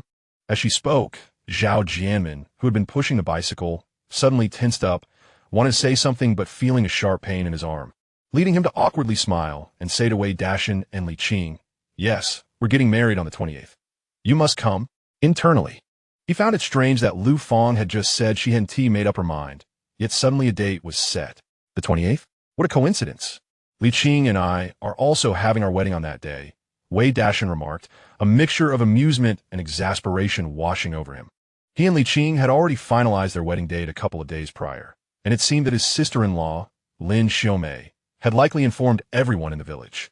Lu Fang, it appeared, had deliberately chosen to marry on the same day. Indeed, we are getting married on the 28th, Li Qing added, leaning against Wei Dashan's arm. Her gaze fixed on Lu Fang and Zhao Jiamin. What unfortunate timing. It seems we won't be able to attend your wedding. With that, she turned to Wei Dashan and playfully said, Dashan go, it's too cold. Let us hurry home. All right, home it is. Wei Dashan, disinterested in Lu Fang and Zhao Jiamin, flicked the whip towards the Eli horse and directed it into the village. Having pursued Lu Fang for 2 years and done so much for her family, he felt a sense of injustice for his past self, especially seeing Lu Fang and Zhao Jiamin, who had only known each other for a few days, hastily preparing for marriage. As Wei Dashan and Li Qing treated her as though she were invisible, a flicker of resentment crossed Lu Fang's gaze, and she suddenly loosened her grip on Zhao Jiamin's arm. Zhao Jiamin, I desire a new bicycle. This one is far too antiquated, Lu Fang coldly declared. Gazing at the bicycle on Wei Dashan and Li Qing's cart, I wish for a Shanghai brand sewing machine. Chapter 57. A certain encounter for reasons unbeknownst to her. Witnessing Li Qing nestled in Wei Dashan's embrace stirred a wave of discontent within Lu Fang. The sight of the trendy Camel brand bicycle and Butterfly brand sewing machine atop Wei Dashan's cart exacerbated her discomfort. Had it not been for her mother, Zhang Zulian, insisting on a dowry of 500, these items would have been hers. Such thoughts further soured Lu Fang's mood. Deep down, she recognized that what she truly lamented was not merely the loss of the bicycle and sewing machine, but rather the affection Wei Dashan had bestowed upon her over the past 2 years. Since she could not derive satisfaction from Wei Dashan, she sought to acquire it from Zhao Jiamin, even desiring more, as such would bring her heart some semblance of equilibrium. Her haste to wed Zhao Jiamin stemmed from a desire to preemptively counter the prospect of Wei Dashan and Li Qing marrying before her. Initially wavering, witnessing the couple return hand in hand ignited a rush of impulse within her, prompting her to solidify the marriage arrangement on the spot. After all, Zhao Jiamin's father was the village secretary of Heimu, and she believed marrying him would not lead to misfortune. What? Zhao Jiamin, standing nearby, felt his countenance darken upon hearing this. Xiaofang, did we not discuss this at your home? I agreed to provide your family with a dowry of 200. There's no need to purchase a bicycle. Just acquire a Huanan brand sewing machine. Why the sudden desire for a Shanghai brand? In recent days, due to the impending marriage of Wei Dashan and Li Qing, Lu Fang's mother, Zhang Zulian, had endured considerable gossip and disparagement. To facilitate her daughter's marriage and to mitigate the neighbor's prattle, Zhang Zulian lowered the dowry to 200. Given Zhao Jiamin's relatively favorable circumstances, she merely requested 32 legs and a sewing machine. After all, with Zhao Jiamin's father being the village secretary, her daughter would not suffer in poverty. In the realm of relationships, discussions of finances and sentiments often intertwine. Initially, Zhao Jiamin felt pleased that Lu Fang's family conditions were reasonable. Yet, he was unprepared for Lu Fang's sudden change of heart before they had even left Honglu village. Although his bicycle was somewhat worn, it was still robust, capable of lasting another 20 years. As for the sewing machine, the Huanan brand was economical and practical at merely 120, 5 less than the Butterfly brand. However, opting for the Shanghai brand would necessitate an additional expenditure of 7. Calculating this, he realized he would suddenly need to spend an extra 160. Even selling his old bicycle would still leave him over 100 short, a situation Zhao Jiamin could scarcely endure. A dowry of 100 is sufficient. The bicycle must be new, and the sewing machine must be the Shanghai brand. Lu Fang turned to Zhao Jiamin, asserting her demands. After all, the dowry bore little significance to her. It was intended for her younger brother to secure a bride. Over the years, I have done enough for my younger brother. Lu Hongwei. Marriage is a significant milestone in my life, a once-in-a-lifetime event that deserves to be celebrated with grandeur. 100 in bride price is quite acceptable. Upon hearing that Lu Fang had reduced the bride price to 100, Zhao Jiamin's expression brightened considerably. Calculating it this way, I haven't spent much, and just the thought of marrying at the end of the month fills my heart with joy. It's settled then, Xiaofang. I shall come to pick you up tomorrow, and we will take a stroll in the county town. Zhao Jiamin smiled at Lu Fang. All right, you should head back now. The heavy snow had turned into soft flakes, and the northern chill was biting. With the arrangements finalized, Lu Fang wished to avoid lingering in the cold and suggested that Zhao Jianmin return to Heimu village. Okay, see you tomorrow. Zhao Jianmin chuckled as he mounted his worn-out bicycle and pedaled towards Heimu village. Lu Fang turned away, head bowed, taking slow steps towards home. Despite Zhao Jianmin's agreement to her request, an inexplicable sense of unease clouded her heart, leaving her devoid of joy. Footprints in the snow trailed behind her, chaotic and disordered, mirroring her current state of mind. Meanwhile, across the vast, white wilderness, a mule was pulling 3 young men towards Honglu village. They were the Lin brothers, who had gone hunting in Tianshan the previous day. After enduring a night of discomfort beneath the stench of manure, they had hoped to indulge in hunting wild boars in the mountains, but to their dismay, not a single game bird had fallen to their bullets. As snowflakes began to swirl in the air, the trio, beset by hunger and cold, decided to retreat and boarded the cart, allowing the mule to carry them home. Watching the snow intensify, they quietly sighed in relief. Had they remained in Tianshan, they might have faced another night of freezing, perhaps even death in the mountains. Brother Shui Wang, we have suffered a great loss this time. Lin Shui Hao complained, hands tucked into his trousers. Not only did we waste 40 work points, but we also squandered a considerable amount of ammunition, and in the end, we returned empty-handed. If the villagers find out, they will laugh at us. Lin Shuiyin, seated beside him, echoed his sentiments with a sigh. Indeed, why is it that Wei Dashan returns with both pigs and sheep from his hunts, while we have nothing to show for it? It's infuriating. Enough of this. Lin Shui Wang interjected with a dismissive snort, his own mood darkening further. When he had borrowed the mule from the village secretary, Huang Yutan, he had boasted about their hunting prowess. Now, returning empty-handed left him feeling humiliated. Isn't that someone from Heimu village? As he furrowed his brow in frustration, Lin Shui Wang suddenly noticed a figure riding a bicycle emerging from Honglu village. Upon closer inspection, he recognized Zhao Jianmin, the secretary's son from Heimu village, who seemed to work as a projectionist at the commune. Projectionists are well off. With that thought, an idea sparked in Lin Shui Wang's mind.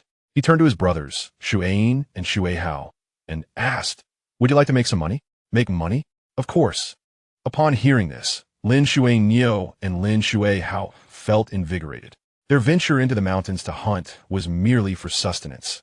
If they had the means, they could easily procure provisions from the supply cooperative without braving the treacherous cold of Tianshan. Lost in thought, they noticed Lin Shui Wang pointing towards a figure not far ahead, and immediately the 2 brothers understood. They swiftly pulled their scarves up to cover their noses and urged their mule cart to hastily pursue Zhao Jianmin, effectively blocking his path. At that moment, Zhao Jianmin was blissfully absorbed in the joy of his impending marriage to Lu Fang and was oblivious to the approaching cart, which he collided with. A loud crash echoed as his rickety bicycle crashed into the cart, sending Zhao Jianmin tumbling into the snow. "My apologies, I wasn't watching the road," Zhao Jianmin exclaimed, raising his head to apologize, only to find 3 masked men looming over him. One of them said, "Well, we're here to rob you. Hand over all your belongings." Zhao Jianmin was taken aback. Chapter 58. Buying meat, even in an era marked by simple folk, there were no shortages of ruffians. Particularly in the 1980s and 1990s, local bullies roamed freely, often stopping outsiders, and a refusal to part with some cash could easily result in a beating. Even as the new millennium dawned, such circumstances remained prevalent in many rural areas. Zhao Jianmin could not have anticipated that just as he stepped out of Honglu village, he would be confronted by 3 highwaymen. He was to take Lu Fang to the city the next day to purchase necessities. If they made off with his money, how would he afford anything? In a moment of desperation, he quickly smiled and said, "Gentlemen, let us not let a flood sweep through the Dragon King Temple. Surely we are not strangers to one another. I'm about to become half a resident of Honglu village myself. Please, brothers, let me treat you to a celebratory feast another day. What do you say? Half a resident of Honglu village?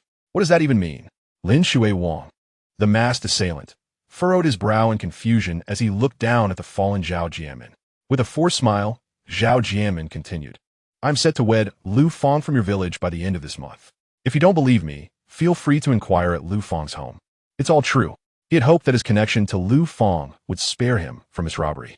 However, before he could finish his sentence, a foot came crashing toward his face. "Damn it, who said we are kin? You think you deserve to marry Lu Fang? I'll teach you a lesson." It was Lin Xuanyo, who, upon hearing Zhao Jianmin's claim of marrying Lu Fang, retaliated with a kick.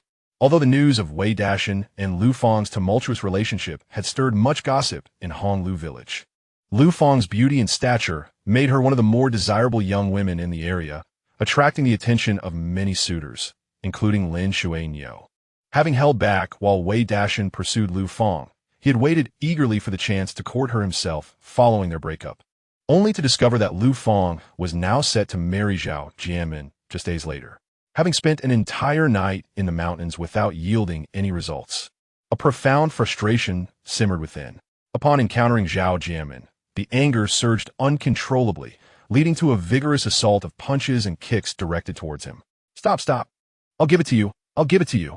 Zhao Jianmin lay in the snow, cradling his head, utterly speechless. Had he known that bringing Lu Fang would be futile, he would have simply handed over the money. This brutal beating in the frigid cold was excruciating. He fished out 20 cents from his pocket, gazing at the trio with a pitiful expression. I came out in a hurry. This is all I have. 20 cents? Are you trying to mock us? Lin Xuewang seized the meager sum from Zhao Jianmin, delivering another kick for good measure. I'm serious. I have nothing left. Zhao Jianmin continued to shield his head, feigning helplessness. However, Lin Xuewang had little patience for his whining. He squatted down and thoroughly searched Zhao Jianmin from head to toe, ultimately retrieving 10 yuan from his cotton shoes and 37 cents from his coat pocket. I knew you had money, yet you pretended to be poor. Now scram. After enduring another round of blows, the trio bellowed at Zhao Jianmin to leave. Just as he rose, intending to lift his bicycle, Lin Xuewang halted him. Wait a moment. He swiftly kicked the bicycle over and bent down to remove the Valcor from the rear tire. By the time Zhao Jianmin realized what was happening, Lin Xuewang had drawn a knife, extracted the inner tube, and severed a portion of it. This hunting trip had wasted a considerable number of bullets. And upon spotting Zhao Jianmin's bicycle, Lin Xuewang had envisioned crafting a slingshot ideal for hunting sparrows in the vicinity of the village. Seizing the opportunity, he thought it a waste not to utilize the readily available materials. All right, you can leave now. Lin Xuewang waved his hand dismissively at Zhao Jianmin.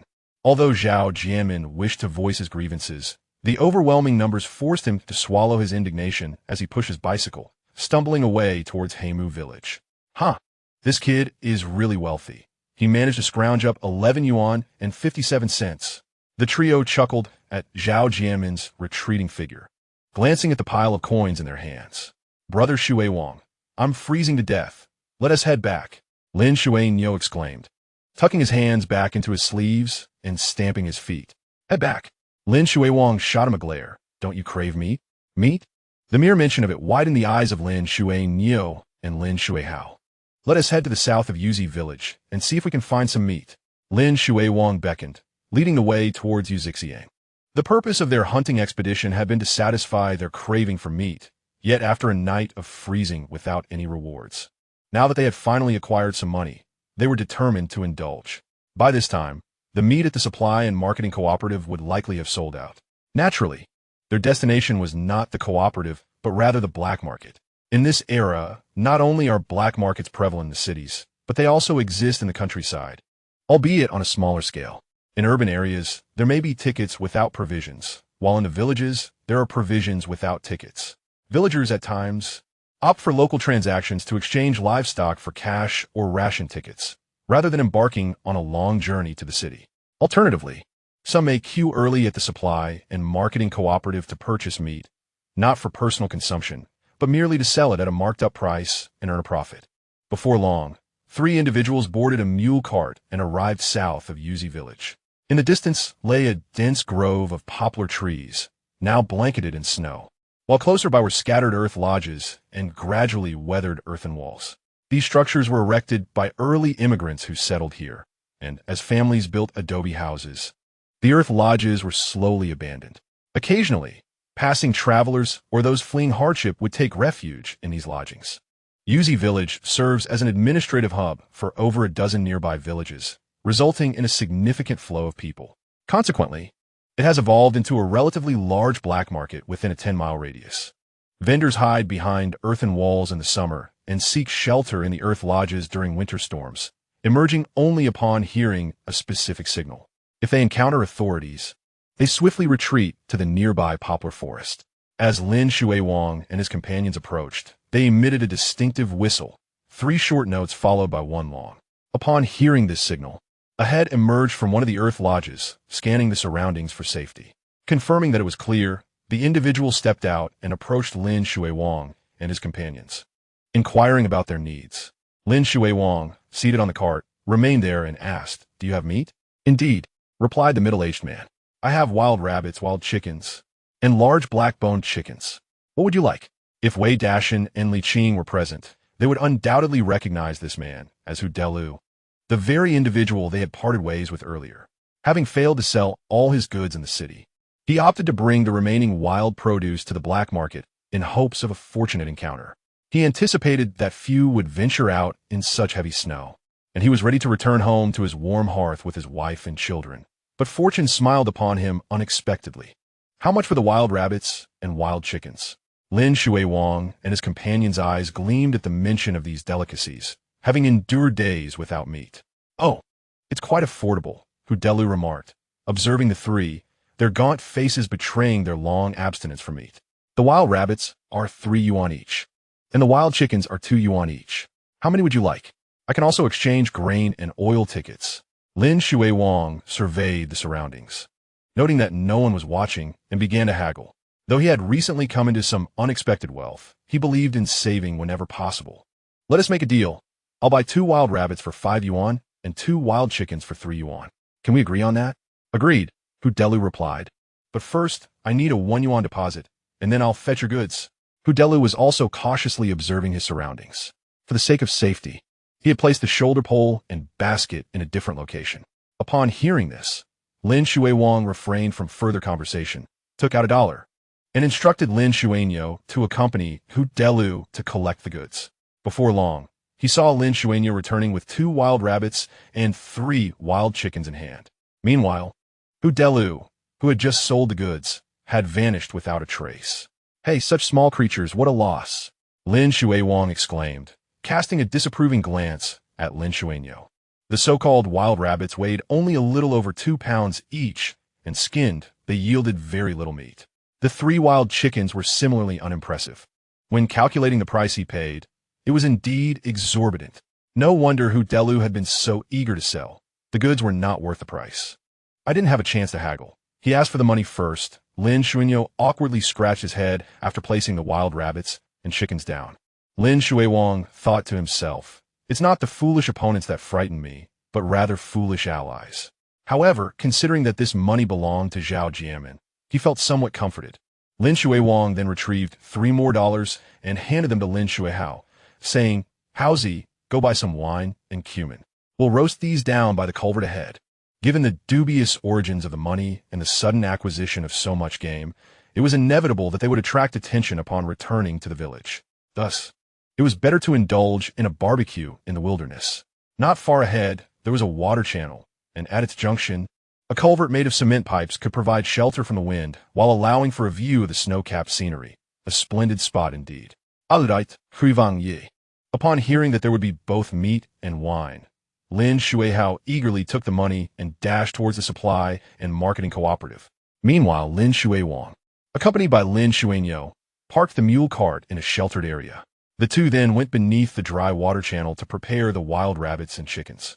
Simultaneously, Zhao Jianmin, his face marred with bruises, was pushing his battered bicycle, slowly making his way back to Heimu village.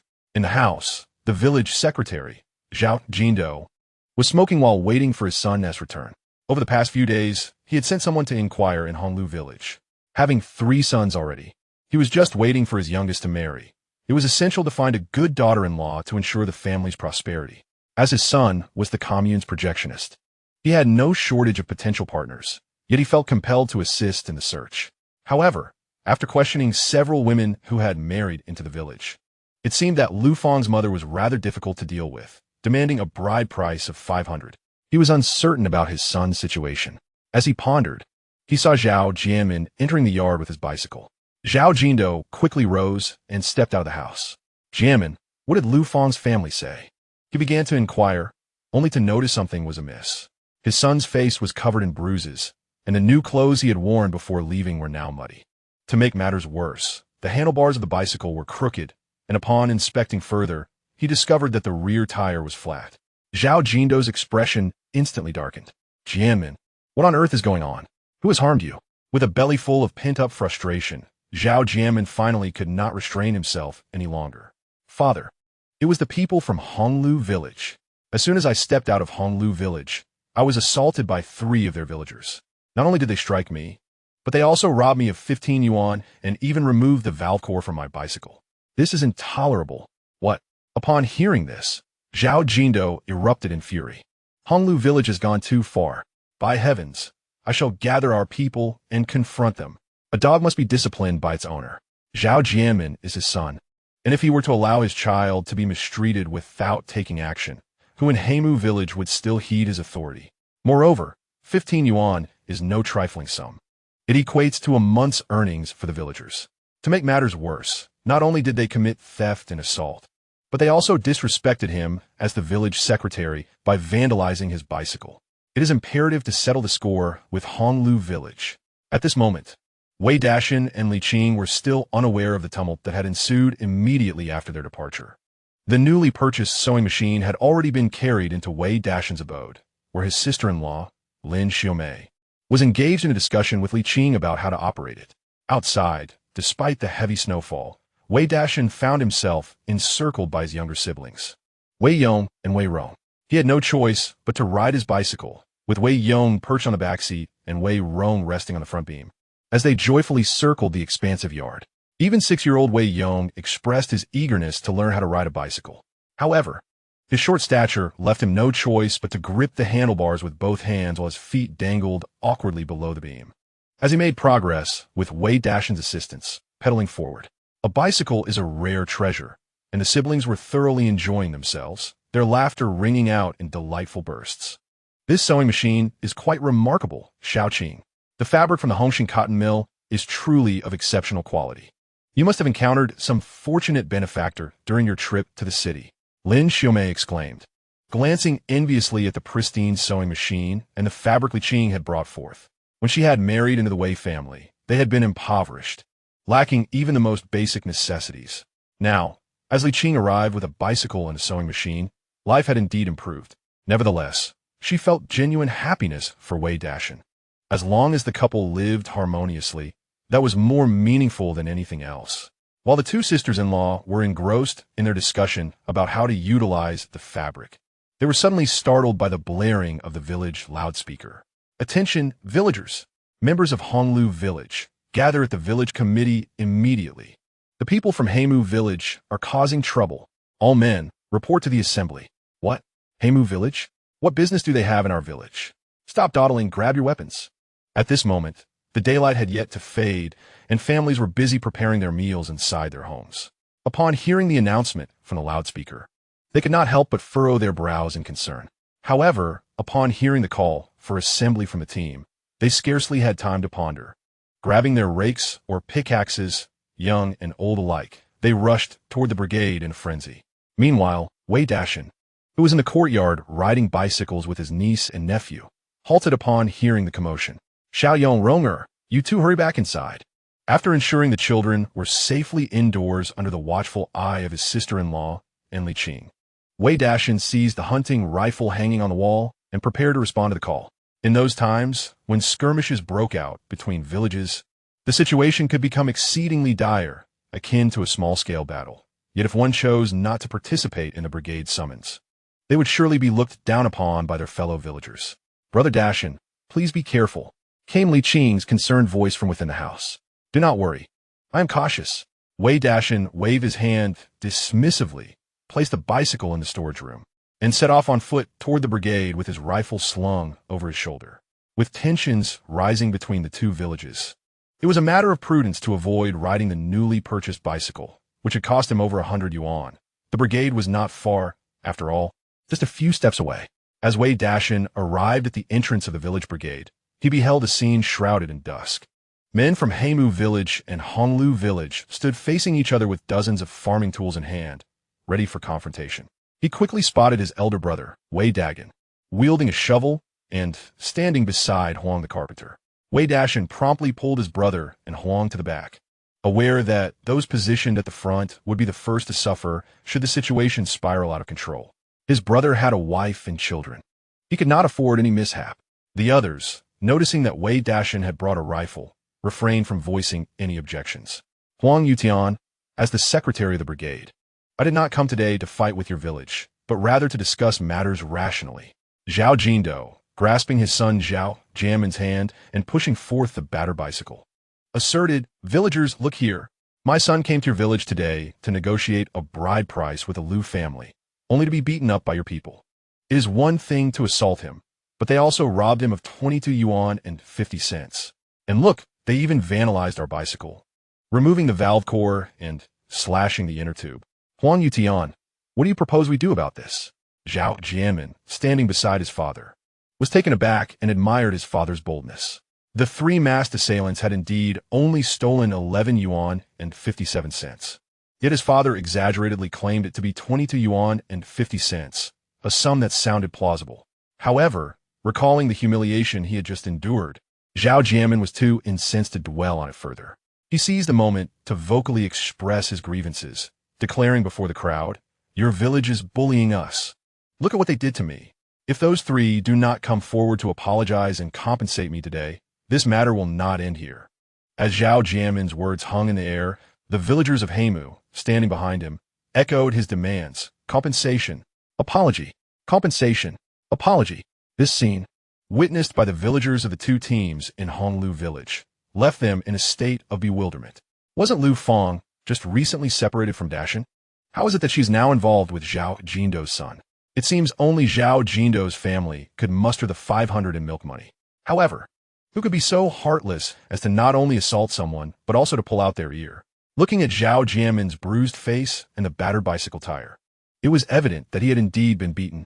Until the situation was clarified, the villagers of Honglu village refrained from speaking carelessly.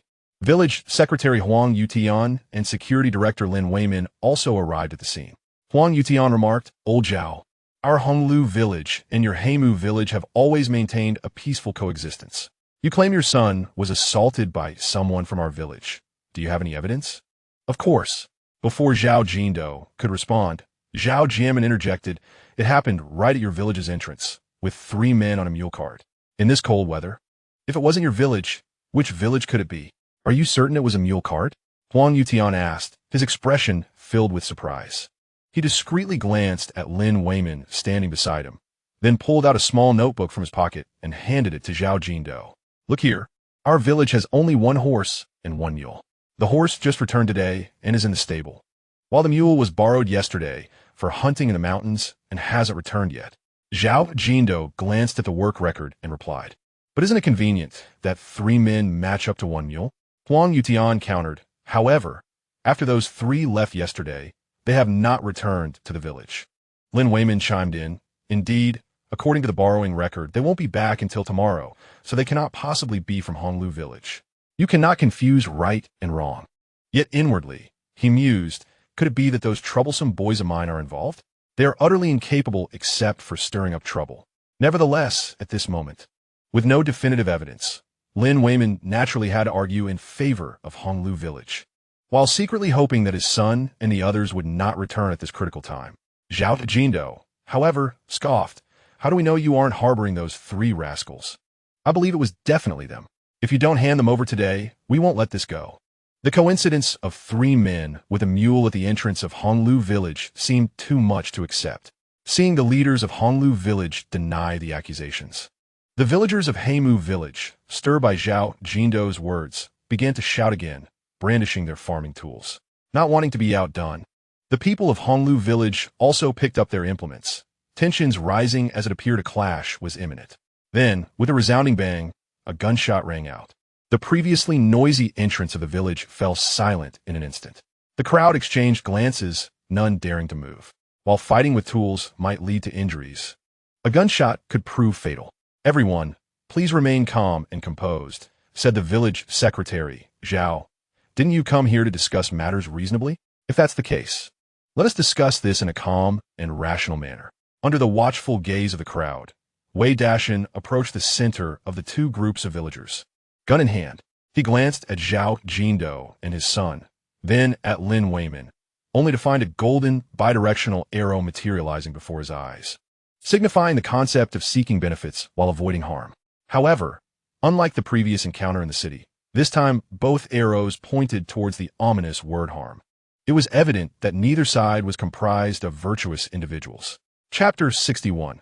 Who is truly our own? As Wei Dashan advanced, gun in hand, Zhao Jindo furrowed his brow, lamenting inwardly that he had hastily brought his men for confrontation without bringing a weapon himself. The Bru Zhao Jiamin recognized Wei Dashan. With a slight smile, Wei Dashan approached Zhao Jiamin, patting him on the shoulder with sincerity. You are Zhao Jiamin, correct? You have suffered an injustice. Rest assured, we in Honglu Village are not unreasonable. However, this standoff is not a solution and may lead to conflict. How about this? Wei Dashan stated earnestly. According to the work points record, Lin Shui Wang and his companions will return by tomorrow at the latest. Why not return for now? When they arrive, we can confront the matter then. If they are indeed at fault, I believe our Director Lin will not sit idly by and will compensate you accordingly. Won't you, Director Lin? At this, Wei Dashan turned to the bewildered Lin Weimin. Since neither party was innocent, it was imperative to side with the truth. Ah, yes, yes. Lin Weimin quickly regained his composure and nodded vigorously. If my son is indeed responsible, I will certainly compensate you. For now, you should return. It is quite cold, and as the security chief of Honglu Village, I bear a responsibility. If this stalemate continues and conflict arises, I may lose my position. The most prudent course was to heed Wei Dashan's advice and persuade the villagers of Heimu to return. As for whether Shui Wang had harmed Zhao Jiamin, that remained uncertain. Zhao Jindo, eyeing Wei Dashan's gun and then looking at Lin Weimin and Huang Yutian, pondered for a moment before conceding, very well, I shall grant you, Honglu Village, this favor today. Zhao Si, Zhao Lu, you two remain here to keep watch. If you spot any mule carts, report back to Heimu Village immediately. The rest of you, return with me. Zhao Jindo held significant authority in Heimu Village, and upon his command, the previously eager villagers began to put away their tools and followed the Zhao father and son back towards their village, without weapons in hand. Escalating the situation could lead to unintended consequences.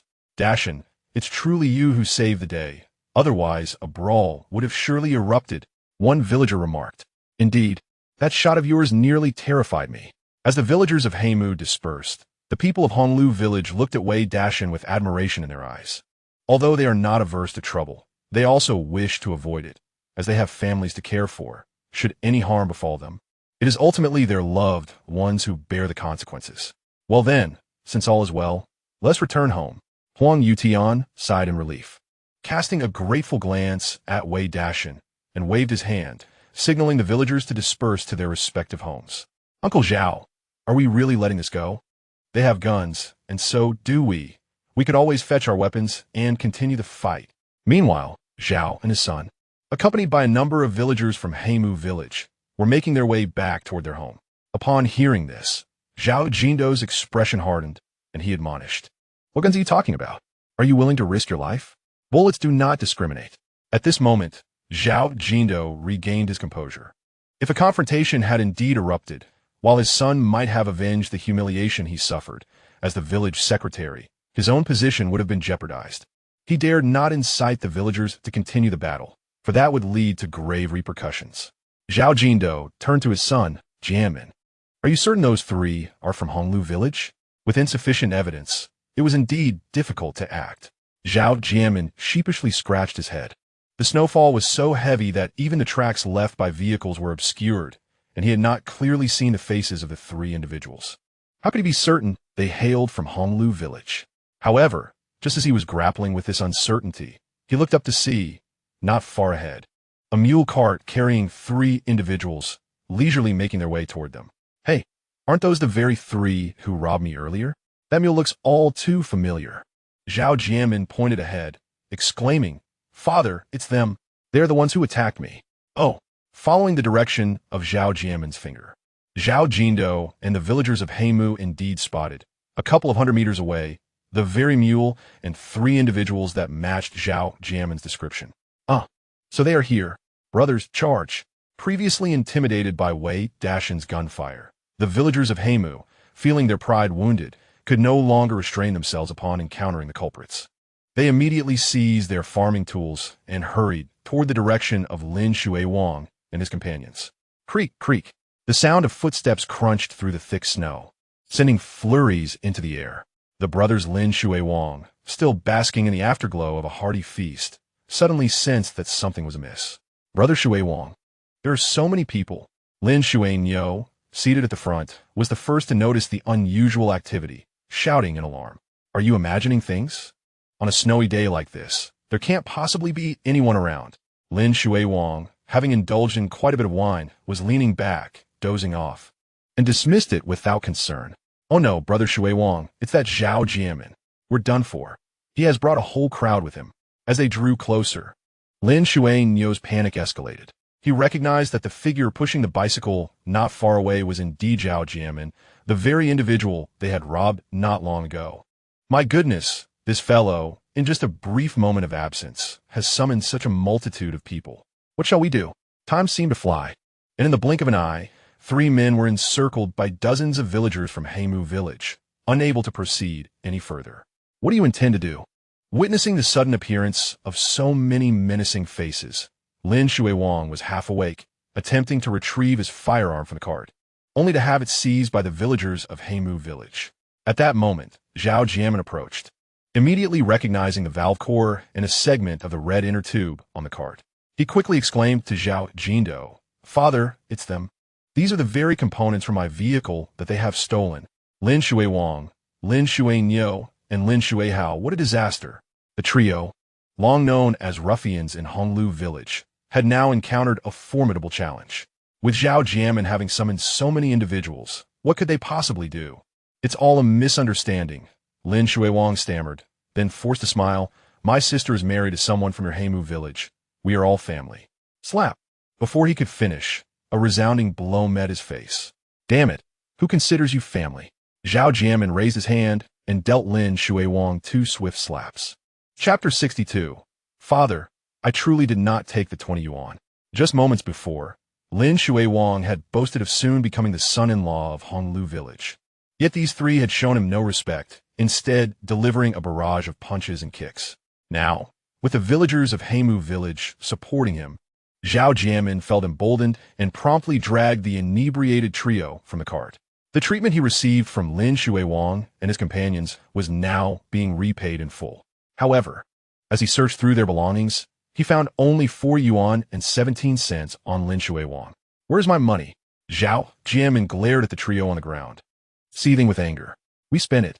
Lin Shuai-Wang, lying in the snow with his hands clasped over his head, mumbled. We had barbecue and drinks, spending a total of 8 yuan. We should have had 3 yuan and 57 cents left, and now Zhao Jianmin has only a few coins remaining for me. Had he foreseen such an outcome, he would never have provoked Zhao Jianmin. What was initially a carefree feast now seemed to require him to regurgitate all he had consumed. Bang, bang, bang. As expected, the next moment, Zhao Jianmin and his group unleashed a flurry of punches and kicks upon Lin Shuai-Wang and his companions. Stop! Zhao Jindo, seeing that the lesson had been sufficiently imparted, quickly intervened. The beating has been dealt, the valve core has been recovered. Now we just need the money. Since he has none on him, we shall seek it from his father. Did not Lin Weimin say he would compensate at the set price? As the village secretary of Heimu village, Zhao Jindo felt compelled to respond to his son's humiliation. However, having restored a semblance of dignity, he could not allow his son to continue the assault. If someone were to be severely injured or worse, the blame would fall upon them. Nonetheless, the money must be reclaimed. Today, so many individuals have followed him to stir up trouble. He must show some consideration to the villagers, lest no one stands by him in the future. Consequently, the battered Lin Shuai-Wang and his 2 brothers were swiftly lifted once again onto the cart by the villagers of Heimu, making their way back to the entrance of the Honglu village brigade. Just yesterday, they had departed with their heads held high and spirits soaring. Who could have anticipated that merely a day later, they would find themselves in such a wretched state? The villagers of Honglu had already dispersed, while the village security chief, Lin Weimin, was at the brigade entrance discussing with Huang Yutian whether to organize a search for Lin Shuai-Wang and his companions in the mountains. After all, with the heavy snowfall, What if Lin Shuiwang got lost in the wilderness? However, Huang Yutian did not acquiesce. Old Lin, I understand your feelings, he said, puffing on his cigarette as he gazed at Lin Weimin. But your son's life is valuable, and so is the life of every villager. In this snowstorm, one can never predict what may occur. The snow might cease at any moment.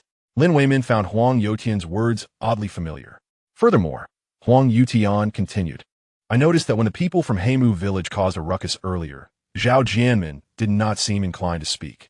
Perhaps those who assaulted him were indeed Lin Shuiwang and his two companions. Viewed from another perspective, this could be a fortuitous turn of events, suggesting that your son may be unharmed. Lin Weimin felt as though Huang Yutian was subtly rebuking him, just as he was about to engage Huang Yutian further. A cacophony of voices reached his ears from a distance. Turning to look, he gasped in shock. It was the people of Heimu village returning. However, this time, they appeared to have an additional mule cart. A sense of foreboding surged within Lin Weimin as he spotted the cart. Old Huang, the folks from Heimu village are back. We must summon help immediately, he exclaimed, his voice trembling. That indeed resembles our brigade's mule, Huang Yutian observed, astonished by the sight of the animal. As the secretary of Honglu village, he was well acquainted with every asset of the brigade. There were only 2 livestock, an Ely horse and a mule. He could easily identify them. This meant that Zhao Jianmin from Heimu village had indeed been assaulted by Lin Shuiwang and his companions. It seemed an intriguing spectacle was about to unfold. In the blink of an eye, while Huang Yutian and Lin Weimin pondered, Zhao Jindo and his son, accompanied by the crowd from Heimu village, approached them, proudly pulling the mule cart. Zhao Jindo pointed at the 3 men lying on the cart and declared defiantly, Lin Weimin, we have caught them red-handed. Your son, Lin Shuiwang, has already admitted to stealing my son's money. How would you propose to resolve this matter? Scoundrel, Lin Weimin seethed, gritting his teeth as he gazed at the 3 men on the cart. It was indeed a mess created by his own son, leaving him both furious and heartbroken. Yet, with so many people from Heimu village present, if he did not provide compensation today, it seemed unlikely they would leave Honglu village peacefully. All right, my son was in the wrong. Secretary Zhao, I owe you an apology. Tell me how I should compensate, and I will accept it. Lin Weimin took a deep breath, his expression darkening as he spoke. Simply put, I am not unreasonable, Zhao Jindo stated. Your son struck my son, and in turn, my son retaliated. Hence, the matter is settled. Lin Weimin nodded in agreement. Zhao Jindo continued. Your son removed the valve core from my son's bicycle and damaged the tire. Now that the valve core has been found and the tire is available, though it requires repairs, you owe me 20 cents. There's no dispute about that, is there? None at all, Lin Weimin affirmed, acknowledging that a compensation of 20 cents was indeed justified given the condition of the bicycle. Zhao Jindo smiled and added, however, one issue remains. Your son robbed my son of $20.25, which he squandered on meat and liquor. We managed to recover $4.17 from him, so you still owe us $16.88. Lin Weimin felt an intense surge of anger, realizing his son had strayed from hunting to a life of robbery, using the stolen money for indulgences. Yet, with Zhao Jindo's firm stance, he had no choice but to comply. Very well, but I do not have that amount on me. Would you accompany me to my home to retrieve it? Lin Weimin addressed Zhao Jindo and his companions. At that moment, Lin Shuiwang, who lay on the cart, struggled to sit up and protested. I only took $11.57 from them.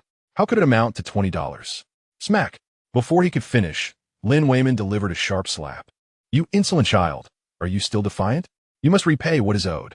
He exclaimed, how could I have fathered such a creature? Lin Shuiwang covered his face, pleading, Father. I truly did not. Smack. Another slap landed without hesitation. Chapter 63. Father, I will find you another. After enduring 2 slaps, Lin Shuiwang had grown subdued, helplessly watching as his father, Lin Weimin, along with a group from Heimu village, returned to their home to gather the remaining $16.88 to pay Zhao Jindo and his son. Although he had only stolen $11.57, he was now returning nearly double that amount. What he had initially thought would be a joyous feast turned out to be an expenditure of his own money, treating 2 so-called brothers and at almost double the cost. The realization of this left Lin Shuiwang profoundly disheartened. With the debt settled, Zhao Jindo and Zhao Jianmin led the villagers away triumphantly, while Lin Shuiwang and his brother Lin Shuihao returned home in disgrace. In the expansive yard, all that remained was the bruised Lin Shuiwang, facing the invisible pressure of his father's disappointment. Crack! The air was pierced by the sound of a whip. However, the whip, usually used for sheep, did not land on Lin Shuiwang. Lin Weimin looked at his son with a mixture of disappointment and frustration. Do you understand your mistake? Shivering, Lin Shuiwang replied, I do, father. Lin Weimin pressed further. What was your mistake? Lin Shuiwang responded, I should not have robbed or harmed anyone. Incorrect. Lin Weimin retorted sharply. I have refrained from reprimanding you for bullying others in the village. But today, consider whom you have crossed. Zhao Jindo's son. Do you comprehend the gravity of this? He is a person who meticulously counts every penny. If you bully his son, do you think he would simply let it go? Those who lived during the 80s and 90s must have encountered Lin Shuiwang. Indeed, he is someone who, despite having only stolen 11 yuan, insists on returning 20. He truly knows how to calculate. Lin Weimin remarked further, in life and in conduct, one should not be too ruthless. As the saying goes, leave a way out for others, and you shall meet again in the future. It is one thing to fight and rob, but to pull out someone's core of anger is despicable. I feel ashamed for you. Lin Shuiwang nodded. Father, I understand. Lin Weimin shot his son a fierce glare. You stay put right here. It's not dark yet, and you are not allowed to enter the house. With that, he turned and entered his own room. The trouble his son had caused this time was too great. He must be taught a proper lesson to ensure he remembers, or else the consequences would be dire in the future. Meanwhile, at the entrance of Heimu village, Zhao Jindo took a portion of the compensation he received and distributed 10 fun to each villager who had come out to support him. Thank you all for today's events. Although it's not much, please buy some snacks for the children. 10 fun may seem trivial, yet it holds significance, as even a single fun can be spent in this era. The villagers looked at the money in their hands, smiling broadly. Uncle Zhao, you don't need to say that. We are all from the same village. If you need anything in the future, just let us know. Indeed, our Heimu village is not to be trifled with. See you later, Uncle Zhao. As the villagers returned to their homes, Zhao Jindo and his son made their way back to their yard step by step. Jianmin, I think it would be wise to let go of your relationship with Lu Fang, Zhao Jindo said to his son. What? Why? Zhao Jianmin was taken aback, looking at his father in astonishment. Father, Lu Fang and I have already made plans. We are heading to the city tomorrow. Zhao Jindo leisurely took a puff from his cigarette. Over the past few days, I've learned that Wei Dashan, who fired the gun today, was Lu Fang's former partner. Do you know why they broke up? Zhao Jianmin was stunned. Why? Suddenly, he recalled the encounter with Wei Dashan at the entrance of Honglu village that afternoon and began to understand.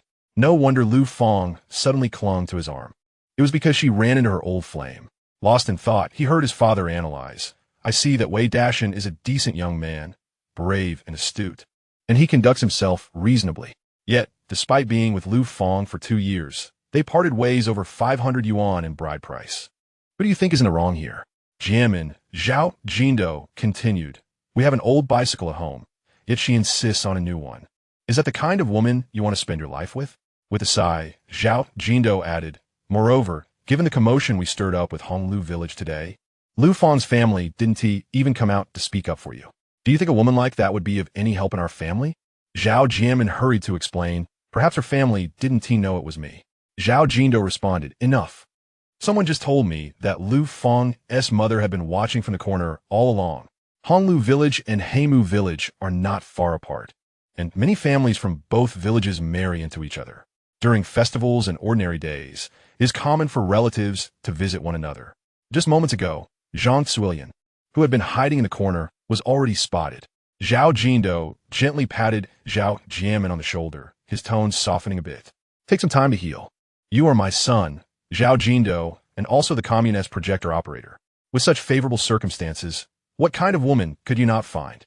It's merely a matter of one Lu Fang. In the coming days, I'll have a matchmaker find you someone suitable. Jianmin, marrying is about building a life together, not about inviting an ancestor to be worshipped, understand? Different fathers employ different methods of education. Lin Shuiwang and Zhao Jianmin were both quietly absorbing the teachings of their respective fathers. In contrast, Wei Dashan was different. Wei Dashan had no parents. In this world, He had only his elder brother and sister-in-law, along with his wife, Li Qing, whom he had picked up, when Wei Dashan and Wei Dagan returned home. Lin Xiaomei and Li Qing had already begun preparing dinner. After slaughtering a pig and a sheep the previous day, they still had plenty of meat left at home, apart from what had been given away or sold. Lin Xiaomei decided to make a hearty stew with the pork accompanied by cabbage, potatoes, and vermicelli. The lamb was prepared as a nourishing soup with various herbs. Wei Dagan was particularly fond of this lamb soup, and in recent days, he had shown her much more affection. As the entire family finished dinner amidst laughter and chatter, Li Qing helped Lin Xiaomei wash the dishes before stepping into Wei Dashan's room. The butterfly brand sewing machine was indeed a delight to use. Sitting before the sewing machine, Li Qing expertly maneuvered the fabric while operating the pedal with her foot, soon leaving a series of tightly stitched lines on the cotton cloth. With her skills in sewing, Li Qing could hardly resist the urge to work whenever she saw the machine. Watching her diligently at work, Wei Dashan found himself captivated. There is an undeniable charm in a woman who is earnest in her craft. Xiaoqing, it's dark outside, and it will be troublesome to light the stove in your room. How about staying over tonight? As the night deepened, Wei Dashan moved closer to Li Qing and embraced her from behind. Li Qing, who had been admiring her handiwork, felt a rush of warmth as his breath brushed against her ear, causing her cheeks to flush. Having lived 2 lives, she understood Wei Dashan's intentions all too well. It was not merely about the difficulty of lighting her stove. Rather, it was clear that his own internal flames were already kindled. However, they had obtained a marriage certificate and were legally married, which made their cohabitation seem entirely acceptable. Chapter 64. The heartache of Zhang Cui and the wind and snow outside were particularly fierce, intertwining and obscuring the night sky. The fire in the room burned brightly, the dry wood igniting the coals until they glowed red-hot, making the heated Kong feel exceptionally warm. With an extra person on the Kong, even without a hot water bottle, it felt especially cozy. The absence of a hot water bottle was, of course, due to someone's impatience the previous night. As a result, the next morning, if Li Qing hadn't desperately pushed him awake, Wei Dashan would have been reluctant to get out of bed. As he donned his attire, he discovered that Li Qing had already completed her morning routine and was seated before the mirror, adorning herself. In just a single night, she seemed to have become even more enchanting, akin to a bud on the verge of blossoming, nourished by the essence of jade dew, fully unfurling. Jin, stop lazing about and get up to clear the snow. Xiao Yong and Rong Er are already awake. You can't linger in bed any longer. The admonishing voice of his sister-in-law, Lin Xiaomei, echoed from the east room. All right, I know, I'm just a bit fatigued, came the voice of his elder brother. Wei Da General upon hearing this. Li Qing's fair cheeks inexplicably flushed red as she realized Wei Dashan was seated on the bed, gazing at her intently. What are you staring at? Do I have flowers on my face? Li Qing said somewhat awkwardly to Wei Dashan. After all, as a newlywed, there was a hint of shyness about her. There are indeed flowers. My wife is like a snow lotus from Tianshan, truly beautiful. Wei Dashan shuklet, planting a kiss on her freshly adorned face before taking her hand, donning his outerwear, and stepping out into the courtyard.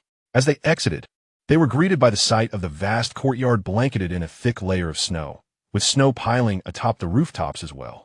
At that moment, Wei Dajin emerged from the east room, clad in a thick cotton coat, accompanied by Wei Yong and Wei Rong. Upon seeing Wei Dashan and Li Qing, he paused in surprise, quickly understanding the situation and awkwardly chuckling. Dashan, let Xiao Qing return to rest. This little bit of snow is enough for us to clear. Your sister-in-law is preparing breakfast. We'll eat after shoveling the snow. Little did he know, his words caused Li Qing's face, which had just regained its normal hue, to flush crimson once more. Brother Dashan, you and big brother can clear the snow. I'll assist sister-in-law with breakfast, she declared, darting towards Lin Xiaomei's stove as if escaping. Wei Dashan found himself amused, yet helpless.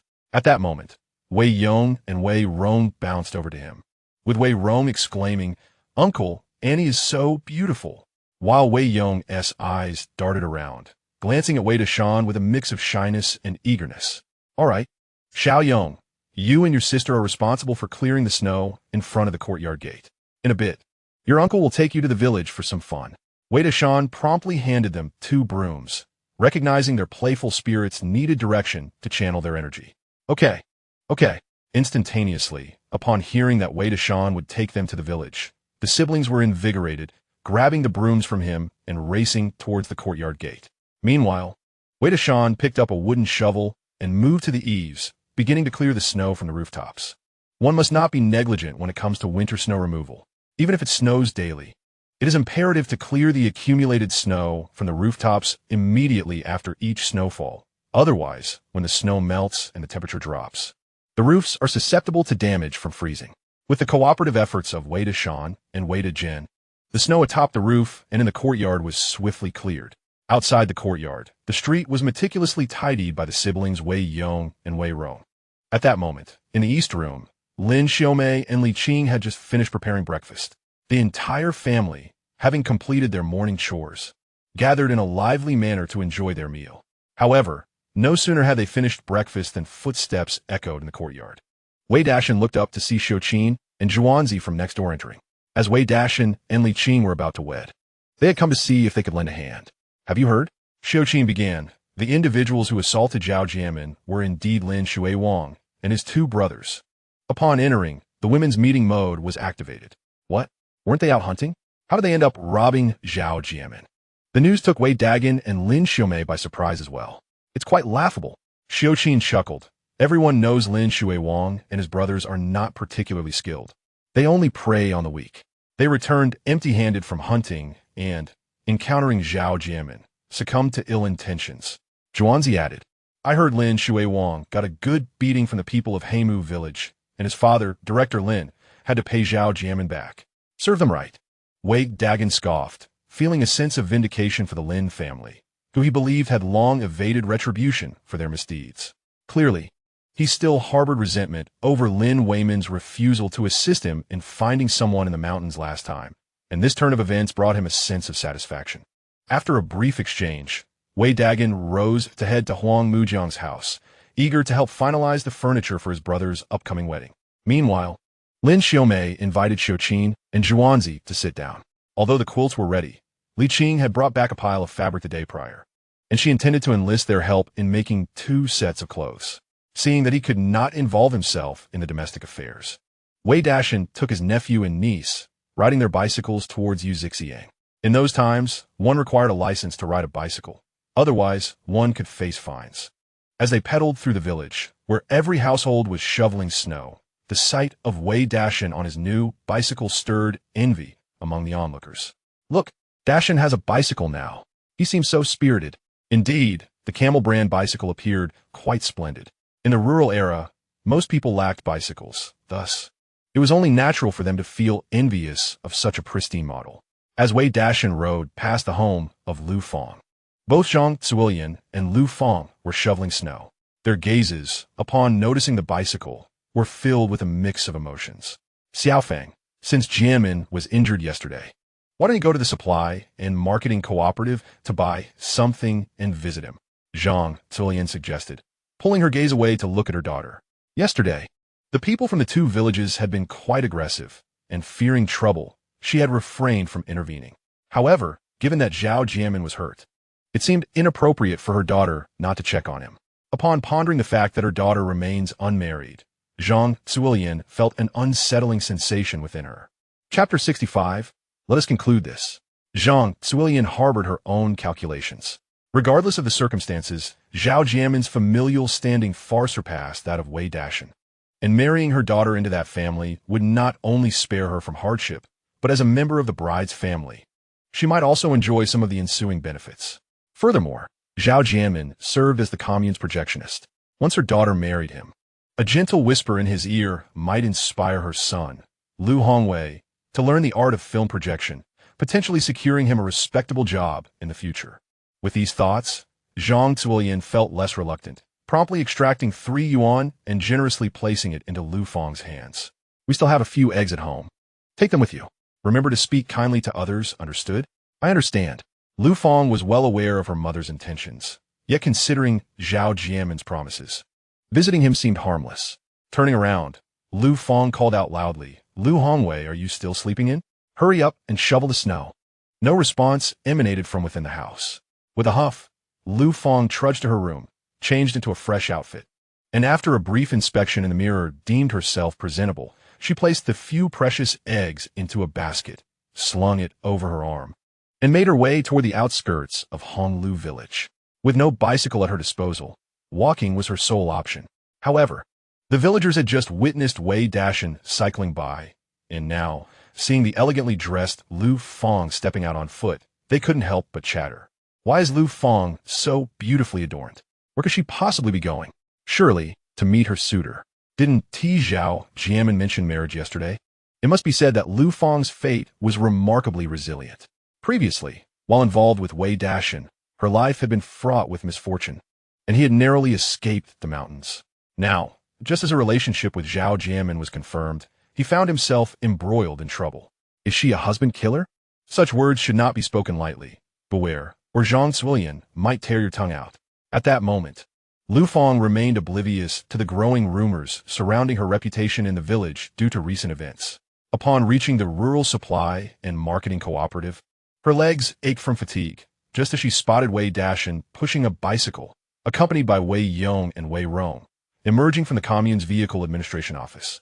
With the introduction letter from village secretary Huang Yutian and the receipt for the bicycle, the process had gone exceedingly smoothly, and the bicycle bore a steel seal. While Wei Dashan now possessed a bicycle driver's license. With a license, one may ride safely. Uncle, I want to eat rice cakes. I want some too.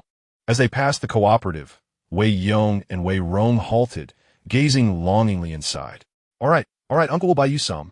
Wei Dashan chuckled helplessly, needing to purchase a few things for Brother Bulk, so he instructed the two children to keep an eye on the bicycle while he entered the cooperative. Although the bicycle bore a seal, it was freshly acquired, hence caution was necessary.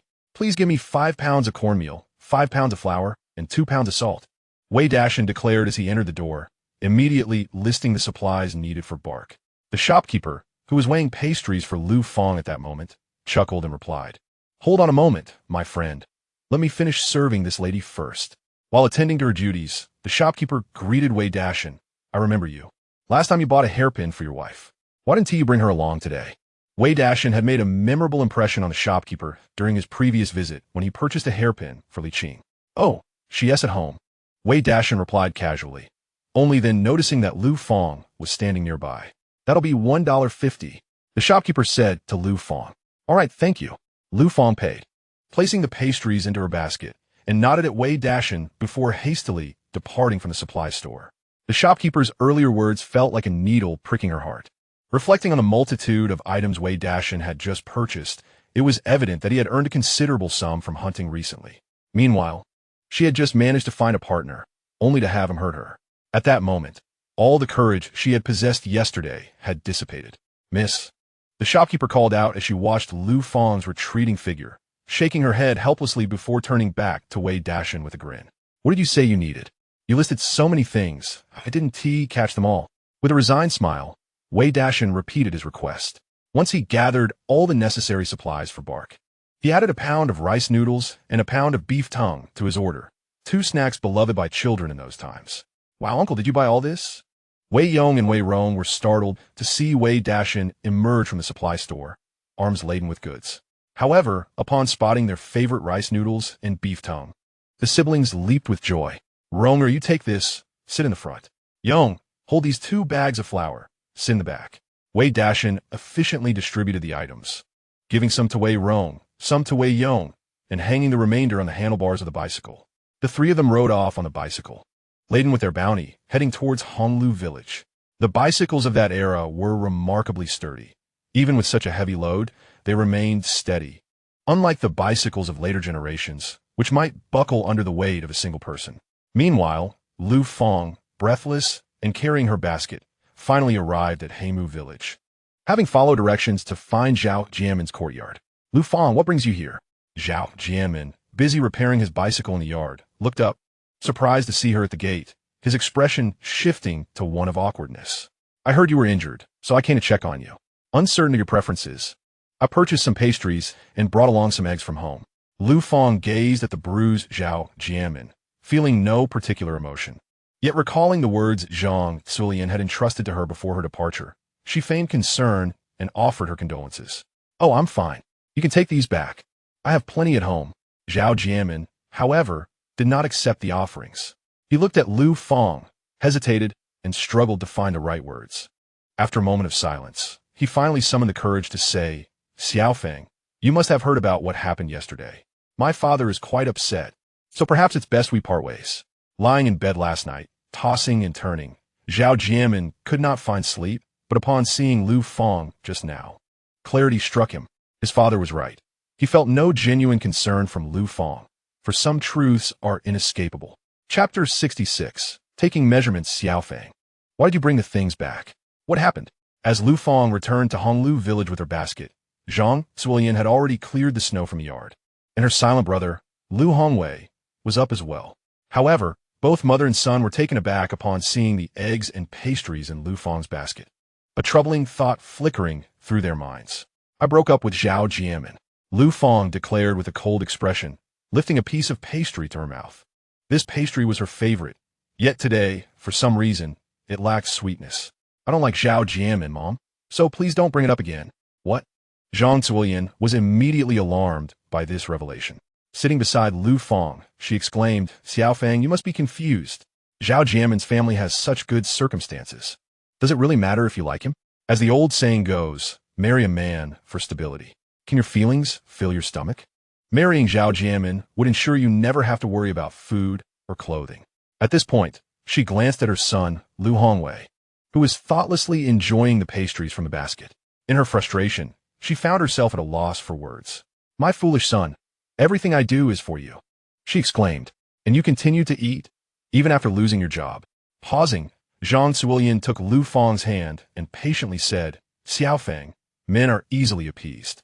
Why not buy something nice in a few days and say some good words? Perhaps Zhao Jianmin will be pleased and reconcile with you. Mom. As Zhang Zuolian prepared to continue her nagging, Lu Fong interjected, do I really need to be blunt? He simply isn't interested in me.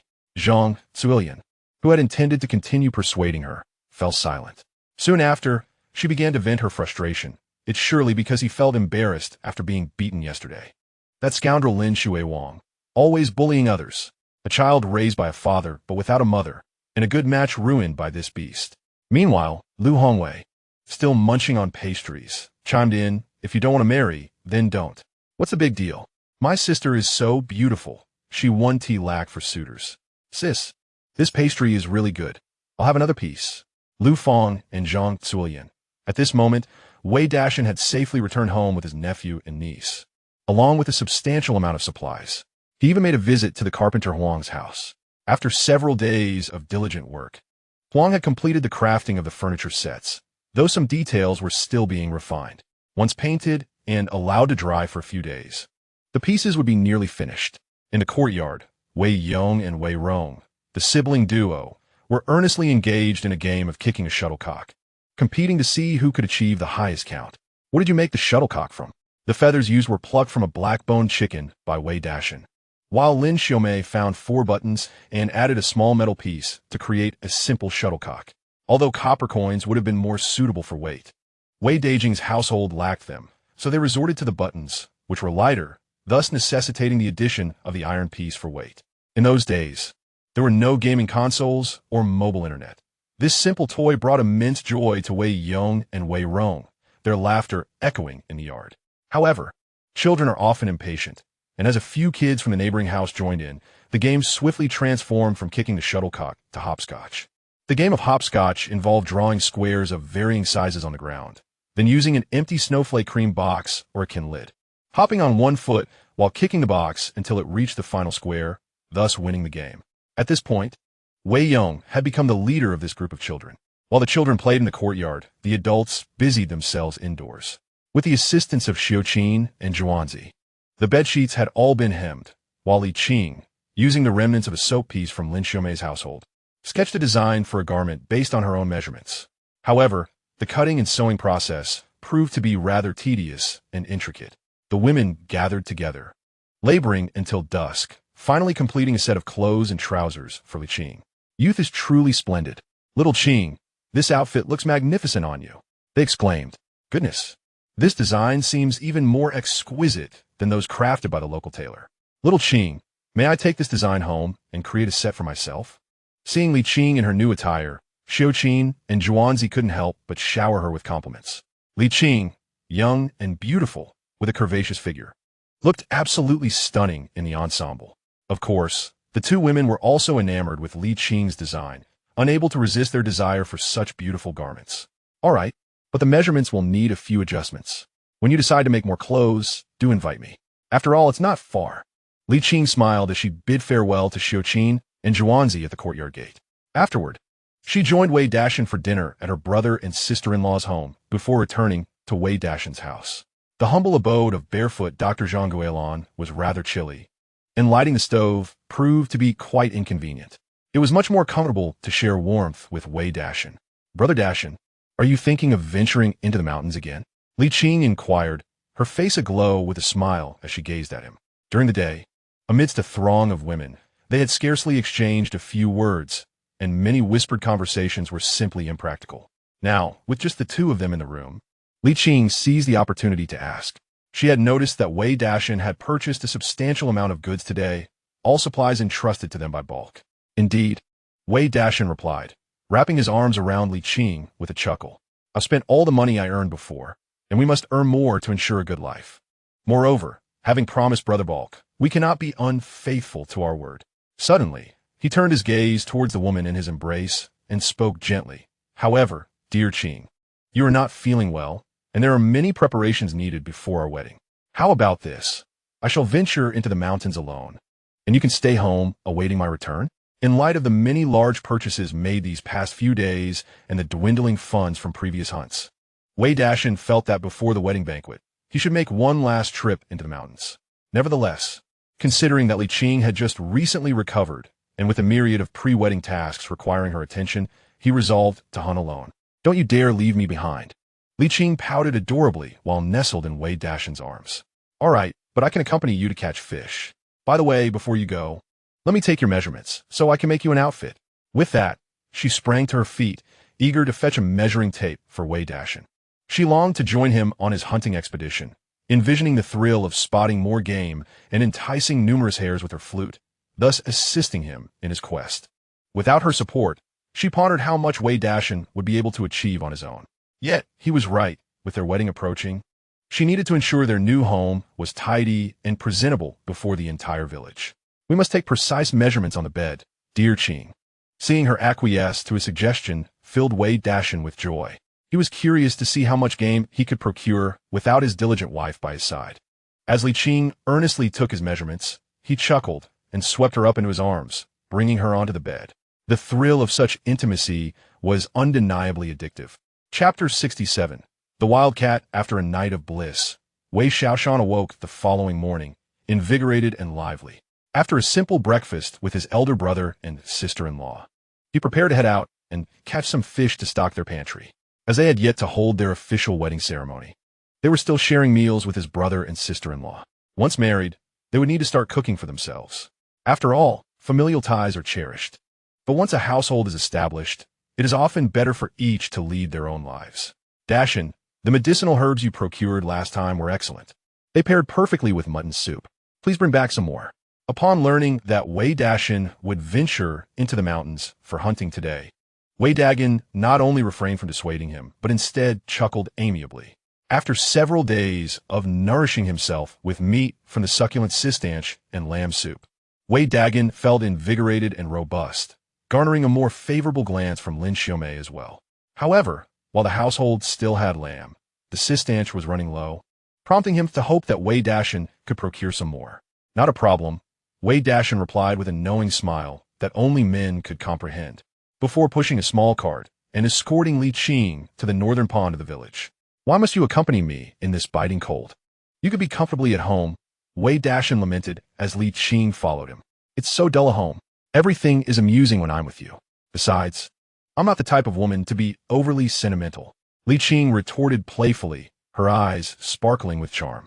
She then cheerfully assisted Wei Dashan in unloading the fishing tool from the cart.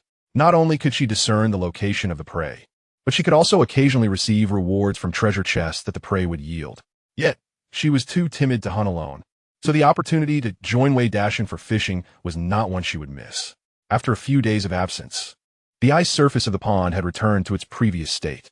However, Wei Dashan's astonishing strength combined with the pickaxe's indomitable might, soon resulted in a hole with a diameter of half a meter being created. Just as he finished scooping out the broken ice with a net, Li Qing had already scattered the prepared bait across the exposed water surface. Bubbles began to rise. Soon enough, the surface was alive with numerous carp and pike. And Wei Dashan and Li Qing entered a fruitful phase of fishing once more. In just half an hour, they had caught over 30 fish. That should suffice for you. The remainder I shall gather upon my return, and we can sell it in the city then. Wei Dashan grinned, pleased with their haul as he prepared to conclude their outing. Yes, Brother Dashan, I believe sister-in-law has already prepared some provisions. Be sure to eat on the way. Take care while hunting in the mountains. Li Qing, feeling a tinge of melancholy at the thought of her beloved heading into the wilderness without a treasure chest in sight, busily organized the catch while chatting with Wei Dashan. Suddenly, a gust of frigid wind swept through, causing the withered reeds by the lake to sway. A shadowy figure, dark gray in hue, darted from the thicket toward the freshly hewn ice hole. Just as Li Qing bent down to pick up the pickaxe, she glanced up to find a stout, short figure standing before her. With its flat head raised and icy gaze fixed upon her, the atmosphere thickened in mutual surprise. What an adorable creature! Li Qing exclaimed, unable to suppress a smile at the sight of the wild cat merely a meter away. She had not anticipated encountering a wild cat in such a desolate area, and even more surprising was the golden treasure chest that floated above it. In this day and age, there are not many who keep cats, especially when even securing a meal for oneself poses a challenge. Thus, encountering a wild cat here is indeed a rare delight. Li Qing chuckled softly and retrieved a small fish, no larger than the size of her palm, from a bag of urea, enticingly waving it towards the little wild cat. The once wary feline, with its icy gaze, widened its eyes in surprise, its tongue involuntarily flicking out to lick its lips. Clearly, it was intrigued by the morsel Li Qing held. Come and eat, come quickly. Li Qing urged gently as she crouched down, patiently coaxing the creature. Offering fish to a cat felt somewhat indulgent. Yet the fact that this wild cat possessed a golden treasure chest made her feel it was well worth the effort. The little gray-black wild cat glanced between Li Qing and the fish, sensing her benign intentions. After a brief moment of hesitation, it stealthily approached her. Meow. As it drew near, the wild cat seized the fish in its mouth and darted away, skimming across the icy surface 5 meters away. Once assured that Li Qing was not in pursuit, it placed the fish on the ice and began to devour it with gusto. The small fish, hardly the size of a palm, was consumed in the blink of an eye. When the wild cat lifted its head to look at Li Qing, it found her presenting yet another fish as bait. With a blink of its eyes, the wild cat scampered back toward her. It seemed that Li Qing's previous actions had garnered its trust, for this time it did not snatch the fish and flee, but instead squatted before her and began to eat, producing soft, contented sounds as it chewed. Brother Dasha, this cat is utterly adorable, Li Qing exclaimed, crouching down to gently stroke the wild cat. Suddenly, with a flash of golden light, the treasure chest hovering above the wild cat was finally unlocked by Li Qing. Congratulations, host! You have obtained a hunting luck talisman. Hunting luck talisman. This talisman can be attached to oneself, increasing the hunter's luck during the hunt. Validity: 3 days. Upon seeing the notification materialize in her mind, Li Qing's eyes brightened. She had been worried that without her company, Wei Dashan's hunting expedition might not go as smoothly as before. Now, with this talisman in hand, her concerns were alleviated. Without hesitation, she affixed the golden talisman onto Wei Dashan. This was no ordinary wild cat. It was a palace's cat. At that moment, Wei Dashan also squatted beside Li Qing, his gaze fixed on the fish-eating palace's cat, and he remarked, Xiao Qing, the fur of this palace's cat is worth a couple of coins. He had noticed the creature's presence, but in his eyes, the golden treasure chest it possessed was overshadowed by its intrinsic value. The palace's cat, also known as the mantle, is the sole species in the genus Odocolobus, notable for its exceptionally thick fur, which enables it to thrive in the frigid northern regions. Interestingly, the palace's cat does not dig burrows for itself. Instead, it prefers to take over the burrows of other animals, often commandeering the dwellings of marmots for its own use. Last time, Wei Dashan encountered a marmot right here, and to his surprise, today he stumbled upon a palace's cat. He couldn't help but wonder if that marmot was still alive, as the palace's cat was devouring a fish. It seemed to comprehend Wei Dashan's thoughts and promptly lifted its flat head, glaring fiercely at him. Meow, it seemed to say, as if demanding some affection in return. Chapter 68. The early bird catches the worm. The palace's cat bore a resemblance to domestic cats in both size and vocalization, yet it exhibited a more rugged demeanor. With its flattened head, stout body, and a myriad of expressive features, it was dubbed the most expressive feline in the world. In mere moments, it had displayed a plethora of disdainful looks towards Wei Dashan and Li Qing. "Don't worry. Continue eating. I won't harm you," Li Qing reassured, gently stroking the palace's cat's head. Its icy gaze softened slightly, allowing it to return to its meal. No girl could resist such an adorable creature.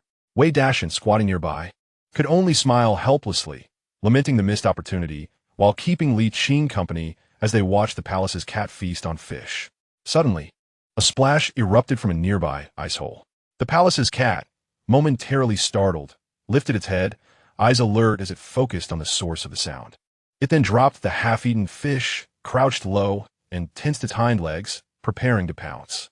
With a swift movement, the palace's cat dashed towards the half-meter-wide ice hole. When it reappeared before Wei Dashan and Li Qing, it had captured a black water rat, which was still alive and attempted to escape. However, it was swiftly subdued once more by the cat's claws. This playful game of cat and mouse continued before their eyes until the water rat, utterly exhausted, was finally dispatched by the palace's cat. It triumphantly dropped the creature at Li Qing's feet, looking at her with a sense of pride. "Goodness, this palace's cat knows how to express gratitude," Li Qing remarked, recognizing that the cat intended to reciprocate her earlier gesture of sharing fish. Wei Dashan, observing the scene, felt a surge of joy, for he realized that the water rat's fur could fetch a decent price. "Had I known earlier, I wouldn't have discarded the last one." He produced a dagger and, with a swift motion, skinned the water rat, thinking about how a single coin could purchase quite a few items. The meat was tossed back to the palace's cat. "Well, since you've gifted me with this fine pelt, I shall let you off this time. Xiao Qing, let us return," Wei Dashan said, taking Li Qing's hand as they pushed their cart homeward. The palace's cat, glancing between the discarded water rat and the departing duo, mewed a few times before grabbing the water rat and vanishing into the reeds. Though palace's cats typically preferred to hunt at dusk, the enticing aroma of the fish brought Wei Dashan and Li Qing had tempted it to emerge. Having indulged in a hearty meal, it was time for him to return to his lair and enjoy a rejuvenating slumber. When Wei Dashan and Li Qing arrived back at the courtyard, as anticipated by Li Qing, the elder sister-in-law, Lin Xiaomei, had already prepared provisions for him. Wei Dashan, along with the supplies destined for bulk, loaded everything onto the cart in one go. "Be careful, big brother Dashan. I await your return." Before parting, Li Qing disregarded Lin Xiaomei's presence and enveloped Wei Dashan in a warm embrace. "Understood. Wait for me at home." Wei Dashan chuckled, releasing Li Qing as he pushed the cart towards the village. Since returning from the Gobi Desert, the two had scarcely been apart, and now, faced with this sudden separation, even Wei Dashan felt a twinge of reluctance. However, upon arriving at the village, he was dismayed to discover that the Li horses were conspicuously absent from the stable. "Uncle Tian, where are the horses? Who took them?" Wei Dashan inquired, glancing curiously at Huang Yutian. "Are you heading into the mountains to hunt again? I thought you were on the verge of marriage, yet you remain restless," Huang Yutian remarked, his gaze falling upon the hunting gear loaded on the cart, a bemused smile creeping across his face. "You're a bit late. Just an hour ago, Lin Limin borrowed the horses. It seems he too intends to venture into the mountains for hunting." "Lin Limin?" Wei Dashan was taken aback. Lin Limin was the brother of the village's security chief, Lin Weimin, and the father of Lin Xuanyo and Lin Shiheo. He often took the opportunity to hunt when time permitted. Wei Dashan hadn't anticipated that Lin Limin would seize the horses before him. "While the horses are gone, there are still mules in the barn." Huang Yutian gestured helplessly towards the nearby mules. "They may not be as useful, but you see, mules, despite their slower pace, could often be more reliable than horses when it came to labor." "Very well, I shall make do with this mule." Wei Dashan sighed in resignation, unfastening the mule recently used by the Lin brothers and attaching it to his cart. The mule, having been with Lin Shuang for 2 days, clearly lacked its former vitality. After bidding farewell to Huang Yutian, Wei Dashan urged the mule onward, swaying gently towards the Tian Shan Mountains. The desolate Gobi stretched before him, and with the mule's sluggish pace. He adapted to the slow rhythm, though it proved far more convenient than his bicycle. The roads of this era were riddled with potholes. Riding a bicycle was not only jarring but also exhausting, and bicycles could carry little cargo. In contrast, though the mule cart was slower, it conserved energy. Feeling a bit bored along the way, Wei Dashan glanced at his entry space and noticed that the few fish he'd recently tossed and had noticeably plumped up within just a few days, each one appearing quite spirited, a marked transformation since their initial encounter. After a moment's contemplation, he foraged some sistanch and licorice from the weeds of the Gobi and tossed them into the entry space as well. He realized that this entry space was rich in vitality, an excellent environment for nurturing life. If the fish could thrive so robustly, then these herbs should flourish similarly, shouldn't they? And at the same time, on the journey to Tianshan, a middle-aged man with a scruffy beard drove his Eli horses while addressing his 2 children behind him. Shui Wang, the rascal, is unreliable. Do not associate with him in the future. It is one thing to return empty-handed from the mountains for 2 days, but now he has even taken to robbery. What a disgrace to our Lin family.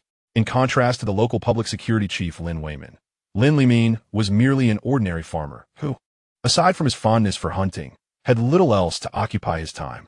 His frequent forays into the mountains had led to a neglect of his son's upbringing, resulting in Lin Shui Niu and Lin Shui Hao trailing after Lin Shui Wang all day long. The events of the previous day had left Lin Limin feeling embarrassed. After much contemplation, he resolved to take his sons into the mountains for a hunting expedition to teach them the true essence of the sport. Indeed, time flies. His sons had grown significantly, and it was high time to impart some skills to them. They could not continue in such aimless pursuits indefinitely. "Dad, please, spare us the lecture," Lin Shui Hao replied with a reluctant pout. "We simply got a little carried away after not having meat for so long." Thanks to Wei Dashan's influence, Lin Shui Niu chimed in. "Dad, Wei Dashan brought back an enormous haul of game. Could the 3 of us possibly do the same?" Impulsive, Lin Limin chided sharply. "The essence of hunting lies foremost in patience, followed by skill. The rest is left to fortune. You have yet to hunt, and already you are contemplating such matters. What success can you expect?" He was aware of Wei Dashan's exploits, having heard tales of wild boars and pheasants filling his cart to the brim. Yet, even as an experienced hunter himself, he knew such feats required not only strength but also a stroke of luck. His sons had indeed been led astray by Lin Shui Wang, becoming overconfident without the necessary skills. As Lin Limin admonished his somewhat inept sons, he also took the opportunity to impart some crucial hunting advice to Lin Shui Niu and Lin Shui Hao. As the saying goes, those who rely on the mountains will feast upon the mountains, and those who rely on the waters will feast upon the waters. In truth, the northern frontier, though somewhat remote, offered abundant resources. With skill, one would never starve. By the time the trio settled into their horse-drawn cart and reached the Tianshan mountain pass, it was already midday. Lin Limin handed each of his sons a small cloth bag, and the brothers' faces fell upon opening them. "Dad, you can't expect us to survive on just this in the mountains," they lamented, casting forlorn glances at their father. Inside the bags was none other than fried noodles. While made from fine white flour, they were far less satisfying than steamed buns or cakes. "What else did you expect?" Lin Limin replied, his brow furrowed as he scrutinized his sons. "These fried noodles are quite convenient. You can eat them any time to maintain your strength. If you fail to catch any game, this will be your sustenance for the next 3 days." This is a deliberate test that Lin Limin has set for his 2 sons. Sometimes, it is essential to be a bit harsh with boys. Without pushing them to that extent, they will not grow. This stir-fried noodle is quite good. It not only serves to fill their stomachs, but also instills a sense of hunting desire in his sons, igniting their enthusiasm. As he spoke, Lin Limin had already removed the traps from the cart and began setting them in the nearby grass. This mountain entrance is the best spot he has discovered over many years of hunting. The vegetation is lush, and there is an abundance of game, resulting in a high probability of capture. Remember this spot for setting traps. When we come out of the mountains, we might have some unexpected gains. Lin Limin urged his sons, Lin Shui Hao and Lin Shuiyu. Understood, father. They sighed helplessly, placing the stir-fried noodles in their shirt pockets and also setting up traps in the nearby grass. This skill was not new to them, as they had often set traps in the red willow forest outside the village. Whether they could capture any game depended on fate. After all, Waiting for a rabbit by the stump relies heavily on luck. Let us proceed. If fortune favors us, we might just encounter wild boars. After setting the traps, Li Qing glanced at his sons and urged the horse cart deeper into the valley. The vast Tian Shan Mountains harbor countless game, but one must possess ample experience, patience, and luck to encounter any. The three of them had just entered the mountains and needed to search slowly. Meanwhile, Wei Dashan was riding in a mule cart, swaying along the path he had taken during his last trip into the mountains, arriving at the pasture where Balk lived. The Balk family of four was inside their hut, enjoying roasted flatbreads with stewed wolf meat. Upon hearing sound from outside, Balk lifted the curtain and instantly brightened at the sight of Wei Dashan rushing towards him. "Brother Dashan, my dear friend, you have finally arrived." Upon meeting, he embraced Wei Dashan warmly. "Brother Balk, look what I have brought for you." Wei Dashan laughed heartily as he led the mule in a box courtyard. As the tattered cotton cloth covering the cart was lifted, cornmeal, flour, salt, and tea appeared before Balk's eyes. Balk was momentarily taken aback. "All of this is for me?" he asked, astonished as he looked at Wei Dashan. "Of course." Wei Dashan shrugged, then pulled out a flashlight and a pack of bullets from his bag, handing them to Balk. "And this is all yours. Oh my goodness, my friend. I cannot thank you enough," Balk exclaimed, overwhelmed with gratitude. He quickly called for his wife and children inside, and the family together carried all the supplies into their home. The winter in the northern frontier is notoriously unpredictable. Just a few days ago, there had been heavy snowfall, and Balk had thought that Wei Dashan might take several more days to arrive, or perhaps not come at all. After all, there are many uncertainties, and he had encountered such situations numerous times. However, he did not anticipate that Wei Dashan would indeed keep his word, arriving so swiftly with such a bountiful supply of provisions. This act of kindness deeply moved Balk. "Brother Dashan, please have a seat and eat."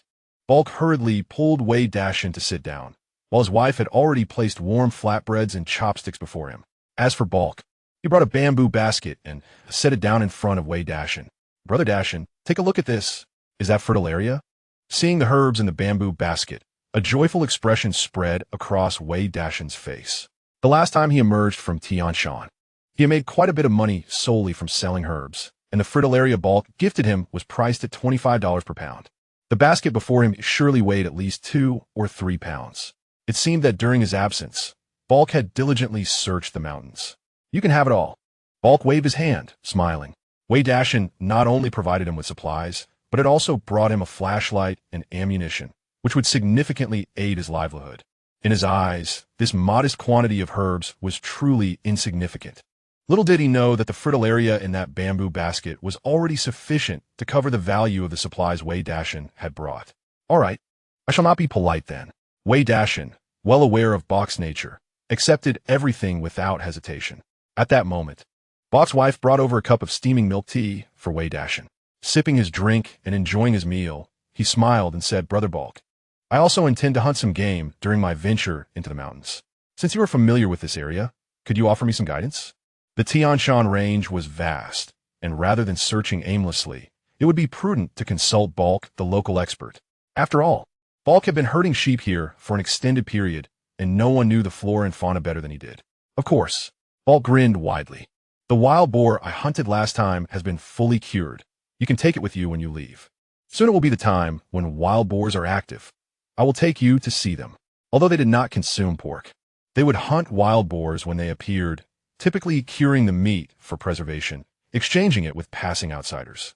However, since Wei Dashan had acquired such a considerable amount of game last time, Balk had refrained from mentioning it. This time, since Wei Dashan had been of great assistance to him, he insisted on gifting the wild boar to Wei Dashan, as it would be of no use to them.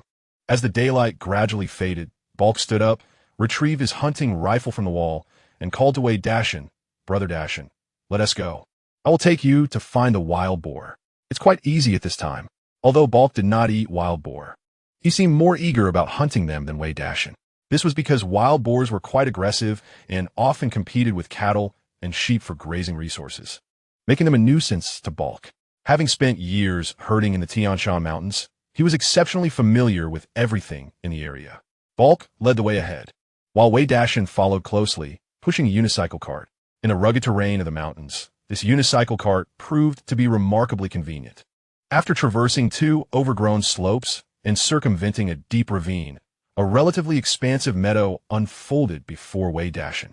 Here, we awaited our fortune, for with a stroke of luck, we might soon encounter wild boars.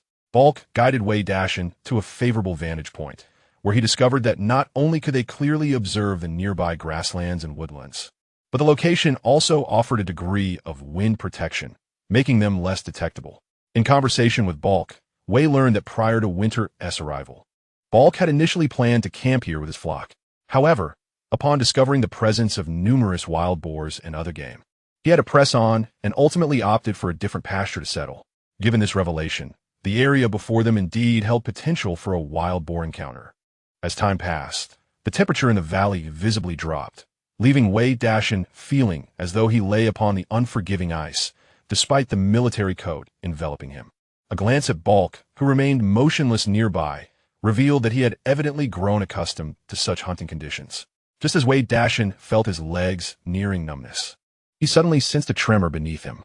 He lifted his gaze and was met with a delightful sight. From the nearby woods emerged 7 or 8 robust wild boars, foraging for food. Typically, wild boars prefer to venture out at dusk, appearing in groups. Yet this particular assembly was significantly larger than those he had encountered previously. All were fully grown adults. Taking a deep breath, Wei steadied himself, raising his hunting rifle and patiently awaited the right moment. With a resounding bang, as the boars descended the slope, an opportunity arose, and without hesitation, Wei aimed and fired at one of the larger specimens. After all, the boar was not intended for his own consumption, but rather for sale, thus the heavier, the better. The shot rang out, and the foraging giant fell to the ground, lifeless. Excellent marksmanship. From his vantage point, Balk observed this scene with an expression of envy. He had witnessed Wei Dashan's skill during their previous encounter with the wolf pack, yet he was astonished that in this new hunting ground, despite the distance, Wei had successfully struck a wild boar with his first shot. Such proficiency in shooting was something even an experienced hunter like Balk could scarcely achieve. However, at that moment, Balk had no time for contemplation. He swiftly began to aim and shoot. The shot fired by Wei Dashan had startled the previously leisurely foraging boars, prompting them to scatter in all directions. This highlighted the synergy between Wei Dashan and Balk in choosing the opportune moment. The wild boar, in a frenzy, dashed about aimlessly, while 2 others turned back, only to find themselves confronted by a steep hillside.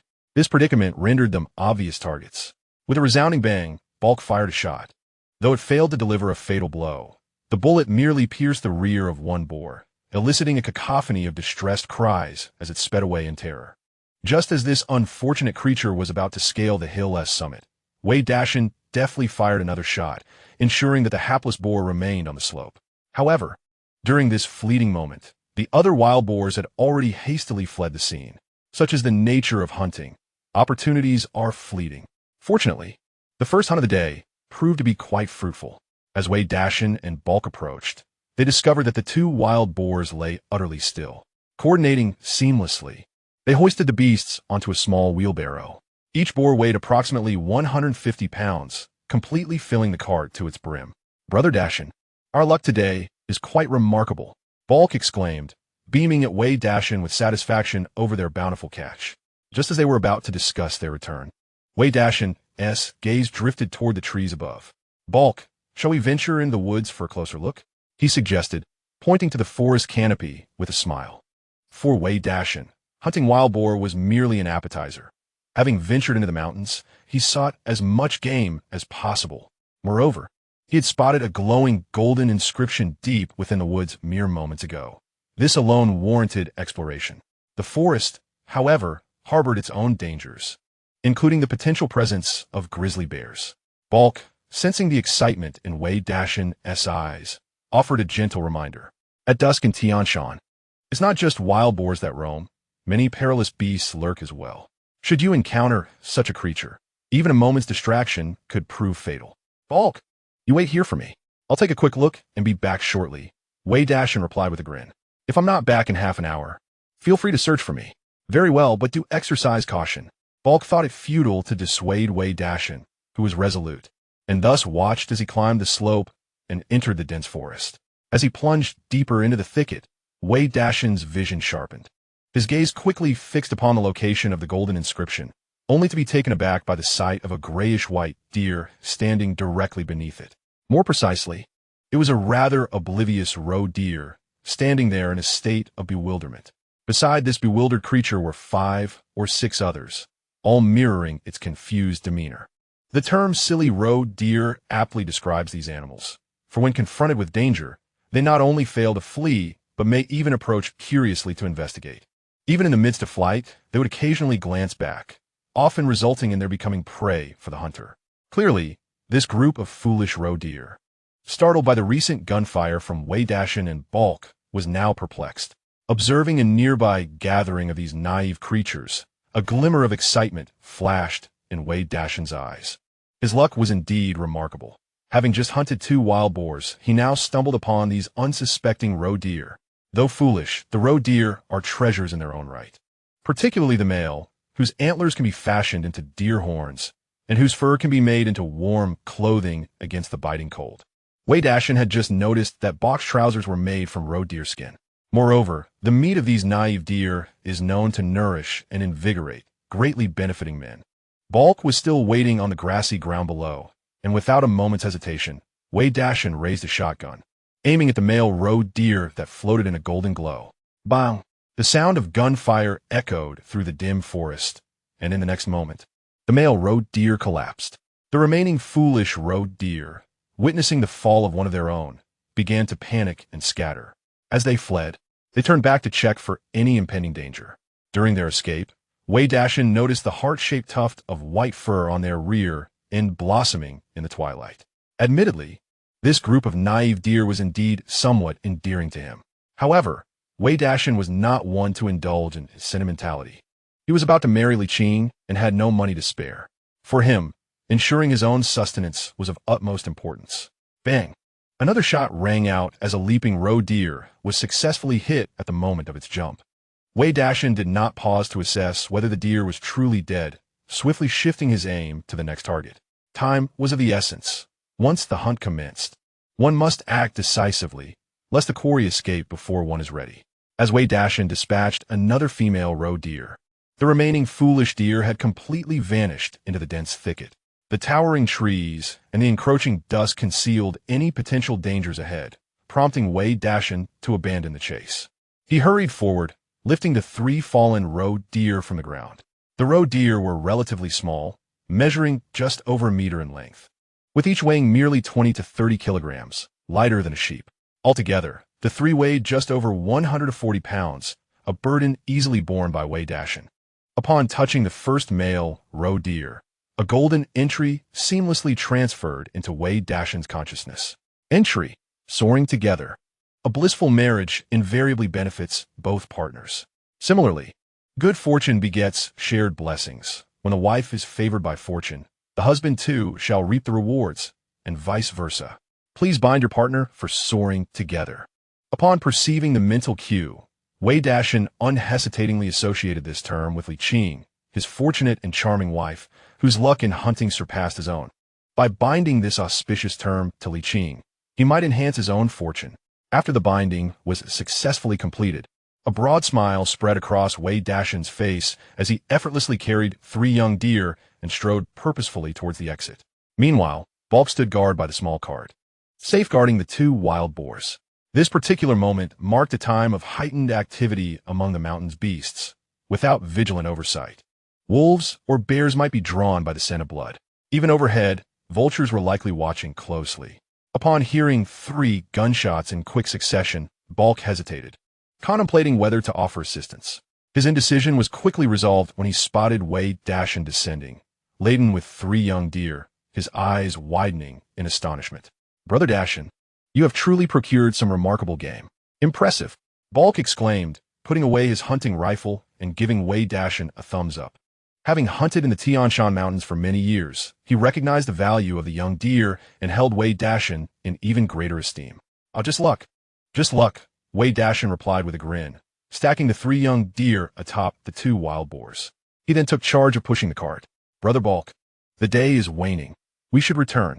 Though he would have preferred to linger, the cart was now filled with their spoils, and Balk's ranch, home to numerous cattle and sheep, required protection, compelling them to head back. However, Wei Dashan was not idle. Before departing, he casually set some traps in the nearby underbrush. The hunting grounds that Brother Balk had identified were indeed teeming with potential prey, and laying traps might yield further rewards. Balk nodded in approval at this sight. Recognizing Wei Dashan as a consummate hunter, the two traversed the slopes and returned to Balk's ranch. Wei Dashan skillfully removed the antlers from one of the male deer and skinned it, while he entrusted the remaining deer meat to Balk's wife for preparation. With the winter chill setting in and hunger gnawing at him after such a long trek, Wei Dashan felt the need for sustenance. Brother Dashan, this meat is far too precious. Perhaps we should stick to lamb? I still have some at home, Balk suggested. Glancing at the deer meat that Wei Dashan had just prepared, he felt somewhat embarrassed, knowing that Wei Dashan had ventured into the mountains to hunt for profit, and it seemed wasteful to consume such valuable meat, especially since he had not contributed significantly to the endeavor. Wei Dashan waved his hand dismissively. Come now, Brother Balk. Without your guidance, I might never have discovered such a splendid hunting ground. Tonight, we shall feast on this deer meat. Although the deer meat was indeed valuable, Balk had provided the venue and even assisted in taking down a wild boar, including offering the meat from an earlier boar. Sharing a portion of his bounty with Balk was hardly a burden, considering their camaraderie and the frequency of his visits. Balk is indeed a living map of the Tian Shan Mountains, and his assistance will be indispensable for our hunting endeavors. Moreover, he has only heard of the flavor of raw deer meat but has yet to savor it. Today, he must indulge in a taste. Very well. Our family shall revel in this experience. A hearty smile spread across Balk's dark face as he promptly retrieved some ingredients to assist his wife in preparing the meal. Meanwhile, Wei Dashan took out some candies and began to entertain Balk's two children. In contrast to the biting cold outside, being indoors was truly delightful. As dusk descended, Lin Limin finally succeeded in capturing a snow chicken, approaching his two sons with a beaming smile. Look here, my dear boys, we have sustenance for tonight. Indeed, diligence bore fruit, for although they had searched all afternoon without finding any other game, they managed to catch a snow chicken weighing nearly 3 pounds. Chapter 72, The Arrival of Fortune. Although the snow chicken weighed 3 pounds, once plucked and eviscerated, the remaining meat amounted to just over a pound. Yet for the Lin family, this was a monumental bounty. It had been quite some time since they last enjoyed meat. Otherwise, Lin Shui Niu and Lin Shui Hao would not have accompanied Lin Shui Wang in their desperate foray. As darkness enveloped the landscape, Lin Limin decided against further exploration and, guiding the cart, sought a sheltered spot with his two brothers.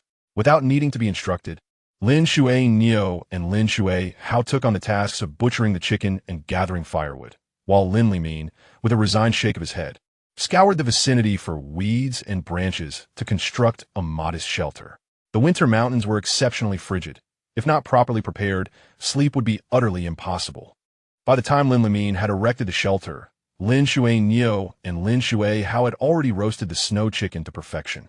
With minimal seasoning, merely a sprinkle of cumin and salt, this simple fare was nothing short of a culinary delight for the famished trio. Delicious! Lin Shui Niu and Lin Shui Hao each gnawed on a leg, savoring every bite. Lin Limin, shaking his head, opted for the wing. The snow chicken was not only swift on foot, but also capable of flight, making the wings the most delectable part. Alas, his foolish sons were unaware of this fact. In mere moments, the single pound of snow chicken was completely devoured by the three of them.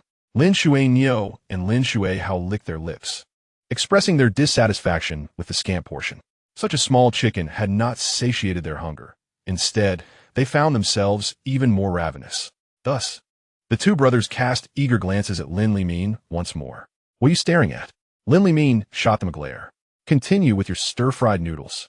If you wish for more meat, rise early tomorrow and procure it yourselves. With that, he turned and made his way toward the makeshift shelter. We shall take turns keeping watch, 3 hours each. Lin Limin's voice echoed from within the shelter.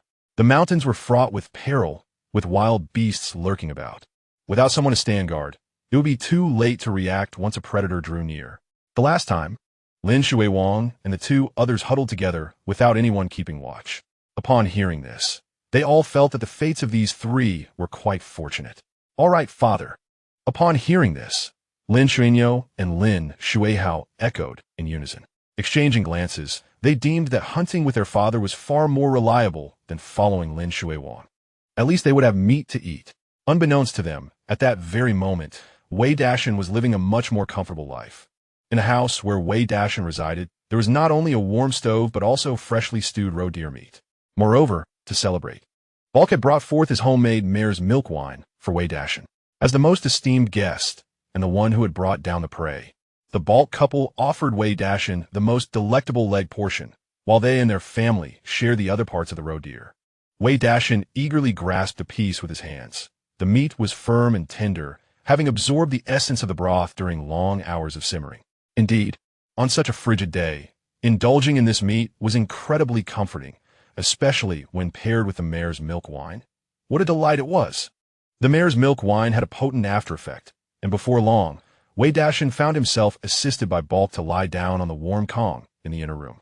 It was not until the latter half of the night, when heavy breathing from the adjacent room roused him from his stupor, that Wei Dashan realized what had transpired. Clearly, even a simple man like Balk, after feasting on roe deer meat, had begun to indulge in his own desires. Gazing at the darkened ceiling, Wei Dashan felt a pang of longing for his wife, wondering if Li Qing had already fallen asleep at this hour. Meanwhile, in Honglu village, within Wei Dashan's home, Li Qing had already extinguished the charcoal fire in the stove, filled a thermos with hot water, and nestled herself beneath the blankets. Without Wei Dashan, her natural source of warmth, she found herself tossing and turning, unable to sleep, while he was comfortably lodged at Balk's. She was left to ponder the extent of that lucky charm's effectiveness, wondering how much game he might catch this time. The longing becomes most intense in absence. When they were together, exchanging words endlessly, it hardly seemed significant. Yet, now, merely a day apart, Li Qing felt an unsettling void. Suddenly, a series of knocks echoed from the door. Who could it be? Li Qing, lost in thought, furrowed her brow and sat up, cautiously glancing toward the entrance. Meow. A cat's meow suddenly pierced the quiet. Li Qing froze, her mind conjuring the image of the little wildcat she had encountered earlier that morning by the small lake. Could it possibly be it? Blinking in surprise, she grabbed a flashlight from beside her pillow, quickly donned her clothes and coat, and cautiously opened the door. Just as she did, a shadow dashed inside. When Li Qing illuminated the figure with her flashlight, she discovered the little wildcat proudly clutching a wild rabbit in its mouth, gazing at her with an endearing expression. Heavens, it truly is you. Li Qing's eyes sparkled with joy as she crouched down, unable to resist petting the wildcat's head. During the daylight hours, the cat-like creature, known as the rabbit cat, presented itself with a water rat, but unexpectedly, later that night, it returned with a wild rabbit. This little fellow is indeed generous. Meow. The rabbit cat called out to Li Qing, stood up, and turned to leave. Before Li Qing could react, the wild feline vanished into the night. However, merely half an hour later, at Li Qing's doorstep, another wild rabbit appeared, accompanied by 3 chirping chicks. To her astonishment, she noticed that one of the chicks had a golden treasure chest floating above its head. Congratulations, host. You have acquired a book on basic painting.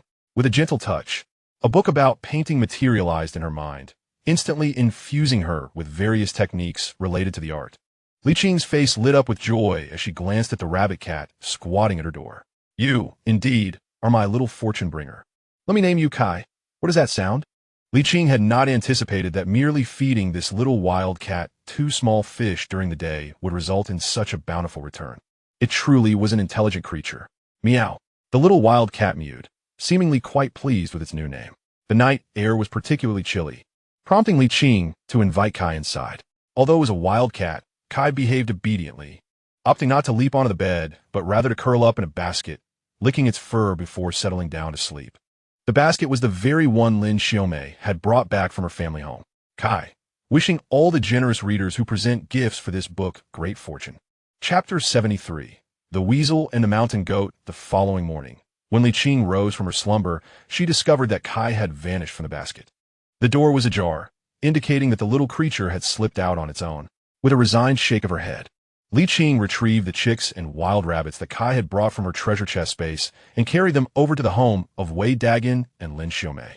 Although Li Qing possessed remarkable culinary skills, she hesitated at the thought of slaughtering and skinning the animals herself. Fearing the smell would linger if kept indoors and worrying that vultures or other creatures might snatch them away if left outside, she decided to store them all in her treasure chest space. To her surprise, after a night, The chicks and wild rabbits remained just as she had seen them the previous evening. This treasure chest space truly was a marvelous invention. Brother and sister-in-law. Dashan left a few traps outside yesterday, and it seems we have indeed caught something. We shall feast on it today. Li Qing exclaimed cheerfully upon entering. Wow, more meat to eat. Wei Yong and Wei Rong, still lounging in bed, sprang up at her words, their eyes gleaming with excitement as they gazed at the chicks and wild rabbits in Li Qing's hands. For young ones like them, nothing was more enticing than the prospect of meat. Moreover, the little ant was an exceptional cook. Hey, what good luck we have! Wei Dashan and Lin Xiaomei echoed with expressions of delight. They suddenly realized that ever since Wei Dashan and Li Qing became a couple, even those who stood as their elder siblings had benefited considerably. Not to mention the fact that during this period, their household had scarcely experienced a shortage of meat. Throughout the entirety of Honglu Village, or even the whole of Yuzi Township, it seemed improbable that any family could enjoy such a lavish lifestyle, where meat graced their table at every meal. Wei Dashan took the quail and wild rabbit from Li Qing's hands with a smile, exclaiming, I shall take care of this. He proceeded to the yard to skin and prepare them.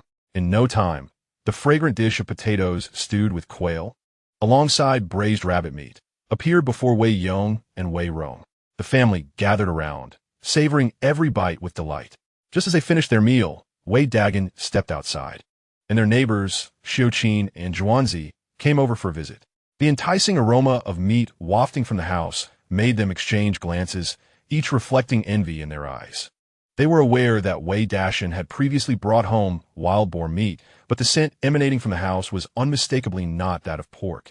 Evidently, the Wei family had hunted yet another game. They couldn't help but secretly lament how fortunate it was to have a man skilled in hunting, living a truly prosperous life.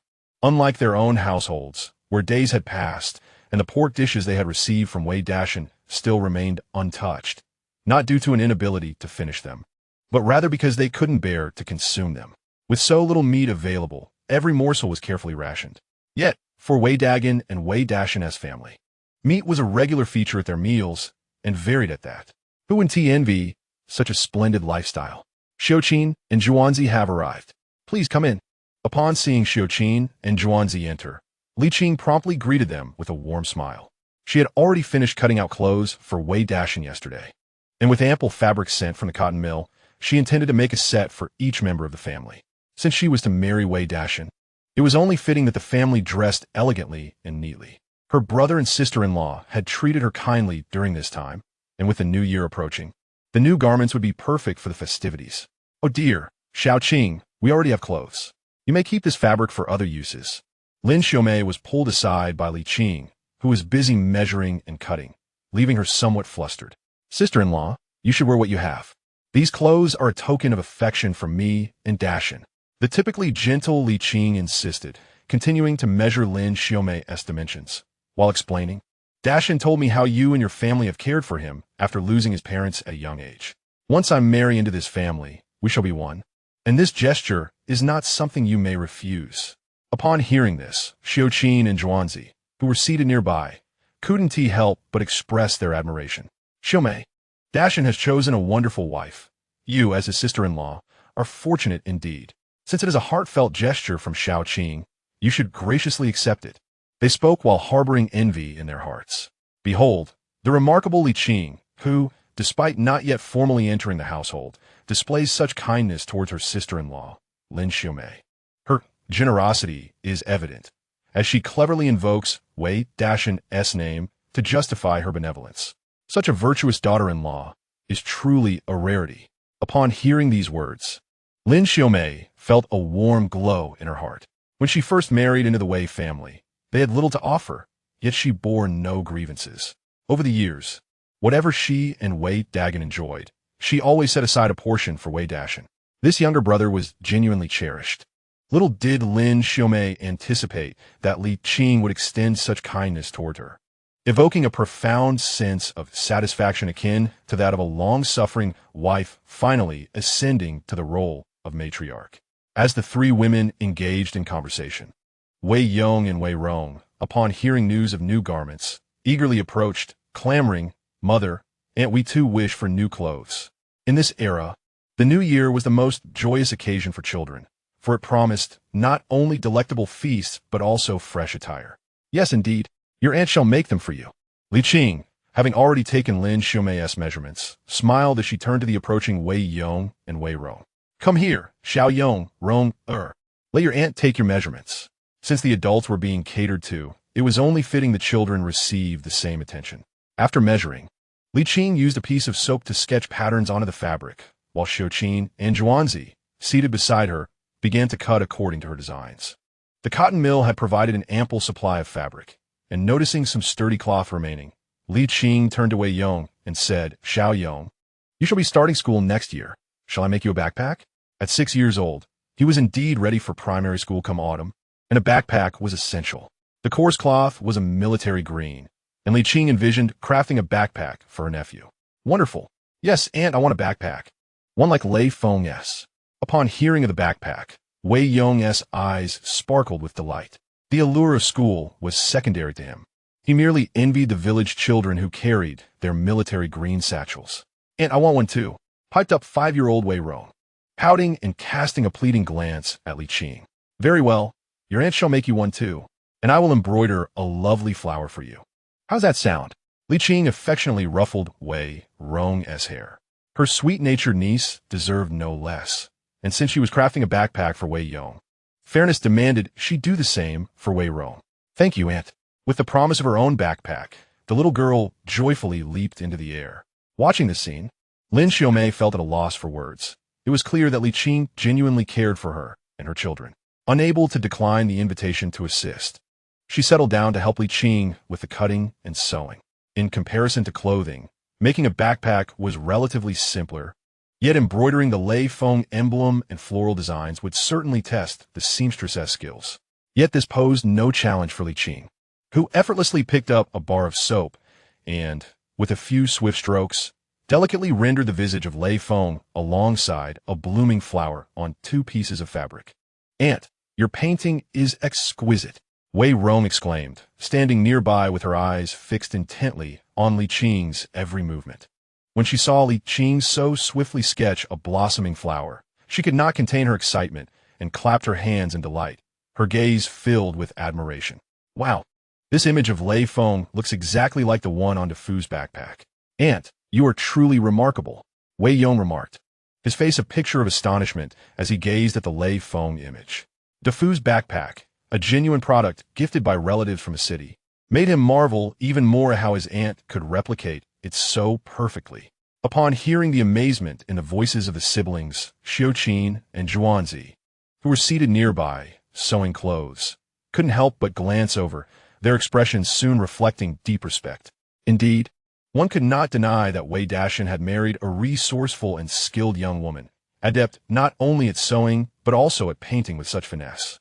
Meanwhile, as Li Qing and the others busied themselves with their sewing, Wei Dashan and Balk had already set out on a hunting expedition, pushing a small cart through the vast Tianshan Mountains. Perhaps having witnessed Wei Dashan's prowess in hunting, Balk had brought an extra cart today, fearing that their catch might not fit in a single one. Before long, they arrived at the location where they had set traps the previous day. Upon closer inspection, Wei Dashan's jaw dropped in astonishment. Inside the traps they had set, there were indeed several catches, including the previously seen snowcocks and black pheasants. And even a weasel had been ensnared. Observing the position of the weasel, Wei Dashan could surmise the events of the previous night. The snowcocks and black pheasants, in search of food, had inadvertently wandered into his trap, while the nocturnal weasel, drawn by the enticing aroma of chicken, had succumbed to the very trap he had set. Instead of feasting on the chicken, it found itself ensnared in Wei Dashan's clever contrivance. Brother Dashan, your traps are truly impressive, Balk exclaimed, unable to suppress his admiration as he gave a thumbs up, his eyes wide with surprise. Indeed, at each trap Wei Dashan approached, he was able to lift a captured prey, reminiscent of planting seeds one day and harvesting the fruits the next. They had only just begun their hunt, without even firing a shot, and yet had already ensnared so many animals. Thankfully, he had brought 2 carts today. Otherwise, he would have struggled to accommodate the haul. It's all about luck, Wei Dashan chuckled, as he proceeded to bleed the black pheasants and snowcocks. As for the unfortunate weasel, he took a knife and swiftly cut it open, skinning it meticulously. The flesh was discarded into a nearby ravine, for the weasel, known to consume both wild chickens and rodents, harbored numerous pathogens, and generally, the meat of carnivorous animals is not particularly palatable. However, the weasel's pelt held significant value. Not only can the fur of the weasel be fashioned into exquisite leather garments, but the fine hairs from its tail also serve as a crucial material for the creation of brushes. The so-called wolf hair is not derived from wolves, but rather from the tail of the weasel. Brother Balk, let us venture into the forest. After tossing the skinned weasel pelt onto the small cart, Wei Dashan called out to Balk, leading the way as he pushed the unicycle cart into the dense woods on the hillside. Very well. Balk grinned broadly, lifting the small cart and following closely behind. The forest teems with wildlife. Yet, as an experienced hunter, Wei understood the significance of timing in the hunt. Generally speaking, wild animals tend to emerge at dawn and dusk, during which the temperature is pleasant and their movements are more discreet, rendering them relatively safer. At other times, they often seek refuge in hidden caves and similar secluded spots to rest. Even if one were to wander through the woods for hours, the chances of spotting prey would be slim. Now, with the first light of dawn breaking, it was indeed an opportune moment for hunting. Suddenly, as Wei Dashan and Balk pushed their cart into the thicket, a piercing shriek echoed from the sky. Almost immediately, a dark silhouette swooped down, heading straight for the spot where Wei had just discarded the weasel meat. To Wei, the unremarkable weasel flesh held little value, but to the soaring vulture above, it represented a lavish breakfast. Oblivious to the unfolding scene behind him, Wei continued to push the cart alongside Balk, having already traversed nearly a kilometer without encountering any game. Perhaps due to the previous evening's hunt, the foolish roe deer were nowhere to be found today, and wild boars were even less likely to appear. However, at Balk's prompting, Wei did manage to discover a wealth of ibex grass hidden among some bushes. This prize find was certainly worth collecting. After traveling several hundred more meters, a herd of light brown northern goats finally came into view. These goats are quite sizable, typically ranging from 1 to 1.5 meters in height, with weights reaching up to 100 kilograms. Their most striking feature is the pair of robust horns that adorn their heads. Male goats boast horns that can exceed 1 meter in length, resembling enormous crescent blades. Like other wild creatures, this was the time for the northern goats to forage. Once satiated, they would retreat to steep cliffs or rocky outcrops to rest and evade their predators. Wei Dashan and Balk suddenly halted, their footsteps and even their breathing becoming markedly softer. They understood that when faced with the agile northern goats, their opportunity would be but a fleeting moment. Chapter 74. A perilous leap. The northern goats are accustomed to life upon the rugged cliffs, their forms lithe and adept at sprinting. Wei Dashan and Balk recognized that once the gunshot rang out, the dozen or so northern goats before them would swiftly scatter, and should the goats take flight. Amidst such a complex woodland, even the most skilled marksman would find it exceedingly difficult to strike their target. Thus, Wei Dashan raised his hunting rifle and, amidst the herd of northern goats, identified a particularly valuable male goat. The horns of these northern goats possess certain medicinal properties, and their meat is renowned for its nourishing qualities. If he could successfully shoot one, it would not be a fruitless endeavor. Bang! With a steady aim, Wei Dashan affixed the sure shot inscription to his rifle and pulled the trigger, targeting a robust goat weighing over 100 kilograms.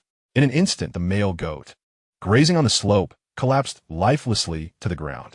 As anticipated, the gunshot shattered the tranquility of the grazing herd, which immediately sensed danger. With a bleat of alarm, they swiftly took to their agile legs, dashing up the slope with remarkable speed, clearly familiar with the terrain. Even as they navigated through the dense thickets and rugged landscape ahead, their pace remained unimpeded. Within moments, a dozen goats vanished into the forest, bounding toward the higher rocks. The speed was astonishing, so much so that Balk, standing nearby, fired a shot that was slightly delayed, merely grazing one goat's horn. The goat let out a cry of pain, but, undeterred by the injury, continued its ascent toward the summit. Alas! Balk sighed in disappointment at this sight, just as he prepared to take aim again, only to find the herd had already evaded his view. In his ear, he heard Wei Dashan's voice, "Brother Balk, I'll leave this to you. I'm going to take a look." The fleeing goats ignited Wei Dashan's competitive spirit. He entrusted the remaining prey to Balk, and, with his rifle in hand, sprinted toward the ascending slope. Emerging from the edge of the forest, Wei Dashan soon found himself in an expanse of withered grass.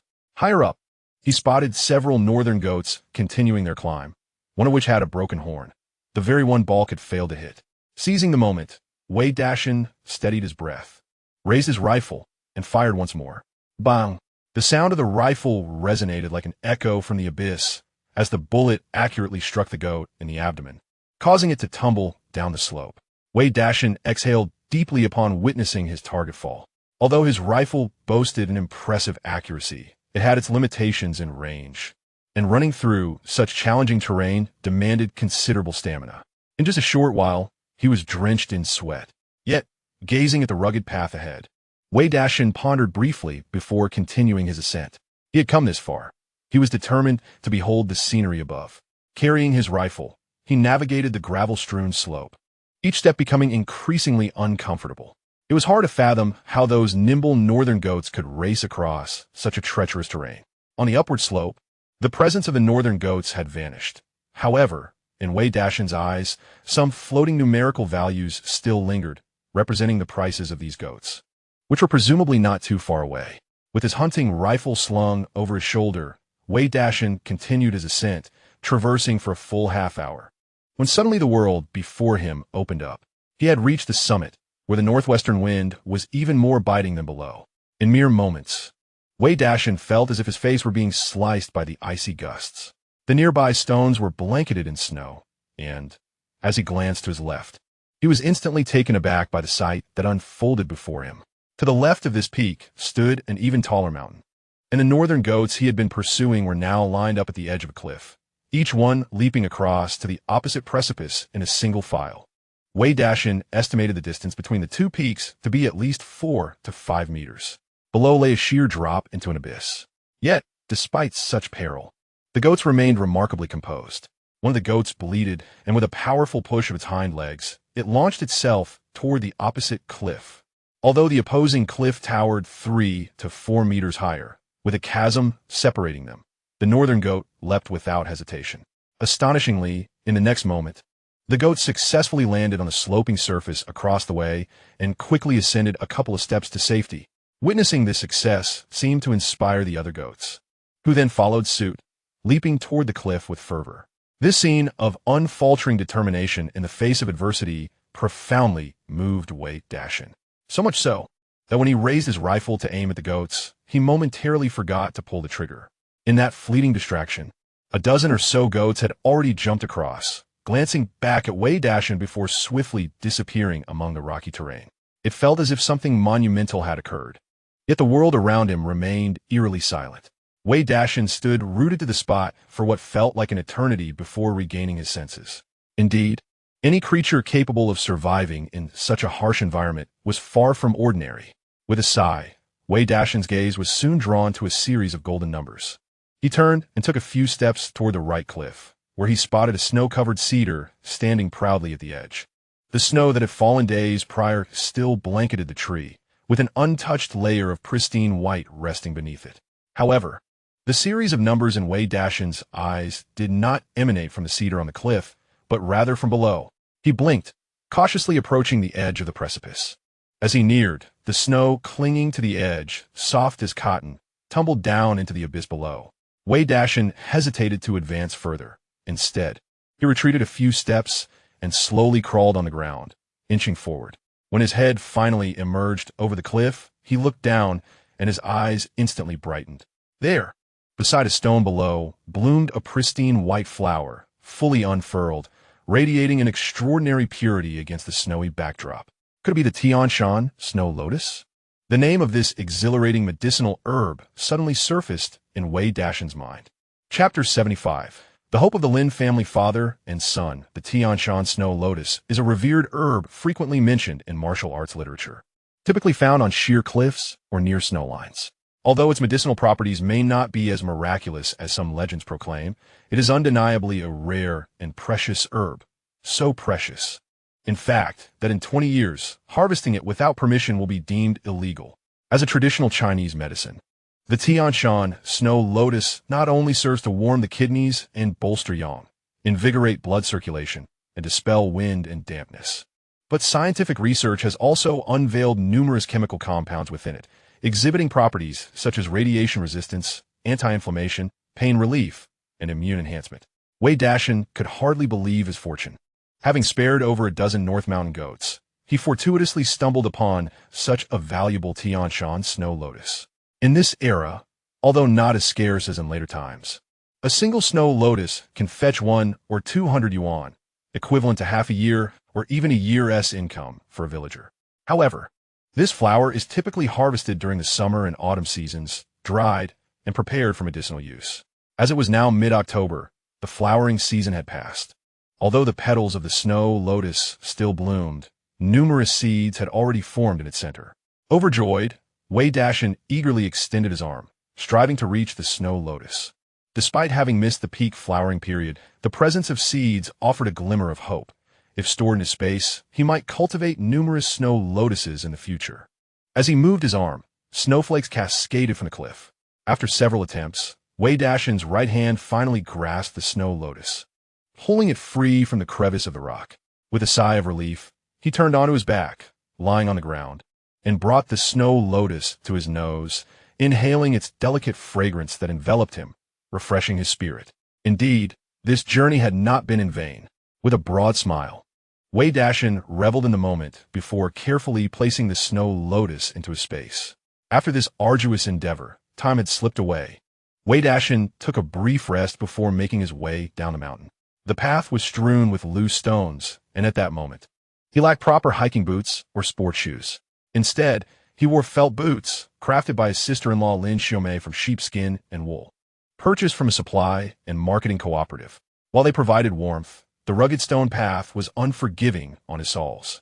Ascending the mountain had been relatively easy, and he had been highly focused while tracking the North Mountain goats, not noticing the discomfort. However, after resting at the summit for a while and beginning his descent, he now felt a slight tremor in his calves. After walking for quite some time, Wei Dashan finally arrived at the spot where the northern goat had tumbled down earlier.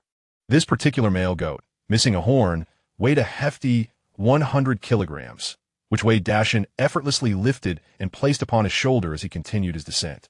A few steps later, he noticed that Balk had already loaded the initial goat onto a small cart and was making his way towards him. Brother Dashan. Upon seeing Wei Dashan carrying a goat, Balk's face lit up with joy. He hurried over to assist in placing the goat onto the cart as well. Brother Dashan, your strength is truly impressive, Balk exclaimed. Although he was a shepherd accustomed to the mountains, the rugged path they traversed was no easy feat, especially in winter. While the threat of wild beasts was manageable, a slip could lead to dire consequences. Thankfully, Wei Dashan remained unharmed. Otherwise, Balk would have been at a loss for what to do. Brother Balk, it seems we shall have meat today, Wei Dashan chuckled. Following Balk as they made their way down and found the earlier cart, he helped transfer a goat onto the cart, and the two continued their journey back along the same route. By now, noon was approaching, and the mountain beasts had retreated to rest, rendering further hunting pointless. Moreover, the exertion from hunting the northern goat had drained their energy, and their morning sustenance had long been depleted. It seemed far more prudent to return home for a hearty meal and a well-deserved rest. Indeed, Balk nodded with sincerity, and together they walked for over half an hour before finally returning to Balk's pasture. Hearing the commotion, Balk's wife and 2 children excitedly gathered around. Upon seeing the abundance of game that Balk and Wei Dashan had secured throughout the morning, they couldn't help but applaud Wei Dashan with enthusiastic thumbs up. Balk's hunting skills were well known among them. While he was competent, he seldom returned home empty-handed. Yet, a successful hunt like today's, which included wild chickens, hares, and a northern goat, had never occurred before. Coupled with Wei Dashan's remarkable performance on their last outing, it was evident that today's bountiful yield was closely tied to his presence. Amidst the astonished and admiring gazes of the three, Wei Dashan began to assist Balk in processing the 2 northern goats. They first severed the 3.5 horns before skillfully skinning the goats. As a species that thrived on cliffs, the quality of the northern goat's hide was exceptional, making it highly valuable for crafting clothing or for sale. Wei Dashan initially intended to offer a goat to Balk's family to share, but Balk graciously declined, feeling unworthy of such generosity since he had not contributed much to the hunt. Instead, he extracted some of the internal organs, planning to use them for their lunch. Meanwhile, on another slope of the vast Tian Shan mountain range, Lin Shui Niu had been climbing the mountain path alongside his father, Lin Li Min, since early morning. Although Lin Li Min constructed a makeshift shelter last night, the wilderness still demanded vigilance, and none of the three men managed to enjoy a restful slumber. As dawn broke, Lin Li Min, accompanied by the robust Lin Shui Niu, resumed their ascent into the mountains to hunt. Unfortunately, after an entire morning of trekking, the father and son encountered nothing but a few birds flitting through the trees. Meanwhile, Lin Shui Hao remained at the foot of the mountain, claiming to guard the Ili horses. "Father, there's not even a blade of grass up here. What prey could possibly be found? Shouldn't we descend and search elsewhere?" suggested Lin Shui Niu, panting heavily as he paused. After traversing the mountain path all morning, his feet ached intolerably, and he feared that if they continued, he might starve before his feet gave out. After having caught a chicken the previous day, he had thought highly of his father's skills. But the lack of success this morning led him to question Lin Li Min's hunting prowess. "What do you know?" Lin Li Min admonished his son without halting, continuing his search along the rocky path. "Hunting requires patience. We have come so far. To give up now would be a waste of our efforts." Internally, he puzzled over his misfortune, as he had previously found plenty of game in these mountains, yet today seemed devoid of any. Suddenly, Lin Li Min's steps faltered as his gaze fell upon a nearby cluster of rocks, where he discerned a cave and distinctly saw a tail vanish inside. "Aha! We've struck gold." Chapter 76. Let us just say it's meat, shall we? This was a simple rock cave. Lin Li Min took a cursory glance and noted that it was not very deep. He circled the area and quickly identified another escape route, which filled him with confidence. He handed a branch to his son. "Shui Niu, take this branch and poke inside. I'll keep watch from over here." Initially, he had intended to let his son seize the hunting opportunity, but given their fruitless morning, he decided it prudent to oversee the critical moment of their hunt himself. What could possibly be inside such a small cave? Lin Shui Niu remarked dismissively as he accepted the branch, peering into the cave. However, recognizing his father's seasoned expertise, he resigned himself to follow orders. Lowering himself, Lin Shui Niu began to prod the rocky cave with the branch. Meanwhile, Lin Li Min had already prepared his net on the opposite side. As anticipated, the cave was shallow, and after a brief moment of disturbance from his son, a small creature scurried out through the sole escape route. Lin Li Min seized the opportunity, swiftly netting the grayish-black creature. "Shui Niu, come take a look at this." Lin Li Min exclaimed joyfully, lifting the creature by its neck to flaunt it to his son, who stood a short distance away. "Father, is this a rabbit or a mouse? It looks rather unappealing."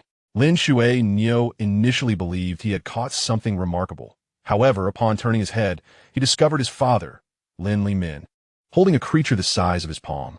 The mouse rabbit, at first glance, appeared to resemble a mouse, yet upon closer inspection, bore some resemblance to a rabbit, leaving Lin Shui Niu momentarily bewildered. "This little rascal is known as a mouse rabbit." Lin Li Min chuckled, "And behold, we have our lunch." "What? Are we really going to eat this mouse?" Upon hearing this, Lin Shui Niu was taken aback, pointing at the mouse rabbit in his father's hand. "Father, this mouse hardly has any meat on it." Yet Lin Li Min stubbornly retorted, "Just consider it. At least it is meat. Better than eating fried noodles, I suppose."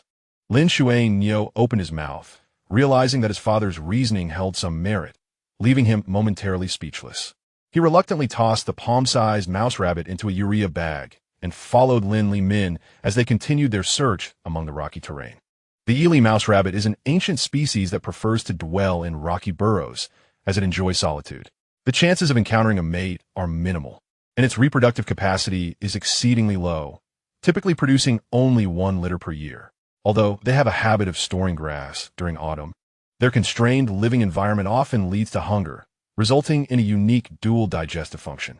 Their cecum accumulates a wealth of vitamins, which are encapsulated in soft feces, expelled through the anus, then re-ingested for further digestion, thus maximizing vitamin absorption. The feces eventually excreted are round and firm, achieving a certain level of self-sufficiency. However, the robust Lin Shui Niu was oblivious to these intricate details. At present, his feet were sore from the rough stones, and, as they ascended, the wind grew fiercer. All he desired was to catch a few mouse rabbits and return home for a hearty meal. If he were to learn about the peculiarities of the mouse rabbit, he might not even be able to stomach it. The father and son duo searched for nearly an hour before discovering 2 more mouse rabbits in different burrows. As noon approached and their stomachs growled with hunger, they decided to abandon further searching and head home. Father, Shui Niu, have you caught any prey? At the foot of the mountain, Lin Shui Hao was idly feeding the nearby Ili horse with forage he had gathered. While not far off stood the stove he had painstakingly constructed. Upon seeing Lin Li Min and Lin Shui Niu descending the mountain, he excitedly rushed over. Curiosity etched on his face. Having waited all morning, his stomach grumbling, he eagerly anticipated the arrival of their culinary ingredients. We've caught 3 mouse rabbits. 1 for each of us. Lunch is sorted, Lin Li Min exclaimed, shaking the urea bag triumphantly. Mouse rabbit? Lin Shui Hao's brow furrowed slightly. The name did not sound particularly appealing. Observing his father's beaming smile and his brother's despondent demeanor, he took the bag and curiously opened it to peer inside. Just this? Lin Shui Hao gazed at the 3 palm-sized mouse rabbits within the bag, rendered speechless. After waiting for an entire morning, the stove was assembled, firewood chopped into a sizable pile, and even a knife sharpened for quite some time. However, the only reward for such effort was 3 meager rabbit-like creatures, scarcely weighing a kilogram combined. Was this truly considered meat? Lin Li Min discerned the disappointment in his son's eyes and offered some consolation, stating that hunting in winter was exceptionally challenging, with prey hiding away in their burrows. Finding even these rabbits was a commendable feat, as not all hunters possessed the fortuitous luck of Wei Dashan. Within the vast expanse of the Tian Shan Mountains, a myriad of wild beasts reside. Yet in the frigid cold, locating any substantial game proves to be an arduous task. All right then, Lin Shui Hao sighed in resignation, reluctantly extracting the 3 rabbits from his bag. After skinning and gutting them, the already scant amount of meat diminished even further. Nevertheless, as his father had rightly pointed out, rabbit meat was indeed meat, and certainly better than having nothing to eat. With this thought, Lin Shui Hao and Lin Shuinyo gradually felt a bit more at ease, each roasting a rabbit to consume. The Lin family, huddled in the icy, biting valley, dined on their meager fare. Meanwhile, Wei Dashan, alongside the Bulk family, savored the delectable meat of the northern goat. Although it was merely stewed offal, the goat, known for its agility and endurance, boasted an exceptional flavor. Bok's wife had also prepared some flatbreads, which, when dipped into the goat's soup, became particularly delightful. Having eaten their fill and warmed their bodies, Wei Dashan accompanied Bulk out of their shelter, heading toward a nearby meadow. It was midday, with ample time before darkness fell. And while they could not expect much from hunting, Bulk informed Wei Dashan that he had previously discovered some medicinal herbs in the vicinity of this meadow. With little else to occupy their time, the prospect of unearthing more herbs was enticing. Before long, through the diligent efforts of Bulk and Wei Dashan, they unearthed a considerable quantity of medicinal tubers. Wei Dashan noted that the quality of these herbs far surpassed those he had previously gathered with Li Qing. Just as he reveled in this discovery, he suddenly noticed, not far ahead on a slope, a cluster of golden digits shimmering atop the withered grass. Could it be that these dry grasses were also medicinal? Wei Dashan's expression shifted in surprise as he approached, using a small spade to excavate a plant. He called out to Bulk, "Brother Bulk, what kind of herb is this? They seem to grow abundantly on this slope." Chapter 77, Dusk, Hunting Time, Xian Ci Chao. Ongjing Tian. This is Xian Ci Chao. Bulk, who had just unearthed a tuber, glanced over upon hearing the commotion. Seeing the withered herb in Wei Dashan's hand, he chuckled. "It's for treating dizziness."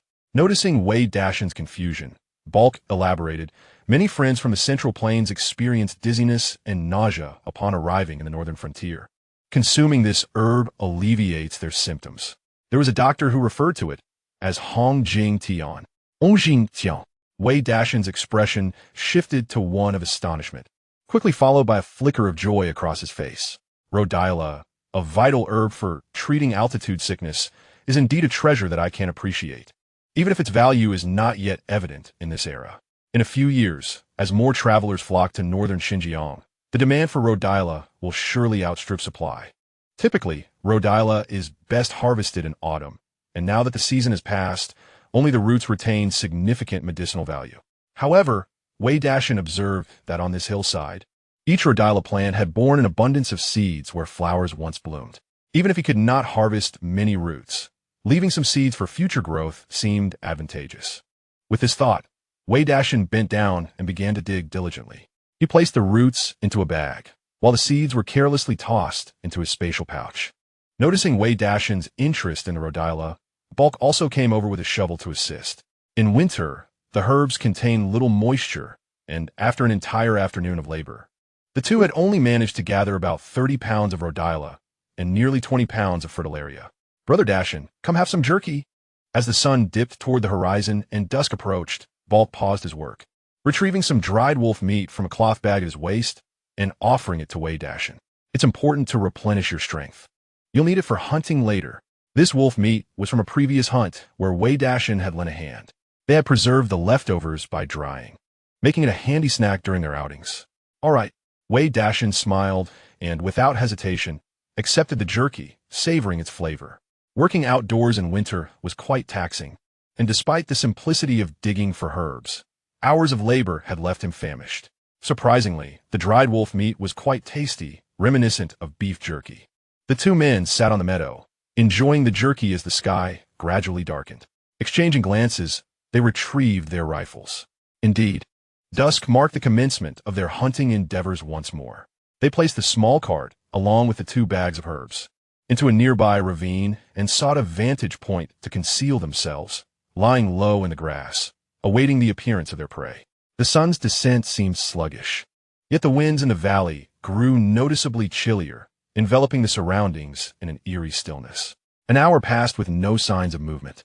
2 hours slipped by, and aside from the distant calls of birds in the woods, no wild beasts materialized in the area. Suddenly, a sharp cry pierced the air. Wei Dashan looked up to see several black eagles circling above, having arrived without his notice. Clearly, this was an opportune time for the eagles and vultures in the sky to hunt. However, after a few laps, they departed for other locales. "Nopra?" Wei Dashan furrowed his brow as he watched the black eagles soar away. Just as he was lost in thought, the sound of footsteps echoed from a distance.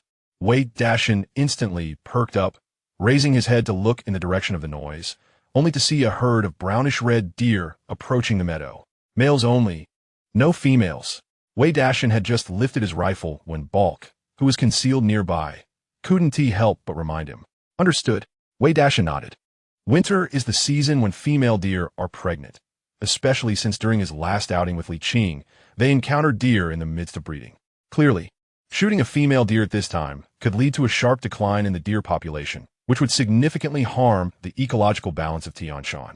All beings possess a spirit, and Tianshan has its own life forms. Since they had come here, they must abide by the local rules. Bang! Just as Wei Dashan pondered these thoughts, Bulk fired his shot first. Though the light was dim, Bulk's aim was surprisingly accurate, hitting a stag directly in the abdomen. However, this shot created considerable trouble for Wei Dashan. As the gunfire rang out, the grazing deer were startled and began to scatter in all directions. Without a moment's hesitation, Wei Dashan raised his rifle and pulled the trigger at one of the fleeing deer. Bang! The bullet shot out, striking true. Wei Dashan quickly adjusted his aim toward another stag that was dashing away. Bang! Another shot. This time it was Bulk firing again. However, faced with this swiftly moving target, his accuracy faltered, and the bullet whizzed through the leaves, disappearing into the unknown. At that moment, Wei Dashan squeezed the trigger once more, and the last deer that came into view ultimately could not escape its fate. As the herd vanished from sight, Wei Dashan and Bulk emerged from their hiding spot and made their way to the spot where the deer had appeared. In a short span of time, they had successfully taken down 3 deer. When the two men pushed their wheelbarrow to the bodies of the deer, a smile finally appeared on Bulk's face. "Brother Dashan, we have food now." He then approached one of the deer, bent down, and attempted to lift it. Unfortunately, after 2 attempts, Bulk could only manage to shift the deer slightly, struggling to get it onto the cart. The deer weighed significantly more than a silly roe deer. A single roe deer might weigh only a few dozen pounds, while an adult stag averages around 200 kilograms. Even a lighter female deer exceeds 150 kilograms. Lifting such a heavy catch is no ordinary feat. Seeing this, Wei Dashan stretched his arms and stepped forward to assist Bulk in loading the deer onto the cart. For Wei Dashan, who possessed immense strength. Lifting a 200-kilogram deer was a trivial matter. Observing Wei Dashan's ease, Balk could not help but feel a pang of envy, silently acknowledging the advantages of youth. Unlike himself, who, in middle age, felt as though he had become less than a mere dog, particularly with his ailing back. After lifting just 3 elk, Balk felt as if his spine had begun to unravel. However, just as Balk was about to push the game back, a sudden wolf howl echoed through the valley at dusk. The haunting sound reverberated, creating an eerie chorus that made it difficult to discern its origin. Chapter 78. Hunting wolves on the plains. Balk. The wolf pack is to the west, approximately 20 strong. As Balk prepared to crouch and listen for their movements, Wei Dashan pointed solemnly toward the western side of the valley. In his line of sight, a series of golden numbers raced towards them from that direction. As they drew nearer, he discerned over 20 pairs of ghostly green eyes darting about. Brother Dashan, it seems we are in for a fierce battle. Balk noted the advancing wolves, surveying their surroundings as his mood darkened. The wolves were regrouping in threes, shifting formations with astonishing speed. All around them lay nothing but open grassland, devoid of any defensive cover. In such an environment, even with firearms in hand, confronting a pack of over 20 adult wolves would prove to be a formidable challenge, one that placed them at a distinct disadvantage. Wei Dashan nodded, recognizing the urgency of their predicament. There was no possibility of retreat once the wolves took notice. To stand and fight offered a glimmer of hope for survival, whereas fleeing would likely result in becoming prey. Moreover, their small cart was burdened with 3 elk, weighing between 500 to 600 kilograms. An escape was simply out of the question.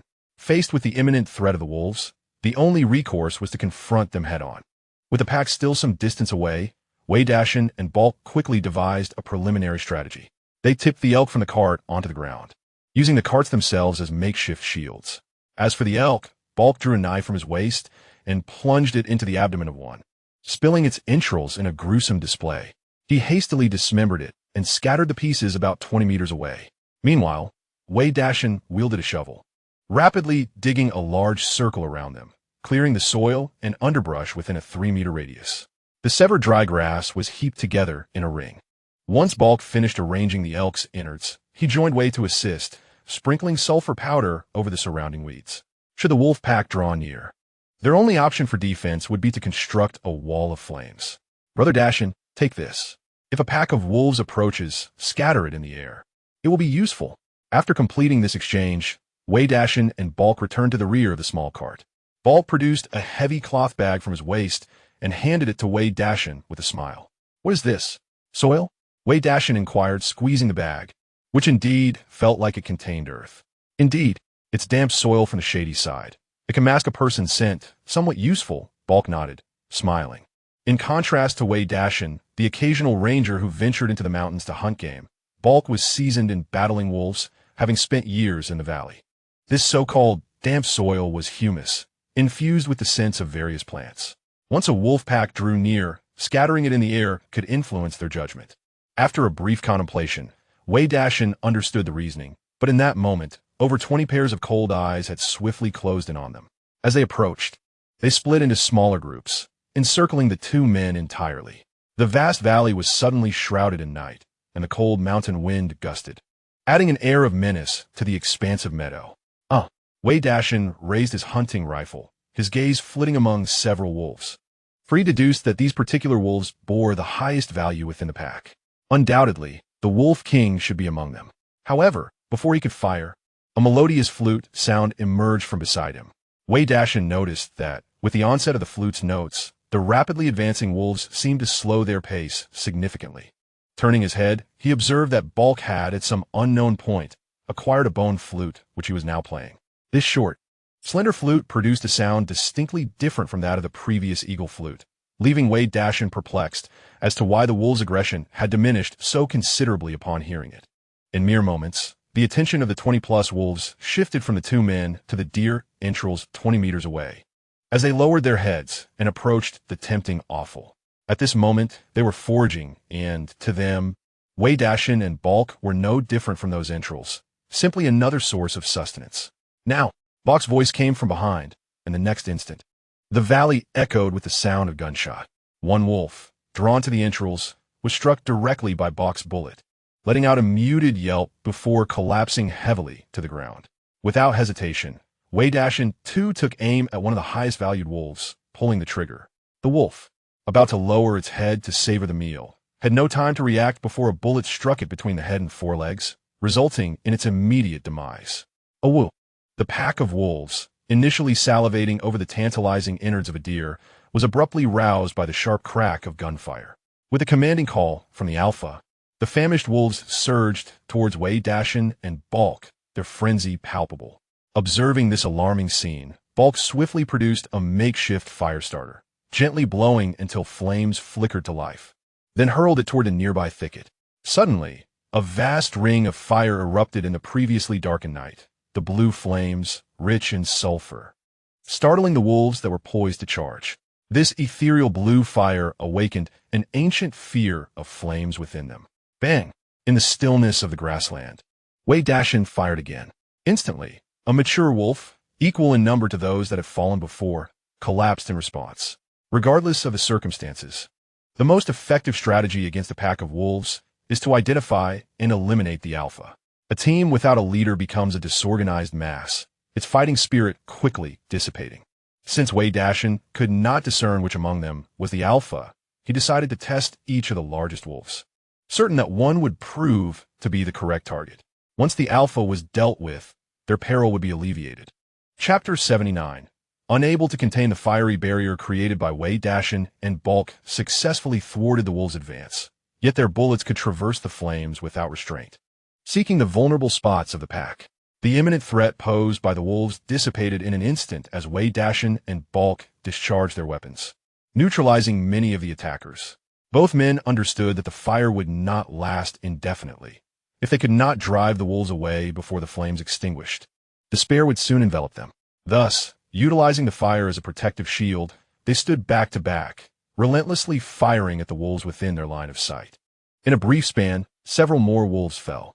A few minutes later, with a mournful howl, the encircled pack ultimately abandoned their assault, retreating in disarray without even pausing to consume the entrails scattered on the ground. The alpha lay dead. They had lost their spiritual leader, and, in the interim, many of their kin had perished. Continuing the fight would only lead to further devastation. What they sought now was not further hunting, but a safe haven to select a new leader, a process that would undoubtedly involve further conflict. As the wolves retreated, Wei Dashan and Bulk chose not to pursue. Instead, they exhaled deeply, exchanging glances that reflected mutual relief and joy. Wei Dashan inquired, "Bulk, what kind of flute did you just blow?" Why did the wolves hesitate upon hearing it? Bulk chuckled, removing a bone flute from around his neck.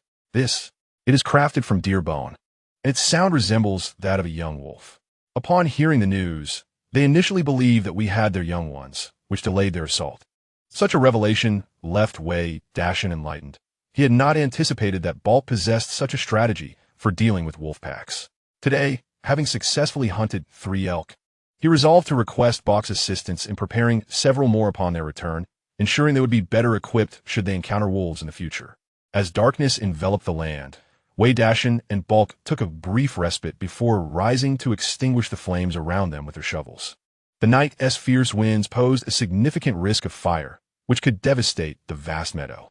Once they completed this task, Wei Dashan illuminated the area with a flashlight, joining Bulk in tallying the wolf carcasses. Following their earlier skirmish, they had successfully slain 7 wolves, each of considerable size. However, the small cart's capacity was limited. Having already loaded 3 elk weighing approximately 500 to 600 kilograms, the addition of 7 wolves rendered it insufficient. Yet meat is meat, and in these times, one could hardly complain of excess. The 2 men proceeded to bleed the wolves, collecting the blood in urea bags. Wei Dashan's cart now bore 2 elk, with 3 wolves draped across its handlebars, while the remainder was entrusted to Bulk's cart. Even so, the sheer volume of their haul made it arduous for Bulk to push his cart. Observing Wei Dashan's effortless progress, he couldn't help but silently marvel at the young man's remarkable strength. He had assumed 2 carts would suffice, yet here they were, unable to accommodate their bounty. Having lived for decades in the remote mountains, Bulk was witnessing a new reality today, as he had never encountered such an abundance of game before. As the night deepened and the path stretched long ahead, The two men pushed their carts for a full hour before finally arriving at Bok's ranch. The children, blissfully unaware of the day's adventures, slept soundly, while Bok's wife, concerned for their safety, felt her worries lift upon seeing them return. Her heart swelled with joy at the sight of their laden carts, and she eagerly chattered to Bok, likely inquiring about their culinary desires for the evening. Indeed, after a long afternoon of labor and a harrowing battle, both Wei Dashan and Bok found their stomachs growling with hunger. While they had remained unfazed during the encounter with the wolves, now, back in the shelter, they felt as though their strength had been utterly drained. There was no time to prepare a stew of elk meat, but fortunately, Bok's wife had prepared ample lamb, which she promptly warmed and served to the two men. Bok then poured a generous bowl of mare's milk wine for Wei Dashan. "Brother Dashan," he said, "you've worked hard. Let's raise a toast. Today, I had the fortune of capturing an impressive array of prey, and in collaboration with Wei Dashan, we successfully dispatched 7 wolves in one fell swoop." Much to the delight of Bok. After all, as a shepherd, the presence of wolves has always been a thorn in their side. To mitigate the threat posed by these predators, the herdsmen seize the opportunity each spring when the wolves venture out to hunt, specifically locating their dens to eliminate the cubs and curb future troubles. Yet, despite these efforts, every winter, their pastures remain vulnerable to wolf attacks. The demise of 7 wolves marks a significant reduction in the peril facing their lands. "Come, let us drink." Wei Dashan was in high spirits. Having braved the cold outdoors all day, now, in the warmth of a cozy abode, feasting on meat and indulging in spirits, he found immense pleasure. While sharing food and drink with Bok, Wei Dashan also sought the seasoned hunter's advice on various hunting techniques, and to his delight, he gleaned a wealth of knowledge. Eventually, after an undetermined time of revelry and having consumed ample mare's milk wine, Wei Dashan found himself drowsily sprawled on the calm, succumbing to slumber. When dawn broke the following day, he emerged from the inner quarters to find Bok's wife had prepared a sumptuous breakfast, while Bok himself had meticulously processed one of the elk, even crafting 3 deer whistles from the bones for Wei Dashan. Glancing at his watch, he realized it was nearly 11 o'clock. The optimal time for hunting had clearly slipped away, and after 3 days and 2 nights of successful foraging, it was time for him to depart the mountains. "Brother Bok, I look forward to our next encounter." With the bounty of his hunt carefully loaded onto the cart and covered with a mat of grasses, Wei Dashan waved farewell to Bok, cracked the whip, and urged the mule forward, meandering down the mountain. Having spent considerable time in the wilderness, feasting on road deer and venison, he found himself missing Li Qing. Chapter 80. Do not eat mice. When eating chicken, this excursion into the mountains had been lengthy, yielding a far greater variety of game than previous outings. On the first day alone, under Bok's guidance, they successfully hunted 3 wild boars. Bok's household abstained from pork. Thus, he generously gifted all 3 boars to Wei Dashan, along with some previously smoked pork. Wei Dashan, unable to refuse such hospitality, accepted the offerings, but he did not take them without reciprocation, disliking wolf meat. He exchanged the 7 wolves he had shot the previous night to Bok. Naturally, he retained the valuable wolf pelts for himself. In total, 3 foolish road deer had fallen to his aim. He had consumed 1, leaving 2 on the cart, weighing perhaps over 100 pounds combined.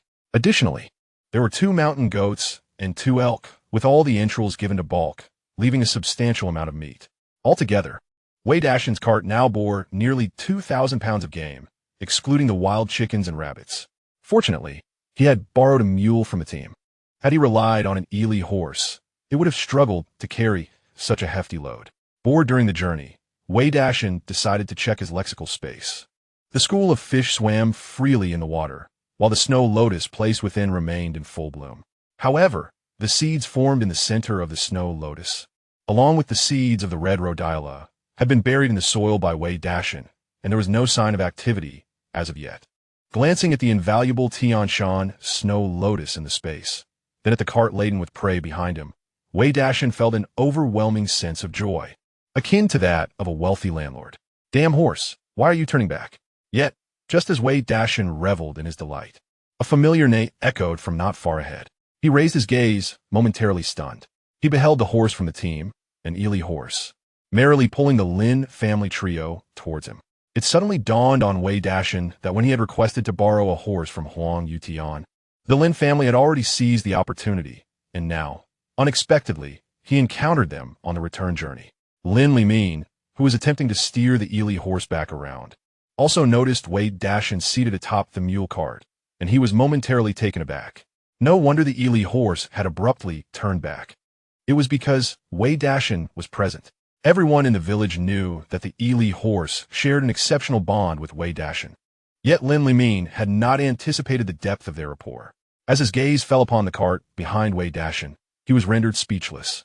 The cart was brimming with an abundance of game, and even though it was covered with a straw mat, it was evident that Wei Dashan had amassed quite a bounty during his hunting expedition. In stark contrast, his own cart, occupied solely by the three of them and a solitary black quail they had discovered on their way back earlier that morning, seemed rather paltry. The black quail was something they had hesitated to consume, intending to bring it home for a family soup. Comparing their meager haul to Wei Dashan's impressive catch, Lin Li felt a twinge of frustration.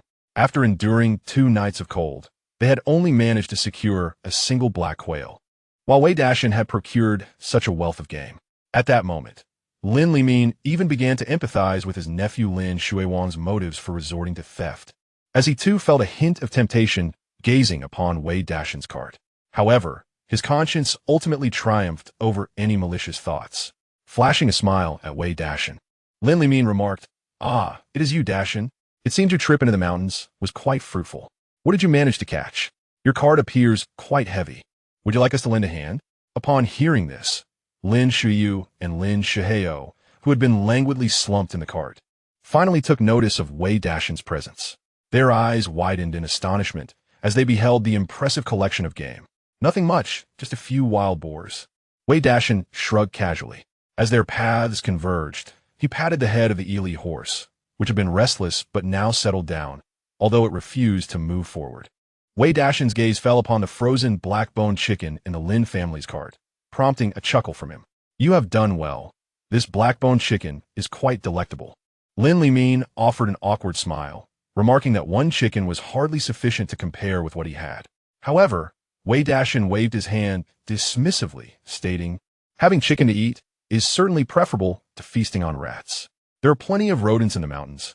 I implore you not to indulge in such fare." During their days in the Tianshan Mountains, Lin Li and his sons, Lin Shunyo and Lin Shuahao, had subsisted on the meat of the mountain hares, which they cherished as a delicacy. Yet, hearing Wei Dashan's disdain for their beloved hares left them feeling quite embarrassed. Determined to maintain their dignity in front of his sons, Lin Li stubbornly declared, "Rat meat is still meat. We scarcely have meat to eat throughout the year, so we cannot afford to be picky." True enough. Wei Dashan nodded in understanding, but he continued to advise them against consuming the mountain hares. "You see, during winter, they have little to eat. Do you know what they feed on?" "What do they eat?" Lin Shuenyo and Lin Shuihao asked curiously. "Excrement," Wei Dashan replied bluntly. "In the absence of food, they have developed a peculiar ability. They can consume their own droppings before it is fully transformed into waste. I, for one, would never partake in such a thing." Under Lin Li's influence over the past few days, the brothers had initially thought the mountain hare meat quite palatable, relishing the fact that they were eating meat. However, the revelation of the hare's habits left them aghast. The notion of consuming their own droppings conjured disturbing images in their minds. Ugh! In the next moment, both Lin Shuenyo and Lin Shuihao clutched their chests and began to vomit beneath the cart. "Shuenyo, Shuihao, what is wrong with you? You haven't truly eaten that, have you?" A concerned voice inquired nearby. "It's not a big deal. It's merely their habit. Uncle Lin is correct. Having something to eat is fortunate. Besides, it's not like we're consuming their innards or anything." The brothers fell silent. The more they pondered, the more nauseating the thought became. Lin Li, seated nearby, felt a twitch at the corner of his mouth. It was the first time he had heard such a notion. "Look, I was merely jesting. We have caught a chicken. Why will we eat mountain hares? We eat chicken, not droppings or rats." Lin Li insisted defiantly. "Indeed, we have clearly caught a chicken. Why will we eat rats?" They echoed, "Brother Dashan, your words are rather repulsive. You have made us feel ill." Upon hearing their father's words, Lin Shuenyo and Lin Shuihao quickly agreed. Although they had consumed mountain hares for over 2 days, they could not possibly admit that in front of Wei Dashan. In fact, they felt a twinge of relief that they had not devoured the black-boned chicken that morning. Otherwise, the embarrassment would have been unbearable. Indeed, the only prey they had retained, the black-boned chicken, had transformed into the last bastion of pride for the three of them. In an effort to alleviate the awkwardness before Wei Dashan, Li Qing grasped the reins of the Ili horse and remarked, "Dashan, since you do not require our assistance, we shall take our leave for now. There are numerous matters awaiting us in the village." With that, he raised his whip, urging the Ili horse to proceed towards Honglu village. However, the horse remained steadfastly in place, its gaze fixed intently upon Wei Dashan. This scene only served to heighten the discomfort felt by the Lin family trio. "Uncle Lin, this horse is a treasure of our Honglu village. You cannot treat it like a mere beast of burden," Wei Dashan interjected, his expression darkening as he observed Li Qing striking the horse. "It has endured 3 days of hardship and is weary. You must allow it to move at its own pace. If anything were to happen to it, you would have no way to explain it to the team." Wei Dashan had cared for the Ili horse diligently, and he could not permit Li Qing to mishandle it. "I was too hasty," Li Qing sighed, his mouth twitching. With no means to command the Ili horse, he acquiesced to Wei Dashan's advice, allowing the horse to amble alongside the mule, swaying gently as it walked. After all, the entire production team of Honglu village had but one Ili horse and one mule. Should anything befall the horse, even his brother, the security chief, would be subject to the villagers' scorn. The vehicle continued its slow progression, the atmosphere thick with tension. Wei Dashan's cart was laden with an impressive haul, its weight considerable, making the journey particularly sluggish, even for the mule. Meanwhile, the Ili horse, fond of staying close to Wei Dashan, matched the mule's pace, occasionally speeding ahead only to halt and wait for him. This spectacle left Li Qing and his sons in a state of despair. They were outmatched in hunting prowess by Wei Dashan, and now even the Ili horse refused to heed their commands. Glancing at the overflowing cart of game, they felt an overwhelming sense of frustration. The silence hung heavily in the air. Finally, they reached the entrance of Honglu village, catching sight of the grove of red willows, allowing the trio to breathe a sigh of relief. What should have been a 2-hour journey had stretched to over 3, a most uncomfortable ordeal. Fortunately, it was winter, and the village streets were devoid of people. Otherwise, Li Qing would have been at a loss for how to conduct himself. After exchanging pleasantries with Wei Dashan, Li Qing led the Ili horse back to the production team. Upon entering, he encountered Huang Yutun, the village secretary, who was patrolling out of boredom. Unaware of recent events, he unwittingly struck a nerve with his inquiry. "Li Qing, you have returned. Did you manage to catch anything?" Li Qing's mouth twitched as he sighed. "Let's not discuss it. I spent 3 days in there and only caught a single chicken." Huang Yutian pressed on. "Did you run into Dashan?" "He entered the mountains on the same day as you and should have returned by now." Li Qing felt as if Huang Yutian's words were piercing him like 1,000 needles. Meanwhile, Wei Dashan was guiding the mule back to his own courtyard. Upon entering the room, I was greeted by a row of brand new crimson furniture neatly arranged under the eaves. Li Qing was crouching beside her sister-in-law, diligently wiping the surface with a cloth.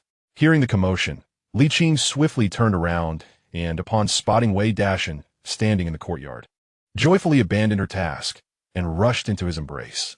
"Brother Dashan, you've finally returned. I was so worried during your absence. Everything is all right, isn't it?" The brief separation felt like an eternity to Li Qing, who had been left alone in the empty house, her heart heavy and her sleep restless. Now, witnessing her beloved man's return, the weight of her anxiety lifted. Although hunting in the mountains could yield an abundance of game, it was fraught with peril, and her concerns were not unfounded. No worries. I encountered quite a few game, but returned a bit later than planned," Wei Dashan replied, his heart warmed by Li Qing's concern. He planted a gentle kiss on her forehead and added with a smile, "Little Qing, just look at all the game I brought back. What did you catch? Let us show it to my sister-in-law." Before Li Qing could catch a glimpse, laughter erupted from Lin Xiaomei behind them. "Look at you two, so engrossed in each other that you've forgotten I exist." Upon hearing this, Li Qing's face flushed crimson, akin to a ripe apple. Embarrassed, she quickly extricated herself from Wei Dashan's embrace and shyly glanced at Lin Xiaomei. Sister-in-law Lin Xiaomei waved her hand dismissively, chuckling, "Oh, don't be so shy. As a sister-in-law, I completely understand." Her teasing was lighthearted, and she felt a sense of joy witnessing the affectionate bond between Wei Dashan and Li Qing. Curiosity piqued, Lin Xiaomei lifted the grass mat covering the mule cart, only to find herself speechless. Wolf pelts, deer hides, roe deer skins, and is that goat leather? To preserve the quality of the meat. Wei Dashan and Balk had already skinned the game and even meticulously removed the entrails, placing them in a bag. Seeing such a bountiful display of meat and various furs left Lin Xiaomei astounded. Dashan, did you go on a shopping spree in the mountains? She marveled. You've acquired so much meat. We are in for a windfall. Even Li Qing, standing beside her, couldn't help but gasp in awe at the cart brimming with game. Her beautiful eyes sparkling like crescent moons. She silently mused that her hunting talisman for Brother Dashan must have worked wonders. With so much meat, they could earn a handsome sum. At that moment, Wei Dashan emerged from the house, drawn by the commotion. Upon seeing the cart full of meat, he stood frozen in astonishment. Wei Dashan quickly called out to him, "Brother, come help me out. We have a celebration to prepare. Let us keep a pig, a northern goat, and some roe deer meat for ourselves. The rest, I'll sell in the county town tomorrow." By the way, Wei Dashan added, rummaging through a bag of urea, he pulled out a generous handful of meat aphrodisiac and handed it to Lin Xiaomei with a grin. "My brother specifically asked me to bring back this medicinal herb for you to make mutton soup." Lin Xiaomei's gaze was fixed on the cart laden with meat. Upon hearing those words, her eyes shifted to the meat supplement that Wei Dashan had produced. Only moments ago, she had been teasing Li Qing, but now, a blush crept on her cheeks. "Your brother has a penchant for peculiar delicacies." "Thank you, Dashan." Lin Xiaomei turned to shoot Wei Dashan an irritated glance. Yet despite her words, her hands were unrestrained as she used her apron to catch all the meat supplements that Wei Dashan had retrieved. While gathering the medicinal herbs, she called out to Wei Dashan, "Dashan, don't just stand there, come lend a hand." In recent days, with the addition of the meat supplements to their broth, the couple's life had become significantly more delightful. Such precious herbs were not something she could bear to forego. All right. Wei Dashan grinned widely, hastening to join Wei Dashan in transporting the items, stealing a grateful glance at his brother in the meantime.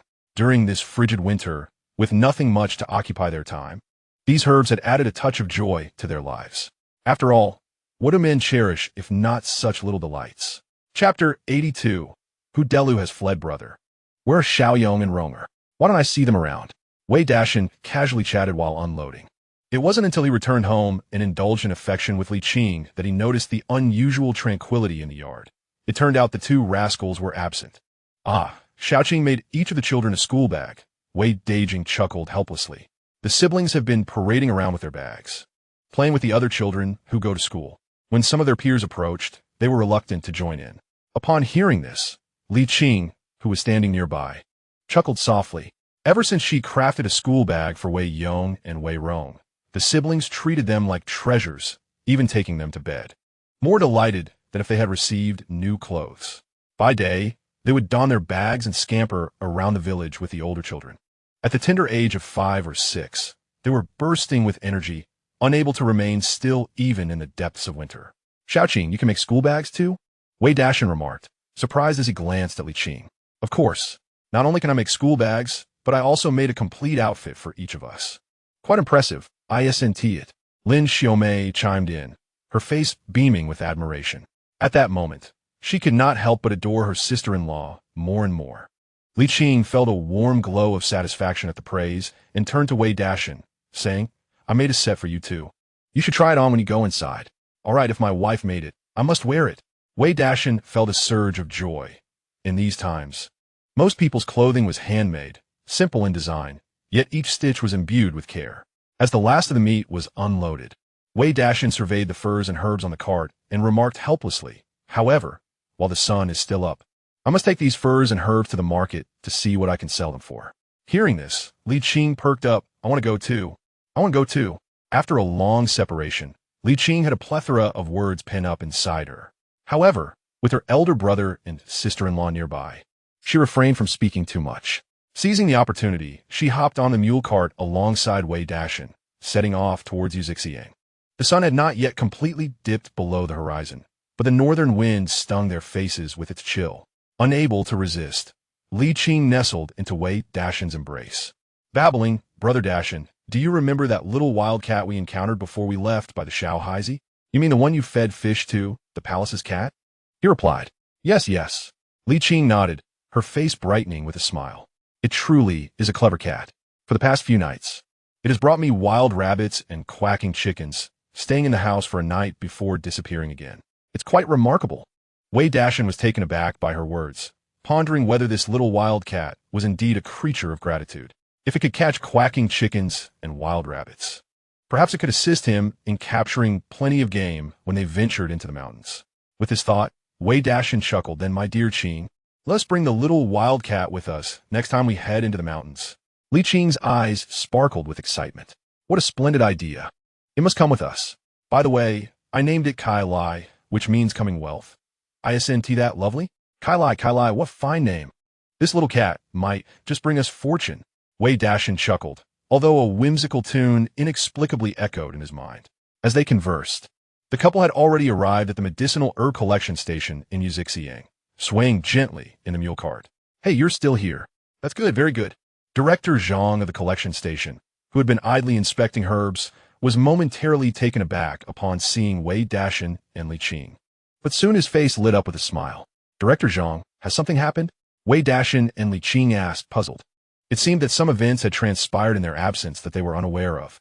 "Ah, it's about that person who came to collect herbs last time. Hu Delu. Have you seen him?"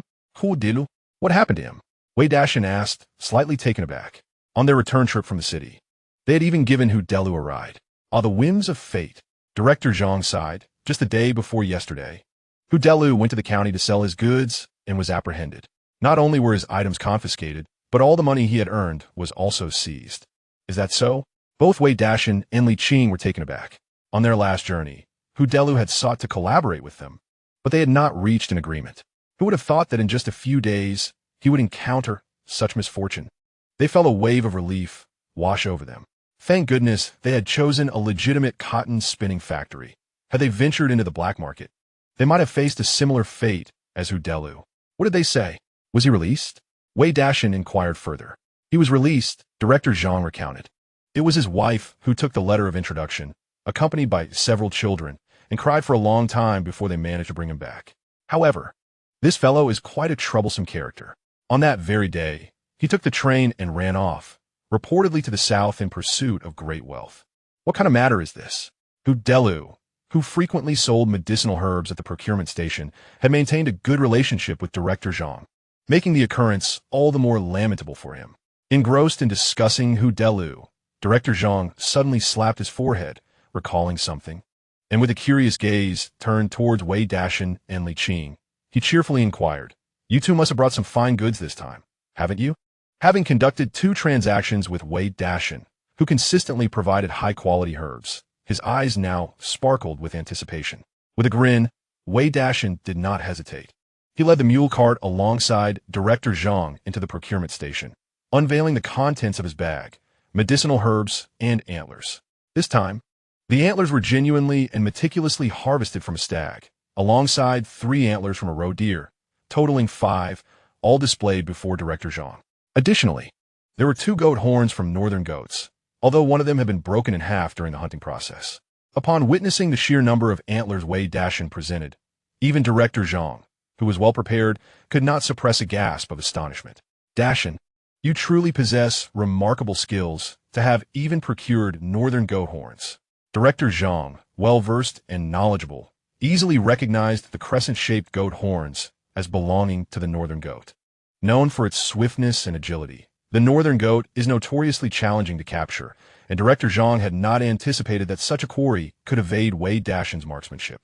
Chapter 83. Director of the Supply and Marketing Cooperative as he admired the antlers and goat horns before him. Director Zhang contemplated for a moment and said to Wei Dashan and Li Qing with a smile, "Although these antlers are intact, they are not in season, and the ossification is quite severe. Since we are old friends, let's settle on 9 yuan each for the stag and roe deer antlers. I will offer you 45 in total. Have you learned?" he added, glancing at the 2 northern goat horns. "These 2 goat horns are quite good. I'll give you 12 yuan each, totaling 69 yuan. What do you think?" The quality of the stag and roe deer antlers was commendable, but had it been spring, the price could have increased further. Wei Dashan found no objection to the price proposed by Director Zhang, which was close to the figures in his mind. He nodded in agreement, replying, "All right, let us go with your offer." Wei Dashan then produced the fritillaria and rhodiola from his bag for Director Zhang to inspect. "Well done. Brother Dashan, Director Zhang exclaimed, giving a thumbs up as he examined the fritillaria and rhodiola in the bag. This hunter from Honglu village not only excelled in hunting, but also managed to find such high-quality medicinal herbs. A rare talent indeed. After inspecting each item, he quoted a price. For the fritillaria, we'll stick to the previous rate of 25 yuan per pound. The rhodiola is inexpensive at 250 per pound. If you agree, we can proceed to weigh them. Agreed. In the vicinity, there exists but a solitary herbal procurement station, and Wei Dashan had no grounds to refuse. Furthermore, Director Zhang's offer price was quite reasonable. This time, he managed to procure a significant quantity of fritillary bulbs. Not only did Bulky stockpile some for him, but Wei Dashan also spent an entire afternoon excavating in the meadow.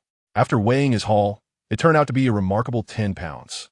The quantity of Rhodiola rosea was even greater, totaling 15 pounds, all of exceptional quality. Director Zhang, with a beaming smile, called over the accountant from the procurement station, meticulously counted the inventory, and subsequently issued a receipt to Wei Dashan and his wife. The total for the deer antlers and herbs amounted to 356 yuan and 50 cents. With a generous wave of his hand, Director Zhang rounded it up to 357 yuan. In an instant, Wei Dashan's once withered pockets felt significantly heavier. Beside him, Li Qing couldn't suppress her joy, beaming with pride. It is noteworthy that even a worker at the cotton spinning plant barely earns this much in an entire year. Wei Dashan's ability to yield such profit from herbal procurement in just a few days filled her with admiration for the man she had chosen. Of course, Li Qing was also acutely aware that the availability of these herbs was time-sensitive. For instance, the meat aphrodisiac would not be collected once the season had passed. In a couple of months, they would no longer encounter such precious herbs. Brother Dashan, there's never enough money to be made. You are about to wed. Be cautious and avoid ending up like Hu Delu, who, as the new year approaches, finds himself wandering aimlessly, unnoticed in his demise. Director Zhang cheerfully escorted Wei Dashan and Li Qing to the door, imparting a serious reminder before they parted ways. Since Wei Dashan had managed to procure deer antlers and sheep horns, it was evident he had engaged in hunting, and selling such game in the city would likely attract the attention of the authorities. He certainly did not wish for anything untoward to happen to such a promising supplier. Rest assured, Director Zhang, I am fully aware of the risks, Wei Dashan replied with a grin, then added Director Zhang. I am getting married to Xiao Qing on the 28th. You must come to celebrate. Although he had not known Director Zhang for long, he anticipated continued interactions and thus extended an invitation to his wedding. Director Zhang was momentarily taken aback, but a smile soon graced his face. Absolutely, I will be there. He appreciated the friendship of someone like Wei Dashan, believing that more friends equate to more opportunities. After exchanging pleasantries, Wei Dashan and Li Qing bid farewell to Director Zhang and drove their mule cart to the supply and marketing cooperative in Yuzi Township. Despite having sold a considerable amount of herbs, there were still a few hides on the cart, and since they were already there, they decided to sell those as well. In the expansive Yuzi Township, the cooperative was the only place that purchased hides. In this era, northern Xinjiang was a crucial acquisition point for pelts, as it was renowned for its pastoral lands and an abundance of furs. Brother, sister-in-law, what brings you here today? As dusk approached, a young saleswoman, having grown weary on her final shift, was preparing to close up when she spotted Wei Dashan and Li Qing entering. She greeted them with a bright smile. I have brought some hides. How much do you offer? Wei Dashan directly addressed the matter at hand, placing the rolled fur on the ground. Fur? The saleswoman's eyes sparkled with interest as they fell upon the pile. Having worked here for 2 years, she was accustomed to dealing primarily with sheep and rabbit skins. Yet the fur presented by Wei Dashan was evidently of a different category. I cannot make a decision on this matter. Please wait a moment while I consult our director Wu. He has the final say. With that, she turned and headed towards the back door of the cooperative. Before long, a middle-aged man wearing glasses followed the saleswoman into the room. Are you looking to sell fur? Director Wu adjusted his glasses, curiosity evident in his gaze directed at Wei Dashan and Li Qing. Indeed, Wei Dashan replied, gesturing toward the furs on the ground with a smile. Director Wu, could you assess how much these furs might fetch? Oh, it was only then that Director Wu noticed the rolled fur on the floor. A mere glance sent a shiver down his spine. It was deer skin. Alongside it were skins of roe deer and cashmere goats, truly rare finds. Taking a deep breath, his hands trembled slightly. He crouched down, meticulously inspecting each piece, discovering that the furs were remarkably intact and of excellent quality. For the water rat skin, I will offer you $3. The weasel fur is quite good. I'll give you $5 for that. As for the wolf skin, I'll offer you $7 apiece. After a thorough assessment, Director Wu began to quote prices. $10 for the roe deer skin, $20 for the sizable sika deer skin, and $15 for the cashmere goat skin. How does that sound? Due to its rarity, the price of fur in the northern pastures was generally lower than in other regions. However, what Wei Dashan brought today was exceptional. Even at lower prices, it was still considerably more valuable than ordinary sheep or rabbit skins. Yet, Wei Dashan was not satisfied. The roe deer should fetch $15, and the goat skin must be valued at $40. This is cashmere goat after all. He had expended considerable effort to track down the cashmere goat. Furthermore, such encounters were rare. One could not predict when he might come across them again, and hunting them was notoriously challenging. Moreover, as he made his debut in business dealings with the cooperative's director, he noticed that Director Wu's prices were generally lower than those offered by Director Zhang at the procurement station. Naturally, he felt compelled to negotiate the prices diligently. Chapter 84. Acquiring goods. Please call the chef if there were a slight discrepancy in the pricing. Wei Dashan could still accept it. After all, fur is unlike other goods. The quality of each piece varies, and fluctuations in price are to be expected. However, the prices offered by Director Wu were excessively low. $40 for this little comrade? Have you lost your mind over money? Hearing this price during his quoting, Director Wu immediately looked up, his expression reflecting displeasure as he directed his gaze at Wei Dashan. There is only this much roe deer skin available. $10 each is already a generous offer. As for the goat skin, I can add a mere $5. Director Wu's demeanor turned serious, his tone leaving no room for contradiction. Though he was the director of the cooperative, he was also in the business of making a profit. The lower the purchase price of the furs, the greater the profit margin he could achieve upon reselling them. Before them stood two young individuals, mere villagers from the vicinity. The price he had offered, when tallied, amounted to over 100 yuan, which equated to the villagers' income for half a year or even an entire year, a considerable sum indeed. However, he was taken aback when Wei Dashan began a haggle. Director Wu spoke in a grave tone, acknowledging the challenges of hunting, but asserting that this was the highest price he could provide. If Wei disagreed, there was little else to be done. He could seek offers elsewhere. His implication was clear, within a 10-mile radius. Only their supply and marketing cooperative possessed the capacity to purchase such furs, and other locations would not accept them. Young man, it would be wise to settle for what is offered. With a resigned sigh, Wei Dashan crouched down to roll up the furs on the ground, stating that he intended to visit the cooperative in the city the following day. His tone was flat, seemingly dismissing Wu's authority. Wait, Director Wu, previously composed, felt a wave of urgency at these words, his serious demeanor momentarily betraying a hint of embarrassment. He hastily blocked Wei Dashan's path, smiling as he said, "Young man, why the rush? In our dealings, we can negotiate." Adjusting his glasses, he feigned difficulty, continuing, "Since this is our first transaction, let's consider it as a favor among friends. I shall offer 12 yuan per piece for the roe deer skins and 35 for the goat skins. I cannot go higher." This young man was proving to be more difficult than Wu had anticipated. In the frigid winter, acquiring furs was no simple task. Should Wei Dashan indeed transport them to the county, Wu would miss out on such fine pelts. Very well, it's a deal. Upon hearing this price, Wei Dashan nodded, realizing that one must not be overly accommodating, lest the other party take advantage. After some bargaining, the final amount was not far from what he had envisioned.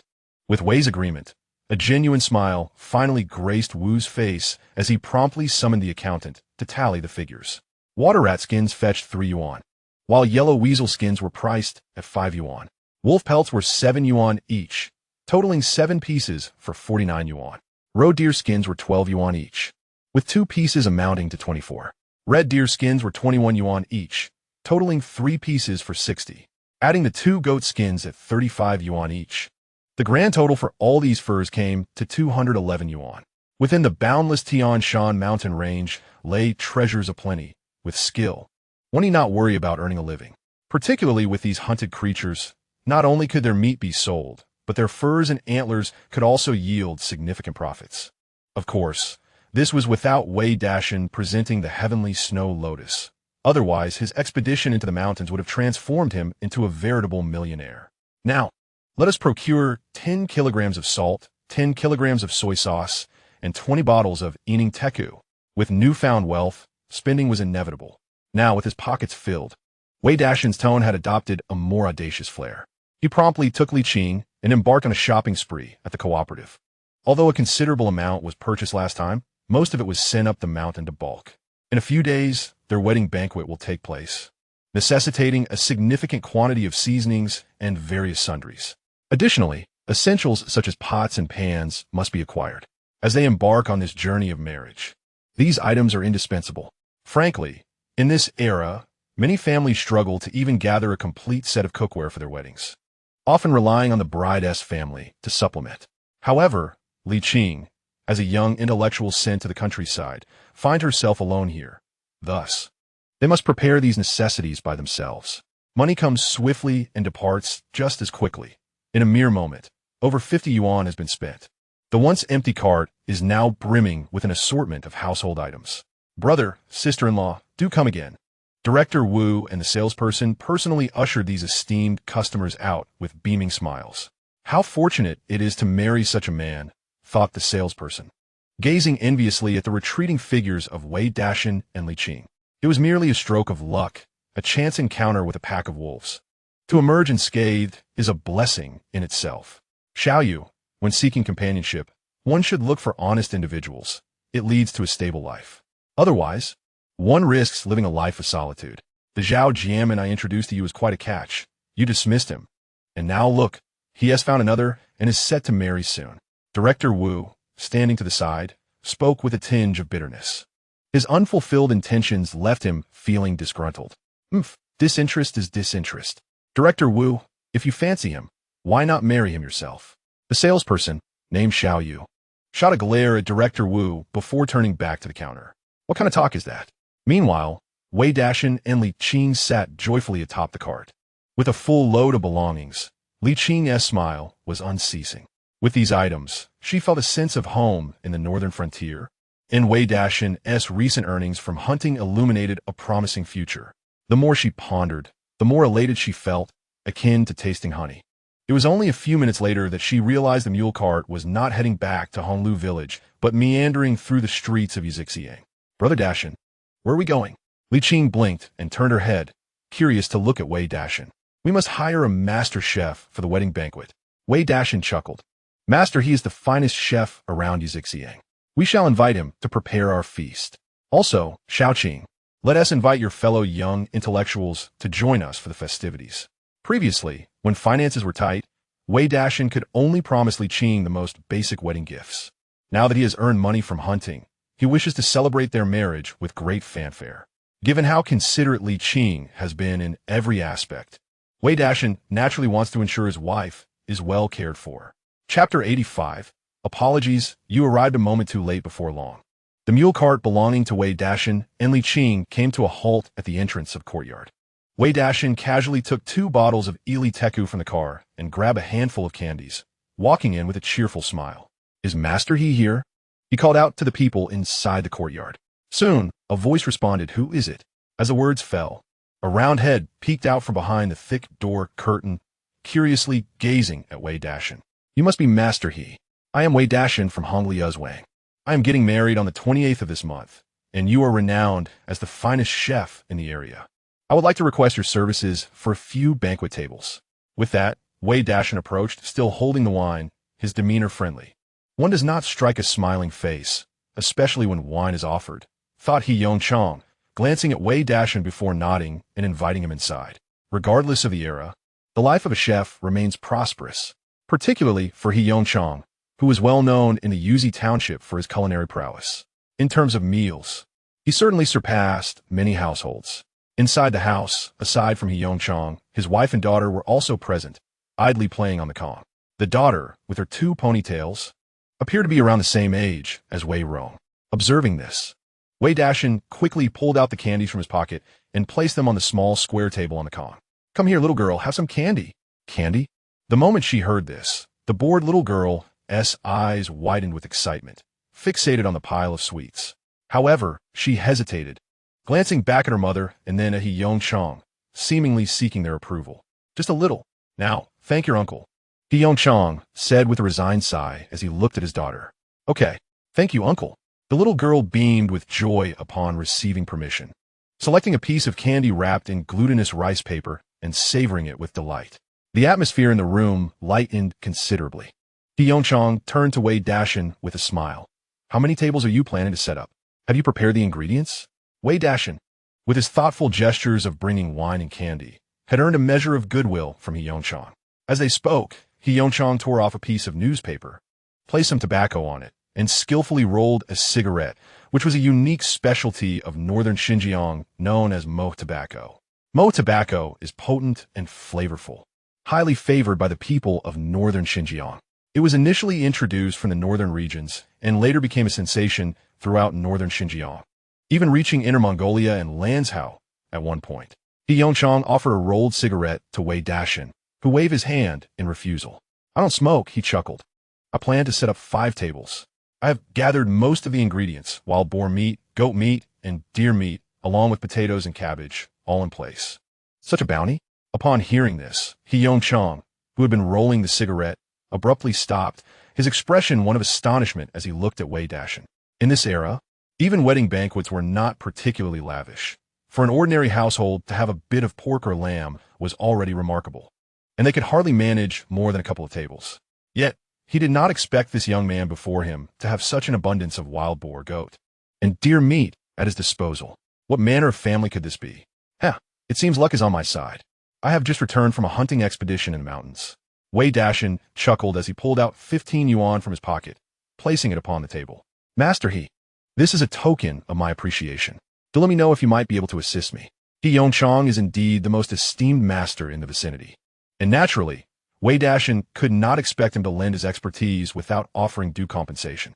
Upon seeing the 15 yuan, He Yongchang could hardly maintain his composure, promptly nodding in agreement. Since you have prepared the materials, how could I refuse? The 28th, is it? I shall be there. In winter, there is little work to be done in the village, and with few weddings occurring recently, He Yongchang was hardly in a position to decline an invitation to cook. Moreover, after so many years as a chef, he had seldom encountered someone as generous as Wei Dashan. Besides, it had been some time since he had enjoyed meat, and the thought of goat and deer from Wei Dashan's household made his mouth water. Very well, I shall trouble you, Master He. With the arrangements settled, Wei Dashan felt a sense of relief wash over him. He exchanged a few casual words with He Yongchang before taking his leave. It was a frigid day, and Li Qing awaited him outside. After departing from He Yongchang's home, Wei Dashan drove the mule cart, guided by Li Qing, to extend invitations to several other young intellectuals in the countryside. Originally, the return of young intellectuals to the city had commenced the previous year. However, due to the local authorities in Jianghai, Li Qing's hometown, refusing to process household registrations for returning youth, many were compelled to remain in the northern frontier. This year, with policies easing, the young intellectuals began to return to the city gradually. Among those who had come down to Yuxiang with Li Qing, only 3 others remained. Along with her, the news of Li Qing relinquishing her opportunity to return and instead opting to marry Wei Dashan astonished the trio. They had tirelessly sought to escape this desolate place. Yet Li Qing chose to stay and wed a local. It was known that Li Qing was the most beautiful among their cohort of young intellectuals, and many male peers had harbored secret affections for her. Yet now, she was to marry Wei Dashan. What a pity that such a fine catch will be taken by a pig. As he watched the couple depart, young intellectual Chun Xiangdong clenched his fists, filled with discontent. He too had harbored feelings for Li Qing for quite some time, but had never dared to confess.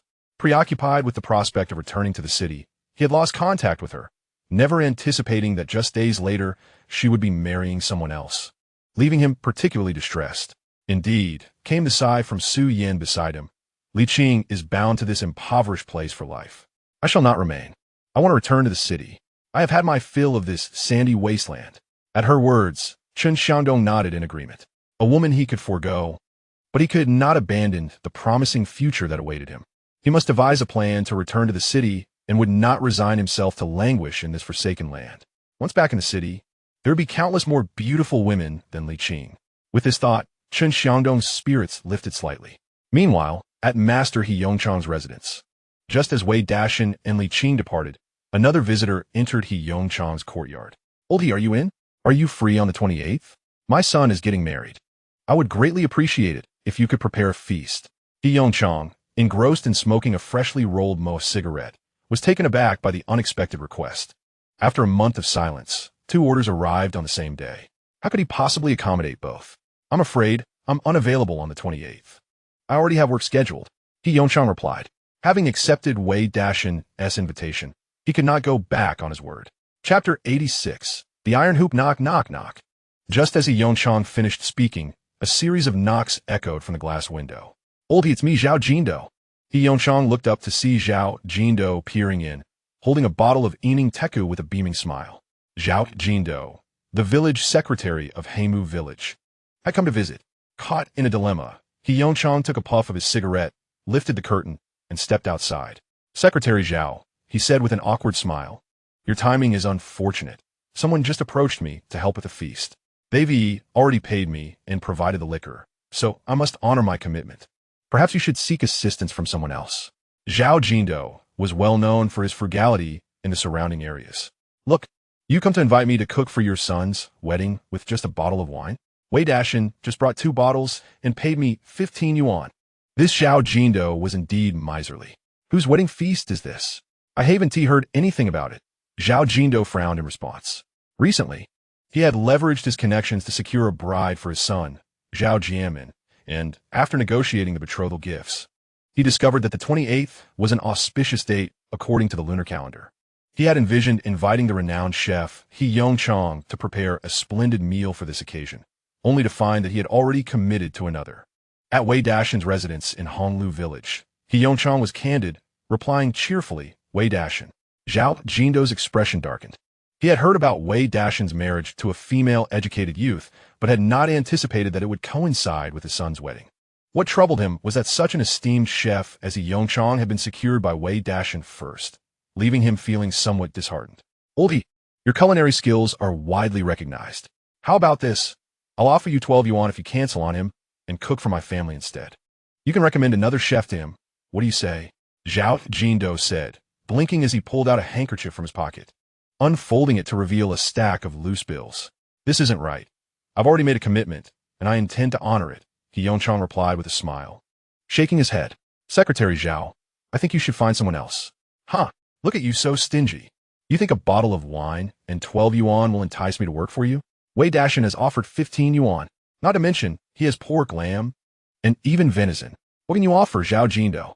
As He Yongchang contemplated these matters, his resolve grew ever stronger. He served as the cook in the village, not only to earn a little extra income, but also to partake in the feasts. Clearly, given Zhao Jindo's notorious stinginess, the wedding banquet would not be of high caliber. "Very well, I shall seek out others." Upon hearing this, Zhao Jindo did not press the issue further. Since He Yongchang had declined, he would have to find another chef. And indeed, other chefs were considerably more affordable than He Yongchang. Meanwhile, Wei Dashan and Li Qing had returned to Honglu village in a mule cart. Upon reaching the village entrance, they encountered a group of children joyfully running about in the streets. Wei Dashan focused his gaze and saw several children engaged in a game. Do you recall the lyrics? Girls were skipping rope beneath the trees, singing the flowers of Malin-bloom. The ponytails bouncing rhythmically with their leaps added to the lively scene. The boys, on the other hand, were more boisterous. 2 of them held iron hooks, chasing after a large iron hoop, roughly a meter in diameter, as they dashed through the streets. Rolling the hoop, a game beloved by children of this era. While the 2 boys rolled the hoop, a cluster of their friends stood at a distance, watching enviously. Among them were Wei Yong and Wei Rong, each carrying a small shoulder bag made by Li Qing. Leaning against a wall, the siblings were the youngest in the group, yearning to join in the fun.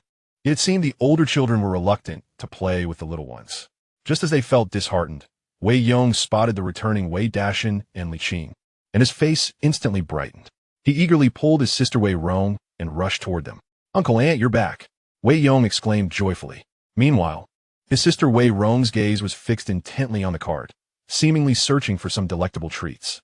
"Look at you two, with your noses all red from the cold. Wei Dashan chuckled helplessly at his two nephews. He patted the cart beneath him and said, "Come on, hop on. Uncle will take you home. There are delicious things waiting for you." Huh? Delicious things? Indeed, the mere mention of food caused Wei Yong and Wei Rong's eyes to light up. The siblings promptly leaped onto Wei Dashan's cart, and together they made their way home. "Uncle, I want to play with the hoop too." On the journey, Li Qing had already grabbed a handful of candy to share with Wei Yong and Wei Rong. As Wei Yong savored the sweetness in his mouth, he gazed intently at Wei Dashan. "Isn't just a hoop? I'll make one for you when we get back." Just earlier at the supply store, Wei Dashan had purchased some thick and thin iron wire, intending to reinforce the cart and perhaps fashion a few hoops. Since Wei Yong wished to play with a rolling hoop, making one for the child would be a delight. In this era, childhood was a tapestry of vibrant experiences, filled with an array of dazzling games. It was not uncommon for children to vanish at mealtime, only to be called back home by their mothers. A daily occurrence that resonated with the essence of their playful youth. Unlike in later generations, where children clutch their smartphones tightly after school and require parental supervision whenever they step outside, fearing any mishap, the situation was quite different in the past. A lack of toys that others possess can instill a sense of inferiority in children. Conversely, possessing a toy that is unique can elevate a child's status among peers. Previously constrained by circumstances, Wei Dashan, now affluent, found it quite easy to create a simple iron hoop. Soon, Wei Dashan and his companions returned to the yard. He used pliers to cut a thick iron wire, shaping it into a large hoop. Next, he fashioned a simple iron hook from another piece of wire. To create some noise, he added 3 small iron rings to the large hoop, which would clink together as it rolled. True to his fair nature, Wei Dashan made one for each of the siblings, Wei Yong and Wei Rong. As soon as the toys were complete, Wei Yong grabbed the iron hook, fastening it to the hoop, and began to run around the yard, shouting with glee. Observing her brother, Wei Rong eagerly followed suit, pulling her hoop and running behind him.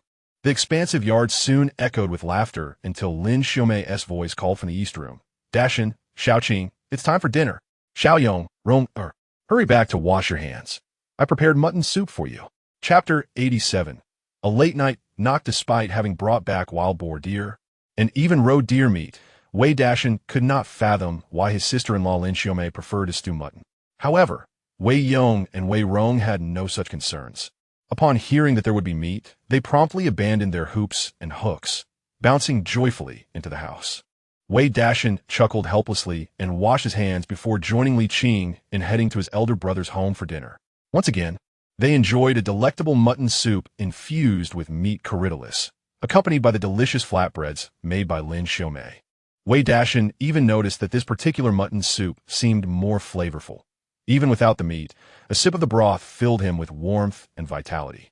It appeared that the corridolus nourished by the essence of the spiritual space had far superior effects compared to ordinary ones.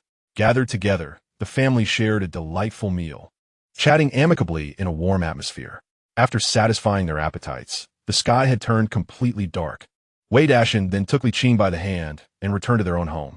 In the blissful ambience of their reunion, Wei Dashan, bursting with enthusiasm, leaned in toward Li Qing as soon as they entered. However, before his lips could touch hers, she playfully blocked him with her hand. "Oh, look at you. First, let's see the new clothes I made for you." In the dim light, Li Qing shot him a teasing glare before retrieving the shirt and pants she had crafted for him, placing them before him. "All right, let me see my wife's handiwork." Wei Dashan smiled resignedly, allowing Li Qing to strip away his old clothes and don the new cotton garments.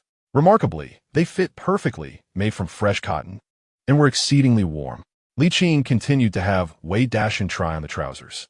However, Wei Dashan, lacking patience, swiftly lifted Li Qing and placed her onto the bed, dismissively stating, "We'll try again tomorrow." "Little Qing, how could you, as an educated person, not understand that a moment of passion is worth 1,000 gold?" Wei Dashan, ablaze with fervor, noted that tonight, she clearly no longer required a hot water bottle. After indulging in affection for a full hour, the storm subsided. Li Qing, resting on Wei Dashan's chest, was preparing to share her innermost thoughts with him when she found herself once again pinned beneath him, craving another round. However, just as Wei Dashan intended to engage in heartfelt conversation, a sudden knocking echoed through the chilly night, accompanied by a meow. "It's Kai Kai. Let him in quickly. He might have brought us something good." Li Qing urged. Kai Kai. Wei Dashan was taken aback. He initially did not wish to acknowledge it. But recalling what Li Qing had mentioned earlier, he became curious about what this little wildcat could possibly bring.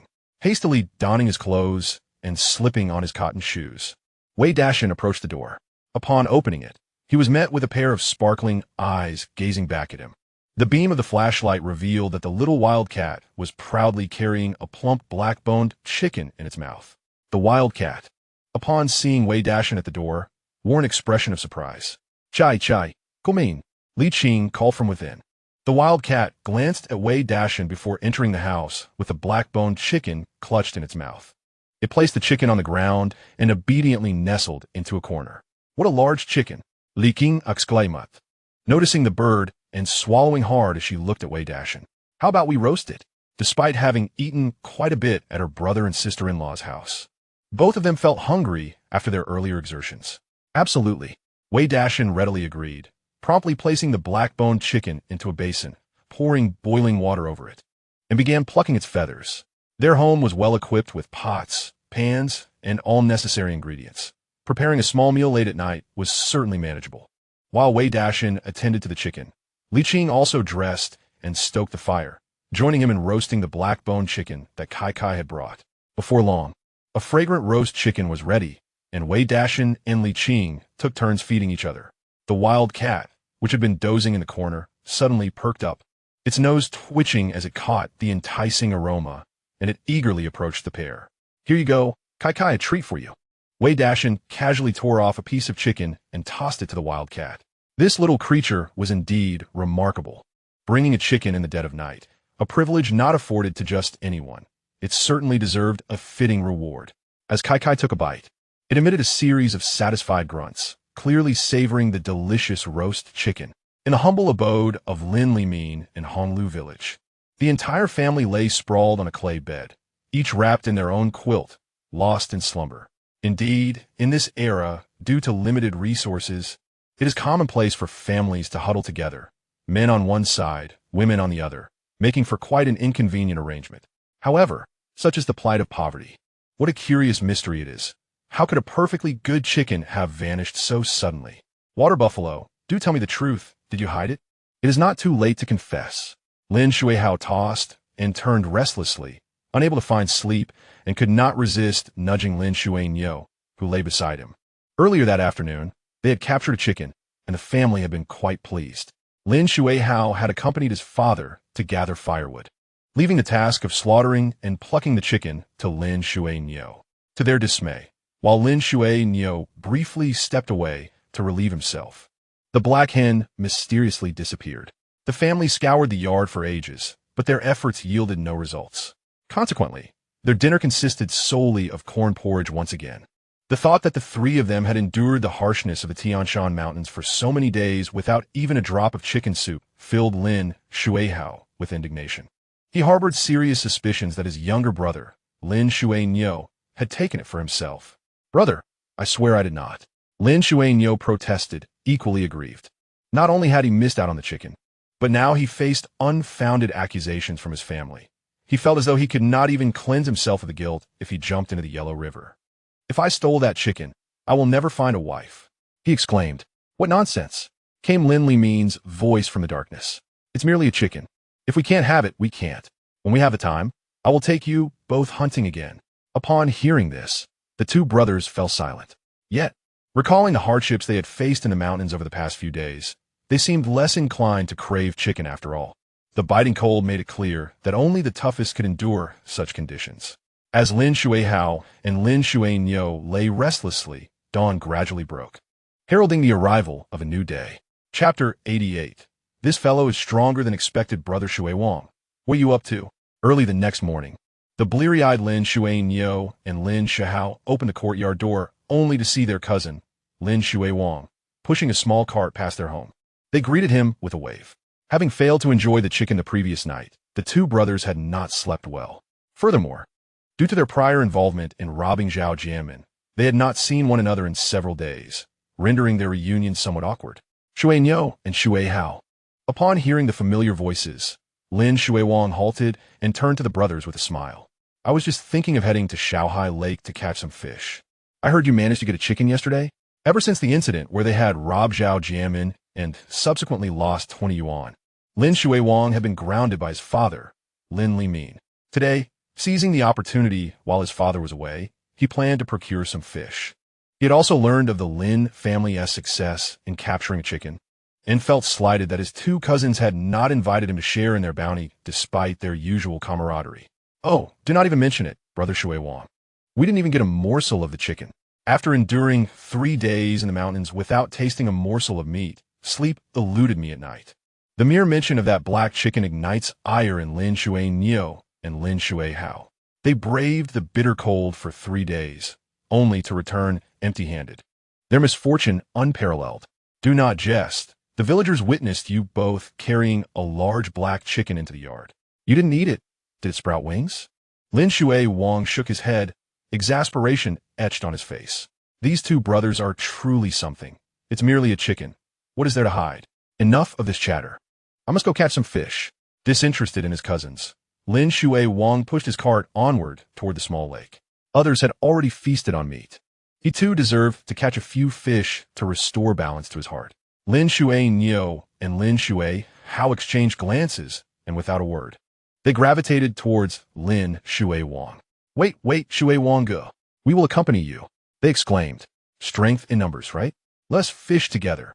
Having caught a chicken, but not tasting a single bite, left their stomachs aching with desire. Since they could not have the chicken, perhaps following Lin Shui Wang to catch some fish would suffice. You all feasted on chicken, yet you desire fish? Lin Shui Wang replied with a hint of sarcasm, pushing his cart forward. Ah, Shui Wang go, we truly did not eat any chicken. Whoever feasts on chicken shall remain unmarried. I was supposed to pluck it yesterday, but after a trip to the restroom, that wretched wildcat snatched it away. I was utterly disheartened. Lin Shui Niu and Lin Shui Hao hurriedly explained, their urgency palpable. Did you really not eat? Observing their expressions, Lin Shui Wang felt a twinge of doubt. Truly we did not.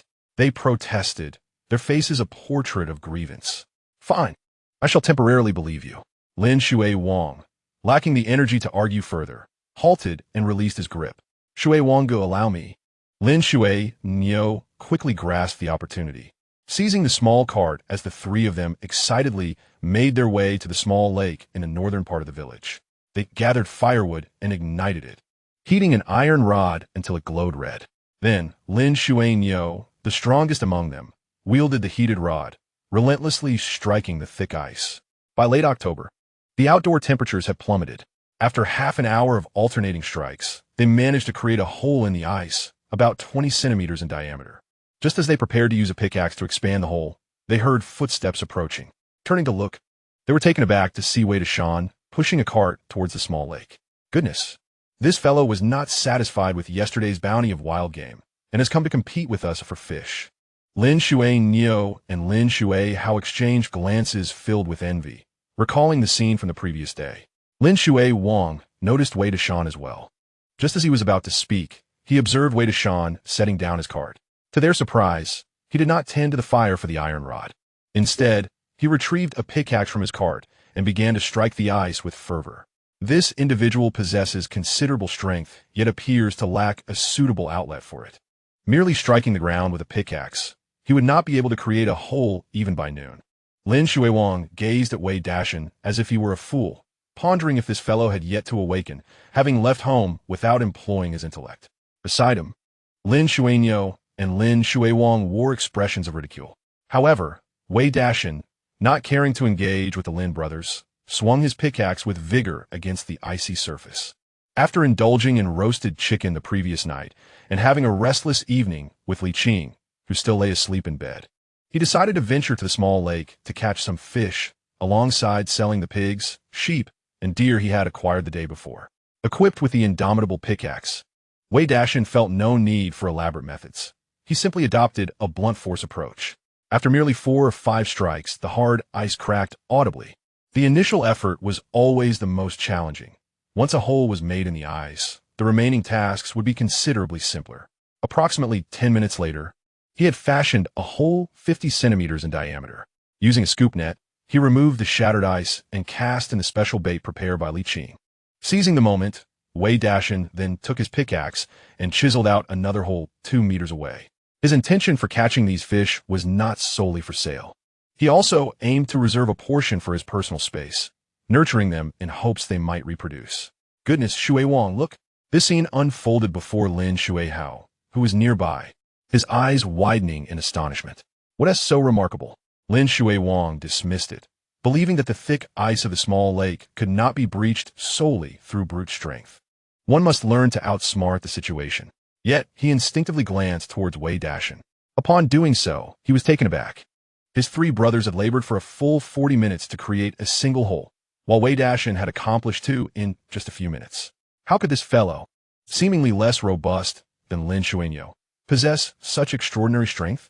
Thank goodness he had refrained from confronting Wei Dashan earlier. Otherwise, he feared that the combined strength of the 3 brothers would pale in comparison to Wei Dashan's prowess. In his astonishment, Lin Shuihao observed as Wei Dashan approached the first hole with the scoop net. With a sweep of the net, fish began to leap into view, one after another. The Lin brothers, Lin Shuiwang, Lin Shuinyo, and Lin Shuihao, stood in unison, their expressions frozen in astonishment, resembling a collective meme. Despite the multitude of readers, none seemed to have offered their support, prompting a moment of reflection. Chapter 89. Shuinyo, where are the fish?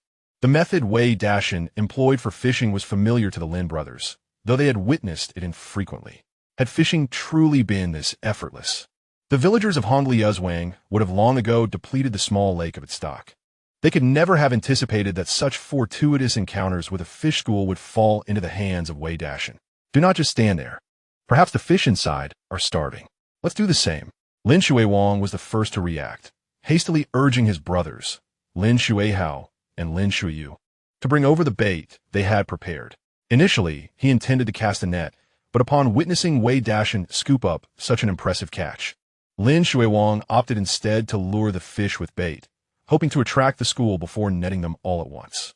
However, after Lin Shuiyu scattered the bait into the hole in the ice, the 3 brothers waited for a full 10 minutes without a hint of movement below. Turning to glance at Wei Dashan's side, they were astonished to see a row of frozen fish laid out on the ice. Remarkably, Wei Dashan had not once come up empty-handed with his net. Every time he raised it, he would inevitably haul in 7 or 8 fish, large and small alike. This spectacle left the Lin brothers salivating. Little did they know that Wei Dashan's catch far exceeded the dead fish visible on the ice. Many of the fish had been swiftly tossed into his item space as they entered the net, mingling with the others he had previously caught. Seizing this rare opportunity to fish alone, Wei Dashan was determined to stockpile his catch. With such a bountiful resource at his disposal, he was not about to let it go to waste. He even contemplated whether to lease a piece of land nearby for a fish pond come next year's agricultural contracts. As time ticked away, and with dozens of fish now residing in his item space, Wei Dashan finally ceased his efforts, preparing to pack up and return. He still needed to head into town, and such significant matters could not be delayed. Good grief, is he even human? The Lin brothers marveled at Wei Dashan's back as he departed, having amassed an impressive haul of fish, several dozen pounds, no less. After 2 hours of watching Wei Dashan's relentless success, they realized their own efforts had yielded little more than one solitary grass carp despite their considerable baiting. It's infuriating to compare ourselves to him, Lin Shuiwang exclaimed. Do not just stand there. He has plenty of fish in that hole. Let's go take a look. We might catch a break. With a quick mind, Lin Shuiwang urged Lin Shuiyu and Lin Shuihao to shift their position as Wei Dashan moved further away. The 2 ice holes he had carved were undeniably fruitful. Even if Wei Dashan had taken a substantial amount, there might still be some fish remaining. Just 1 or 2 could represent a significant gain for them. Hey, Shuiyu, where's the grass carp I just caught? Lin Shuiwang suddenly realized that the grass carp he had handed to Lin Shuiyu was missing. Yes, where's our fish? Lin Shuihao, now fully aware, echoed his brother's concern, only to discover that their hard-won catch had vanished. The bag that had held it was now completely empty. What on earth? Where's my fish? I clearly placed it in the bag. Lin Shuiyu exclaimed, shaking the empty bag in disbelief. There was not even a blade of grass left inside. They had been so engrossed in watching Wei Dashan's fishing that, in a moment of distraction, they had lost their own grass carp. Soon, he felt the weight of Lin Shuiwang and Lin Shuihao's peculiar gazes upon him. Water buffalo, have you hidden the fish while we weren't looking? Lin Shuihao cast a suspicious glance at his younger brother. This scene bore an uncanny resemblance to the events of the previous day. Deep down, he had always found the mysterious disappearance of the black-boned chicken to be quite odd, suspecting that Lin Shuiao had concealed it. Now that a similar incident had occurred, his suspicions intensified. Nonsense. Where could I possibly hide a fish in this desolate wilderness? Lin Shuiao's already dark face grew even darker, though he might be somewhat foolish. He had always conducted himself with integrity. Being wrongfully accused 2 days in a row made him feel more wronged than Do-e. Damn it, there are paw prints here. It might have been eaten by a wild cat. Lin Shuiao glanced at Lin Shuiao and then at Lin Shuihao. Before searching the nearby icy surface and reeds once more, he quickly discovered a series of intermittent paw prints, indicating that a wild cat had indeed sneaked in to steal the fish while the three of them were distracted. See? I told you I didn't take it. Brother, you owe me an apology. Observing the trail of paw prints, Lin Shuiao finally breathed a sigh of relief. Without those marks, he would have felt compelled to jump into the Yellow River to clear his name. While he felt a sense of liberation, he could not help but feel a pang of sorrow for the lost fish, a sizable grass carp, and he glared at Lin Shuiao in frustration. All right. I admit I wronged you. I apologize. Lin Shuiao waved his hand in exasperation, adding with a hint of irritation, isn't it more pressing that we get some fish? This suggestion sparked urgency in Lin Shuiao and Lin Shuiao, and the three brothers, disregarding their anger, hurriedly gathered their tools and stealthily approached the 2 ice holes recently drilled by Wei Dashan. The shards of ice buried by Wei Dashan were minimal, and soon Lin Shuiao had fished them all out. Get the bait in there, Lin Shuiao exclaimed excitedly, eyeing the clear water in the ice hole. Without hesitation, Lin Shuiao poured in the remaining bait. The 3 brothers then crouched around the ice hole, holding their breath as they fixated on the tranquil water surface. A sudden splash broke the silence. Ripples danced across the water's surface. There's a fish, Lin Shuiao exclaimed with delight, swiftly grabbing the fishing net to scoop into the hole. Unfortunately, his movements were a beat too slow.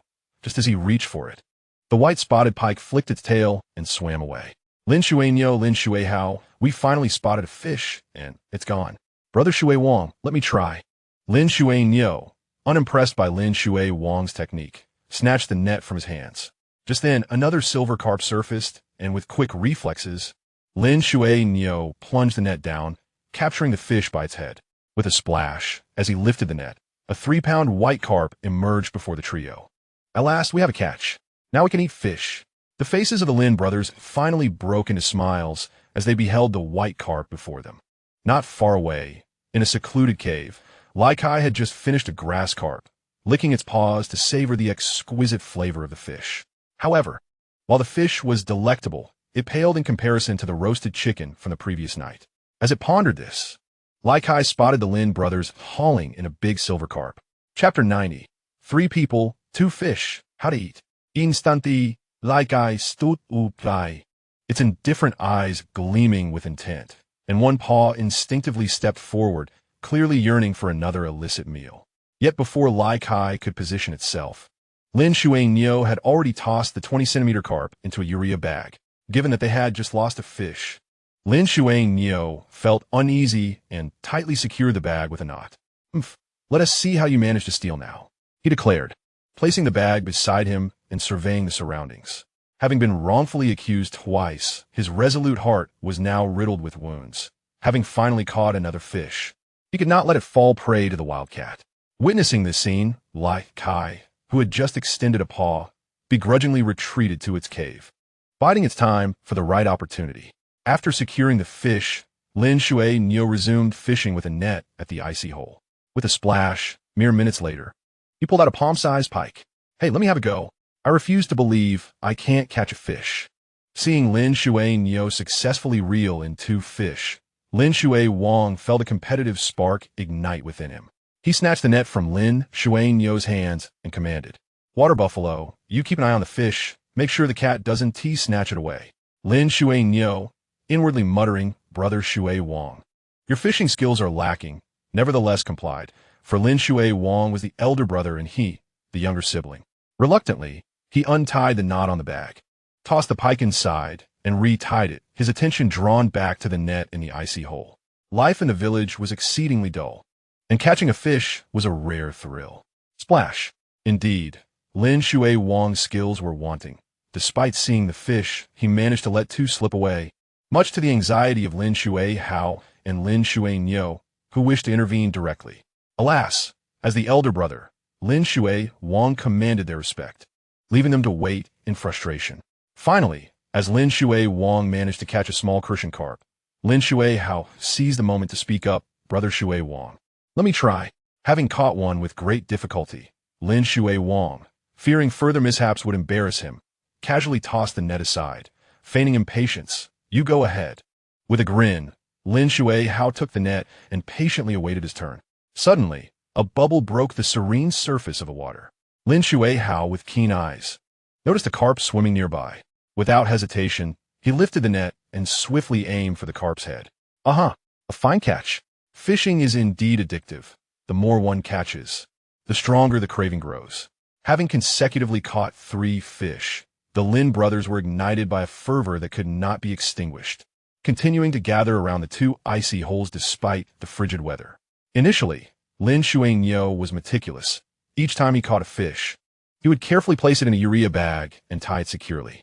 However, as the fish continued to be caught, he soon forgot the earlier precautions and, after hastily tying a knot, turned back to resume fishing, even occasionally lending a hand.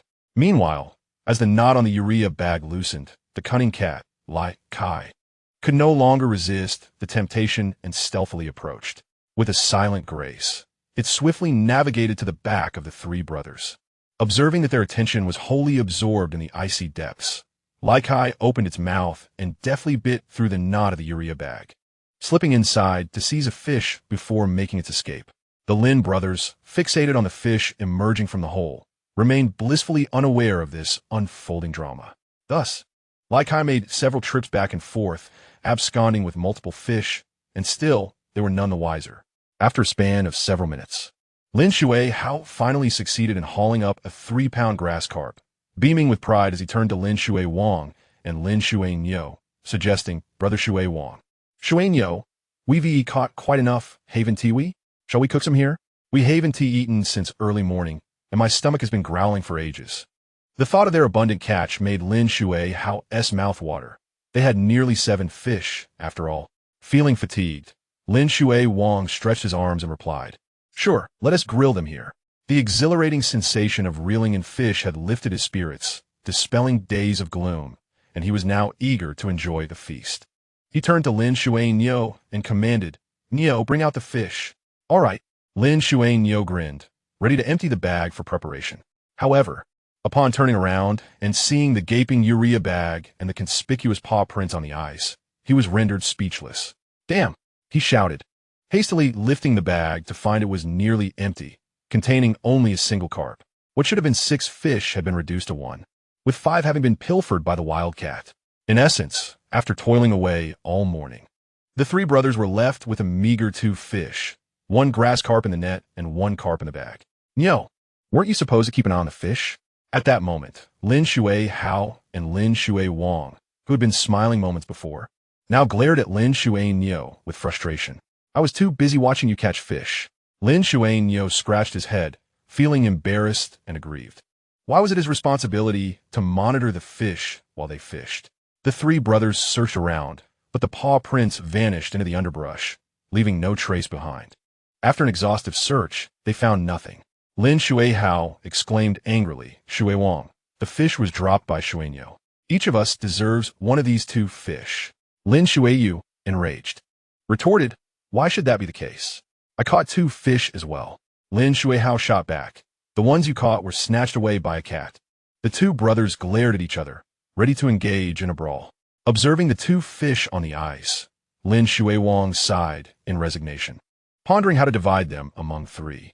Suddenly, a light bulb went off in his mind, and he shouted at the 2, all right, it's not such a big deal. It's merely 2 fish. Let us all share them together." He suggested, "Look at you 2, we can chop 1 fish into 3 pieces, which gives us a total of 6 pieces.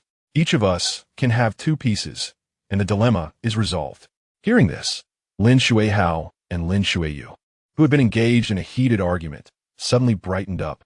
Indeed, how had they not thought of this solution? Shui Wang was truly clever. Fine, we shall follow Shui Wang's lead. They exchanged reluctant glares, but nodded in agreement. As long as there was fish to eat, nothing else mattered. Chapter 91. So much meat. Yet not enough room. You all need to use your brains more when faced with challenges. Apply some wisdom. We're all elementary school graduates. Yet why is there such a disparity? On the icy surface of the small lake, the three brothers gathered around a small fire. While savoring the delicious roasted fish, Lin Shui Wang took the opportunity to impart some wisdom to his brothers. Understood, Shui Wang. That's why we're sticking with you. Your intellect is commendable.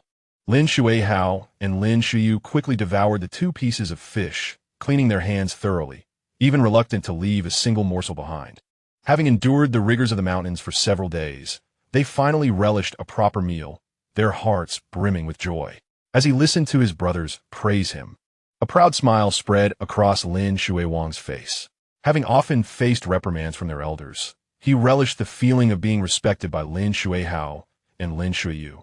In no time, the fish had been entirely consumed, and the 2 fish proved insufficient. Just as they felt disheartened, a splash echoed, and turning around, they spotted a water rat emerging from the ice hole, its mouth clutching a small fish. Hey, more food! Lin Shui Wang exclaimed with delight, urging Shuiyu, Shuihao. Don't just stand there, grab something.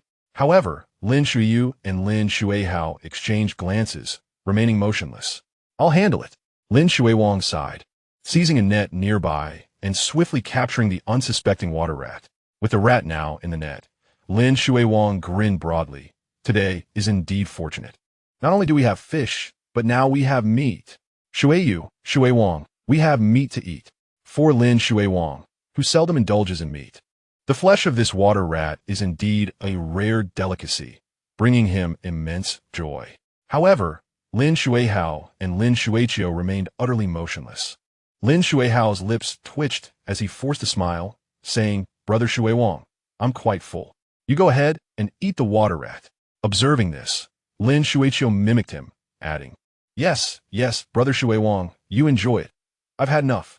Strangely, as they gazed at the water rat before them, memories of their recent encounter in the mountains flooded their minds, particularly the words spoken by Wei Dashan, echoing incessantly.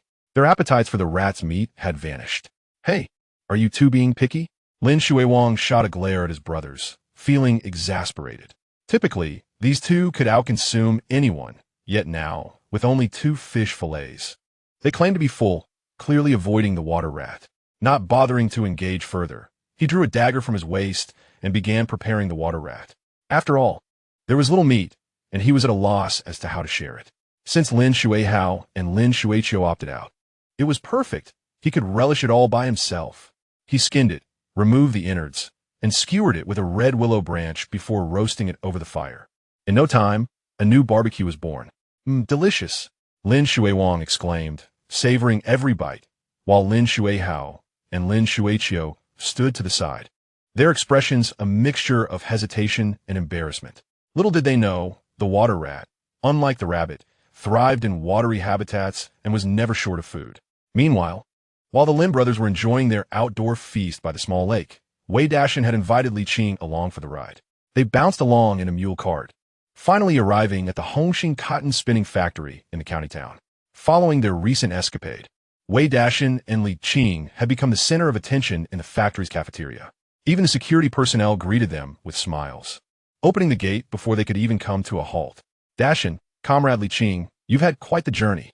Upon learning of their arrival, the cafeteria director, Wang Yongyan, promptly summoned Huang Zhiyong to welcome the couple with a broad smile.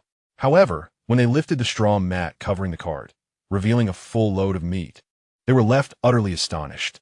They had seen wild boar meat before, but this time there were 3 whole boars, and as for the other meats having been skinned, Wang Yongyan and Huang Zhiyong struggled to identify them at first glance.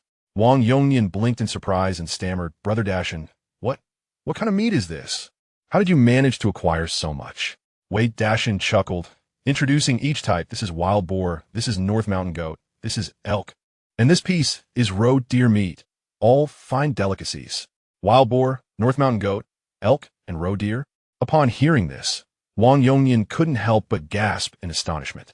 He had encountered various hunters before, but knew how fortunate one must be to capture a single wild boar. Yet, Wei Dashan had returned with such a bounty. This was no mere hunting trip.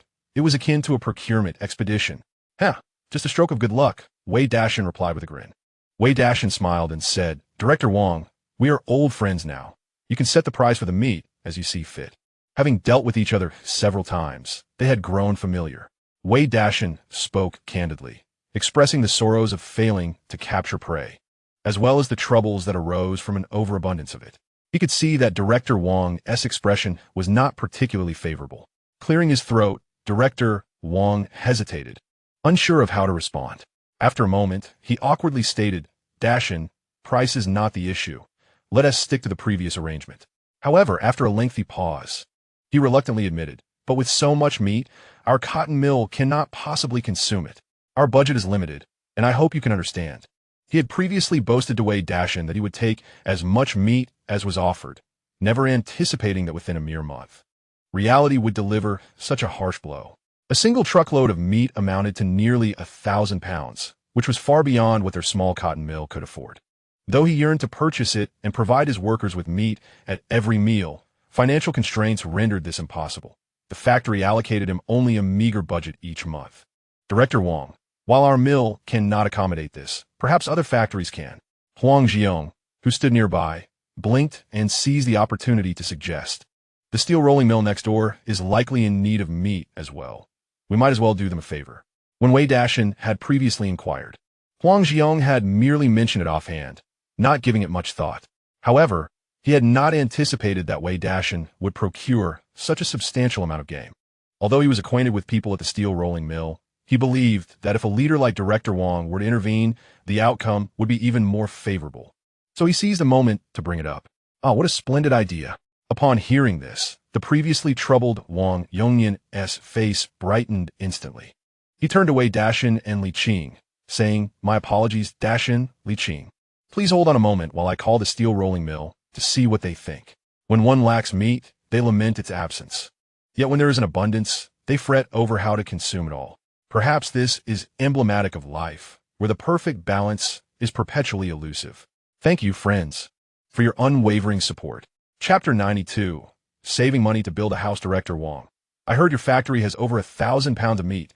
Surely this cannot be a ruse. Not long after, a robust voice echoed at the entrance. Wei Dashan and Li Qing turned to see a middle-aged man in the steel rolling mill's work uniform, who had stopped his bicycle at the gates of the Hongxing cotton mill. Upon recognizing the visitor, Wang Yongnian immediately approached with a beaming smile. Of course it's true. Old Zhao, when have I, Wang Yongnian, ever deceived anyone? As they spoke, the two men warmly shook hands. Wang Yongnian then introduced Zhao Shogui to Wei Dashan and Li Qing, saying with a smile, Allow me to present to you this esteemed individual, the canteen director of the steel rolling mill, Zhao Shogui. Old Zhao, these are comrades Wei Dashan and Li Qing, who have brought in quite a substantial catch this time. Just take a look. Wei Dashan and Li Qing hurriedly shook hands with Zhao Shogui, whose mind was consumed by thoughts of meat. After a brief exchange of pleasantries, his gaze fixated on the pile of meat on Wei Dashan's cart, unable to divert. What a bounty indeed. Zhao Shogui circled the cart, inspecting each piece of meat. With his wealth of experience, he could tell that this meat had been freshly slaughtered, still retaining its vitality. For a moment, his jaw nearly dropped in disbelief. Turning to Wei Dashan and his wife, then glancing at Wang Yongnian, he cheerfully proposed, Director Wang, how do you suggest we divide this meat? Unlike the light processing jobs at the cotton spinning factory, the steel mill primarily involved labor-intensive work. The workers required substantial amounts of meat to replenish their energy for their demanding tasks. However, in these times of scarcity, procuring meat through official channels necessitated tickets and long queues, which was a considerable hassle. If they could purchase a batch from here, it would ensure their meals at the steel mill for the upcoming week. How about this? I shall take the venison and fish while we split the wild boar, goat, and deer meat evenly. What do you think? Wang Yongnian had evidently already formed an opinion and awaited Zhao Shogui's inquiry. Though he couldn't consume all this meat himself, he was keen to build rapport with Wei Dashan, knowing that their cotton spinning factory needed a substantial share. Only then would Wei Dashan be inclined to supply them with game in the future. The venison was merely a few dozen pounds, and the fish were not much either, insignificant to him. However, the wild boar, goat, and deer meat were considerably hefty, necessitating an equitable division with Zhao Shogui from the steel mill. Zhao Shogui glanced once more at the meat on the cart and promptly nodded in agreement. No problem. Even half would still yield a generous portion for me. Seeing the two reach an accord, Wei Dashan promptly retrieved his knife and began the butchering process. The wild boar was straightforward, comprising 2 young pigs and 1 smoked piece of meat, which Wei Dashan divided roughly in half. The North Mountain goat had yielded 2 heads. One remained at home, while the one on the cart weighed over 150 pounds without the entrails. Before the 2 men, Wei Dashan sliced it directly down the middle, reserving 1 portion for the cotton factory. As for the elk, it was even more substantial, weighing over 300 pounds. The effort required for butchering was considerable. Without the advantage of his 2 skills, Wei Dashan would have struggled to cleave through the frozen meat, even with an axe in the frigid weather. Yet, the sight of Wei Dashan effortlessly dismantling the rigid meat with merely a dagger left Wang Yongnian and Zhao Shogui in awe, just as the ancient chef Ding could disassemble an ox. Wei Dashan displayed an extraordinary understanding of the anatomy of his quarry while breaking down the lamb and elk. After a full half hour, he finally completed the butchering. Wang Yongnian had already brought forth a scale, weighing each portion meticulously. The young pig amounted to 130 pounds, and the smoked meat weighed 50 pounds.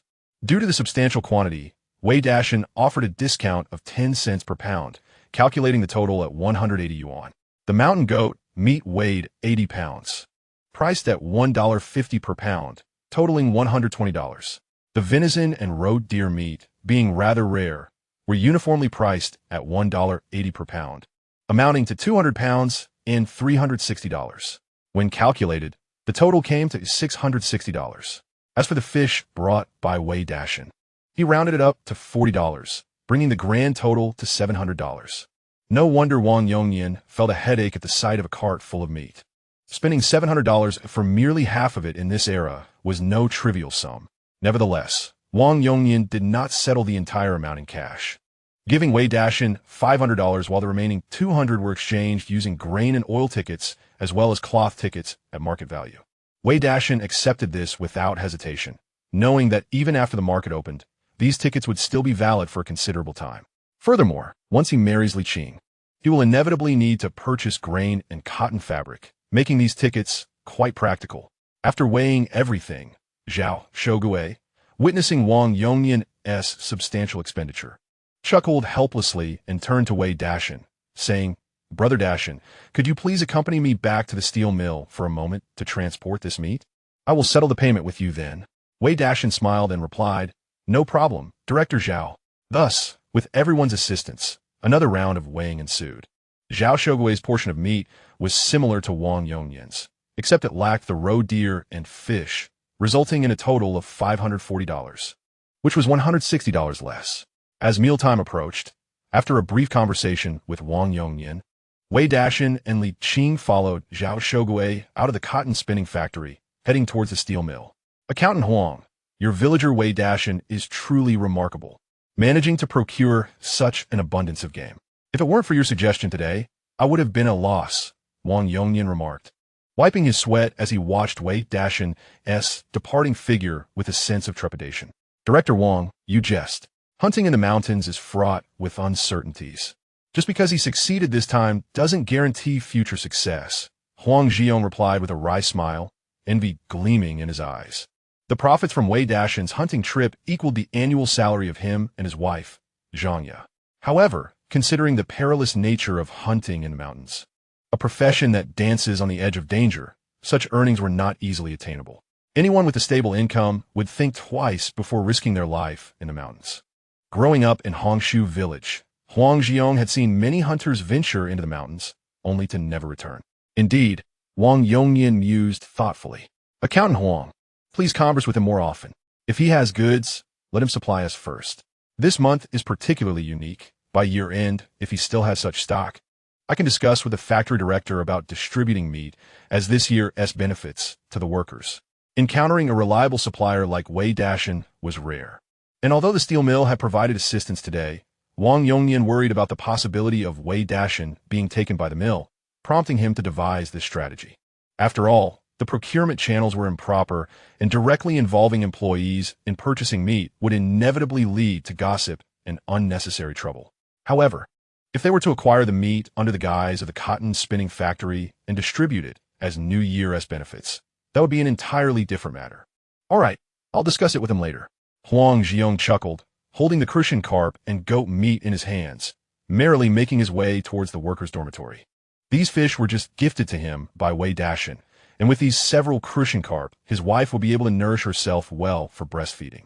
Meanwhile, Zhao Shogui rode ahead on his bicycle, guiding the way, while Wei Dashan and Li Qing followed closely behind in a mule cart. After approximately 10 minutes, they entered the steel rolling mill through its gates. Zhao Shogui was quite generous with the funds. The steel rolling mill had purchased little meat this month, resulting in relatively ample resources. He promptly summoned the factory accountant to settle the accounts with Wei Dashan. Thank you, Director Zhao. You may continue your work. We shall take our leave now. After counting the money and confirming its accuracy, Wei Dashan flashed a smile at Zhao Shogui, intending to depart with Li Qing. Having earned such a substantial sum, both Wei Dashan and Li Qing were in high spirits. Wait a moment. However, just as they settled onto the cart, Zhao Shogui called out to them. They turned to see that Zhao had arranged for a pile of items to be brought over and laid before Wei Dashan and Li Qing. Upon closer inspection, Wei Dashan discovered that it consisted of some knitted gloves for workers and 2 pairs of standard-size safety shoes for the steel rolling mill. These labor outfits were always available in the warehouse and were distributed to workers during holidays as benefits. In an era characterized by widespread poverty, many could hardly afford even wool yarn and would often gather these knitted gloves, unravel the yarn, and reknit it into garments for their children. The quality of the safety shoes was excellent. However, they would be suitable for the workers in the hot workshop, but not for outdoor wear in the current weather. Nonetheless, as spring approached, these safety shoes would be perfect for work. Wei Dashan tried them on. They fit just right. His elder brother, Wei Dagan, had the same shoe size, so he planned to bring a pair back for him to wear while working. Take these back with you, Zhao Shogui smiled, adding, well, since we've begun to know each other, feel free to come to our steel rolling mill whenever you have goods. Compared to the cotton spinning factory, the steel rolling mill evidently had a greater demand for meat. Zhao Shogui was thoroughly pleased with the amount of meat they had purchased today and intended to cultivate a good friendship with Wei Dashan for long-term business. Director Zhao, you are too kind. Wei Dashan grinned, saying, rest assured if I ever catch any game, I will prioritize the steel rolling mill. Hearing this, a smile spread across Zhao Shogui's face. All right, take care on your way. Goodbye, Director Zhao. Wei Dashan and Li Qing waved goodbye to Zhao Shogui and, filled with joy, departed the steel rolling mill in their mule cart. This visit to the county town not only yielded a significant profit, but also opened up an important sales channel, marking a noteworthy achievement for them. After all, in the future, they may hunt more game. Relying solely on a cotton mill is far from sufficient.